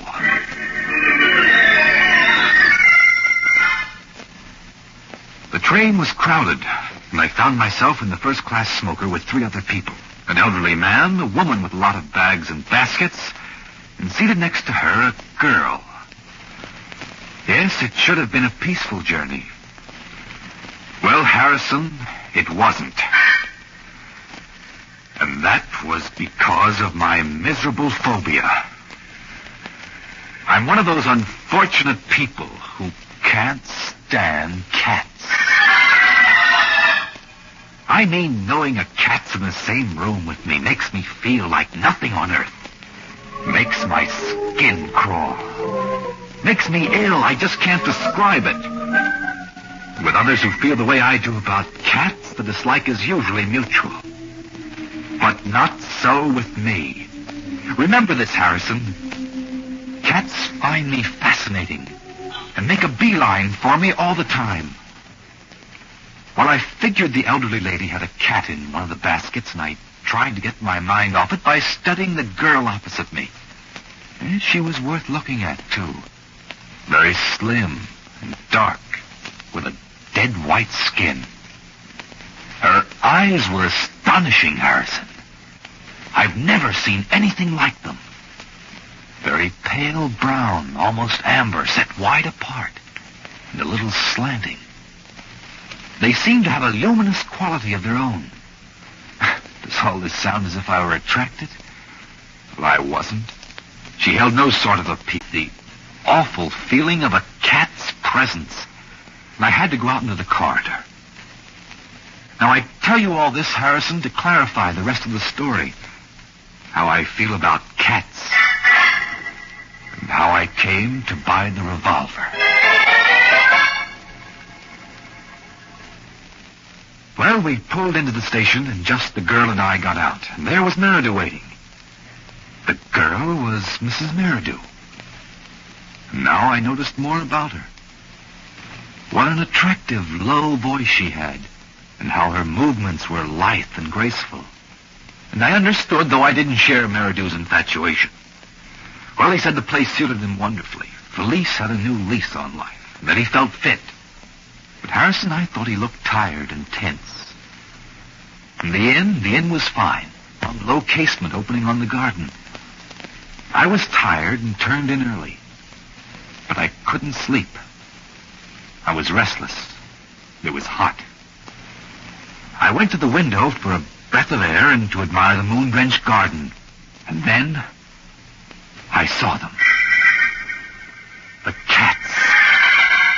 Rolling and twisting and jumping in shadows like some kind of weird ritual dance in the moonlight, and then snaking so silently away. Silently. The way cats do. I went back to bed sleepless, my nerves on edge. And as I lay there, I began to hear something. A muffled rustling noise that seemed to come from the ivy that ran along my window. Nearer and nearer and nearer, till it landed with a soft thud on the sill. A great Cyprian cat. Harrison, I've never seen such a monster. One of those striped gray and black cats they call Cypress or Cyprian. There it stood, its head cocked, staring into the room at me. I couldn't stand it. I chased it and it went off without a sound. And finally I slept. Well, the next day, Harrison, we drove out to see the dam. And it was then I saw that Felice still wasn't cured of her nervousness. It seems we had to cross some planks laid over a stream. It was neither wide nor dangerous, but Felice refused to cross it. When Meridew tried to insist, she became hysterical. Well, we finally calmed her and said she could wait for us. That was all. But it's strange, wasn't it? Her morbid fear of running water. So there are two of us now with our own phobias. As for me, it would have been perfect at Little Hexham if every night the garden hadn't been haunted by the cat. Well, Harrison, as I've said before, my relations with Felice were perfectly ordinary. Meridew was out all day, and I spent a good deal of time in her company. But I liked her, that's all. She was not talkative. She would sit or lie for hours in the sunshine, hardly speaking, only stretching her body out to the light and heat. And sometimes she would spend a whole afternoon lazily toying with a twig or a pebble. And yet, somehow, to me, she was not a restful person. It's peculiar, but true. Oh, yes, Harrison, about the revolver. I bought that at Kingston. We drove there one day, and browsing in a second-hand shop, I saw this small revolver. They were anxious to make a sale, made no bones about a license. But when I casually said I meant to take a pot shot at a couple of cats, he seemed to all at once wake up. And he asked where I was staying, and I told him Little Hexham. I remember he said, "You best be careful, sir. They think a heap of their cats there, and they say it's unlucky to kill them." And then he mumbled something about a silver bullet. Yes, to that I swear, Harrison, a silver bullet. Well, that night the thunder came, and we were all in a state of nerves. Meridew was sullen. Felice was wrought up to a queer kind of excitement. And I had the feeling the house was full of cats. Well, I went up to my room and I opened my window for a breath of air. It was pitch dark, and as I stood there, Harrison, as I stood there, I got that foul sensation of sickness. The flesh crawled on my bones, and I knew that one of them was slinking close to me in the dark. I turned, and there she was. The great Cyprian on the sill. Her eyes gleaming like green lights. I yelled and struck, and she snarled, and she leaped out. And all at once, the storm broke, thundering and lightning. And I became aware then of a wild pounding at my door. It was Meridew, terrified and sobbing, "It's Felice. She's ill. I can't wake her. You've got to help me." Well, Harrison, we ran to their room, and there in bed lay Felice, with only a sheet upon her. She was stretched flat on her back, her long black hair on her shoulders, her face waxen and shrunk, like the face of a corpse. And her flesh was cold. She seemed as if she were drugged. It was like handling a dead woman. And then we became aware of something outside the window. A stealthy scraping on the pane. And on the sill, the Cyprian cat sat and clawed at the window. Her drenched fur clung to her body, her eyes glaring, her mouth open in a howl. Well, Harrison, she scratched the glass as though possessed. I cursed her and turned away. She set up an incessant, weird, despairing wail. As if she had to get into that room. Well, Meridew went for a doctor, and I kept trying to revive Felice. Then I remembered I had a small brandy flask in my room. As I ran to get it, the cat suddenly stopped howling. In my room, I rummaged for the flask in the dark, when I heard a loud, triumphant mew, and turned to see the Cyprian cat on my sill. It sprang in, flew past me, and out the door. Well, Harrison, I found the flask and rushed back, just as Meridew came running up the stairs. As we entered, Felice stirred, sat up, Harrison, and asked us what was the matter. I was too stunned to speak.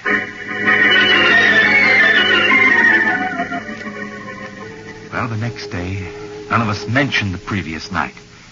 Felice was in the best of spirits. We were all on good terms. Ask Meridew. There was nothing to suspect. Nothing. Now, Harrison, the rest I'll never understand. That night, we all turned in early. It was a moonlit night. For once, no mewing came to trouble me. I didn't even bother to shut the door or window. I put the revolver on my bed. Yes, it was loaded. But I only meant to go at the cats if they started up again. And then, about midnight, I heard what I'd been half expecting.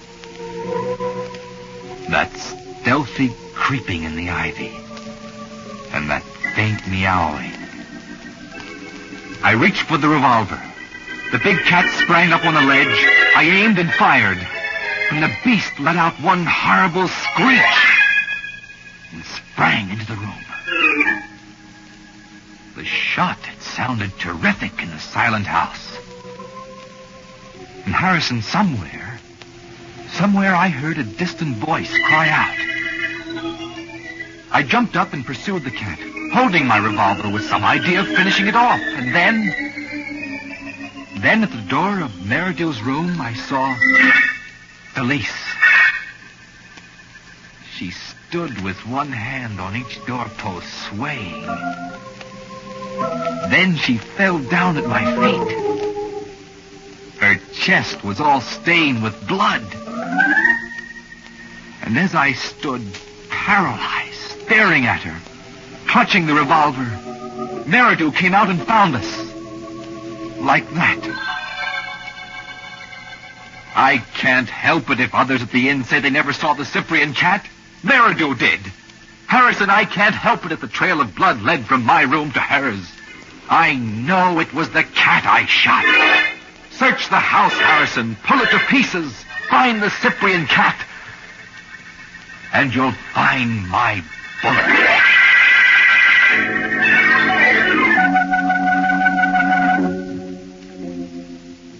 The book is closed. The story over.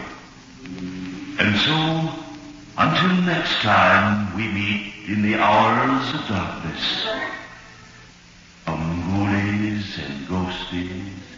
long-legged beasties, and things that go bump in the night.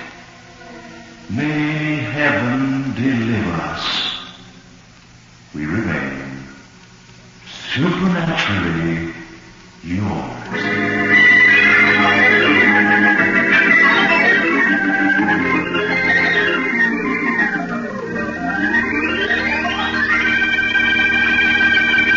On Broadway, Diamond Crystal Shaker Salt presents the 8th of a new series of radio dramas, On Broadway.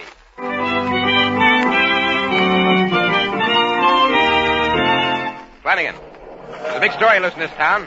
Jim Carter, the young theatrical lawyer, got himself tangled up with 2 dames and a gigolo. Go out and get it. In one moment, we join the throng on Broadway, but first a brief reminder to all lovers of well-flavored food that most of the members of that throng, patrons of New York's finest restaurants and hotels, enjoy their food seasoned with the salt that brings these dramas to you.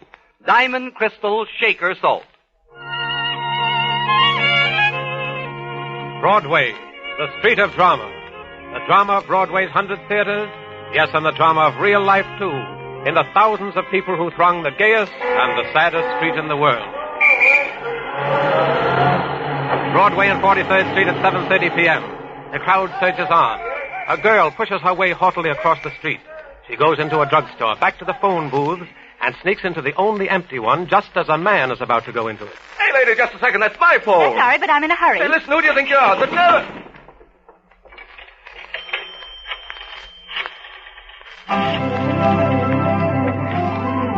We follow the phone call as it speeds up Broadway to the terrace apartment of young Jim Carter, crack lawyer, who untangles the legal difficulties and financial affairs of Broadway stars and celebrities. It rings his phone. Hello, is this Jimmy Carter? This is Jim Carter. Oh, how wonderful. I was afraid I wouldn't catch you in. I bet you don't know who I am. Well, I'm an old friend of your sister's. We were roommates at Wellesley, and she told me that if I were ever in New York, I should be sure to look you up because you knew just everyone in town and you'd show me around. Oh, well, you see, Will you meet me at the corner of Broadway and 43rd Street at 9? I'll be wearing a white carnation. You wear one, too, won't you? Then we'll know each other. Isn't that a darling idea? Yes, but listen... Oh, that's wonderful. Now, don't forget Jimmy. It's Jim, not Jimmy. All right. Goodbye, Jimmy. Hey, you didn't tell me your name. He hung up. Oh, what have I done to deserve a fate like this? At the same moment, far across Central Park in an expensive Park Avenue hotel, a girl is helping her father on with his coat. She is beautiful and angry. Wait. My gracious, I can't find it. Here. Ah, there it is. So, you're going out without me again? Now, Joanne, this is business that only bore you. Besides, New York... Yes, I know. It's crammed with fortune hunters just waiting for me and your money. But, Dad, I want to go out and see things, go dancing. Well, you'll just have to wait. Tomorrow I'll see if I can find you a suitable escort. I don't want a suitable escort. Be a good girl now and kiss your dad goodbye. All right, Dad. Other things. Suitable escort. That makes me... Hey, wait a minute. Escort. Yes, where's that phone book? I'll show him. A-B-E... Epstein, Escobar, escort service. Operator, get me circle 50300. A suitable escort. Escort service, good evening. Oh, good evening.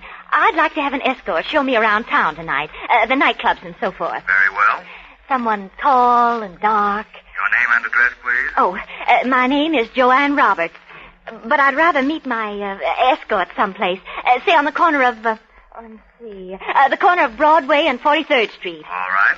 I'll be wearing a white carnation. Have him wear one, too. I'll be there at 9 o'clock. Thank you very much. Now back to Broadway. It is nearly 9 o'clock. In front of the theater at Broadway and 43rd Street, Joanne Roberts is waiting for the escort she called to arrive. But things happen this way on Broadway. Across the street comes a young man, tall, clean-cut, wearing evening clothes and a carnation in his buttonhole. He is not the hired escort, but Jim Carter. And as he steps to the sidewalk, the white carnation on Joanne's evening wrap catches his eye. His face breaks into a big smile, and he goes over to her. I beg your pardon, but aren't you looking for me? Oh, Oh, yes, I guess I am. Well, look no further. I am me. Oh, really? When I got your call, I hardly expected you would be, well, tall, blonde, and lovely. I'm pleasantly surprised. Don't you think we might at least have a formal introduction? If you insist, I'll do the honors, Miss Roberts. Of course. Miss Roberts, may I present Mr. Carter, the distinguished Mr. Carter of New York. How do you do? Confidentially, you may call me Jim. And, what may I call you? You may call me a cab. I'd like to get started. Taxi! Hey, taxi! You do that very nicely. Thank you. Thank you. Well, practically on our way. A spin around Central Park first, driver. To the Cosmopolitan Club, driver. You heard me, driver, to the Cosmopolitan Club. I suppose I ought to give you some money now. I think that's the usual procedure. Not with me, it isn't. Besides, it's impolite. I've got plenty. Oh. Tell me, do you like your work? Sure, it's interesting. Different people all the time. I've got quite a few regular clients. You must be in demand, then. I'm one of the best in the business. Oh, you're so modest. Listen here. You might at least be decent about this. Let me assure you, it's no particular pleasure for me to cart you around. I've been to these places before, you know. I suppose you have a great many beautiful clients. Naturally, most of them are good-looking, and they have troubles or more money than they know what to do with. That's where I come in. I don't suppose you'd bother with them if they didn't have money. Of course not. That's business. So I see. Do you mind my telling you something? Not at all. I like the way you've got your hair fixed. Fluffy and smooth. It's very becoming. Thank you. I also approve your nose. It's sort of a tipped-up, snooty little nose, but it's cute. You also have lovely eyes. Thank you so much. But you've undoubtedly got the nastiest little disposition it's ever been my bad fortune to run across. What? In short, you're a spoiled brat. Oh! Mr. Carter, you may consider our arrangement at an end. Oh, that's where you're wrong. You ask for this and you're going to go through with it. If it kills me. Why, I never, you gigolo. Quiet, here's the Cosmopolitan Club. Try to act like a lady. So we follow the young man and the girl we met on Broadway, to the Heron Club, to the Cabaret Francais, and finally to the famous Zebra Club. After speaking to the orchestra leader, Joanne walks back to the table where Jim is seated. He stands up. Dance? Please. Say, Bobby. It's not Bobby. Miss Roberts. I know, but look. Let's declare a truce. You can start the hostilities if you want to later, but let's enjoy the music and the dancing now. All right. I'm going to call you Bobby if you don't tell me your first name. It's Joanne. I knew it'd be a nice name. Remember, I'm Jim. All right. Jim? Now, that's fine. I really like you, Joanne. Thanks. I like you. Say, you didn't tell me what number you asked the orchestra to play. Oh, it was cruel of me, I guess. Well, I suppose they'll play it in a little while. Cruel of you? And what's this mystery? Oh, nothing.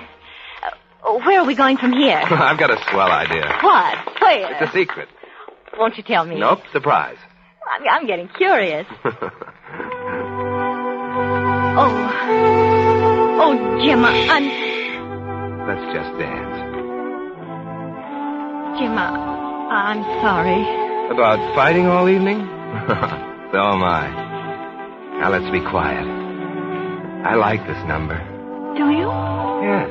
Don't you? Oh, I despise it. Joanne? Uh-huh. Oh. Jim, that actress you introduced me to, who said she was a client of yours. Uh-huh, Gloria Bryan. Is she in love with you? Of course not. Oh. Jim, where are we going? Secret, mustn't ask questions. Let's go now. Okay, we'll dance over to our table. All right. Say, by the way, what was the piece you requested? Oh, well, they didn't play it.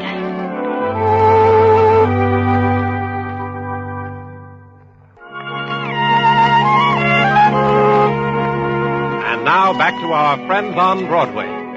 Joanne Roberts and Jim Carter leave the Zebra Club and get into a cab going across town to Fifth Avenue. Then up Fifth, past glittering shop windows, to 59th Street, where it comes to a stop at the entrance to Central Park. They get out, Jim pays the driver, and the cab rolls away. Well, here we are. But where's the surprise you promised? Oh, Jim, look. Huh? Look across the street. Carriages. That's the old carriage stand. It's been at the plaza here ever since Papa Knickerbocker got his first pair of long pants. Each carriage complete with a genuine horse and driver. And the drivers have tall silk hats. Oh, how swell. Let's go for a ride. Come on. That's the whole idea. Oh, but we can't just pick any old driver. Oh, no. I want one with sideburns. You shall have one with sideburns, even if we have to wait for him to grow a set. And he should be very English. The word is British. You try the first driver. He's asleep. Besides, no sideburns. Try the next. What shall I call him? Try calling him my good man. I've never said this before. My good man. Oh, where do you want to go to, lady? Does that sound very British? I'd never be convinced. Never mind, pal. There's only one more left. Carriage, miss? Ah, that's more like it. And he's got simply gorgeous sideburns. Driver, what is your name? It's very important. My name, sir? It's Middlesworth, sir. Cheltenham Middlesworth. Oh, perfect! Get in, Joanne. Thank you. Have you a nickname, driver? No, sir. Can't say that I have. Shall we call him Middle? No. How about Muddle? How do you like Muddle, driver? Muddle, sir? Oh, very neat, sir. Even a bit dashing, if I may say so. Very well, Muddle. Then dash off through the park with a crack of that whip to keep the wolves off. Quite right, sir. Oh, this is going to be wonderful. A carriage through the park. Remember the old saying, when in Rome, be romantic. Do you like it? Oh, yes. I'm glad you do. I didn't think there was anything like this left. You know, the carriage, the park, the trees. Oh, it's so quiet. And there are other things. For instance? Well, look. Isn't that a marvelous moon? It's a new one, too. Uh-huh. Maybe I ought to remind you about the stars. There's a flock of them up in the sky. They all came out tonight to look at you. I'll bet they're jealous. Oh, but you're not looking at them. I'd rather see their reflection in your eyes. It is a wonderful night.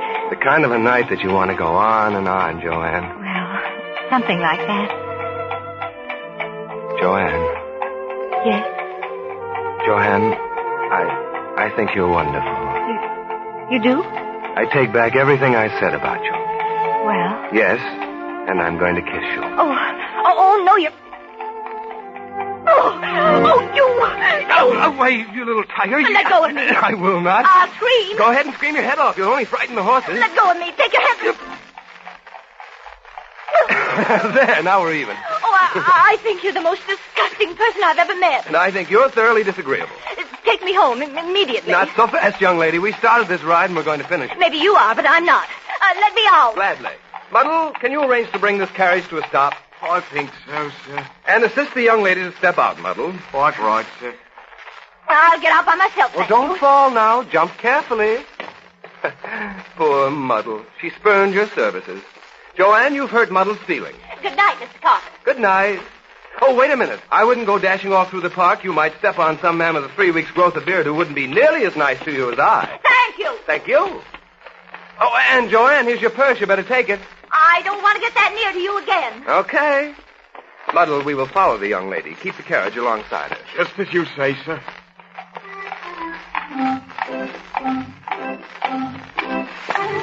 Muddle, a bit of advice. Advice, sir? Yes. Speaking from long observation, wouldn't you say the young lady standing alongside us is madly in love with me? If you will permit me to say, sir, I'd say the word was mildly. Let's not quibble, Muddle. I can see it in her eyes. That flashing look like a tropical storm. That, Muddle, is love. Nothing else. Is it really, sir? Absolutely. Of course, the expression on her face is not too friendly. A sort of London fog expression, if you understand me. Quite well, sir. That is but a mask to hide her true feelings. Beneath Muddle? Yes, miss? Muddle, aren't you ashamed of being a coachman to a louse? I hadn't looked at it that way, miss. You heard him force me out of the carriage. Think it over, Muddle. I shall, miss. Muddle, did you hear that voice? Sweet, soft, husky, full of love for me. I can't say as I did, sir. Joanne, all is forgiven. Please come back. Oh. Just to get your purse. I'm not interested. May I make a suggestion, miss? Well, What is it, Muddle? There's a policeman just ahead of us. Perhaps it would be better if you step temporarily into the carriage until we pass him. He might be suspicious. An excellent idea, Muddle. Policeman, huh? Oh, yes. Well. Oh, are you going to be sorry? Help! Help! Officer, help! Hey, cut it out. You'll have him over here. Don't I know it? Help! Help! Goodness gracious, here he comes. Hey, will you shut up? You can have the carriage to yourself. I will not. Help! Oh, Lord, now what? Stop the carriage, Muddle. Hey! What's going on here, anyway? Oh, I'm so glad you came, officer. This man lured me into riding with him. But, then he stole my purse and forced me into the carriage. Oh, he stole your purse, huh? Yes. See? He's got it in his hand, trying to hide it. All right, give me that purse, buddy. Look here, officer. This is all a misunderstanding. Oh, yeah? Officer, this man is a professional masher. Oh. I demand you arrest him. With pleasure, lady. Charged with robbery. Hey, just a minute. Tell it to the sergeant. Drive us to the station house, buddy. Very well, sir. Here, miss. I'll help you into the carriage. Oh, thank you.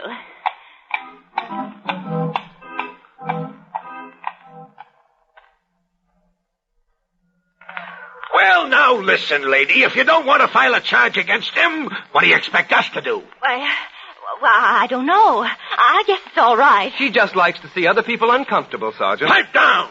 You're getting off easy. Lady, you got your purse back. Now, why don't both of you get out of here before I lose my temper? Thanks very much, sir. Oh, thank you, Sergeant. It's a pleasure. And don't come back here again.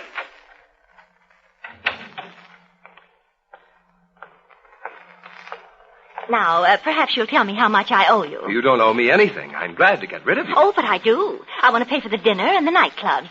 You really have been rather entertaining. Entertaining? That's so nice of you. And you want to pay me for the evening? Yes, I think that's customary. All right, you can pay for every bit of it. The bill at the Cosmopolitan Club was $27.43, including dinner and tips. $8.09 at the Heron Club. At the Cabaret Francais, $15.32. About $20 at the Zebra Club. Taxis were about $6. Another $6 for Muddle. That's a total of just, $82.84. $82? And 84 cents. Oh. But I haven't that much with me. But just give me your address, and I'll see that you get the check in the morning. I'm sorry, but that won't do. Oh, but Don't worry, I don't want your money.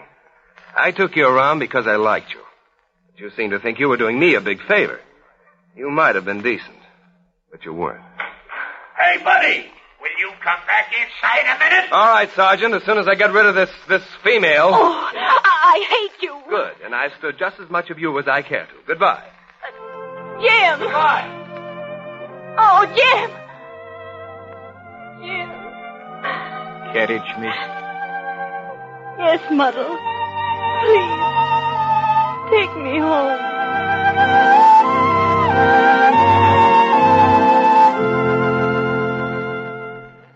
Ladies, a brief pause in our story for a cooking tip from salt. In preparing soups and sauces, salt should be added at first. In broiling, salt should be used at the very last when you turn your meat or fish. But first, last, and always, the salt to use is Diamond Crystal Shaker Salt. Diamond Crystal is the only table salt made in tiny flake-like particles that melt into foods more quickly and evenly. That's why Diamond Crystal Shaker Salt brings out the true natural flavor of foods to delicate perfection. And remember, Diamond Crystal is free-flowing in all kinds of weather. Your grocer has Diamond Crystal Shaker Salt, plain or iodized, in the round red package with the picture of the Shaker girl. Order it tomorrow by name, Diamond Crystal Shaker Salt. And friends, don't forget Diamond Crystal's offer at the close of this program. Now it is a few minutes later. Jim Carter is still at the police station with another couple and the irate sergeant. Now listen, lady. Calm down, will you? I will not calm down. I've never been so humiliated in all my life. This man not only refused to pay our bill at the Smart Club, but he expected me to pay it. He did. Then the manager had us arrested by a common policeman. And he can very well pay the bill, too. He's Jimmy Carter. What? Who's Jim Carter? This man right here. I've told you 1,000,000 times my name is... Say, what is this? A minute ago, this guy said he was Jim Carter. That's right, I am. Oh, but that's ridiculous. Jimmy Carter is the brother of my roommate at Wellesley, and he said that... Oh, so it was you. Broadway and 43rd Street, 9 o'clock, White Carnations. Yes, of course. But how did you know? You talked to me on the phone, not this guy. And say, how do you fit into this? My name is Roger Graham, but she's been calling me Jimmy Boy and Jimsy all evening. I'm on call at the escort service. I was supposed to meet some girl wearing a white carnation. Hey, Graham! You mean you're a gigolo? I am an escort. But listen, Be quiet, will you? Good Lord, so that's why she called me a gigolo, and that's why she... Oh, my gosh, Joanne, she's gone. Quick, how much is the bill? Will $50 cover it? Very well. Oh, you are Jimmy Carter. I'm so Never glad. mind that now. Here, Graham, pay the bill. Take your fee out of it and get this girl home or wherever she's going. Oh, but I don't want to go back yet. Aren't you No, going to... I'm not. I've got to find someone very important in an awful hurry. Glad to have met you. Goodbye. Give me an aspirin tablet, somebody, will you? For hours, Jim Carter hunts over sleeping Manhattan for Joanne and Muddle. Dawn comes, the city awake, crowds pour into the streets, and still he searches. Then, shortly after noon, he returns once again to the carriage stand at the plaza. I'm looking for another driver who has a carriage here. His name's Middlesworth, and I've got to find him. Has he been around? Middlesworth? Yeah. Oh, sure. He just went down Fifth Avenue about 5 minutes ago. Oh, swell. Here, and thanks. Well, thank you, sir. Hey, taxi! Taxi! Down Fifth Avenue and step on it. Keep your eyes peeled for a carriage. Right. Hey, driver, there he is. Catch up with that carriage. The light's changing, mister. Go through it. Okay. That's the stuff. Come on, he's turning the corner, going across town. I can't turn on the left on the red light there. I gotta wait for it to change. Now, just keep your shirt on. I'll catch that carriage. No horse can get away from me. All right, now. That carriage is just a couple of cars ahead of us. Wait, the driver's looking around it. Yes, it's Muddle. Hey, Muddle! Oh, Muddle, stop! He can't hear you. Shall I try to pull up alongside of him? Yeah, but look out for that car behind you. Hey, you, watch where you're going. Hey, what'd you pull out of line for? You steering wheel cowboy! Back up, you dope. You hooked onto my rear bumper. Listen, I can't wait for you to settle this argument here. That carriage is getting away from me. I gotta make a run for it. Hold on. It's you, sir. Muddle, where is she? Where is who, sir? You know Muddle, the girl. You took her home last night. Where's she staying? I've got to see her. Now, let me think for a moment, sir. Please. I can't quite remember, sir. Good Lord, man, think. Think. My whole life depends on it. While Jim Carter and Muddle look frantically for Joanne, we find her with her father in the fashionable Park Avenue Hotel where they are staying. In the living room of their suite, Mr. Roberts has been questioning Joanne. Now, Joni, please. Please give me some sort of an intelligent answer. What happened last night? Did you fall in love with some man? Yes, Is it this person called Huddle or Puddle? it's Muddle. Certainly not. Oh, Joni. You're old enough. Oh, well, what's his background? What does he do? Oh, he's wonderful. Yes, of course, he's wonderful. But what does he do? What's his name?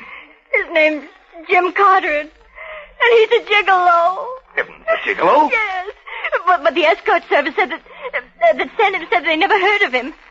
And he goes out with hundreds of beautiful women. Actresses. Some of them are terribly rich. Well, we're not exactly poverty-stricken. But I've heard that name before. Jim?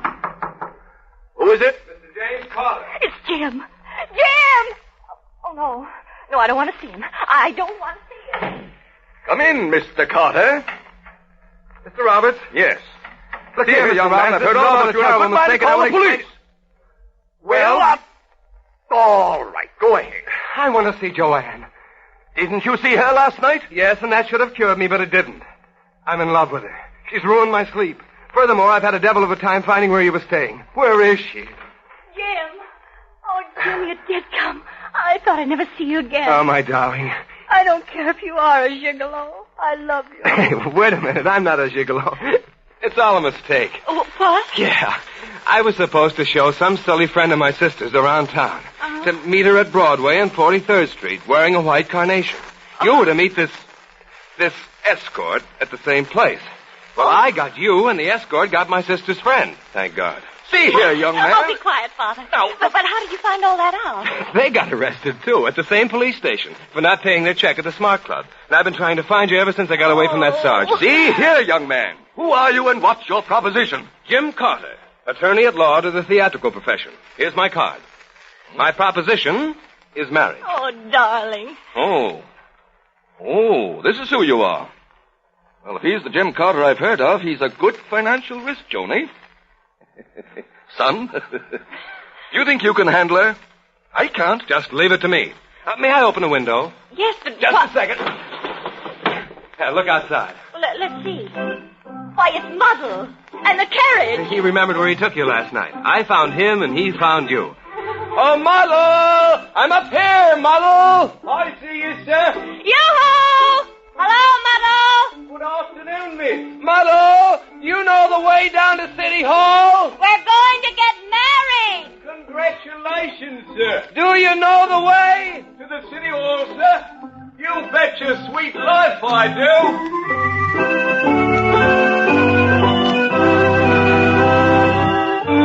The story of one man and a girl whom we picked out of the throng on Broadway. One story from the thousands of comedies and tragedies that are played every day outside the theaters of the Great White Way. Next week, we take another walk under the lights of Broadway, picking another interesting person with another story. In just a moment, we'll let the characters themselves tell you about it.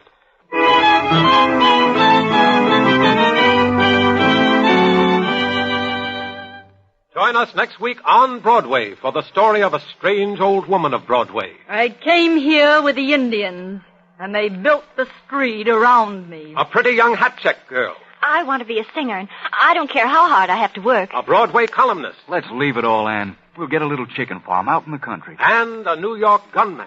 What Cash Mannion wants, he gets, see? Join us next week on Broadway for the story of an old woman who wasn't afraid of the gangster king of Broadway. Brought to you by the makers of Diamond Crystal Shaker Salt. Next week at this same time, join us on Broadway.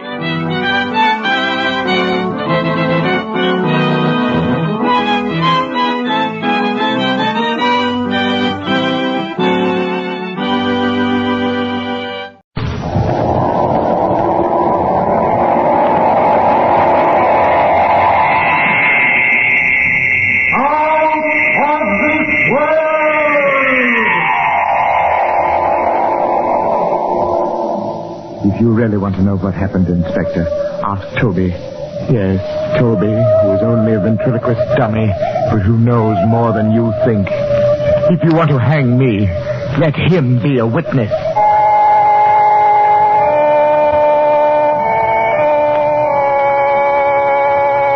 Out of this world.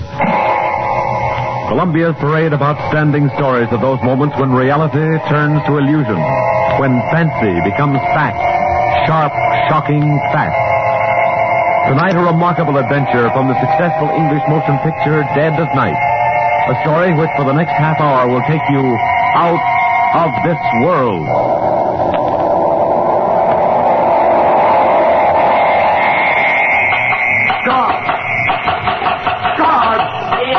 Tompkins, here now. Enough of that noise. You're disturbing all the other prisoners. God, tell me, where's Toby? What have they done with my Toby? So it's Toby again, is it? Now stop all that fuss about the dummy. I warned you before, any more noise in that solitary confinement for you. But I must see Toby. Oh, God, I'll pay you anything if you'll bring Toby to me. You ventriloquist, a queer one. All this fuss about a talking doll. He's not a talking doll. Don't you understand? He's... Toby. Where is he? What's happened to him? How should I know? Probably safe enough. The inspector will take care of him. Well, you tell the inspector to send Toby back to me. Back to me, do you hear?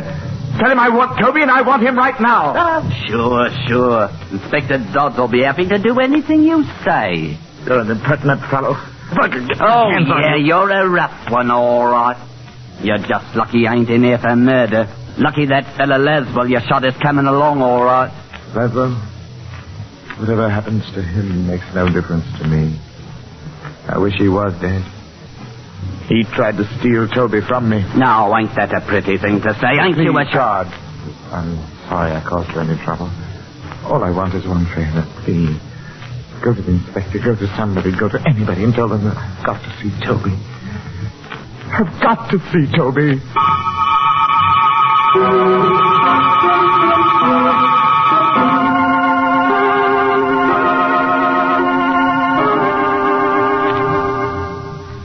Inspector.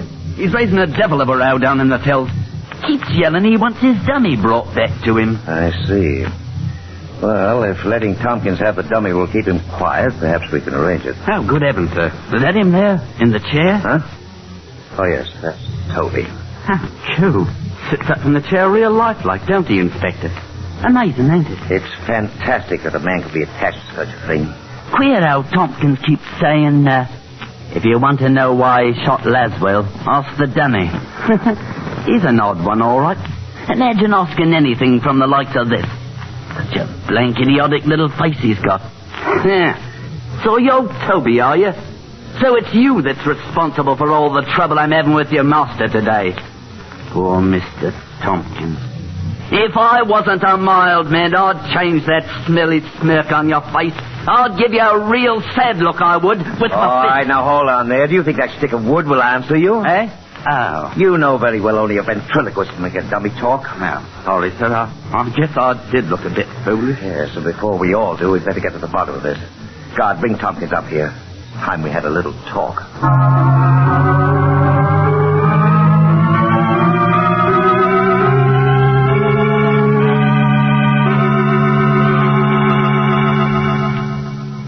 Tompkins, if I promise that Toby will soon be returned to you, will you cooperate with me? Toby?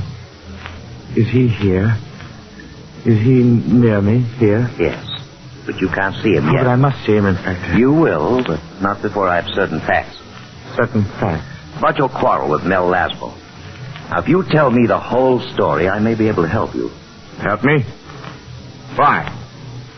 Why should the police help me? Because it's part of my job. Yes, but you've done your job. I've admitted I shot Laswell. I did it. What else matters? Your motive. He tried to steal Toby from me. Isn't that motive enough? Tompkins, I really can't understand you. Understand? Of course you can't understand.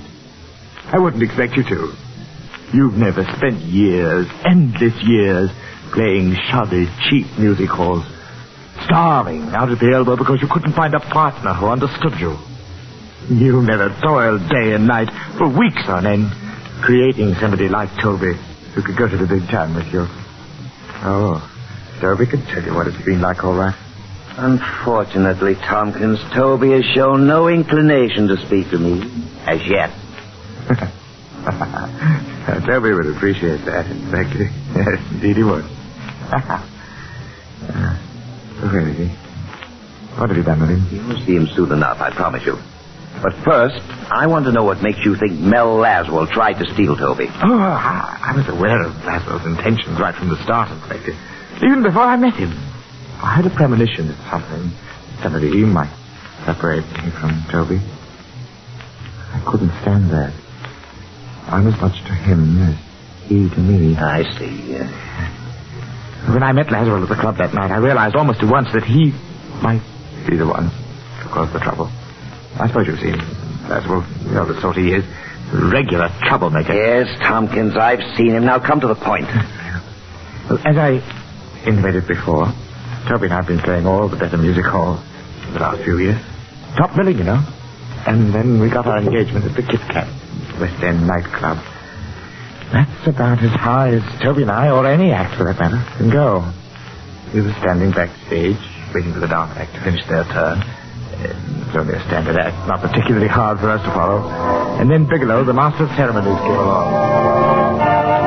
Glad to see you're ready to go, Tompkins. You're on as soon as they finish the waltz. We know our act, Mr. Bigelow. Well, just so you know yours as well. Not Toby. Well, I don't want him to forget to take the chair out tonight. I have the chair right here. Now, don't worry. It won't happen like it did last night. And do us the favor of getting off the floor when you've introduced us. You messed up the whole first part of our act standing behind us. Here, now, don't say that. After all, it was your opening night, and how was I to know your act? You did it deliberately. You were trying to cut in on our laughs. Now, look here. I don't have to take this kind of stuff. Toby, that was not at all professional. Mr. Bigelow, I apologize, since Toby doesn't seem to have the grace to do it. Very well, I accept it. Huh? Well, well, now, what do you think of that? I was letting you take me in, Tompkins. Deuce if I don't get to thinking that dummy is a living thing. Bigelow is a terrible ass, isn't he, Tompkins? By Jove, it's remarkable. Tremendously real, you know, the illusion. Oh, rot. Oh, by the way, you'll want to be particularly good this evening. You have a rival out there. Mm-hmm. Who? Laswell. Mel Laswell, the American. The ventriloquist from the States. Laswell? Oh, don't tell me you haven't heard him on the wireless. Here, look. Have a look. He's at the front table, over to the left. Oh, yes. Yes, I see him. And who's the gorgeous young lady? His wife. He's awfully good. World's greatest ventriloquist, I've heard say. I like her. Don't you recognize Press Agentry, Bigelow? He may be the best, and again, he may not be the best. And you're pretty jealous, aren't you, Tompkins? I'm nothing of the sort. In fact, you'll feel more uncomfortable than ever tonight working in front of a real artist. Now, see here, Toby. But as usual, I'll carry you along. You'll carry me. I'll have you know I carry this out. Please, both of you. Stay out of this, fat mouth. Now, see here, joke's a joke, but when you used to... By George, you took me up the road again, Tompkins. I thought you and this wooden imp were rowing. As though he were human. Imagine me thinking he's actually human.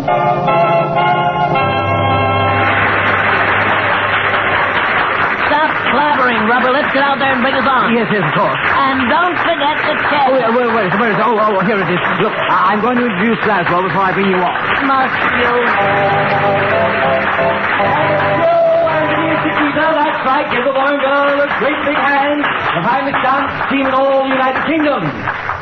And now, ladies and gentlemen, and visiting royalty, before I present to you our next little feature, I'd like to call on a distinguished variety artist who is here tonight. You've all heard him on the American wireless and seen him in the American cinema. Mel Laswell. I ask Mel Laswell to stand up and enjoy that well-known kit-kat hospitality. I'm sure that beautiful woman he's with is a much happier burden on his knee than Mickey O'Toole, whom you've seen so many times.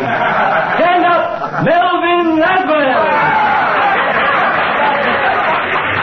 And now I want to bring on an act the like of which Mr. Laswell has never seen. Our own British ventriloquist, Eric Thompson, and his talking timber, Toby.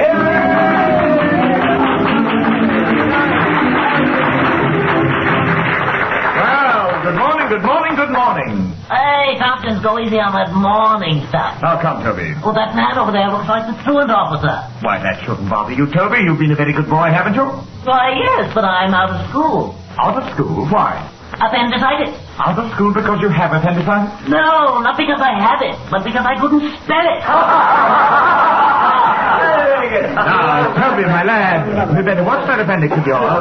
After all, people die of appendicitis, you know. And then you'd be a skeleton. I bet you don't even know what a skeleton is. Get a good grip on your nose, darling. That guy's got the worst material in the British Isles. Please, now, act as though you're enjoying this. People are watching you. Well, then, what is a skeleton? A skeleton is a lot of bones with all the people scraped off. You know, Toby, I saw a very strange thing the other day. Toby, are you listening to me? I said I saw a very strange thing the other day. All right, you saw a very strange thing the other day. I don't blame the dummy for being embarrassed. Go on, my master. Now, here, Toby, that's not the proper attitude for a bright lad like you. I said I saw a strange thing the other day. There were 12 men standing under one umbrella, and not one of them got wet. And not one of them got wet. Now, I know the payoff to this gag, but I won't say. And Mr. Laswell knows, too, don't you, Mr. Laswell? What goes on here now? Come now, Mr. Laswell, I know you do. You give the answer. Toby, please. Please, darling, this is embarrassing. Well, Say Mr. something. Laswell, If this guy keeps writing me, I will get into this his act. dummy's dummy says that he saw 12 men under one umbrella and not one of them got wet. Why not, Mr. Laswell? Because it wasn't raining. Correct, because it wasn't raining. Now, you see, Tompkins, everybody knows your joke. I'm humiliated, actually humiliated to be up here with a third-rate ventriloquist like you. Well, if you don't like your material, why don't you try rewriting it? Rewrite it? Did you ever hear of anybody going into St. Paul's and offering to rewrite the Bible? Then just what do you propose to do about it? I'd go to work for Mr. Laswell in a minute if he'd have me. Melvin, may I work for you? No, let's go. Wait, Claudia. May I, Mr. Laswell? I'd work for nothing. Just to be near that beautiful woman beside you. Toby, that's the Lemswell wife. I don't care. I mean it. Ladies and gentlemen, you think this is part of the act, but it isn't. I think that Mr. Laswell is the greatest ventriloquist in the world. Ladies and gentlemen, please don't blame me for this. It's Laswell. He's speaking all this through Toby. He's trying to steal Toby away from me.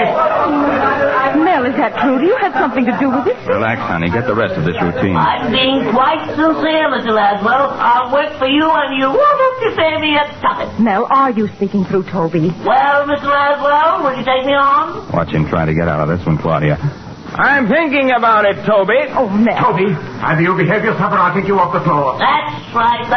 Just when I'm about to get a good job, call the MC back, tell him you want to run away and hide. Come on out, Bigelow. Tompkins needs your help. All right. Just as you say, Tompkins. That's all, and thank you for this little impromptu surprise. Oh, brother, it's about time the MC took over. It's all part of the show, friends. All part of the show. Go with me, Bigelow. I give him a nice hand here. You the man for failure. This is real Toby Friday.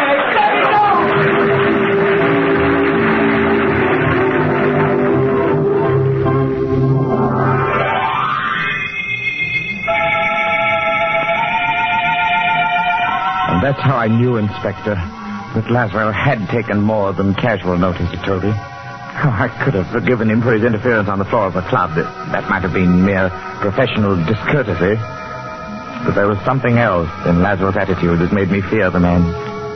It was his personal interest in Toby. Now, he wanted to separate us. I became certain of this later when he came back to my dressing room pretending friendliness. Anyone in there? Who is it? No, Laswell, Tompkins.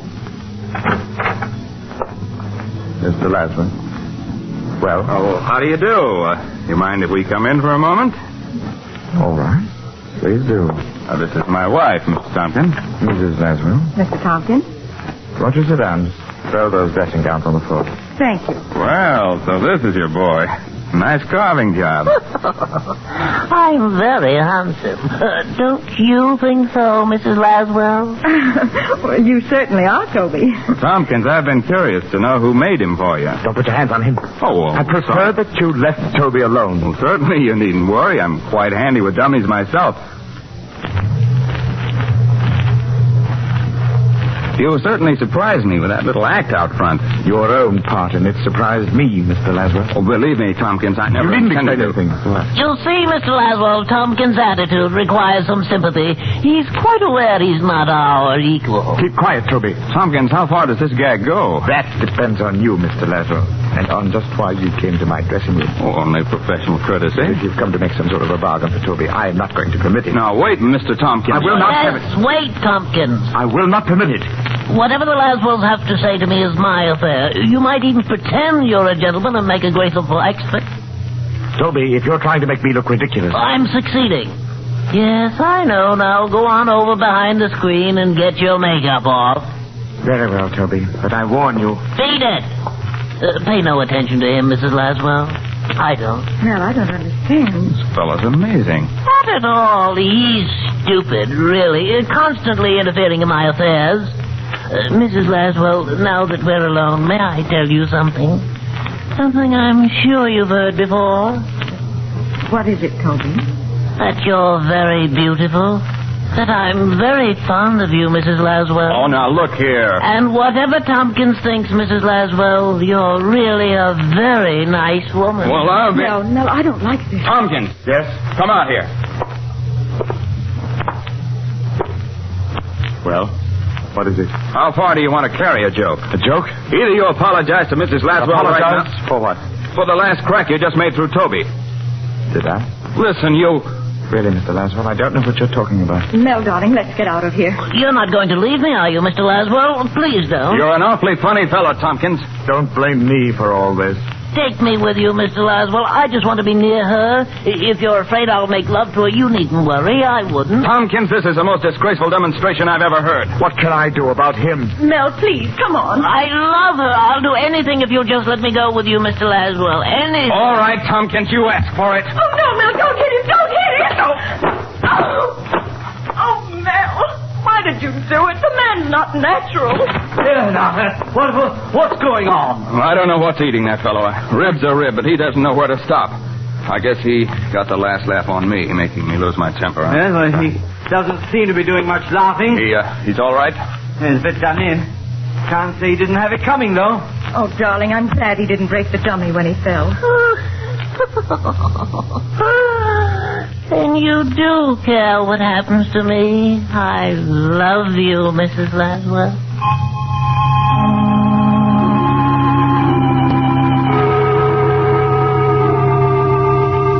So you see, Inspector, I should have known then that I couldn't prevent Laswell getting Toby. I knew they'd be plotting, the two of them. I see. One question, Mr. Tompkins. Yes. Would you say that Mrs. Laswell is an exceptionally attractive woman? To some men, perhaps. And since we know that you think and speak through the dummy, isn't it just possible that you may yourself find Mrs. Laswell, appealing? Oh, what is this rubbish you're talking? Are you interested in learning the truth of what happened, or are you trying to muddle me up? I'd like to hear the matter out, Mr. Tompkins. Sorry. As you well know, I was sacked by the Kit Kat on the spot. I hardly spoke to Toby all the way home. I wanted to impress upon him the misfortune he'd caused us. And at first I hoped that Toby's attentions to Mrs. Laswell had embarrassed them both so much that Laswells would no longer feel any interest in him. But in my heart I knew the Laswells hadn't finished, that at that very moment they must have been plotting. Plotting their next move to get Toby away from me. I'll tell you what that next move was. In our hotel, I carefully turned the key in the lock. Toby and I were secured for the night. I put him in his own little bed and then made ready for bed myself. As I moved around the room, his eyes followed me scornfully. Then I thought of the revolver in my bag. I took it out. With the revolver in my right hand and the key in my left, I lay down on the bed and waited. I dozed off. I don't know for how long. Then suddenly I was awake, my eyes staring. Toby was gone.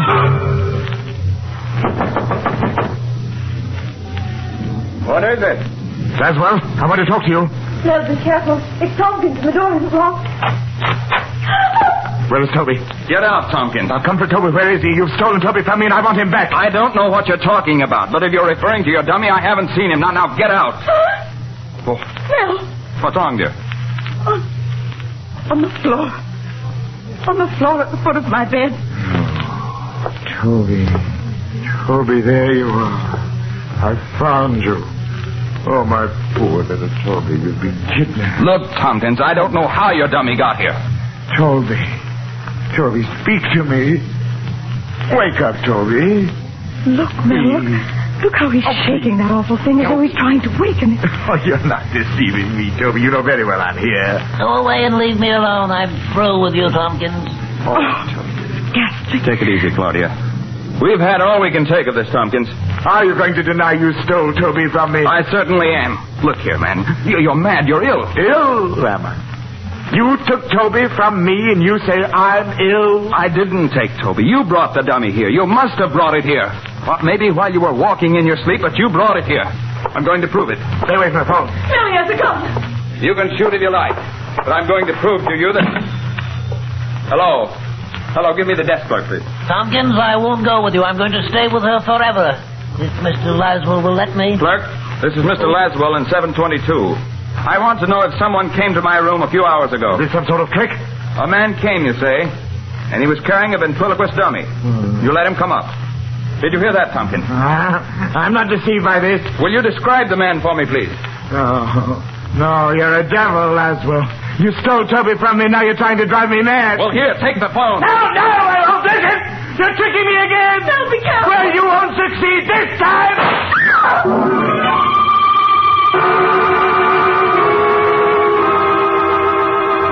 No, I don't deny that I shot Laswell, Inspector, but I believe the provocation was ample. I dare say you'll agree.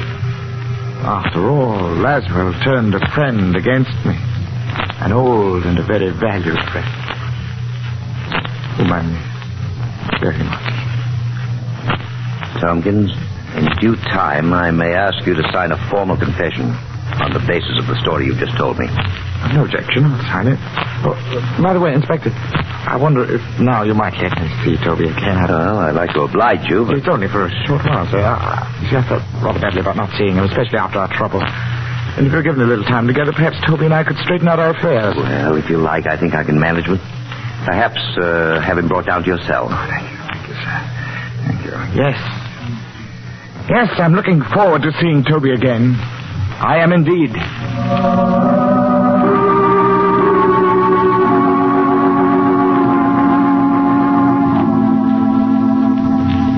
And that's the story as Tompkins told it to me, Mr. Laswell. It's incredible. I had some idea what was going on in the fellow's mind, but that is... Mel, I'm so sorry for it. Just one question, Mr. Laswell. You'll pardon my asking. Yes? Did you have anything to do with what's happened at the Kit Kat? I mean, you didn't project your voice through Toby. Certainly not. So I thought. This business has me baffled. If I thought Tompkins might be more dangerous than he's already proved. Well, I'm afraid there is that possibility, Inspector. Huh? It may be that Tompkins has become so accustomed to thinking as two persons that the personalities have actually become divided. Is that possible? For one man to have two separate and distinct personalities? Yes, that's not rare. Well, I'll admit I've never heard of anything exactly like this business. What will happen to him, Mel? It's a battle that Tompkins will have to fight out within himself. As long as he's in that cell without the dummy, he may... Carrying on something awful in this cell. What's happened? We put the big doll in with him, like you said, sir, and right off he began arguing with it, carrying on a fight, real lifelike. It's just like two people what hate each other. Laswell, you were right. Come on, we'd better get to them before it's too late.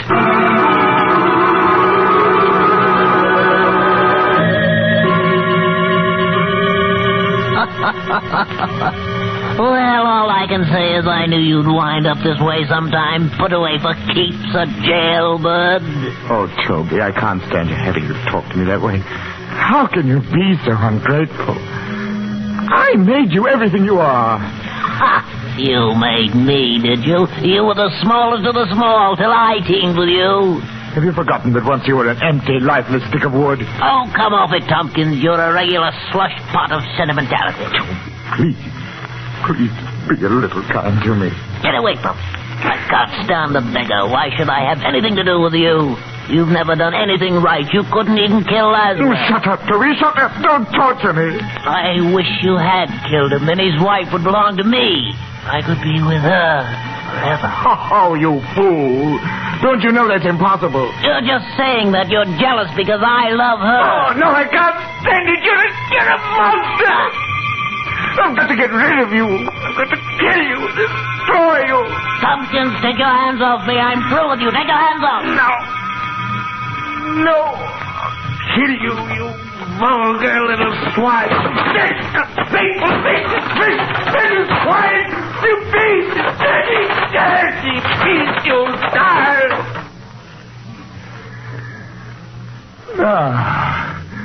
Now talk back to me, you little monster. Now tell me I failed at everything. I've smashed your face. You can't kill me, Tompkins. No matter how you try, you can't kill me. Come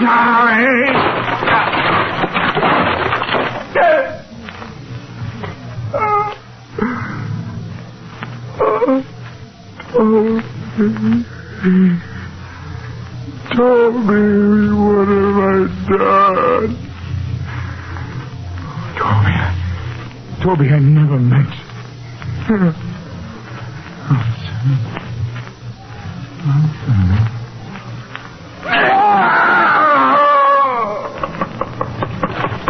Come on, down this way. There we are. Mel, he smashed the dummy. Steady, Claudia. Oh, it isn't real. It can't be. We didn't reach him in time. He seems to have fainted. I guess we better see what we can do for the poor devil. Certainly made a pile of kindling out of his dummy, didn't he? Oh, Mel, what'll it do to him when he sees what he's done to Toby? How is he, Inspector? He's coming around all right.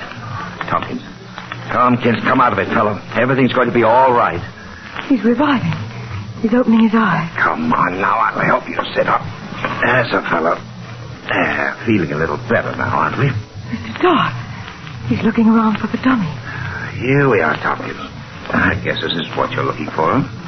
Your dummy's broken up a bit, but he'll be all right. He said he'd kill me, but I told him he couldn't. I killed him. Isn't that wonderful, Mrs. Laszlo? Tompkins is dead. Now we can be together forever, the three of us. You want me, don't you, Mrs. Laszlo? You've got to want me because I think you're beautiful. And I love you, and I'll be your slave always and always.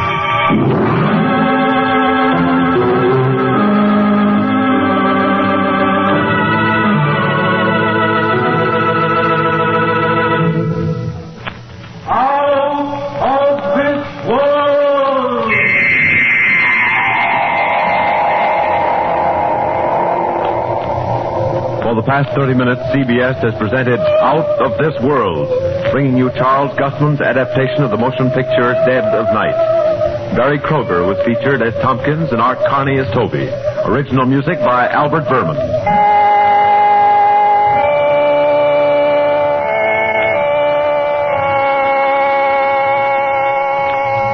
Out of This World is directed by John Mosman for CBS, the Columbia Broadcasting System.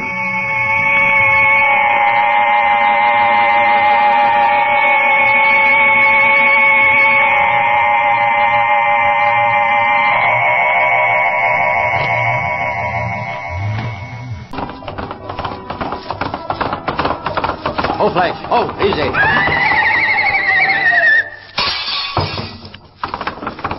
From out of nowhere into the wild and untamed West comes the Phantom Rider.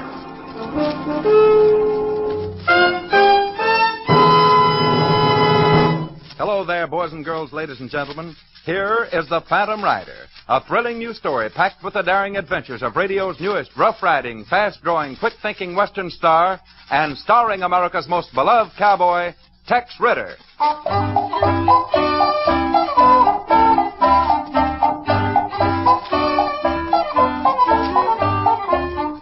Our story has its beginning in the great and lawless Basin City cattle country, where, only a year before, the Phantom Rider roared throughout the countryside, spreading his mysterious brand of justice, blazing a path for the honest merchant and rancher to travel, for the crooked drifter and thief to fear. This was the code of the Phantom Rider. Here is the office of Boss Kincaid, unscrupulous cattle baron and self-styled leader of the thriving western community of Basin City. I'm telling you, boss, if something ain't done to stop them drifters from coming into the Basin City country with their herds, you're not only going to have trouble on your hands, but the whole country's going to be overrun. I know what I'm doing, Dawson. I ain't been asleep. And what you going to do about it? Most of them drifters are coming into the basin from the south. That's right. And the only way they can get their herds through is across Big Rock Canyon, right? Sure. But so what? I own that crossing and all the land around it, that's what. If they can't get across the canyon pass, they gotta drive their herds 100 miles below. And it ain't worth the trouble. Now I'm catching on, boss. We just post signs at the pass and dare 'em to come through. Right. You and the boys can begin posting them signs the first thing tomorrow morning. Beginning right now, I'm closing the basin to outsiders. And I don't aim to have any interference. Hey, what's that? Watch it, boss. Quick, Dawson, out the door. I don't see a thing, but I sure heard it. Dawson, look. There's snow tied to the rock. What is it? The Phantom Rider is back. But, boss, maybe somebody's pulling a prank on you. People don't pull jokes on Boss Kincaid, Dawson. But the Phantom Rider ain't been in these parts in more than a year now. It's him, all right. I've seen that handwriting too many times. Well, what are you going to do? This ain't good, Dawson. Having that hombre interfering with me again. I'm going to hire every gunslick that rides into this town. This time the Phantom Rider is not going to take over.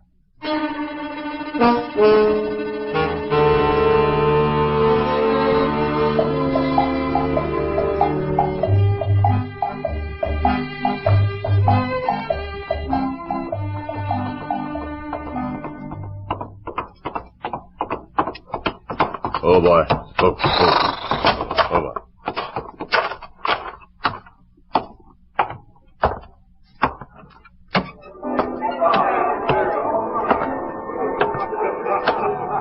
Well, what do you have, stranger? I'm hungry as well as thirsty, friend.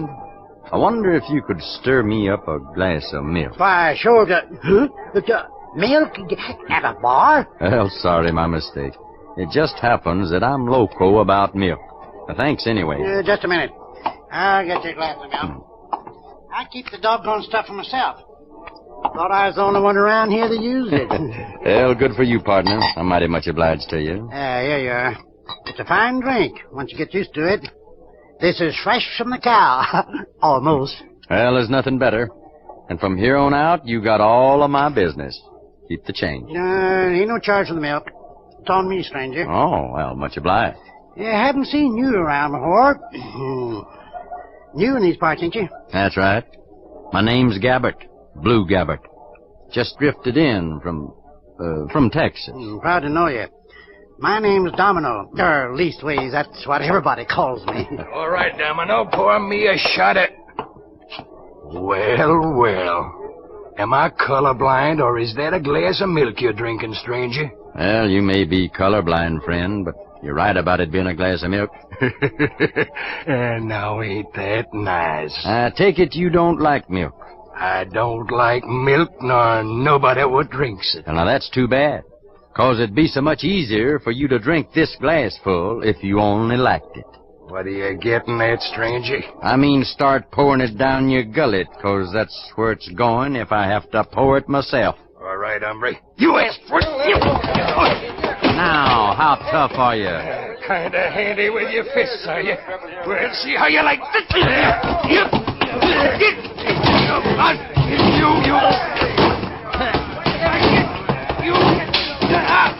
Watch you, Mr. Lou. He's going on you. You better be careful who you're drawing, friend. The next man might kill you. You ain't going to get by with this. I did. Now start drinking that glass of milk. Look here. Bottoms up and be quick about it. I might decide to plug your other hand. You got it on me now, stranger, but... Come on, drink up. It's good for you.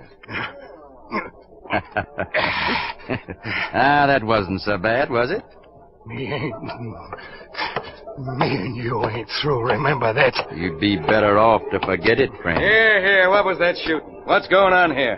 This stranger blows in and starts making trouble, boss. Yeah? Dawson, you're heading for the bad place, telling lies like that. Shut up, Domino. Yes, ma'am. All right, stranger. Drifting gunslingers don't last very long in these parts. Oh, I can take care of myself, especially if everybody's as gentle as this fellow you call Dawson. Yeah? Lobo Dawson happens to be one of the fastest gunmen in the basin. Well, maybe I just caught him when he was out of practice. You ain't heard the last from me either. If you want to keep your head tacked onto your shoulders, Dawson, you better shut up. Your business, I'm looking for a job. Then you're hired. You're working for me now. Boss, are you crazy? Maybe I don't want to work for you. You'll work for me if you work. What's your name? My name's Gabbert. Blue Gabbert. All right, Gabbert. If you're still interested in going to work, drop by my office tomorrow morning. I got just the job for a man like you. And what if I ain't interested? You will be when you hear my proposition. Well, then I'll stay around long enough to listen to it.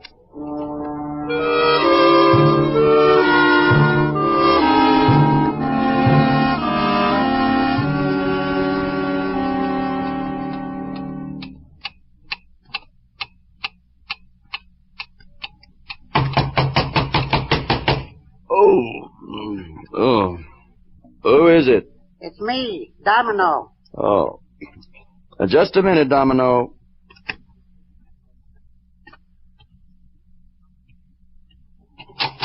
There, come in, Domino. I was just about asleep.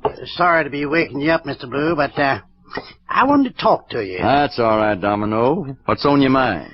Well, you didn't strike me as the kind of feller what'd get mixed up with Boss Kincaid, if you knowed anything about him. So I figured... You figured us milk drinkers ought to stick together. Something like that. I just wanted to know that I'm for you. I didn't want to see you hooking up with that gang when you'd be sorry for it. Domino, you're all right. And I appreciate you coming by and telling me about Kincaid. But you know, I'm thinking about taking that job he offered me anyway. Well... maybe I had you pegged wrong, Mr. Blue. I don't think you have, Domino.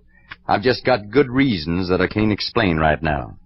You believe that? You bet I do. And any way I can help, just let me know. Keep your ears open and a glass of milk on ice. I'll sure do it, Mr. Blue. And you just call on me when you need me. Good for you. Well, I'll be letting you go back to sleep now. Come by and see me after you talk with Kincaid in the morning. I'll do it, Domino. Oh, by the way, here's that paper sack you brought in with you. Oh, that's for you, Mr. Blue. I thought I'd bring you a little something to go to bed on. Well, that's real nice of you. What's in it? A jar of milk. Oh, well, much obliged, Domino. You are my friend. See you in the morning, Mr. Blue.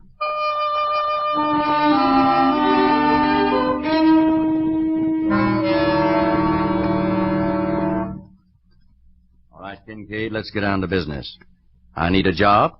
You say you've got one for me. You particular about the kind of work you do? That depends on the size of the pay. You can name your own figure. Well, now, you can name my job. That's the way I like to do business. Did you ever hear of a mass gumbree called the Phantom Rider? Yeah, I heard of him. It used to be up in this part of the country somewhere, I heard. That's right, about a year ago. And he came near ruining me.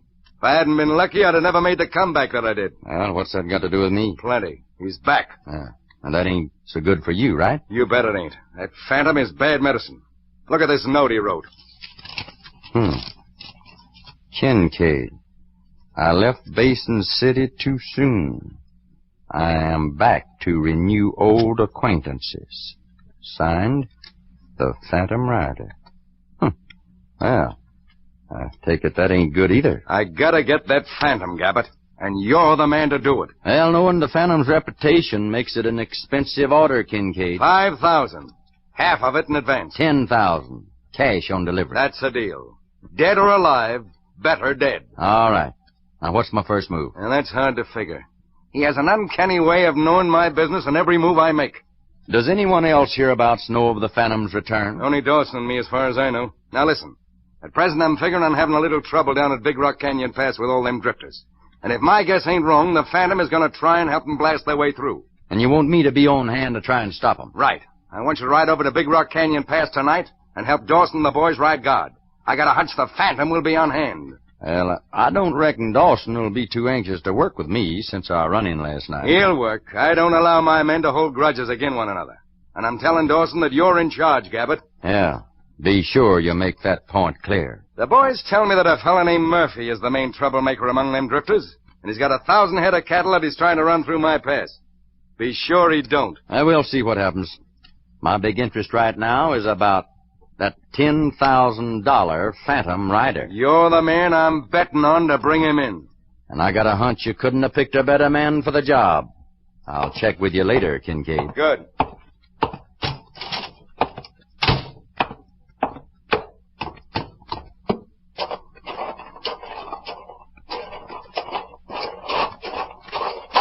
Excuse me, friend. Can you tell me where I can find Buck Kincaid's place? That's his place right over there. Yeah, much obliged to you. Oh, just a minute, stranger. You seem mighty upset about something. You a friend of Kincaid's? Well, I am not. I'm going over and have a showdown with him about getting my cattle through his pass at Big Rock Canyon. Well, I reckon me and you in the same boat. Seems like everybody has trouble with Kincaid. What's your beef? I reached the pass this morning. When I tried to get through, his men stopped me at gunpoint. Claimed he owned the land. And if I drove my cattle through, I'd be trespassed, and I'd have to suffer the consequences. Where's your herd now? It's on the other side of the pass. And without grass and water. Something's got to be done, and quick. Look, stranger, you don't know Boss Kincaid. Take my advice and don't see him till morning. Yeah, but I don't know you either, friend. What's this all about? My troubles with Kincaid are a lot bigger than yours. If you'll string with me and do as I say, I promise you won't go wrong. But you'll just have to trust me. Well, all right. I'm ready to try anything. My name's Murphy, Tom Murphy. Yeah, that's who I thought you were. My name's Gabbert. Just be sure you say nothing to anyone about this. I hope you know what you're doing, Gabbert. Believe me, I do, Murphy.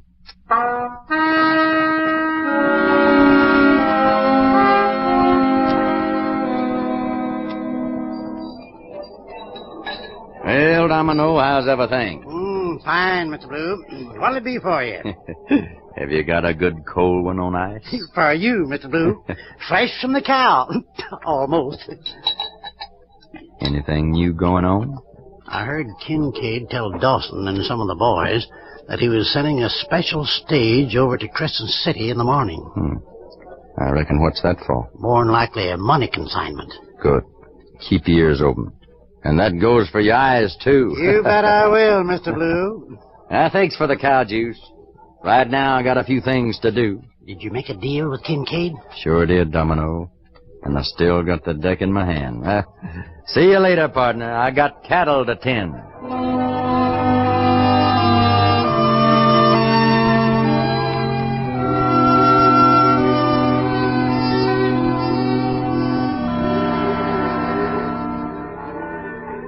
It's getting late, and the boss said that new hand was going to be here by dark. I'm going to find the right time and even my score with that hombre. You better take it easy, Lobo. You know how Kincaid is about his men holding grudges. I know, but my time will come. Right now, boss is as stirred up about that phantom rider showing up. He don't know which way to turn. Yeah. When that rock come through the window with that note on it, he turned pale as a ghost. Here comes Gabbard now. Oh, boy. Well, I'm a little late, boys. Had some business in town. Yeah, Kincaid said you'd be in charge, so how do we work? Well, you and Garrison cross over to the other side of the pass where the cattle are. I'll stand by on this side. If you run across any trouble, fire your gun. I'll do the same over here. Them cattle ain't gonna get by too long without grass and water. So it wouldn't surprise me if we don't start getting some fireworks out of some of them drifters. There's gonna be a mighty full moon tonight. I don't think they'll try anything. I'll look for them to give up and turn back by tomorrow morning. Yeah, I hope you're right. Come on, Gerson. We'd better cross over to the other side. Yeah. Well, see you later, boys.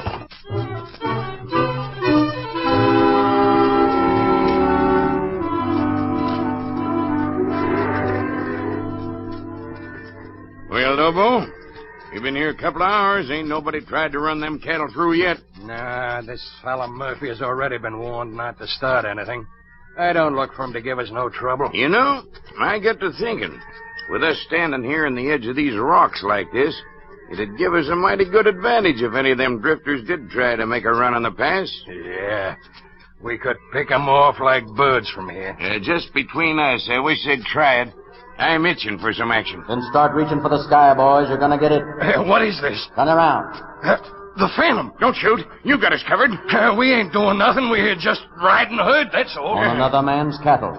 Here, put these white shirts on and be quick about it. What you gonna do to us? Just put 'em on and do as I tell you and you won't get hurt. All right, Phantom. Anything you say. And drop your gun belts. Yeah, we ain't gonna try nothing. No, we'll do just as you say, Phantom.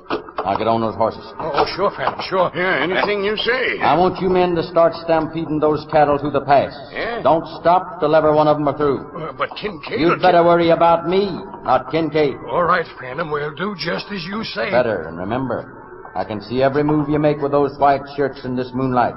The first one of you that tries anything funny, I'm going to pick you off your horses with this rifle. Is that clear? Yeah. We won't try nothing. Will we, Gerson? No, we'll do just what you tell us to do. Don't try to warn your friend on the other side of the pass. I've already taken care of him. We're going to do just what you tell us to do. Yeah, we'll run them cattle through. Get going. And remember, I've got a rifle leveled on those white shirts. We got you. Don't worry about us trying to cross you. Then start riding on that herd. Get going. Come on. Let's go, Gerson. Yeah, come on. Get up.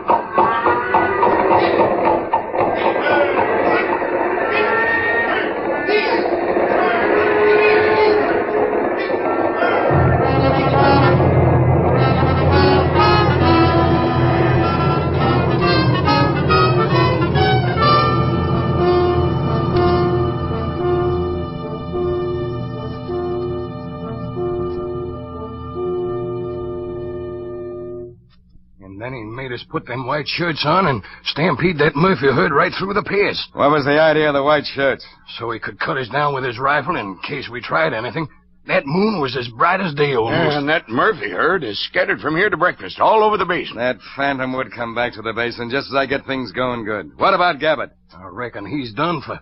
The Phantom told us he'd already taken care of our friend on the other side of the pass. Too bad. And I was counting on him. Well, then I reckon you can start counting him out. Hey, look at here, Kincaid. This job is a little more than I bargained for. We thought you was done for. What happened to you? Well, all I know is this Phantom friend of yours shows up from out of nowhere, gets the drop on me, then ties me to a tree. The next thing I know, I see that Murphy herd come storming through the pass.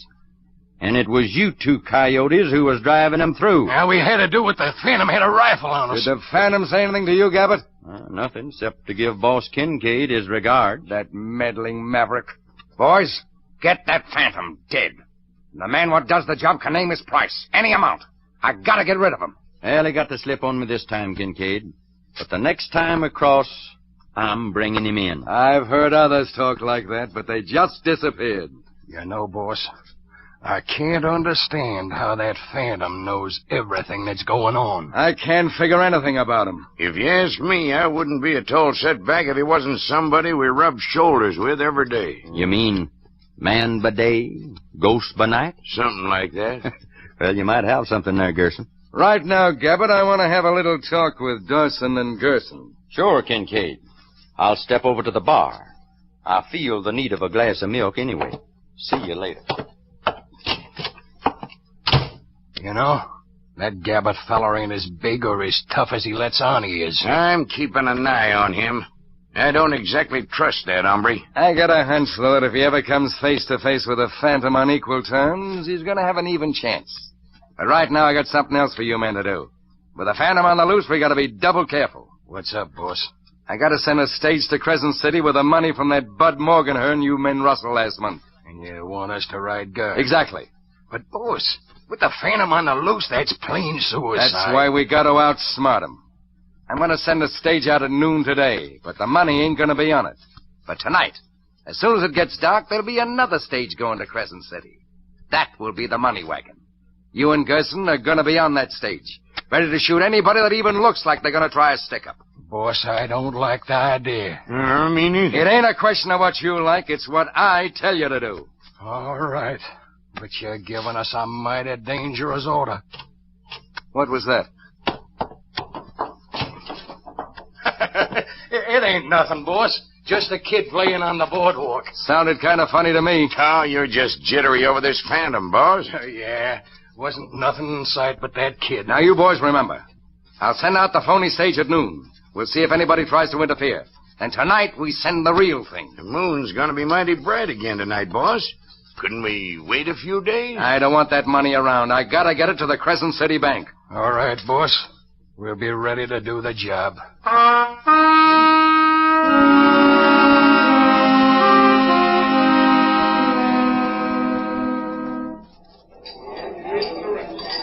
Howdy, Mr. Blue. How's everything going?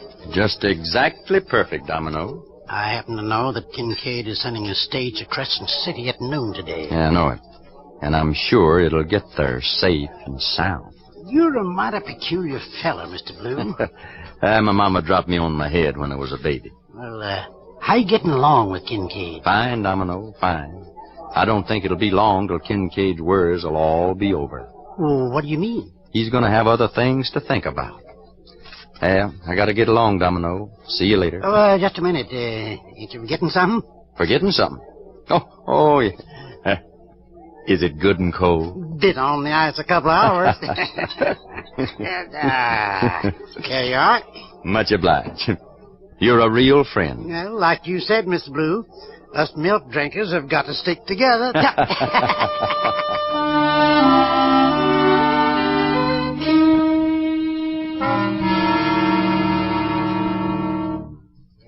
Coulter just rode in from Crescent City, boss. Yeah? Said the stage got through without no trouble. Good. Maybe the Phantom ain't wise to us. Well, I hope he ain't, because I don't want to lock horns with that masked maverick no more. Now, it's getting nigh on the time you was pulling out.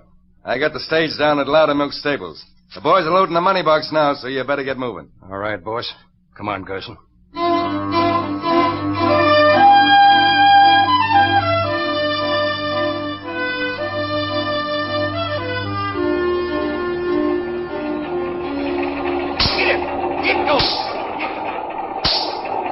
Well, Gerson, so far so good.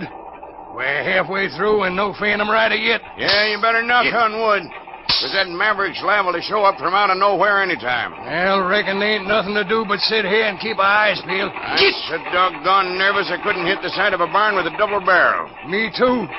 Just thinking of that Phantom sends a chill up and down my spine. Get! If he's going to stay in this part of the country, then Well, I'm for leaving it to him. Let's quit talking about him. It makes me nervous and jerky. Yeah, me too.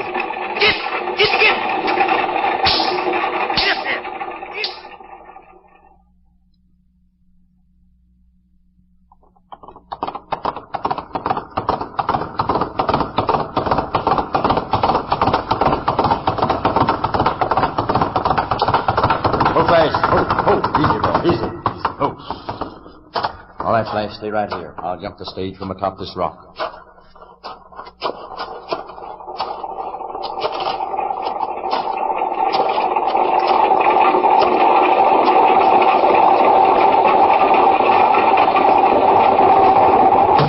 All right, pull up. The Phantom! That's right, boys. Come on, pull up. Whoa! What? Whoa! Don't shoot! Don't shoot. We'll do anything you say. We ain't gonna try nothing. No. You know what's good for you, you won't. What do you want us to do? Get that money box out and be quick about it. Come on, throw it down. All right. We'll do as you say. Give me a hand, Gerson. Right with you. Now, up with it. Throw it on the ground. Now get off of the stage. Come on. Sure, Phantom. Anything you say. We ain't gonna try to pull nothing on you. Be sure you don't. Now, slap the team up. Get them out of here. But we ain't got no way to get back to town. If you don't do as I tell you, you'll never see town again. All right. I didn't mean to say nothing. Come on. Get. Now stand back to the side there while I shoot the lock off of this box. Yeah, all right, Phantom. You gonna shoot the lock off the box? What for? Hey, what you gonna do with us? One of you will go with me. The other will start walking back into Basin City to give my regards to Boss Kincaid. Yeah, you take Gerson with you. I'll walk back. No, take Dawson. I'll take you, Gerson. Dawson's the fattest. He needs the walk and exercise. That's fine, Phantom. Where are you taking me? We're going to Bud Morgan's place and return this money. He doesn't know for sure who rustled his cattle. I want you to tell him. I'll do anything you say, Phantom. Anything. And get on that horse. Your horse? The Phantom horse? You heard? Climb aboard him. We'll ride double. Anything else you want me to do, Phantom? Just tell your boss, Kincaid, that I'm coming for him next. I'll tell him for you, Phantom. Just exactly what you said. Now, Gerson, let's get going. Phantom? Hip play. Ho!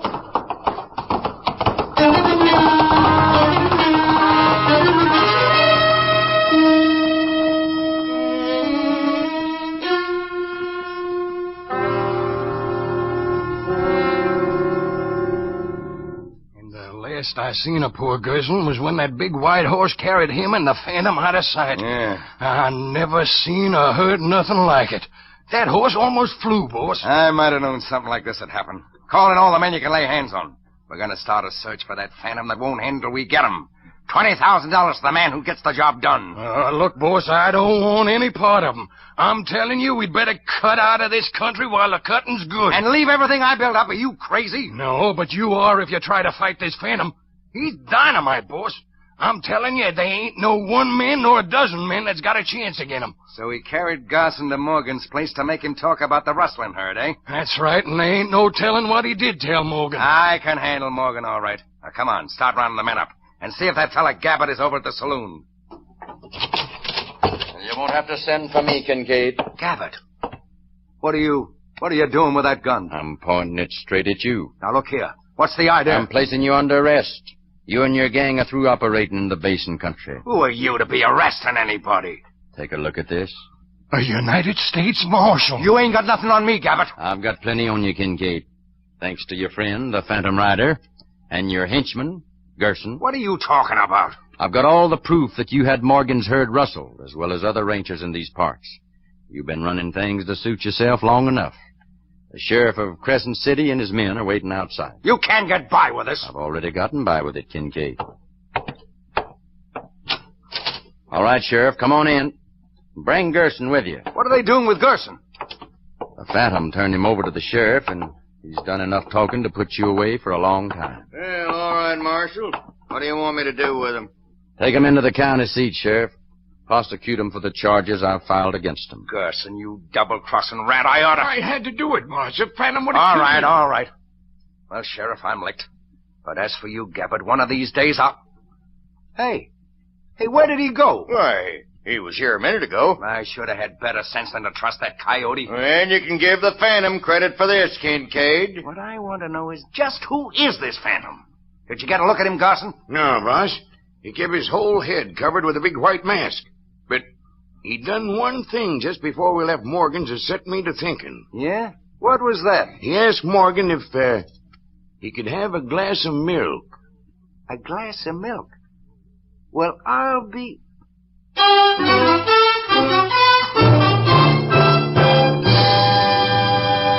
From out of the nowhere into the wild and untamed West comes the Phantom Rider.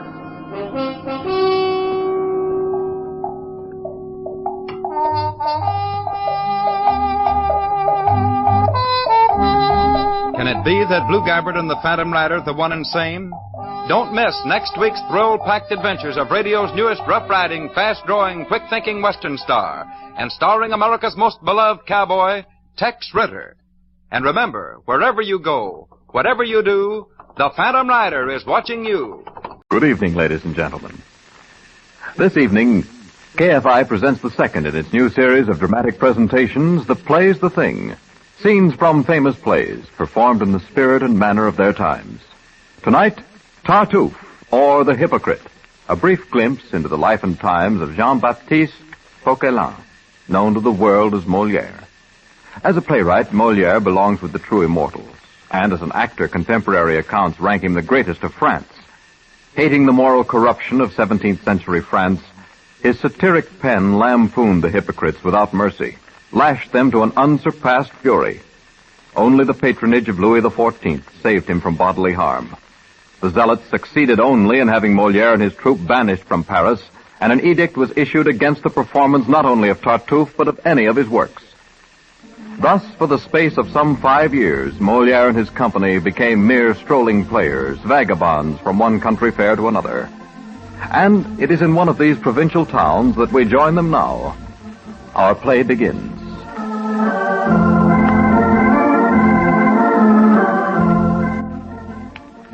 The scene, the courtyard of a rural inn. The time, about the middle of the 17th century. Jean-Baptiste Poquelin, known to the world as Moliere, and a young member of his company are seated at a table over some refreshment. We'll join their conversation. Gad, sir, this wine is foul. It is, Lagrange, and words fail even me to excoriate the bread and cheese. Oh, what miserable fare for a man's stomach. And I'm inured to it, for these strolling years have taught me patience. But you've just joined our company. Does not this vagabond existence gall you? Gall me, sir? The honor of being a member of your troop more than balances the rigors of the life. A pretty and neatly turned compliment, my lad. I predict you will go far. Thank you, sir. Oh, don't sir me, son. My name's Moliere. Thank you, Moliere. No, that's better. Confound it, what can be the cause of this delay? It's 4 days now since I sent debris to Paris with my third petition to the king. Petition to the king? I do not understand. Hark you, Lagrange. Here's something you should know concerning me. My greatest hate is cant, hypocrisy, and guile. The zealots who infest our social order make France a laughingstock, and our gracious sovereign is caught between their raging fires. But why were you and your plays banned? Because I wrote Tartuffe and gave the scoundrels such a blasting in it that they sprang at me like snarling dogs. I exposed those hypocrites who profess heaven for the furtherance of their worldly fortunes and dupe poor foolish souls who hang upon their lying words. But how... No, lad, hear me out. They call me atheist, blasphemer. I am neither. I revere God and our holy church with all my heart. Think you he would grant me to write, and I denied him? Nonetheless, they had the power to have me banish the confines of Paris. No play of mine may be performed while this ban holds, and hold it has for these 5 years. Well, do you think the king will lift the ban? My advices are that he will. Yet it's been so long. I've long enjoyed the personal favor of His Majesty, and I have heard the dogs have snarlingly retired to lick their wounds. Pray God. I echo that, and furthermore... Moliere! It's debris, by all that's holy. He doesn't sound dejected. The newsman, quickly. Success, Moliere. Success at last. Our great king has removed the ban, and he summons us to Versailles at once. We are to perform Tartuffe before him on Tuesday next. Yes. One! Legrand, do you run and give this news to the company. Bid them here within the hour for rehearsal. No order ever pleased me more. I fly. Now, Debris, the details if you've caught your breath. How looked His Majesty? What are the fashions?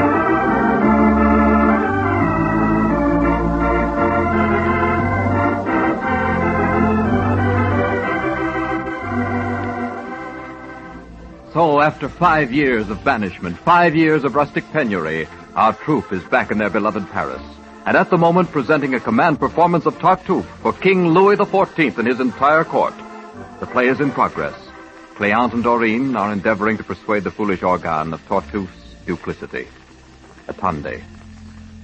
Pray, one moment, brother-in-law. Allow me first to inquire the news here to ease my mind. Dorine, has everything gone on well these 2 days?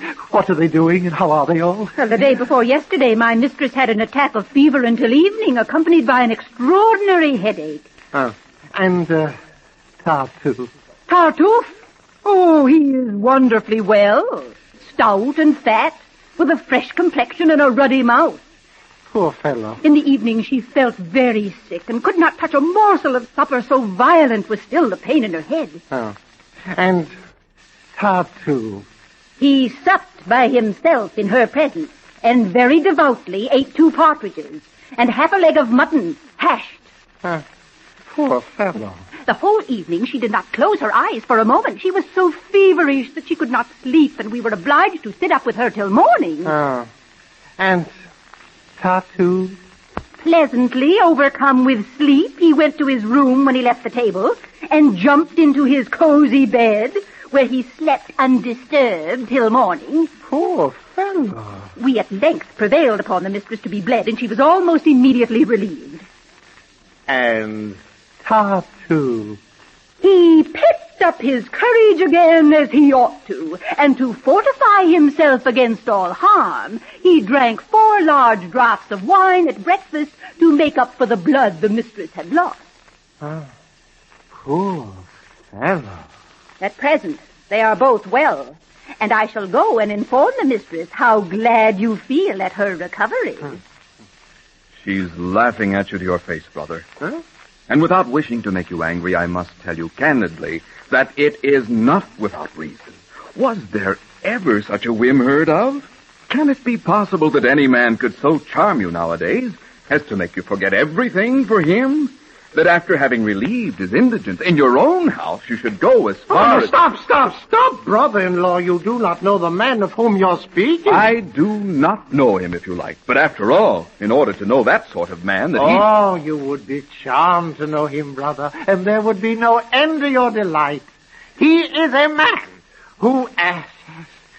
a man. In short, a man.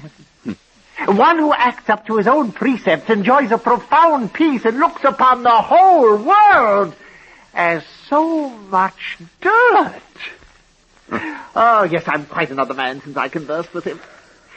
He teaches to me to set my heart upon nothing. He detaches my mind from all friendship, and I could see brother, children, mother, and wife die without troubling myself in the least about it. Humane sentiments, these, if brother. you could have seen how I first met him, you would have conceived the same friendship for him that I feel. Every day he came to church, and with a gentle mien kneeled down opposite me. He attracted the notice of the whole congregation by the fervency with which he sent up his prayers to heaven. He uttered sighs, he was enraptured, and humbly kissed the ground every moment. And when I went out, he swiftly ran before me to offer me holy water at the door. Informed by his servant, who imitates him in everything, of his poverty and who he was, I made him some presents. But with great modesty, he always wished to return some part of them. It's too much, he'd say, too much by half. I do not deserve your pity. And when I refused to take them back again, he'd go and give them to the poor before my face. At length, heaven moved me to take him to my house. And since then, everything seems to prosper here. I perceive that he reproves everything, that he takes great interest even in my wife, for my sake. He warns me of the people who look too lovingly at her.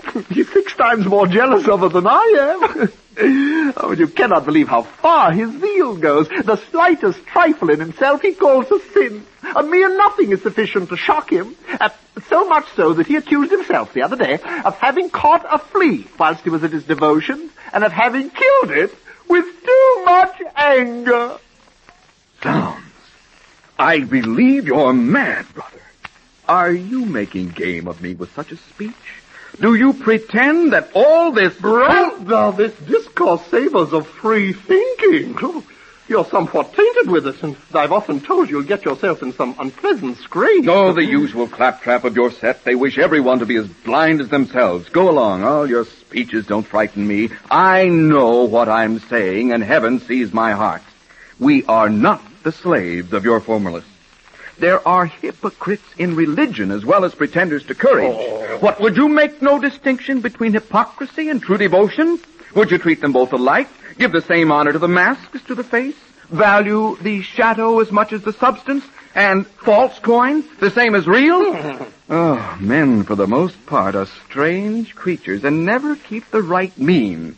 Reason's boundaries are too narrow for them. In every character, they overact their parts, and they often spoil the noblest designs because they exaggerate and carry them too far. This, by the way... Oh, yes, you're no doubt a doctor to be looked up to. You possess all the world's wisdom. You're the only sage, the only enlightened man, an oracle, a Cato of the present age, and all men compared to you a fool. I am not, brother, a doctor to be looked up to, nor do I possess all the world's wisdom. I know enough to distinguish truth from falsehood. Oh. And as I know no character more worthy of esteem than the truly devout, nor anything in the world more noble or beautiful than the holy fervor of sincere piety, so I know nothing more odious than the whited sepulchre of a pretended zealot, than those downright impostors, those devotees for public show, whose sacrilegious and deceitful grimaces abuse with impunity, and make a jest, according to their fancy, of what men hold most holy and sacred. Those men who, from motives of self-interest, make a trade at piety, and would purchase honor and reputation at the cost of a hypocritical turning up of the eyes and pretended raptures. Those men, I say, whom we see possessed with such an uncommon ardor for the next world, in order to make their fortunes in this, who, with great unction and many prayer, daily recommend and preach solitude in the midst of the court, who know how to reconcile their zeal with their vices, who are passionate, vindictive, without belief, full of artifice, and would, in order to destroy a man, insolently cover their fierce resentment under the cloak of heaven's interest. Your man, to speak plainly, is of that stamp. You vaunt his zeal with the utmost good faith, but I believe you're dazzled by a false glare. My dear brother-in-law, have you had your say? Yes. I am your humble servant. Pray one word more, brother. Let us drop this conversation. Your promise to be your son-in-law. Yes.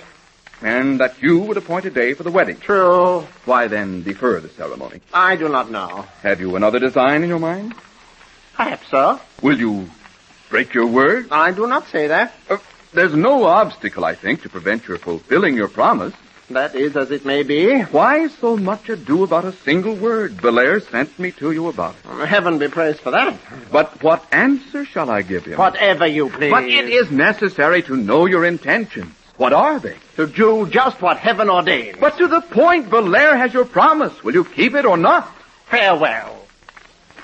I fear some misfortune for his love, and I ought to inform him of what's going on.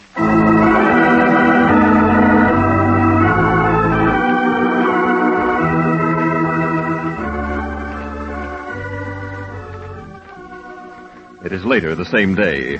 In a last effort to convince her foolish husband of Tartuffe's duplicity, his beautiful young wife, Elmire, makes Orgon hide under a table which is draped by a large cloth. After some argument, Orgon consents, and Elmire sends for Tartuffe, who responds with alacrity, piously calling to his servant as he enters. Laurent! Laurent! Oh, put away my hair shirt and my scourge, and pray that heaven may ever enlighten you. If anyone calls to see me, say that I've gone to the prisoners to distribute the alms which I have received. Ah, madame, may heaven in its mighty goodness forever bestow upon you health both of soul and body, and bless your days, as much as the humblest of its votaries desires. I am much obliged for this pious wish. But let us take a seat, but to be more at ease. Are you quite recovered from your indisposition? Oh, quite.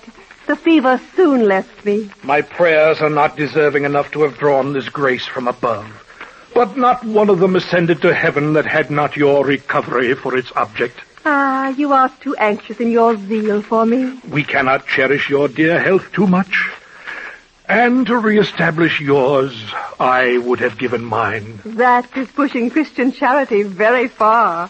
I feel much indebted to you for this kindness. I do much less for you than you deserve. I wish to speak to you in private about a certain matter, and I am glad no one is here to observe us. I am equally delighted, and indeed it is very pleasant to me, madam, to find myself alone with you. I have often asked heaven for this opportunity, but till now, in vain. What I wish is a few words with you upon a small matter in which you must open your heart and conceal nothing from me. And I will also, in return for this rare favor, unbosom myself entirely to you and swear to you that the reports which I have spread about the visits which you receive in homage to your charms do not spring from any hatred towards you, but rather from a passionate zeal which carries me away, and out of a pure motive. That is how I take it. I think it is for my good that you trouble yourself so much. My breast does not contain a heart of flint. I believe that all your sighs tend toward heaven, and that nothing here below rouses your desires. The love which attaches us to eternal beauties does not stifle in us the love of earthly things. Our senses may easily be charmed by the perfect works which heaven has created. Its reflected loveliness shines forth in such as you, but in you alone it displays its choicest wonders. It has diffused on your face such beauty that it dazzles the eyes and transports the heart.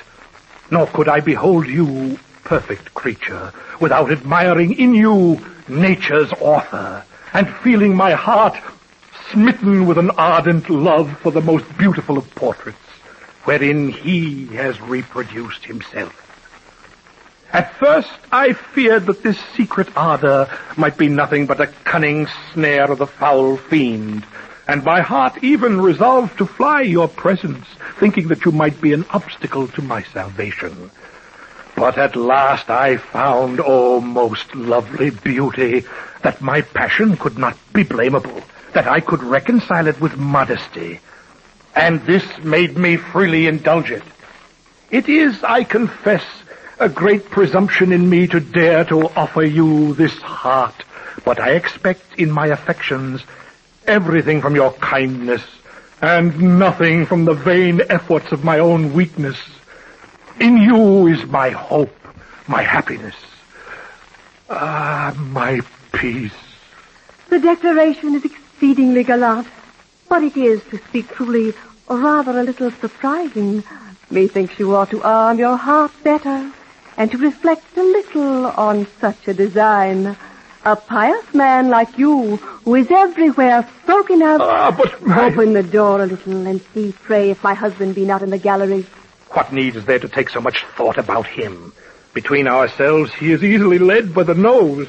He is likely to glory in all our interviews, and I have brought him so far that he will see everything, and without believing anything. It matters not. Go, pray, for a moment, and look carefully everywhere outside. This is, I admit to you, an abominable wretch. I cannot recover myself, and all this perfectly stuns me. What? You come out so soon? You're surely jesting. Get under the tablecloth again. It's not time yet. Stay to the end, to be quite sure of the thing. And do not trust at all to mere conjectures. Oh, no. Nothing more wicked ever came out of hell. Good heavens, you ought not to believe things so lightly. Be fully convinced before you give in, and do not hurry for fear of being mistaken. Out, get under the table again. Get back under the table. Everything conspires, madam, to my satisfaction. I have surveyed the whole apartment. There is no one there. And my delighted soul... Gently, gently. You're too eager in your amorous transports. You ought not be so impetuous. Good man, you wish to victimize me? How you are led away by temptations. You would marry my daughter and covet my wife. I've been a long while in doubt whether you were in earnest. I'd always expected you would change your tone, but this is pushing the proof far enough. I am satisfied and wish for no more. Husband, it is much against my inclinations that I have done this, but I have been driven to the necessity of treating you thus. What do you believe? Come, pray no more. Be off and without ceremony. My design... These speeches are no longer of any use. You must get out of this house and forthwith. It is for you to get out. You who assume the mastership. The house belongs to me. I will make you know it and show you plainly enough that it is useless to resort to these cowardly tricks to pick a quarrel with me, that one cannot safely, as one thinks, insult me, that I have the means of confounding and of punishing imposture, of avenging heaven, and of making those repent who talk of turning me out hence. What language is this? And what does he mean? I am in truth all confusion. This is no laughing matter. How so? I perceive my mistake by what he says. The deed of gift troubles me mind. The deed of gift? Yes, the thing is done. But something else disturbs me too. And what? You shall know all. But first, let us go and see if a certain box is still upstairs.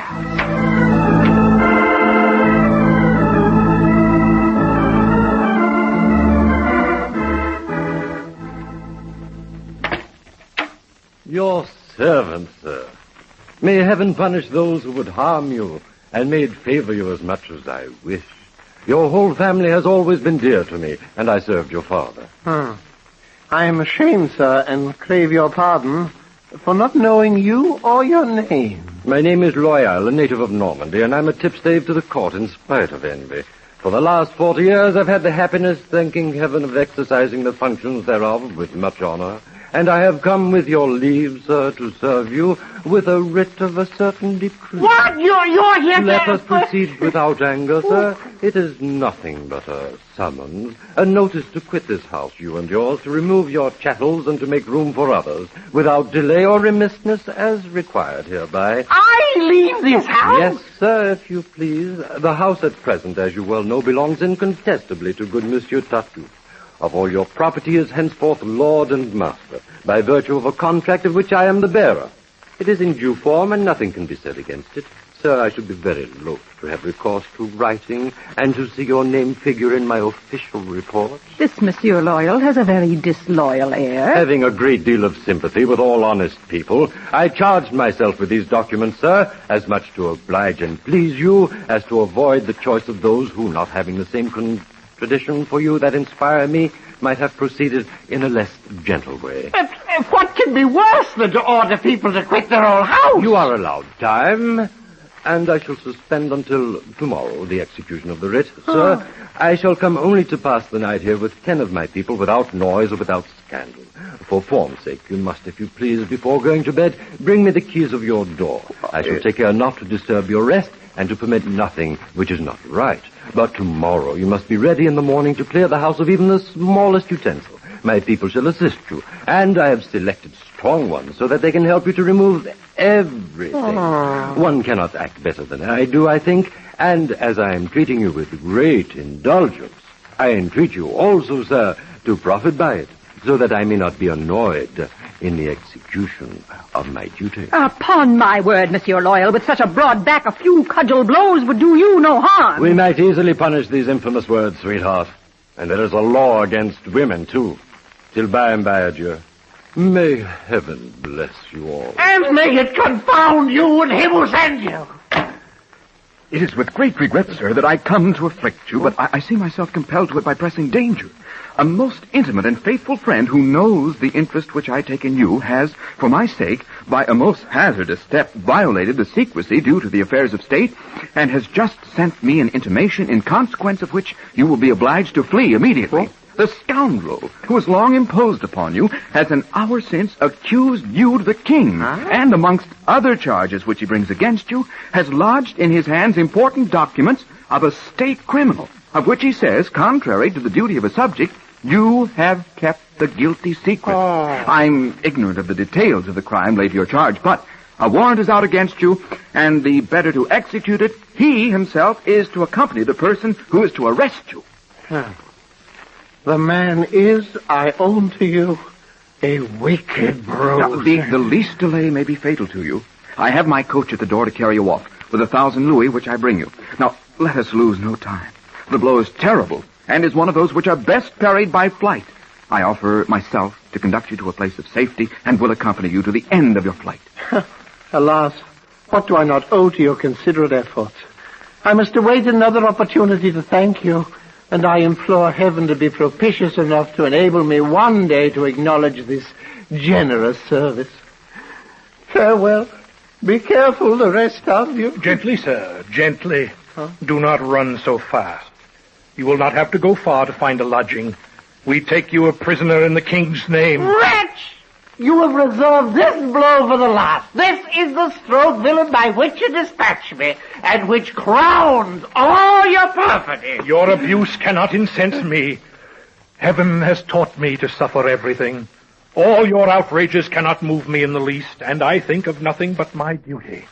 A task cannot but be glorious when it proceeds from the power that sends me hither. Oh, do you remember, ungrateful wretch, that my charitable hand raised you from a miserable condition? Yes, I know what help I received from you, but the king's interest is my first duty.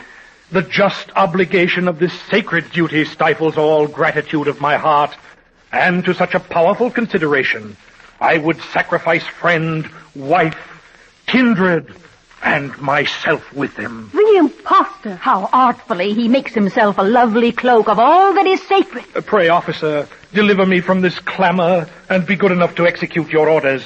Yes, we have no doubt delayed too long to discharge them. Your words remind me of this just in time, and to execute them, follow me directly to the prison which is destined for your abode.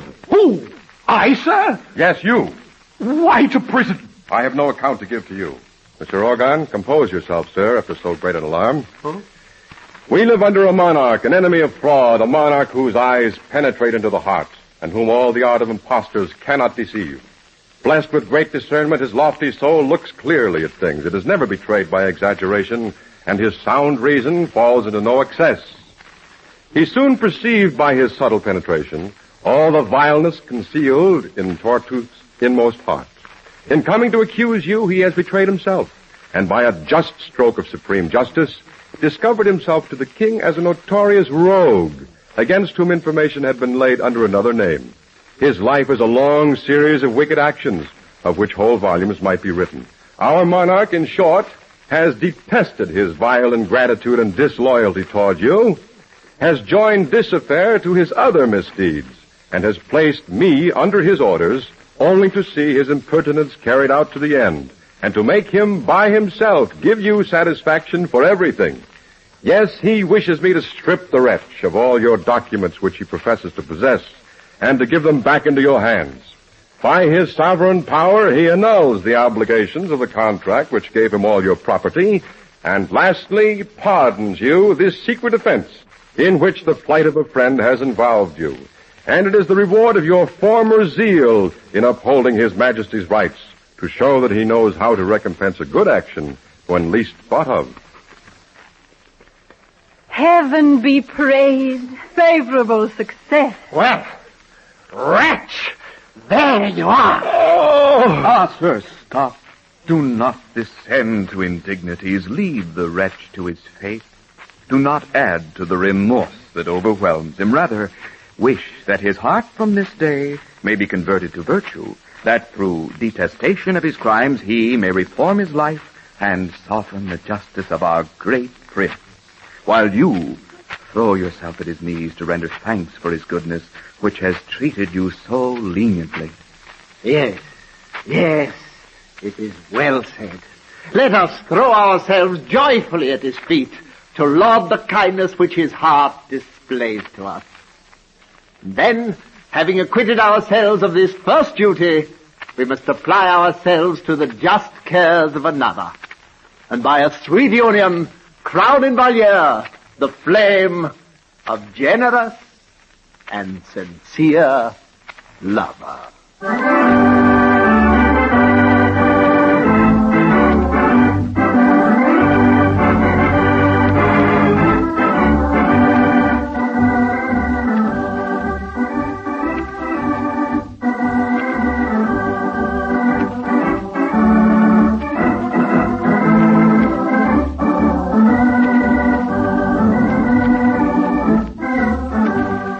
So ends Tartuffe, the greatest of all Moliere plays.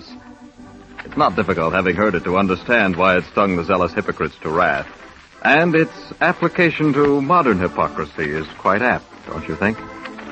Tonight we featured Thomas Gomez as Tartuffe and Ellen Lowe as Elmire. Hans Conried was Moliere. Terry O'Sullivan played Cleante, and Lynn Whitney, Doreen. Others in the cast were Bill Kennedy and Eduardo Ferro. The script was prepared and produced by James Church. Robert Mitchell was at the organ. Next Sunday evening, The Play's the Thing will bring you scenes from John Gabriel Borkman by Henrik Ibsen. Now, this is your narrator, George Barclay, bidding you all good night.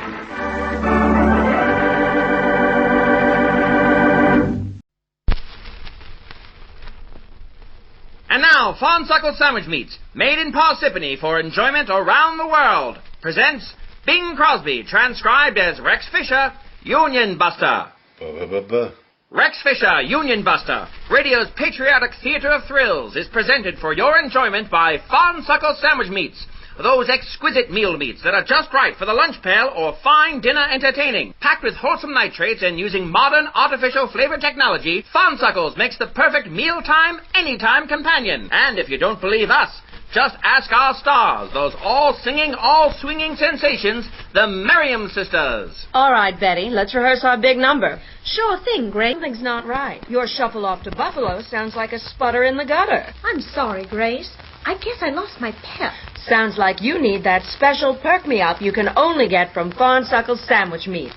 Farnsuckle Sandwich Meats? The gourmet modern meat product? Where can I get some? Why, silly, from our good friend, Mr. Cary Grant. Hello, Betty.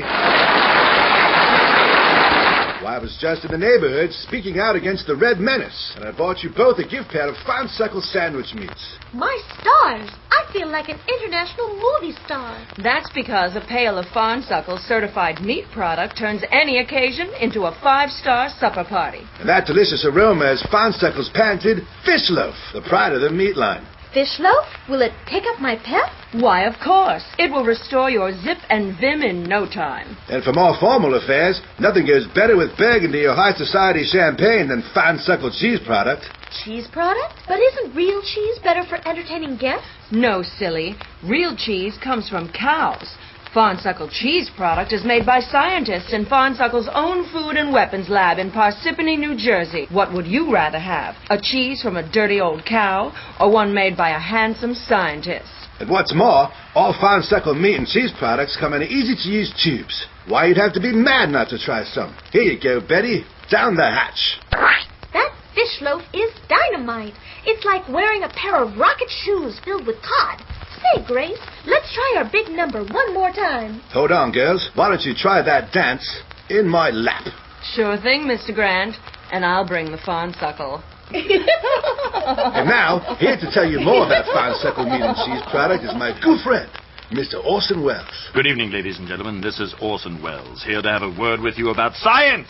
In case you haven't glanced at the headlines lately, we've entered what is being referred to as the atomic age. The splitting of the atom is just the first of human achievements in this modern age of marvels. According to the great brains of this day, soon we will conquer the moon, Mars, and Saturn, establish living colonies on each of them, cure all disease, end all war, feed the hungry, and enjoy Sunday drives in our hover cars powered by Coca-Cola, all within 3 years. But among these great achievements, none will touch more lives than the patented flavor tube technology invented by the brilliant minds at Farnsuckles. Imagine holding an entire gourmet meal for your family in one hand and the cheese course in the other. A tube of Farnsuckles is scientifically proven to penetrate deep into your E-zone, the enjoyment zone where food technologists agree true food flavor is unlocked. And Farnsuckles requires no refrigeration, not with their top secret preservative. A secret I am pleased to reveal tonight. Just listen. That's right. Radium, nature's greatest preservative, the wonder of the modern age. Radium-powered submarines. I certainly think that qualifies it to keep your meat fresh. Just listen. That's the sound of delicious taste. And remember, even now in Soviet Russia, the Reds are trying to get their hands on your radium. Don't let them win the meat war. Fonsuckles means freedom in a tube. And now it's time for another episode of Bing Crosby, transcribed as Rex Fisher, Union Buster. Tonight's episode, Red Rats on the Wharf. Nighttime in Baltimore, the backbone of America's shipping industry. A solitary figure walks along the docks. His feet move purposely over the wet wood of a dilapidated pier. His eyes search the black waters. For what? Perhaps a boat. A midnight rendezvous in the tawdry underbelly of the deserted docks. Then, a sound. A footfall behind him in the shadows. He moves back, gripping the large manila envelope he's carried to this, his destiny. But then, destiny finds him. Footfalls fade as a fog drifts over the pier and covers the man's body in the cold water below like a white shroud. Washington, D.C., the offices of the Department of Labor's Special Investigation Unit. A tall man is summoned to the head office. Danger and daring exude from every inch of him, from his pork pie hat and cardigan sweater down to the pipe he smokes. His job? Stop unions before they stop America. His name? Rex Fisher, Union Buster. Say, somebody wanted to see me here? Hope it's important. I was planning on hitting the back nine. Mr. Fisher, do you know who I am? Well, you could be my bartender from the Algonquin, but on second thought, I'd say you're President of the United States, Harry Truman. Say, what brings you downtown, boss? Mr. Fisher, we're both busy men. I'll come right to the point. One of our nation's top undercover agents has uncovered evidence of a red spy cell fronting as a dock workers' union in Baltimore. Commies in Crabtown, eh? Boy, that's too bad. Hope he ran him up and wrapped him on the knuckles. Unfortunately, he was found dead this morning in the Chesapeake Bay. Somebody shot him. Pinker with a pistol, eh? Sounds like someone's been a little naughty. That calls for a drink. Care to strike a blow for freedom, Mr. President? Yes, that's a grand idea. We need you to infiltrate the Union and find the evidence he was supposed to deliver to us. You leave tonight for Baltimore. Here is your travel tickets and here is your budget. $4. $4? Guess I'll be living like Rocky fella. We are sparing no expenses, Mr. Fisher. And at least they turned out to be our friends in this space race. They sure did. In fact, I was going to shoot 18 holes and 6 mimosas with that swell Mr. Von Braun this Sunday. One more thing, Fisher. You'll be accompanied to Baltimore by Miss Petite here. Hello, Mr. Fisher. Well, ain't you a dainty little flower? I hope you know how to make a perfect Manhattan. I'm an expert on the Soviets, Mr. Fisher, not a bartender. Well, then I guess you can always make me a White Russian. Say, let's get going. I'll just take this bottle for the road. Good luck, Fisher. America's union-free industry is counting on you. All aboard! Now, Mr. Fisher, what do you know about Marx? Well, I know they're a bunch of cut-ups, especially the one with the horn. He don't say much, but he sure does like chasing the ladies. I sure like burglary. No. Now, listen. What do you think of Lenin? I sure do love those lovable mop tops. The music is swell. It's got a beat and you can dance to it. But they sure need a haircut. And I need a refill.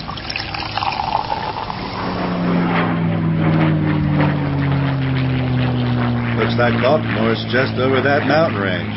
But we have to talk about Stalin. I'd wish you'd quit stalling and get to the point. Say, how about we grab a little more of that grape? Uh-oh. Bottoms up. This is an awfully seedy bar, Mr. Fisher. What are we doing here? Say, everyone knows the dock workers in this town get their kicks at the Rusty Scupper. Besides, I could use a pop after 48 hours of traveling. Let's say we head inside.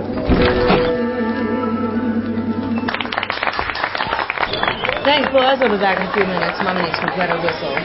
Say, there's a dish I'd like to put in my doggy bag. I don't see what's so special about a dame like that, with her looks and the curves and her sequin low-cut gown and her sassy devil-may-care attitude and her long red hair that flows like wine and makes you want to plunge your hands into it. What's the big deal, anyway? Yeah, I guess a sweet square like you won't ever get it. You should try letting your hair down, Miss Petite. Now, for a little undercover work. Time to put the cheese in the trap for a commie rat. Say, barkeep. What do you want, Horn? I'm just an ordinary Baltimore native looking for some honest work as a wharf rat. And since I'm a local Joe, how about I get that delicious local drink? National Bohemian brand beer. I'll take mine on the rocks. Sure, hon. That sounds plausible. One natty bear coming up. Say, looks like you're almost out of peanuts. That's too bad. Boy, it sure would be swell if peanuts could be distributed under a nationalized socialist system to ensure equal rewards for the workers who control the means of production and would no longer have to suffer under the yoke of oppression from the fat cat bourgeoisie. Those would sure be some swell peanuts. Say, you're making my mouth water, mister. My name is Velma Vinders. How about buying a lonely saloon singer a drink? Why, I'd be glad to. I'm Rex Jones. I'm just an ordinary Baltimore native looking for some honest work as a wharf rat. Say, that sounds plausible. Maybe I can help you. What say you lose your kid sister here so the adults can talk? Kid sister? Why, you big... Now, girls, let's not muss your hair yet. Tell you what, Miss Petite, here's 30 cents. Why don't you catch a taxi, check yourself into a hotel, buy yourself a steak dinner with a bottle of wine, maybe treat yourself to a movie and a Coca-Cola. Perhaps pick yourself up a pretty new dress and a smart pair of shoes. And I'll call you later. Well, I don't like traveling with all that cash, but okay, Mr. Fisher. You just watch yourself around here. It looks like there's some awfully rough alley cats on the prowl. Oh, I'll handle any pussy that comes my way. Don't mind her, Velma. She's just a little mixed up. I guess slaving under the crushing weight of capitalism does that to a girl. Too bad. Yes, poor little Drift. Say, I like the way you think, Rex. Say, I like the way you sing, Velma. When I first saw you, I thought, now there's a great set of pipes. Say, I don't like the way you talk. I don't like the way you slap. How dare you? There goes my pipe. Oh, Rex, I never knew it could be like this. Suffering under the oppressive thumb of the outdated bourgeois system makes a girl lose hope. But then we came along. There, baby. Someday, we'll all share the wealth in a classless utopian society. Someday may be closer than you think, Rex. I want you to meet some people. Come with me to the Union Hall. The Union Hall? Say, sounds like a real wingding. It'll be the best party you've ever been to. Let's go. Okay. Say, barkeep, how about one for the road and a paper cup? You got it, hon. There you go. Catch you later. Hello, Mr. Buckler. Velma's on her way to see you with a guest. Looks like the Union is picking up a new recruit, comrade.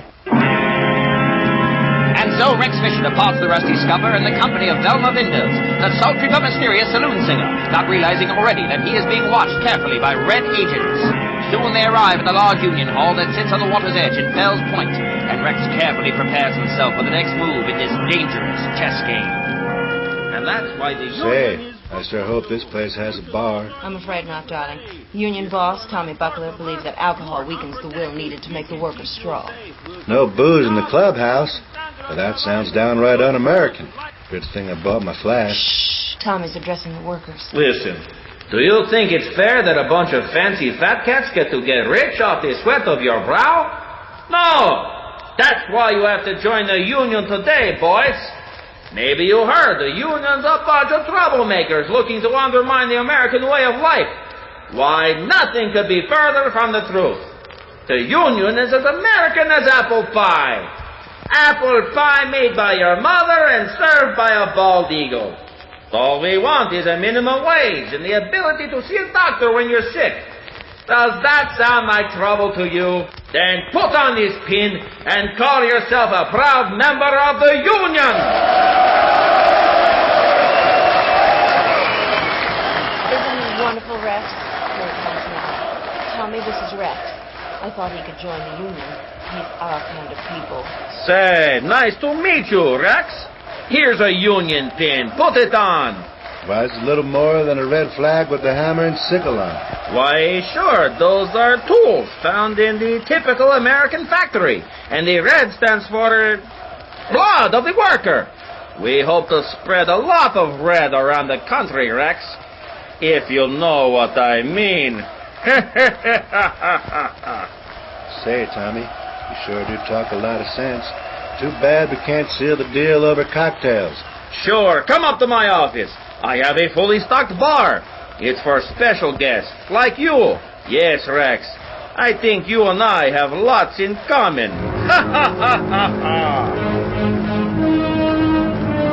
And So Rex retires to the plush office of Tommy Buckler, a powerful and persuasive man with unusual notions about the common good and minimum wage and affordable health care.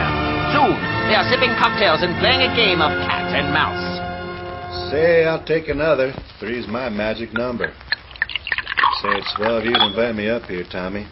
Velma told me you never touched the hooch. I don't allow my union members to imbibe liquor, but there are special rules for special people, Rex. As we say, it's all for the common good, comrade. Say, that's swell, comrade. Boy, I bet you ruffle a few feathers among the squares with that Marxist jive. Why, that'd be like telling Mitch Miller, Mama, don't bark. Yes, Rex. The union does cause a stir. It will take some persuading, but soon with the workers behind us, America will have no choice but to change. Say, I wouldn't mind a little change myself. Do you have anything besides vodka? I'm afraid not, Rex. Vodka is the purest of spirits, harvested in a wondrous land where men live as equals in a productive society. Yeah, I miss Wisconsin, too. Hell, I'd drink engine fluid if you had a little soda, so bring it on, Tommy. Here you go. Yes, we recently had some trouble with a Union spy. It seems Uncle Sam was nosy about what we were up to. But luckily, we were able to deal with it. Of course. Yes, we dealt with it. Permanently.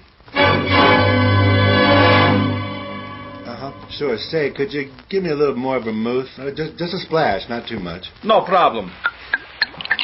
And their little spy collected damning evidence that would lead to our prosecution and put it right in this manila envelope I hold in my hand. I shall place it now on the edge of my desk. That sure makes a swell coaster. Thanks, Tommy. Now I must bid you adieu, as I have to meet with my associates. Good night, Rex. That sounds swell. I'll just finish up the bottle here. Say, where's that vermouth? Oh, he's got it locked up in that liquor cabinet. I better go find him and get the key. And so Rex Fisher, his mission clear, creeps cat-like downstairs, armed only with his pipe and drink, to the backroom warehouse where he spots Tommy Buckler meeting with several sinister-looking men. Crouching down behind a crate, he overhears their conversation. Gentlemen, the union membership has multiplied tenfold this month alone. We have built a powerful army by preying on the misdirected anger of disgruntled workers who don't realize that minimum wage and affordable and accessible health care are but the first steps in our plan for world conquest. Little do they realize the price they will pay with their freedom once they have gained these meaningless concessions. Soon the spineless puppet that is America will fall before us, comrades.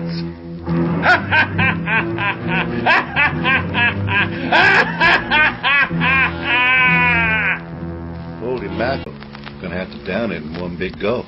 That's too bad. Don't drink it too fast, Rex. It may be your last. Say, Velma, what are you doing back here? Why are you holding that sap? Lights out, Rex Fisher. A sharp pain, worse than a dozen hangovers. Then blackness, blacker than black sambuca drunk in a dark closet in the middle of the night.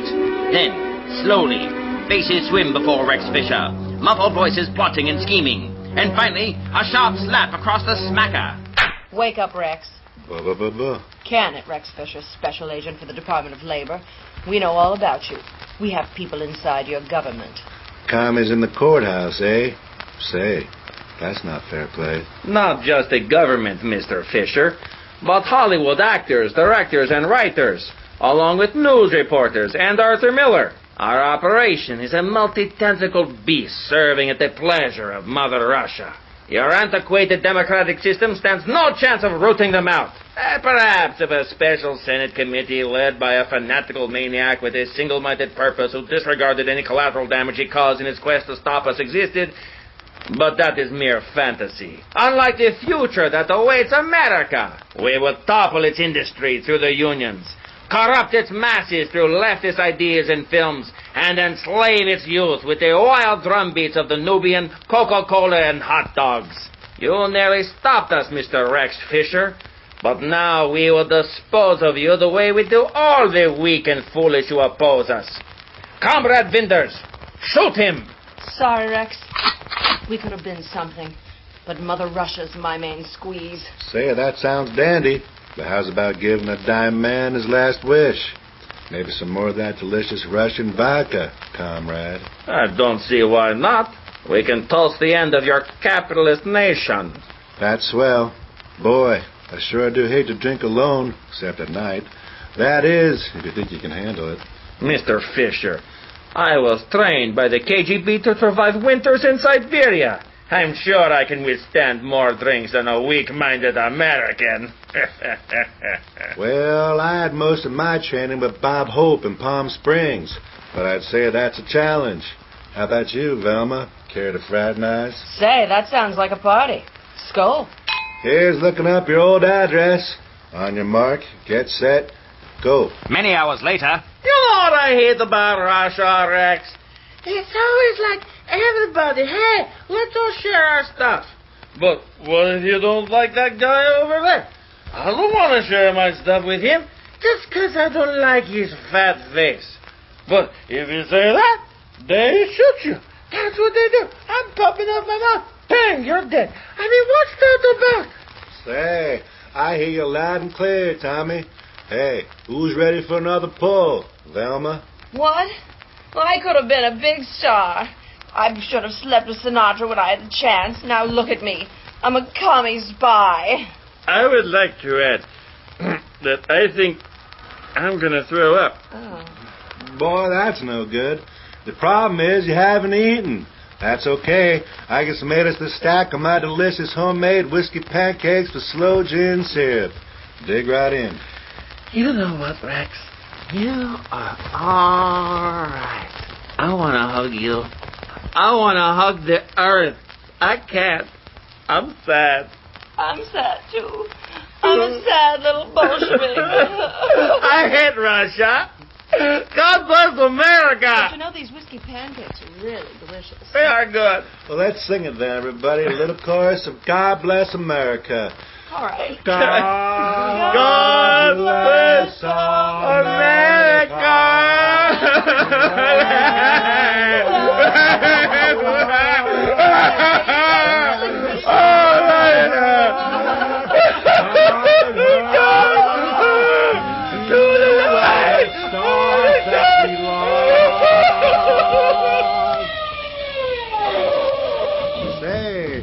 This is my gal Friday, Miss Petite, and half the FBI. Hello, boys. There's whiskey pancakes, bourbon, and Florida orange juice if you want them. Rex, thank gosh. When you didn't show up at the hotel for the complimentary mimosa, I got worried. Just wrapping things up with this naughty little spy ring. Little naughty. Round 'em up, boys. Sorry, comrades. Last call. Nice job, Fisher. You busted up another union. My pleasure, Captain. There's just one thing. We found this manila envelope in the upstairs office. It looks like it's evidence, but someone put a huge watermark on it. We can't read it. Yeah, well, say, if anyone needs me, I'll be back at the hotel having that mimosa. Bring those pancakes and syrup, Miss Petite. We'll make our own brunch. Gosh, you're wonderful, Rex.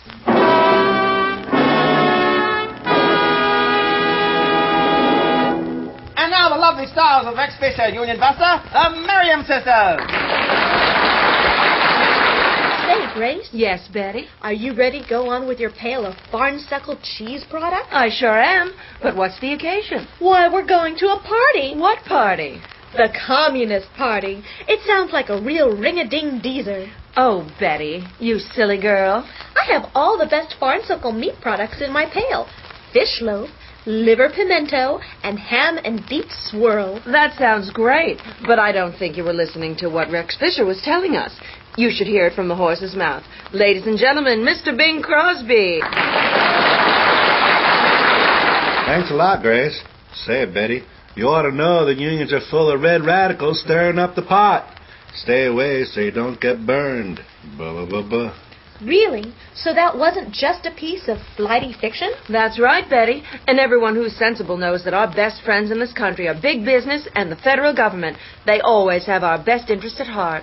That sure makes a lot of sense, Grace. And besides, what's all this hubbub over a minimum wage? Sounds to me if there's a minimum wage, then there has to be a maximum wage. That don't sound right. My stars, you sure are convincing me, both of you. But isn't it also true that the capitalist mode of production is built on the conditions that enable the bourgeoisie to exploit the proletariat due to the fact that the Workers' Labor Party generates a surplus of value greater than the workers' wages? Say. Take it away, Mr. Announcer. And now, Bing Crosby and the Merriam sisters will treat us all to a musical number. Oh, I'm afraid not, Mr. Announcer. According to our Radio Actor Guild's contract, we have to finish in under an hour. If you want a song, you have to talk to our shop steward. And it's time and a half. And so, another case closed for Rex Fisher and another coming takeover narrowly averted. But so long as free men are seduced by the fantasy of a living wage and accessible health care, the monstrous hell beast called communism casts a crimson shadow across our glorious nation. Remember, be warned, be vigilant, watch your neighbors, and use Farm Suckle's meat and cheese products. Report anyone who doesn't. Good night.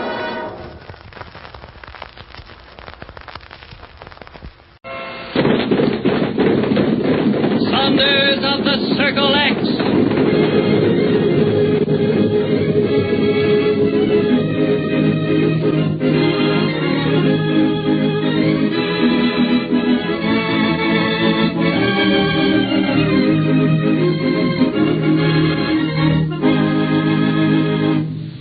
We bring you the 7th episode in the new story of the Western Range, Saunders of the Circle X.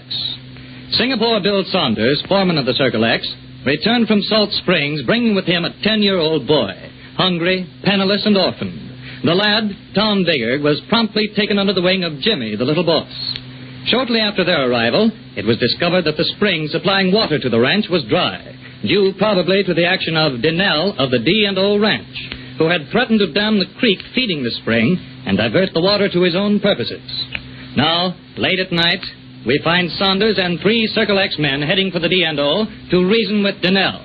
And to make his argument more binding, Saunders carries a keg of dynamite.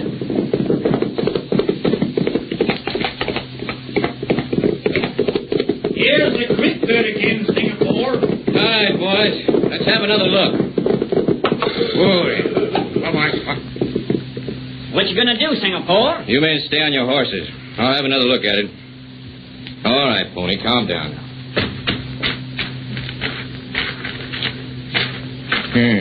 Dry as a bag of salt. That's what you expected, ain't it? I don't know.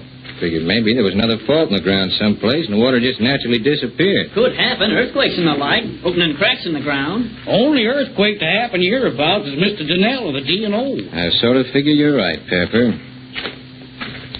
How far are we from the D&O line, Peterson? About 2 miles, I'd say. How far after that to the ranch house? I ain't never been on the D&O. It's about another 3 miles, Singapore. Ranch lies in the beginning of the foothills. Ranch house is built in a holler. Any of you know Dinell? Don't know nothing good about him. Anything bad? Well, besides his damming up the creek. He's city folk. I reckon you can't hold that against him. Well, what Peterson means is he ain't our kind. But I suppose he can understand American when it's spoken. That's just the point. He's one of these polite individuals. Soft talker. That's Dinell. Talks soft and sticks a knife in your back when you ain't looking. Yeah. And they say other things about him. Like what? Like that he went to college of learning someplace back east. Learned about ranching and raising cattle out of books. Sounds like an up-and-coming individual. Not in my language, you ain't. Learning to get out of books don't do you no good when you mean real business. I reckon there's 2 schools of thought when it comes to that question, Hank. Sometimes they print some pretty good things in books. Well, you can't prove it for me. Only book I've read in the past dozen years was the Wheat Report for the state of Montana for the year 1880. Read it twice through for entertainment. Yeah, and Pepper's never been the same since. Now listen, Pino, ain't no call you're making disparaging remarks. You can't stop me thinking, Hank. You young sprout, you're all the same. Think you know everything there is to be known. All right, Hank. Save your grievance till we get back to the bunkhouse. This isn't getting us to Mr. Dinell. Let's get started for the dam, and then we'll visit Mr. Donnell. Oh, just keep that bit out from between your teeth, Pony. All right, boys. Let's go.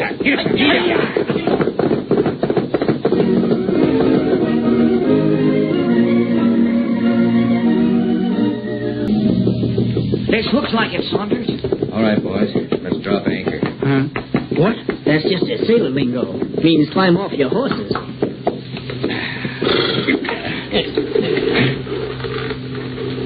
Well, how's it look to you, Singapore? It's a darn good-looking dam, if you ask me. Seemingly, he stacked up branches of trees and backed it with sacks full of mud and sand. Yeah, Mr. Donnell don't do things halfway. Singapore. Yeah, Pinto. What do you calculate to gain by going up to the ranch house? I got to reason with Donnell, don't I? I got a better argument than talk. Like what? Let's us stick a couple of sticks of dynamite in the dam right now, set 'em off, and head back for the Circle X. That's common sense, Singapore. Yeah, it may be common sense. But what you said about Mr. Donnell being a soft-talking knife sticker, I got an idea maybe I'd enjoy a little soft-talking argument. If that don't work, then we'll use the dynamite. Well, if you ask me, I figure it's a waste of time. Arguing with Donnell's like arguing with a Gila monster. Gila don't argue back, he just strikes. I always say, Saunders! What? Quick, man, I'm thinking... Pinto! Hurry! Pinto, listen to me. Hurry up! Don't talk. Try not to move your feet. Lift your arms slow. Straight out from your shoulders. Keep them that way. Breathe slow and don't move your body more than you have to. Where you going, Pepper? Out to get him. Stay where you are. You want to go down, too? Hurry, Singapore. It's a bummer. Don't talk, Pinto. Pepper. Yeah? Give me the riata off my saddle. Yeah. Hurry. You can't see him to drop a rope over him, Saunders. I can hear him. Now listen to me, Pinto. Pinto, listen to me. Yeah? Do what I tell you. Lift your arms slow. Straight over your head. Yeah. Don't talk. It's almost to the way. Don't talk. Here, Singapore. Pinto, don't open your mouth. Just say, like that. With your lips together. Again. All right, I got you located. Miss me. Don't talk. It's all over. It's over my head. Lower your arms fast. Keep the loop around your waist. It is. Grab hold, Peterson. Grab it, Pepper. I got it. All right, now pull. Don't struggle, Pinto. Just keep your head back. Pull.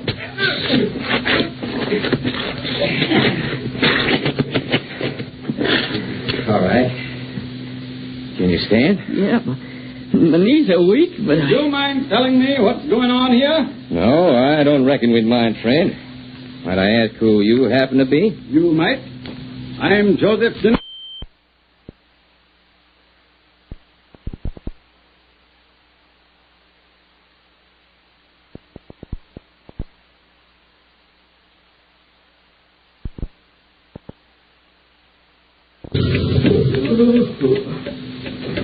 You still sitting there, Jimmy?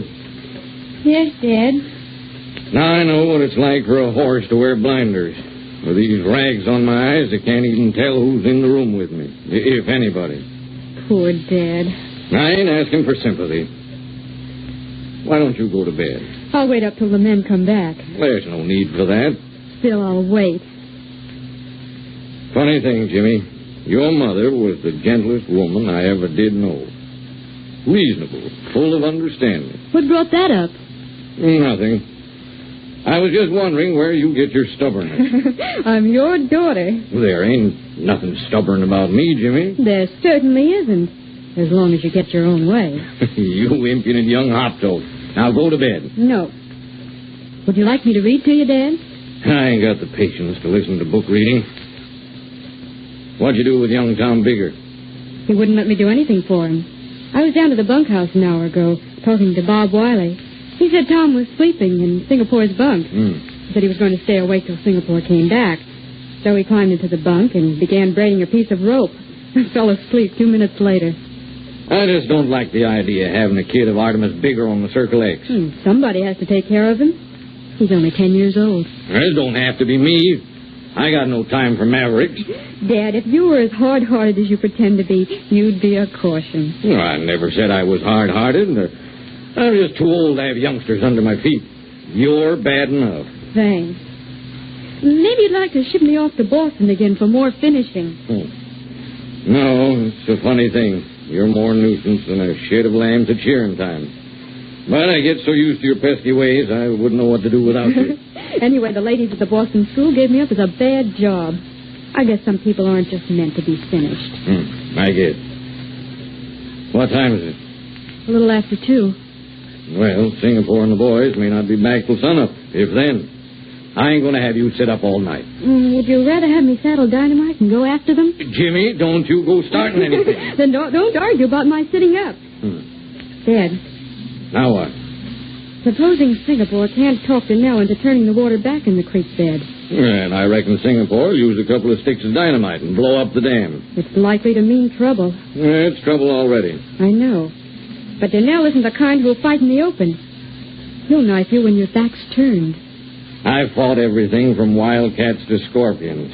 I reckon I'll find a way to beat him. Only you'll have a little advantage of you now that you can't see. I ain't going to be blind always. No. Look here, Jimmy.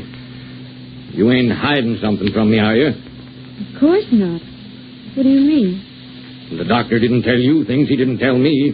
Why, no. You're lying to me, Jimmy. Now, Dad, that's plumb foolishness. What did he say? You know what he said. And I'm asking you, what? He said, when dynamite's through you, the blow on your head, well, it hurt the nerve of your eyes. And that... Well, go ahead. That sometimes it took quite a while to straighten things out like that. He said it was a matter of time. Jimmy. What? Did he say I'd ever see again? Now, Dad. Answer me. He said we just had to give it time. Jimmy. Yes? You and we've always been square with each other. I holler at you and you sass me. But we've never figured it was worthwhile lying to each other. Not about anything. I know, Dad.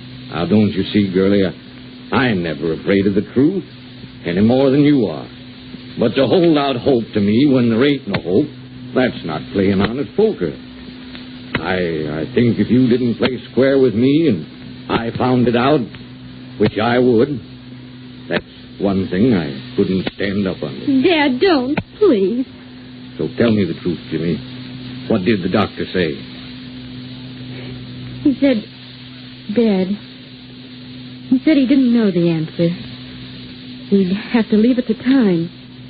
Maybe you'd see again, and maybe you wouldn't. Never see no more. Just to sit. Day in and day out, listening to the ticking of the clock. Never seen the sun go down on the edge of the prairie. Don't, Dad, don't. Never seen the panting nostrils of a winged horse. Never seen the herd rush between the bars into the corral. Well, I ain't going to stand it. Dad, please. I ain't going to stand it, I tell you. I'd rather hang myself from a beam than go through life without seeing. Dad, don't take the cloths off. Leave go of me, Jimmy. Leave go my arm. Stop it, I tell you. Stop it. The doctor says you've got to keep them covered. Don't tell me what the doctor says. What good's rags over my eyes if I ain't never going to see anymore? Stop it. Nobody can make me stop it. There. Jimmy. Dad. Jimmy. I can see. See you standing there. I can see the fool clock saying 20 minutes past 2. I can see the lamp on the table and the window and the door. And there my saddle on the hook. Jimmy. Dad. Get out dynamite. I'm following Singapore and the boys. Dad, please, darling. You can see, and that's wonderful. I didn't think you were ever going to see again, but don't spoil it now. All right, Jimmy. I reckon you're right. Maybe you got more sense than I have. Here, tie the rags on for me again. We'll sit here and wait for the boys to come home. Oh, gee. I want to swear or cry or laugh or something. Me too. I could learn you some good round laughing curses right now if you weren't a woman and my daughter. Go on and learn me. It'll do us both good. No. But, Jimmy, promise me one thing. I'll promise you anything in the world. When the boys come back, don't tell them I can see you. I want to surprise them.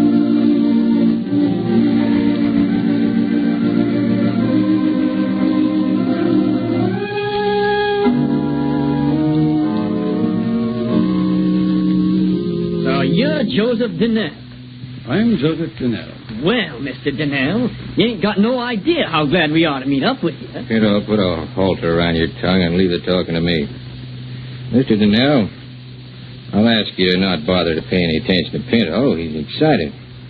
Just had a little trouble. Really? Is that so? Yes, he was out in the creek bed. Stepped into some quicksand. Really? You don't say so. Well, he doesn't seem to be any the worse for it. No, we dropped a riata over his ears and yanked him out. Very fortunate indeed. And now may I ask what you're doing on my land and who you are? To answer your first question, we're on your land on the way to visit you. The entrance to the ranch house is a quarter-mile to the west. Yes, but we thought we'd take a look at the dam first. Not that we can see much at night. No, it's not badly constructed. I'd suggest you come by in daylight if you're interested in learning how to build a dam. Maybe we're more interested in blowing up a dam. Just keep your bit in your teeth, Peterson. Well, we didn't come here to make polite talk with Mr. Donnell, Singapore. You can never tell. Sometimes you get further with polite talk. Now look here, my friend. Your philosophical remarks are very well taken and irrefutable. That's fancy talk. But I'm not interested in listening to philosophy at 2 o'clock in the morning. I asked you who you are and what you're doing on my land. I'll be glad to make you acquainted with us. This is Joe Peterson. This is Hank Pepper. This is Pinto. My name's Bill Saunders. Indeed? Well, I'm still in the dark. We ride the Circle X. Really? Well, it's very pleasant to meet men from my neighbor's land. The Circle X is a fine holding. I've always wanted to own a piece of it. I don't suppose you could induce Mr. John Mott to consider a deal. Might be. For a price. I had an idea we could get together. Might be. Cut out the parley in Singapore and let's have some action. Your friends are impetuous, Mr. Saunders. Well, you see, we had a reason in coming here, mister. I don't doubt that. Now, if you don't mind my making a suggestion... Go as far as you like. I'd suggest you come up to the ranch house with me. Just the two of us, where we can talk undisturbed. Your men might go down to my bunkhouse, make themselves acquainted with my men, maybe heat up a tin of coffee or even find a little stronger refreshments if they're so disposed. Hank, you and Pinto and Peterson wait here for me. I'll go with Mr. Donnell. I don't know, Singapore. Appears to me like it might be well if we all come along with you. You ain't been invited, Pepper. You stay here. All right, Mr. Donnell, let's go.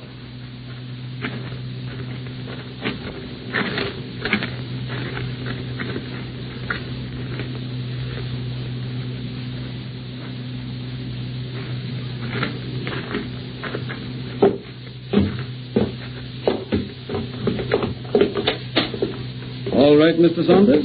After you, sir. Thanks. Just sit down in that deep chair, Mr. Saunders. You'll find it comfortable. Oh, thanks. Yeah. Now, here's the situation, Mr. Donnell. If you'll excuse me, Mr. Saunders. Garcia. Bring the bottle from the cupboard and glasses. I always find it more pleasant to discuss business over a drink. You're something of a philosopher, and I'm something of a philosopher. So we can appreciate these things. All right, Garcia. Pour the drinks. Here's been yours. No, not for me, thank you. No? Won't you drink with me, Mr. Saunders? I don't drink, thanks. Really? Well, then I won't either. Sit down over there and pour yourself one, Garcia. Gracias. And now, Mr. Saunders, you want to discuss with me this matter of damming the creek that flows through my land and finds an outlet in the Circle X. Well, seemingly, you know just what I've come here for. Well, I've been expecting visitors from the Circle X. I reckon you didn't figure we'd take it lying down. The fact is, I don't know how else you're going to take it. Well, I don't just know the legal language, but someplace back in my mind I've an idea the watershed comes under public domain. It's for the common good of the people, and all are entitled to their share. Share and share alike. That's quite reasonable, as long as it's for the common good. But we've got to decide just what the common good is. I reckon in this United States of America, it's the good of the private individual. Well, I question that. For example, I think it's much more to the interest of the common good that I irrigate this section of the territory of Arizona and turn the prairie into good agricultural land than for another man to claim the water to take care of a herd of cattle that can be cared for other ways. What ways? By driving them into other sections where water's plentiful. Mr. Donnell, I'm a seafarer man. Been at sea most of my life. Then, of course, you don't pretend to know much about cattle. I don't pretend to know much about nothing. I was just thinking. We have an old custom at sea. We whistle for a breeze. I've heard of the superstition. Of course, it is a superstition. It doesn't do any good. No, I reckon it doesn't. Any more than it'll do you good to whistle up arguments that you don't believe yourself. No, let's just approach this thing easily. We mustn't get excited. Oh, I ain't got an idea of getting excited. I reckon there ain't going to be any need of it. I understand you, and you understand me. And all we got to do is agree. Just how soon are you going to turn the water back into the creek bed so we get our share? Saunders, what if I decide my agricultural development is still the more important issue and decline to turn it back? Then in that, I've come prepared with a keg of dynamite. I'll order my men to blow up your dam. And I'll order them to blow up every dam you build if it takes from now till the other place freezes. You certainly come prepared. It's good business. I'm inclined to agree with you. I had an idea you would. And now, if you'll just turn around and glance over your shoulders, Mr. Saunders, you will find that my good man Garcia is sitting there behind you with a gun leveled right at your ears. Just turn slowly, Mr. Saunders, and don't make any false moves, because I've got you covered from this side. Just wipe that grin off your face, Garcia. It's not polite. Mr. Saunders is our guest. Si, senor. I hope it doesn't make you nervous, Mr. Saunders, having a couple of guns leveled at you. I ain't got a nerve in my body, Mr. Donnell. No? I have an idea that's the truth. You look like a good man. Thanks. Well, I'll put up my ante, Mr. Donnell. It's your bet. How many cars do you want? None, Saunders. I have a pat hand. I've bluffed pat hands in my time. I don't have to bluff. I not only have a pat hand, but I'm playing with a marked deck, and I know what's in your hand. Then I reckon it's your next move. I'm inclined to think you're right. So I'm going to ask you to relax in that chair, Saunders, and I'll just sit here with my gun in my hand, it being my fifth ace. And Garcia. Garcia! Si, senor. Just keep your gun in your hand. Get me a lasso from under the table. Si. And tie our visitor to the chair. Be careful the rope doesn't cut him, because he's likely to be tied up quite a spell. I hope you don't mind being tied, Mr. Saunders. Not in the least. I only ask because it makes some people nervous. Sort of a phobia with them. All right. Get busy, Garcia. Si. Now, I suppose you're figuring this a lot of nonsense, Saunders. The tying you up won't keep the rest of your men from doing damage. I hadn't given it much thought. I'm just a stupid individual, Mr. Donnell. Oh, I think you're not so stupid as some. But you see, tying you up, now I can go down to the bunkhouse, wake up my men, take a dozen of them down to the dam, and beat the living daylight out of your sheepherders.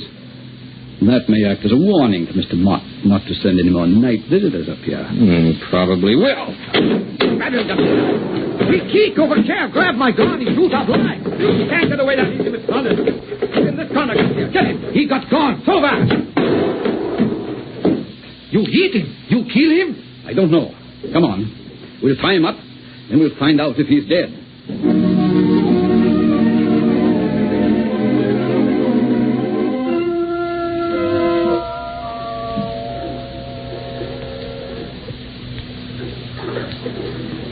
You asleep, Tessa? Nope. Just a sitting here, wool gathering. Me, I'm getting kind of tired of wool gathering. I'd like a little action. Me, too. Seems like Singapore's taking an all-fired long time parleying. I reckon it takes Singapore a long time to say what he has to say that wants saying. He talks slow. Noise of that creek sounds real pretty, don't it? It sounds prettier running past the ranch house of the Circle X. What you doing, Pinto? Getting myself a drink of water out of the stream. Cold? Middling. Well, if it wasn't so much trouble to get up and go over there, I'd have me a drink. You know, Hank, I'd figure if Singapore doesn't put in an appearance pronto, we should ought to go up to the house and see what's doing.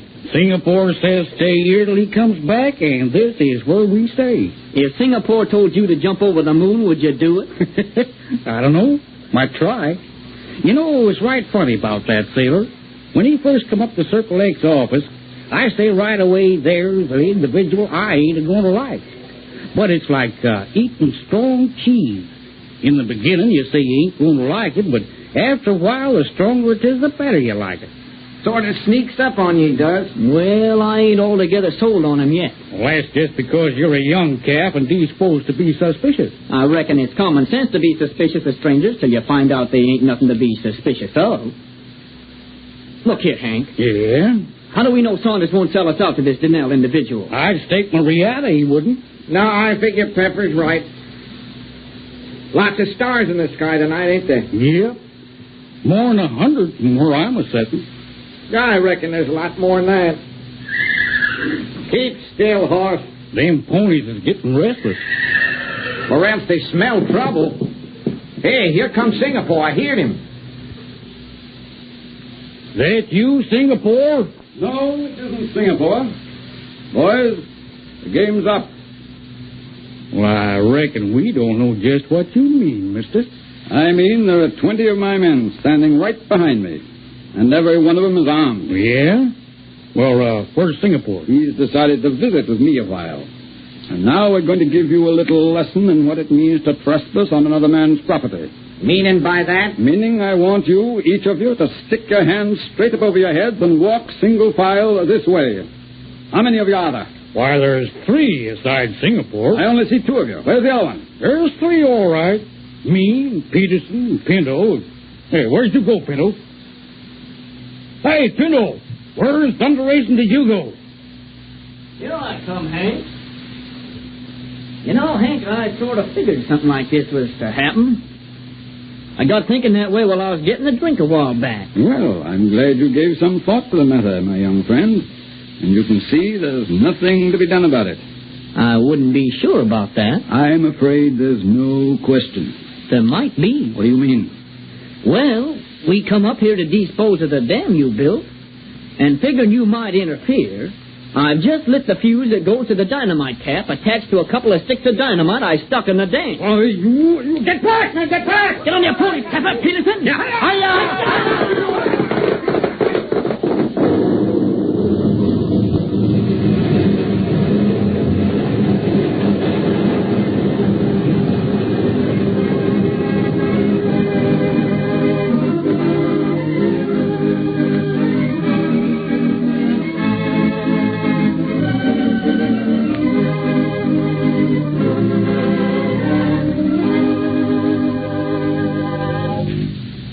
You have heard another episode in Samuel Dixon's story of the Western Range, Saunders of the Circle X. Listen at this same hour next Thursday evening over most of these stations when we learn the fate of Singapore Bill Saunders in another exciting episode of Saunders of the Circle X.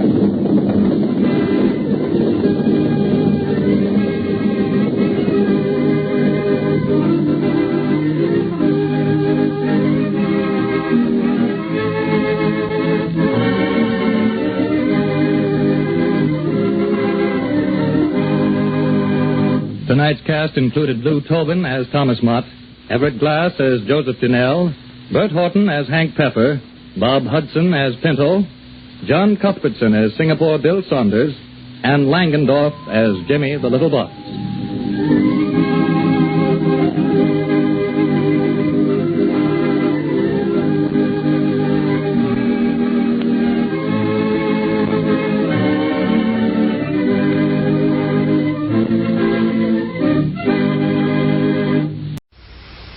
Good evening. If you are interested in the danger and fear of a man pitted against unknown forces, If you would like to go behind the scenes in the secret fight for peace and freedom, stay tuned for Operation Danger.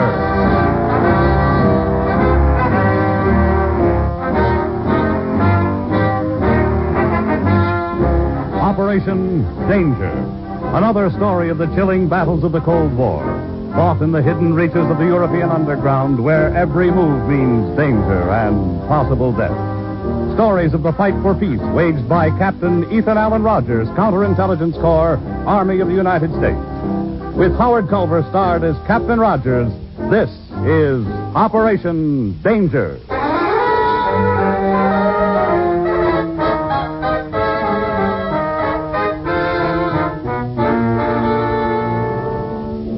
A special assignment to Counterintelligence Corps can be a rough deal in this brave new post-war world.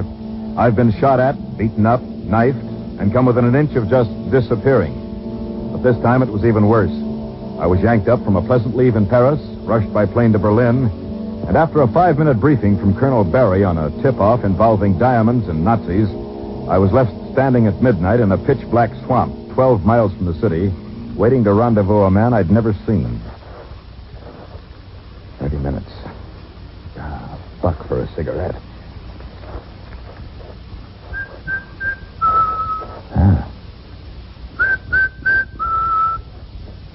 I hold a lock. I hold a key. Advance, please. I hold a needle. There is no thread. Good. Lieutenant Harper, British Intelligence. Captain Rogers, U.S. Counterintelligence Corps. When do you expect your contact? He's due any minute, along the road here. Oh, the signal's a flashlight. 1 flick from him, 2 from me. Do you know anything about him? The guy's name is Solka. He's a Pole, but he speaks English. Spent the war in a Nazi slave camp. Supposedly has a story to tell. I hope he knows something about the diamonds. If he does, he's one up on me. All I was told, they're being peddled around the continent to finance a new Nazi underground in occupied Germany. Take it from there. I wish I could. We've worked on it 2 months now. Nothing. They make one large sale in some city and then they disappear. We don't know where the diamonds come from, where the money goes, or who's behind it. Apparently... Wait. Somebody on the road. Oh, yes, you're right. He's coming this way. There.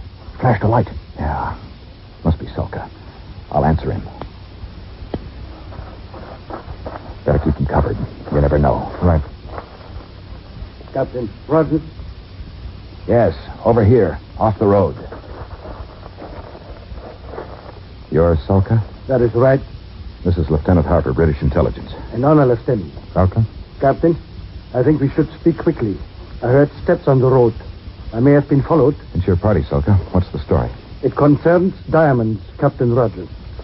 When the Germans held me prisoner, I worked on the building of a laboratory at Keilhausen. Keilhausen, that's your zone, isn't it, Captain? That's right. Go on, Solka. They were using the laboratory for experiment to convert cheap commercial-grade diamonds into blue-white gemstones. So that's how they get their supply. If the experiments were successful. That I do not know. I was only there 6 months. Do you know who was in charge of the project? Yes, Captain. Dr. Karl Niewerth, a Nazi scientist. Karl Niewerth. I'll check with AMG. The name's familiar. It's more than familiar to me. He struck me one day in the laboratory and I fell against the furnace. Here, I flash a light. Look at my hand. Wait, somebody's there on the road. Cut that light. Hey, running down the road. Yeah, I hear him. Maybe I can... Oh, it's pitch dark. No use. You like to have a try going after them? Waste of time. They know the road and we don't. Let's go back to Berlin. I've got to report to Colonel Barry. Righto. You coming, Solka? Solka. Save your breath, Lieutenant. He's dead. Dead? But that's one shot? Yeah. Did you see his hands? Yes. I saw them. Well, let's go.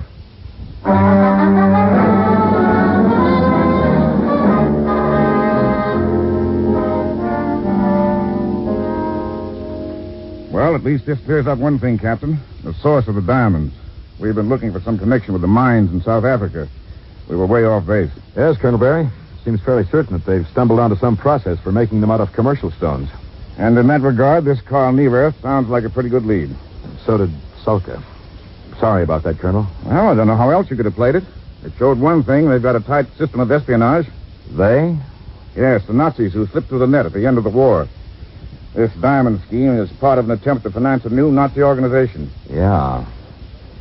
Well, I may as well go to work. Lieutenant Harper's waiting at the hotel. We're going to check with AMG headquarters on Newverth. Good. They'll undoubtedly have a dossier.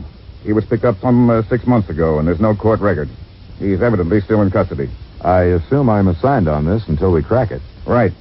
You'll work in civilian clothes. No written orders. In fact, these are your only orders. Find the source of those diamonds and wipe it out. Find the men who are trying to revive the Nazi Party. And get them. Get them? Just that. Get them. Any way you can.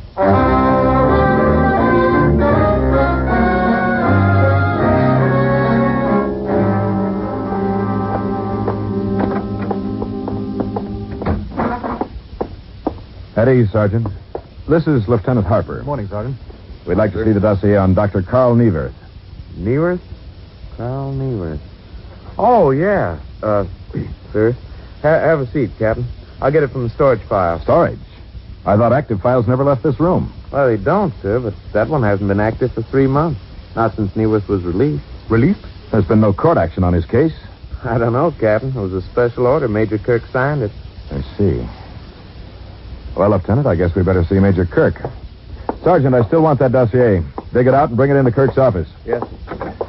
You have any idea what's behind this? No, but I'm sure going to find out. Here we are. Oh, Captain Rogers. May I help you? Yes, we'd like to see Major Kirk. This is Lieutenant Harper, British Intelligence. How do you do? Lieutenant, I'll tell the Major you're here. What sort of a chap is this, Major Kirk? Oh, all right, I guess. A good desk man. Oh, yes. We have them, too. Major Kirk will see you now. Thanks. Oh, by the way, the file clerk is bringing a dossier on Dr. Newverth. Will you send him in? Dr. Newverth? Yeah. Yes, all right, I'll send him. Thanks. Morning, Major. Captain Rogers, Lieutenant Harper. Sit down. I'm highly honored. Is this official business? Yeah, afraid so. Checking on Dr. Carl Newverth, a Nazi scientist who was held in Langen prison. Newverth? Right. Here's the dossier, Captain. Thanks. Will you wait, please? Yes, sir. No, I'm sorry, Rogers. I don't recall the case at all. See. Well, here's the order for release. It's got your name signed on it. What? What? Here, let me see that. It is your signature, isn't it? Huh. Why, yes. But, well, I didn't sign this. No, obviously not. This isn't an actual signature. Seems to be a rubber stamp, facsimile. Well, there's no rule against that. Everybody uses them. I know. Mind if I see the stamp? Well, Margaret, that is my secretary, Miss Stiles, has it.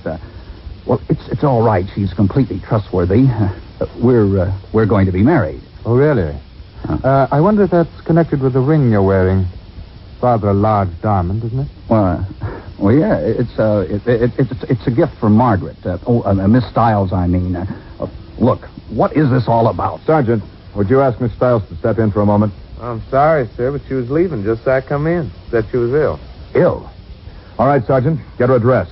Call military police and have them send out a prowl squad. Ask for an APB and pick up and give them her description. She may have a forged passport. Move. Yes.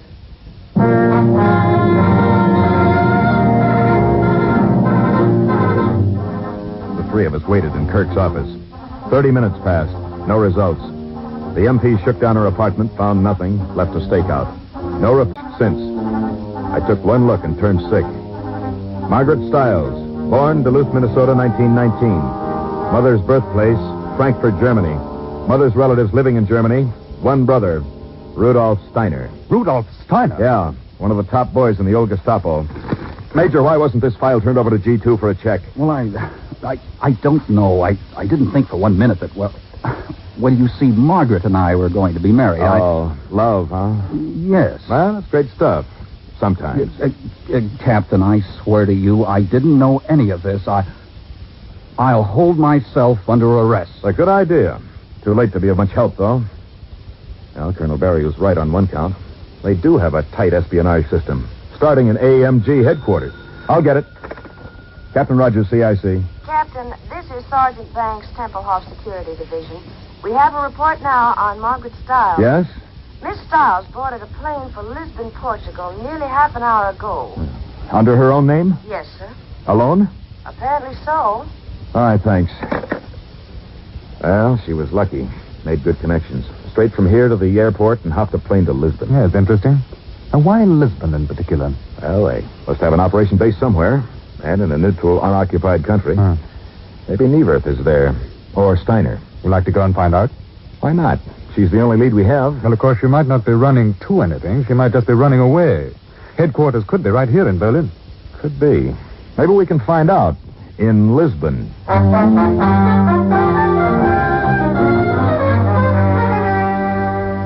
Lieutenant Harper and I caught the night plane to Lisbon, a city as beautiful as a woman and as deadly as a coral snake. A clearinghouse for espionage in 2 world wars. Before we left Berlin, I sent a Code 20 wire to the only contact I had in the Portuguese capital, a Spaniard named Estrella. I gave him the rough details and set up a rendezvous for noon the next day at a sidewalk cafe on the Paraco do Comercio, the big central square. At 10 minutes past noon, he still hadn't shown. Your man is late, Captain. He'll be here. I've worked with him before. Unless he's run into trouble. You never know. Isn't this rather a public place for a rendezvous? Oh, it won't be a verbal contact. Oh, Estrella will sit at the next table for a while and drop his hat accidentally. I'll pick it up, brush it, and give it back to him. If he has any information, it'll be on a paper in the hat band. Well, that's simple enough. I'll have to remember it in case... There he comes. No, don't stare. It's the short guy crossing the street there. Oh, yes. Yes, Yeah, I say, there's something wrong. He's starting to run. It's that truck. It's trying to run him down. Estrella, look out!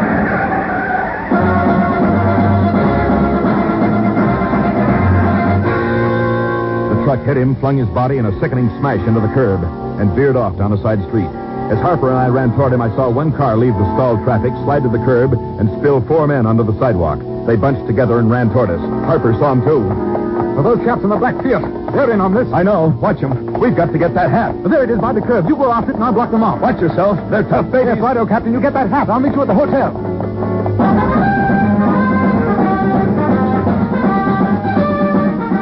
I grabbed up the hat and broke for the steps of the post office 30 yards away. One of the Nazi guerrillas dodged past Harper and reached for me. I slugged him and kept on. One glance back and I saw Harper run into the cafe with 3 of them on his tail. But in this game, you'd learn never to go back and help anybody. You play the main chance. I fumbled the paper out of that band and tossed the hat aside, raced through the post office, out a side door, and into a narrow alley leading to the Almalfa district. It was an hour later before I circled back to the hotel.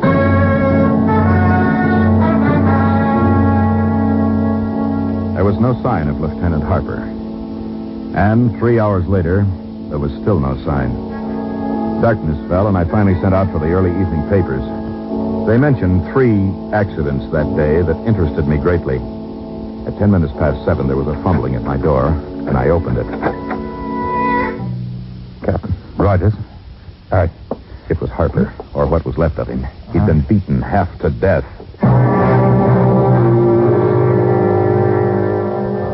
Here, Harper. Let me help you. Oh, easy now. Easy. Here. Over here. Down on the edge of the bed. There you go. They were rather thorough. You bottles, you know? Rough deal. How'd you get away from them? Police came. They ran, and police took me. I've been in jail. Portuguese justice, old boy. One of the men was Steiner. Fits the description. The others called him my name. That figures. I'd say we're close to the jackpot. Any information in the hat?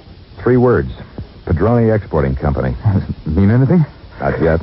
It's a warehouse near the waterfront. I'm going to have a look at it as soon as I find you a doctor. Never mind the doctor. I'll be all right. You just help me into the shower. I'm going with you.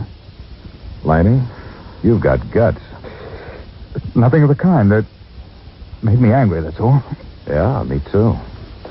Oh, by the way, according to the papers, we've lost a couple more of our leads. What do you mean? Margaret Stiles and Carl Nieverth. Bodies found this afternoon in a wrecked car below the Avenida de la Libertad. Like the accident Estrella had. Yeah. And like Soka's burned hands. Well, now let's have a try at that shower. Right you are. No, Captain. These chaps play awfully rough.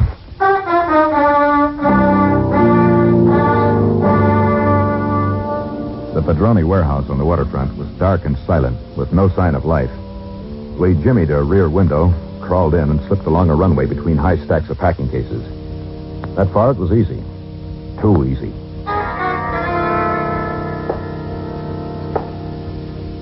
Listen. Must be the watchman. He's coming this way, all right. Good. Let him get past, and I'll take him. Right now.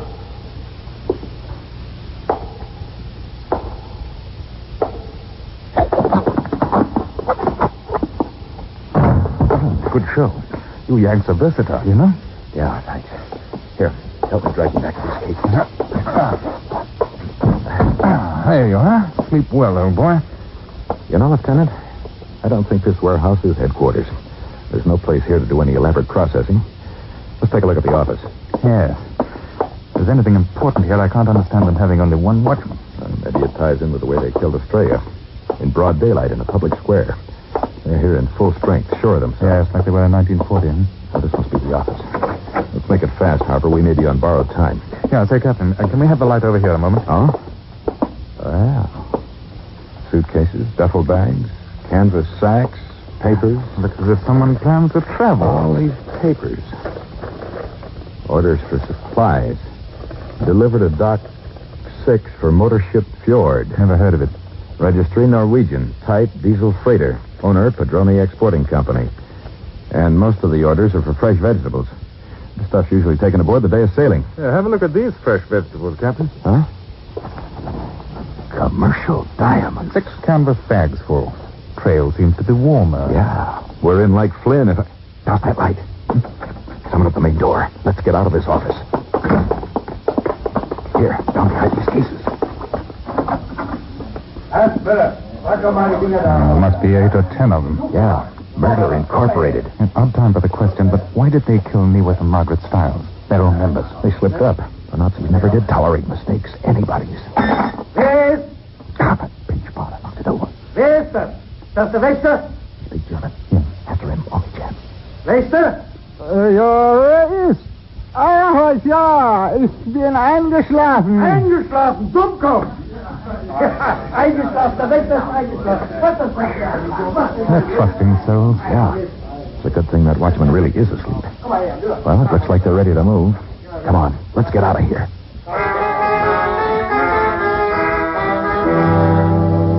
We crouched on the dark waterfront across from the warehouse and waited.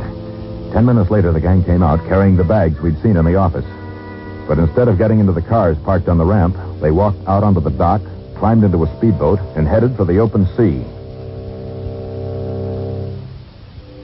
That's it. Of course. Why didn't I think of it before? Of what? Headquarters must be the freighter itself, the Fjord. It's not in the harbor. It's lying offshore out there. They process the diamonds on board and use the ship to deliver them. They probably make shore contact with speedboats to avoid customs and stay in international waters. Well, international waters is an impressive phrase, Captain Rogers, but under the circumstances, the British Navy might be persuaded. No, wouldn't work. If the ship is headquarters, they'll have lists of contacts on board, members of the network. Mm-hmm. That's what we've got to get. They'd destroy it at the first sign of trouble. Well, who do you think's in charge? Steiner? Could be. He seemed to be running things in the warehouse. On board ship, though, I don't know. No, nor do I see that we have much chance of finding out. Well, the Fjord will probably head north. They're running for a contact somewhere. And that might be the spot to make our play. Look, Harper, you call your HQ in London and have them keep track of the ship using unmarked planes. Right you are. I'll have EAC send a plane down to stand by here at Lisbon, ready to jump at any minute. Righto. And then? And then we wait. And wait we did, pacing the floor of our hotel room. 1 day, 2, 3, 4. It was the afternoon of the 4th day when the call came from British intelligence. Captain Rogers? Yeah, speaking. The freighter Fjord is lying to 8 miles off Cherbourg, apparently waiting for contact. Cherbourg, huh? Thanks. All right, Harper, let's go.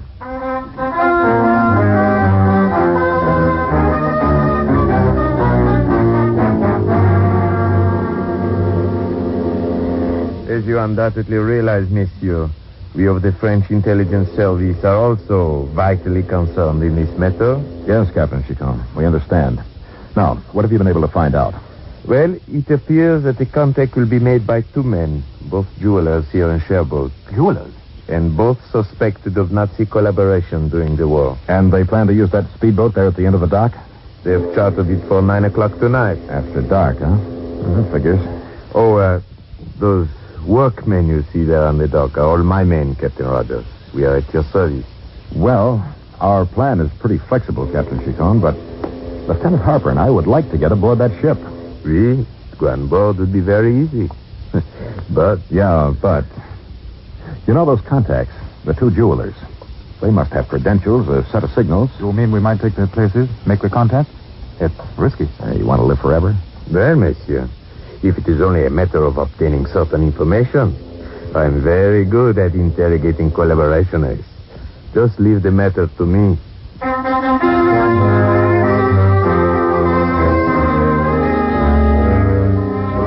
By 8:45, Harper and I were waiting in the shadows, while Chicon and his men lay hidden along the dock. At 9:05, 3 men came from the land side and started out the dock. They passed under the first light, under the second, and didn't show up at the third. For a while, strange sounds came from a small shack at the edge of the quay. Then Captain Chicon stepped out of the darkness. Ah, the Boers are not what they used to be, monsieur. Here are the credentials and signals.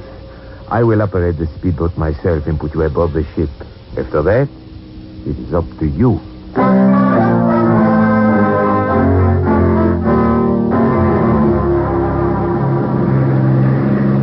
There she is, right ahead there. Yeah, and the deck's dark. That's a break. We need a break. 2 French cutters are standing by, Captain Rogers, and the Air Force at Cherbourg is alerted. Good.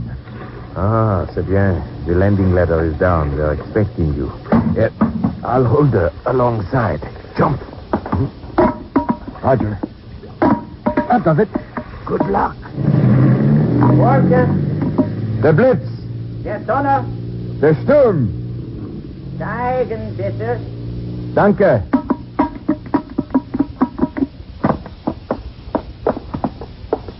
Hast du deine Ausweise? Ja. Jawohl. I handed him the credentials, and he turned a flashlight on them while we stood there on the deck waiting. Here and there were other men, silent, shadows in the darkness. The light touched the leader's face briefly, and I recognized him. Otto Kuhn, right-hand man to von Papen, and the power behind Hitler. The most wanted man in Europe. Rudolf Steiner was small fry beside Kuhn. And Colonel Barry had given me one order. One's enough in the CIC. Get him. Any way you can. Geh die Treppen runter. Kabinett 5. Danke. We did as he ordered. Went down the companionway and along the passage to cabin 2. He followed behind us. I opened the cabin door, and as Harper stepped in, I glanced back to see Kuhn go into cabin 1. I pulled our door shut. Did you recognize him? Yeah. Otto Kuhn. We've got a big fish. Or the fish has us. Maybe. At least it wasn't Steiner who knows us. Our luck's holding up. Captain, I've always lived a good, clean life. Well, sure, it pays off. Did you notice the machine gun emplacements on deck? Oh, that I did. Well, now look. Kuhn went into the next cabin. It's cabin 1, so it's probably his office. No one else came down with him. So? It's headquarters, old boy. And that's our nut. Let's go crack it. Plan? Well, if his door's unlocked, I'll go in and reason with him. You keep me covered outside. Right you are. Piccadilly was never like this. The passage was clear. We stepped out and moved quickly to cabin 1. Harper drew his gun and stood to one side. I tried the door. It was unlocked. I waved at Harper and pulled it open. All right, Kuhn, hold it. There's that. I don't know if you speak English, but you'll understand the gun. Keep your hands up. But you are... Who are you? Captain Rogers, U.S. Counterintelligence. Ach, you fool, Skip it, chum, skip it. I haven't got the time. What do you want? Just one thing. And I'm betting it's in that desk. You can give it to me, or I can kill you and look for it.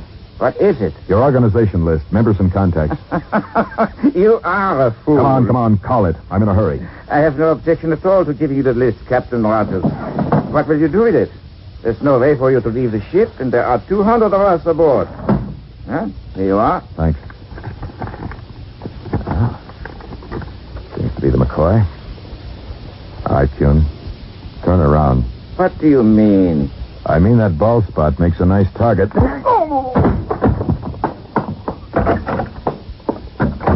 here. Roger. Any luck? I got the list, and it's dynamite. Here, let me lock this door. June's asleep. I don't want him disturbed. Okay, let's go. Righto, but, where? Forward hold. If I know this type of ship and the way these guys operate, they'll have their ammunition and gasoline for the speedboats stored beneath the forward hatch. Oh, yes, for easy access. Hope this hatch isn't locked. Good. Come on. Right ahead of us. Captain, I think I'm beginning to see what you've got in mind. What else? As far as I can see, our best chance to get away with the list is to sink the ship. Well, nobody home. Our luck's still good. Yeah, sir. Flash the light over here. A rack of submachine guns. And ammunition cases behind them. Well, there must be 100 drums of petrol stacked there. Well, that's what we want. Here's one with a bung wrench. Hold the light a second, Harper. Oh, here. Yeah, I'll prop it up. I'd better get that loading port open for an escape. Right.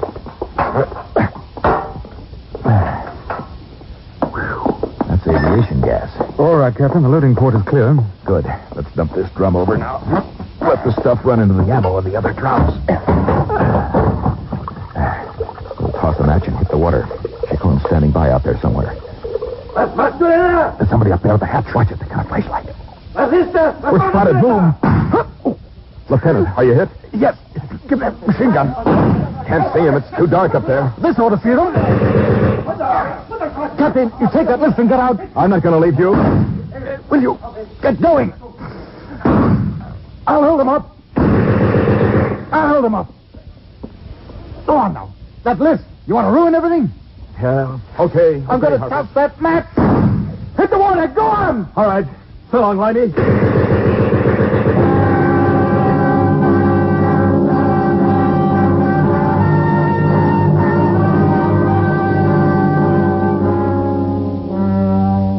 Out from the ship. Behind me, a sudden blaze shot up from the forward hatch and flared over the water. 200 yards from the freighter, Chicot's speedboat stood out sharply in the glare. He saw me and moved in. As I tumbled over the gunwale, I looked back and saw a great pillar of flame towering into the sky above the motor ship fjord. Yeah. So long, Lightning.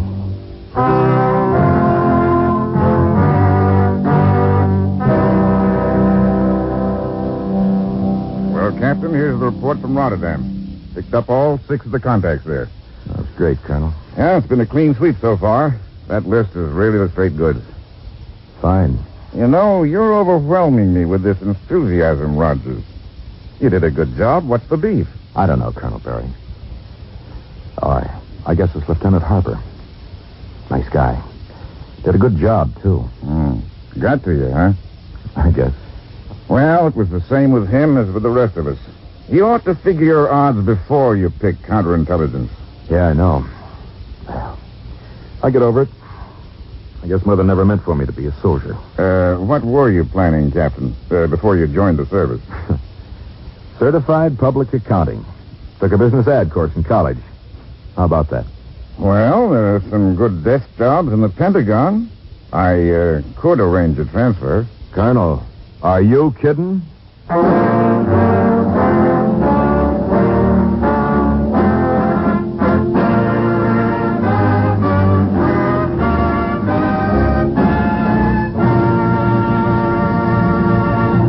Operation Danger, produced and directed by William N. Robeson, stars Howard Culver as Captain Ethan Allen Rogers of the Counterintelligence Corps. Also heard in the cast were Joan Banks, Ben Wright, Paul Frees, Ted Van Elst, Fritz Feld, and Rick Vallon. The original musical score was composed and conducted by Van Cleve.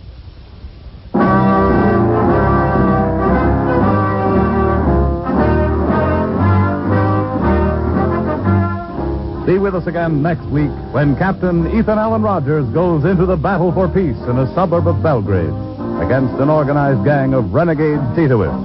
A battle with death as the trophy. Another Operation Danger. This is CBS, the Columbia Broadcasting System.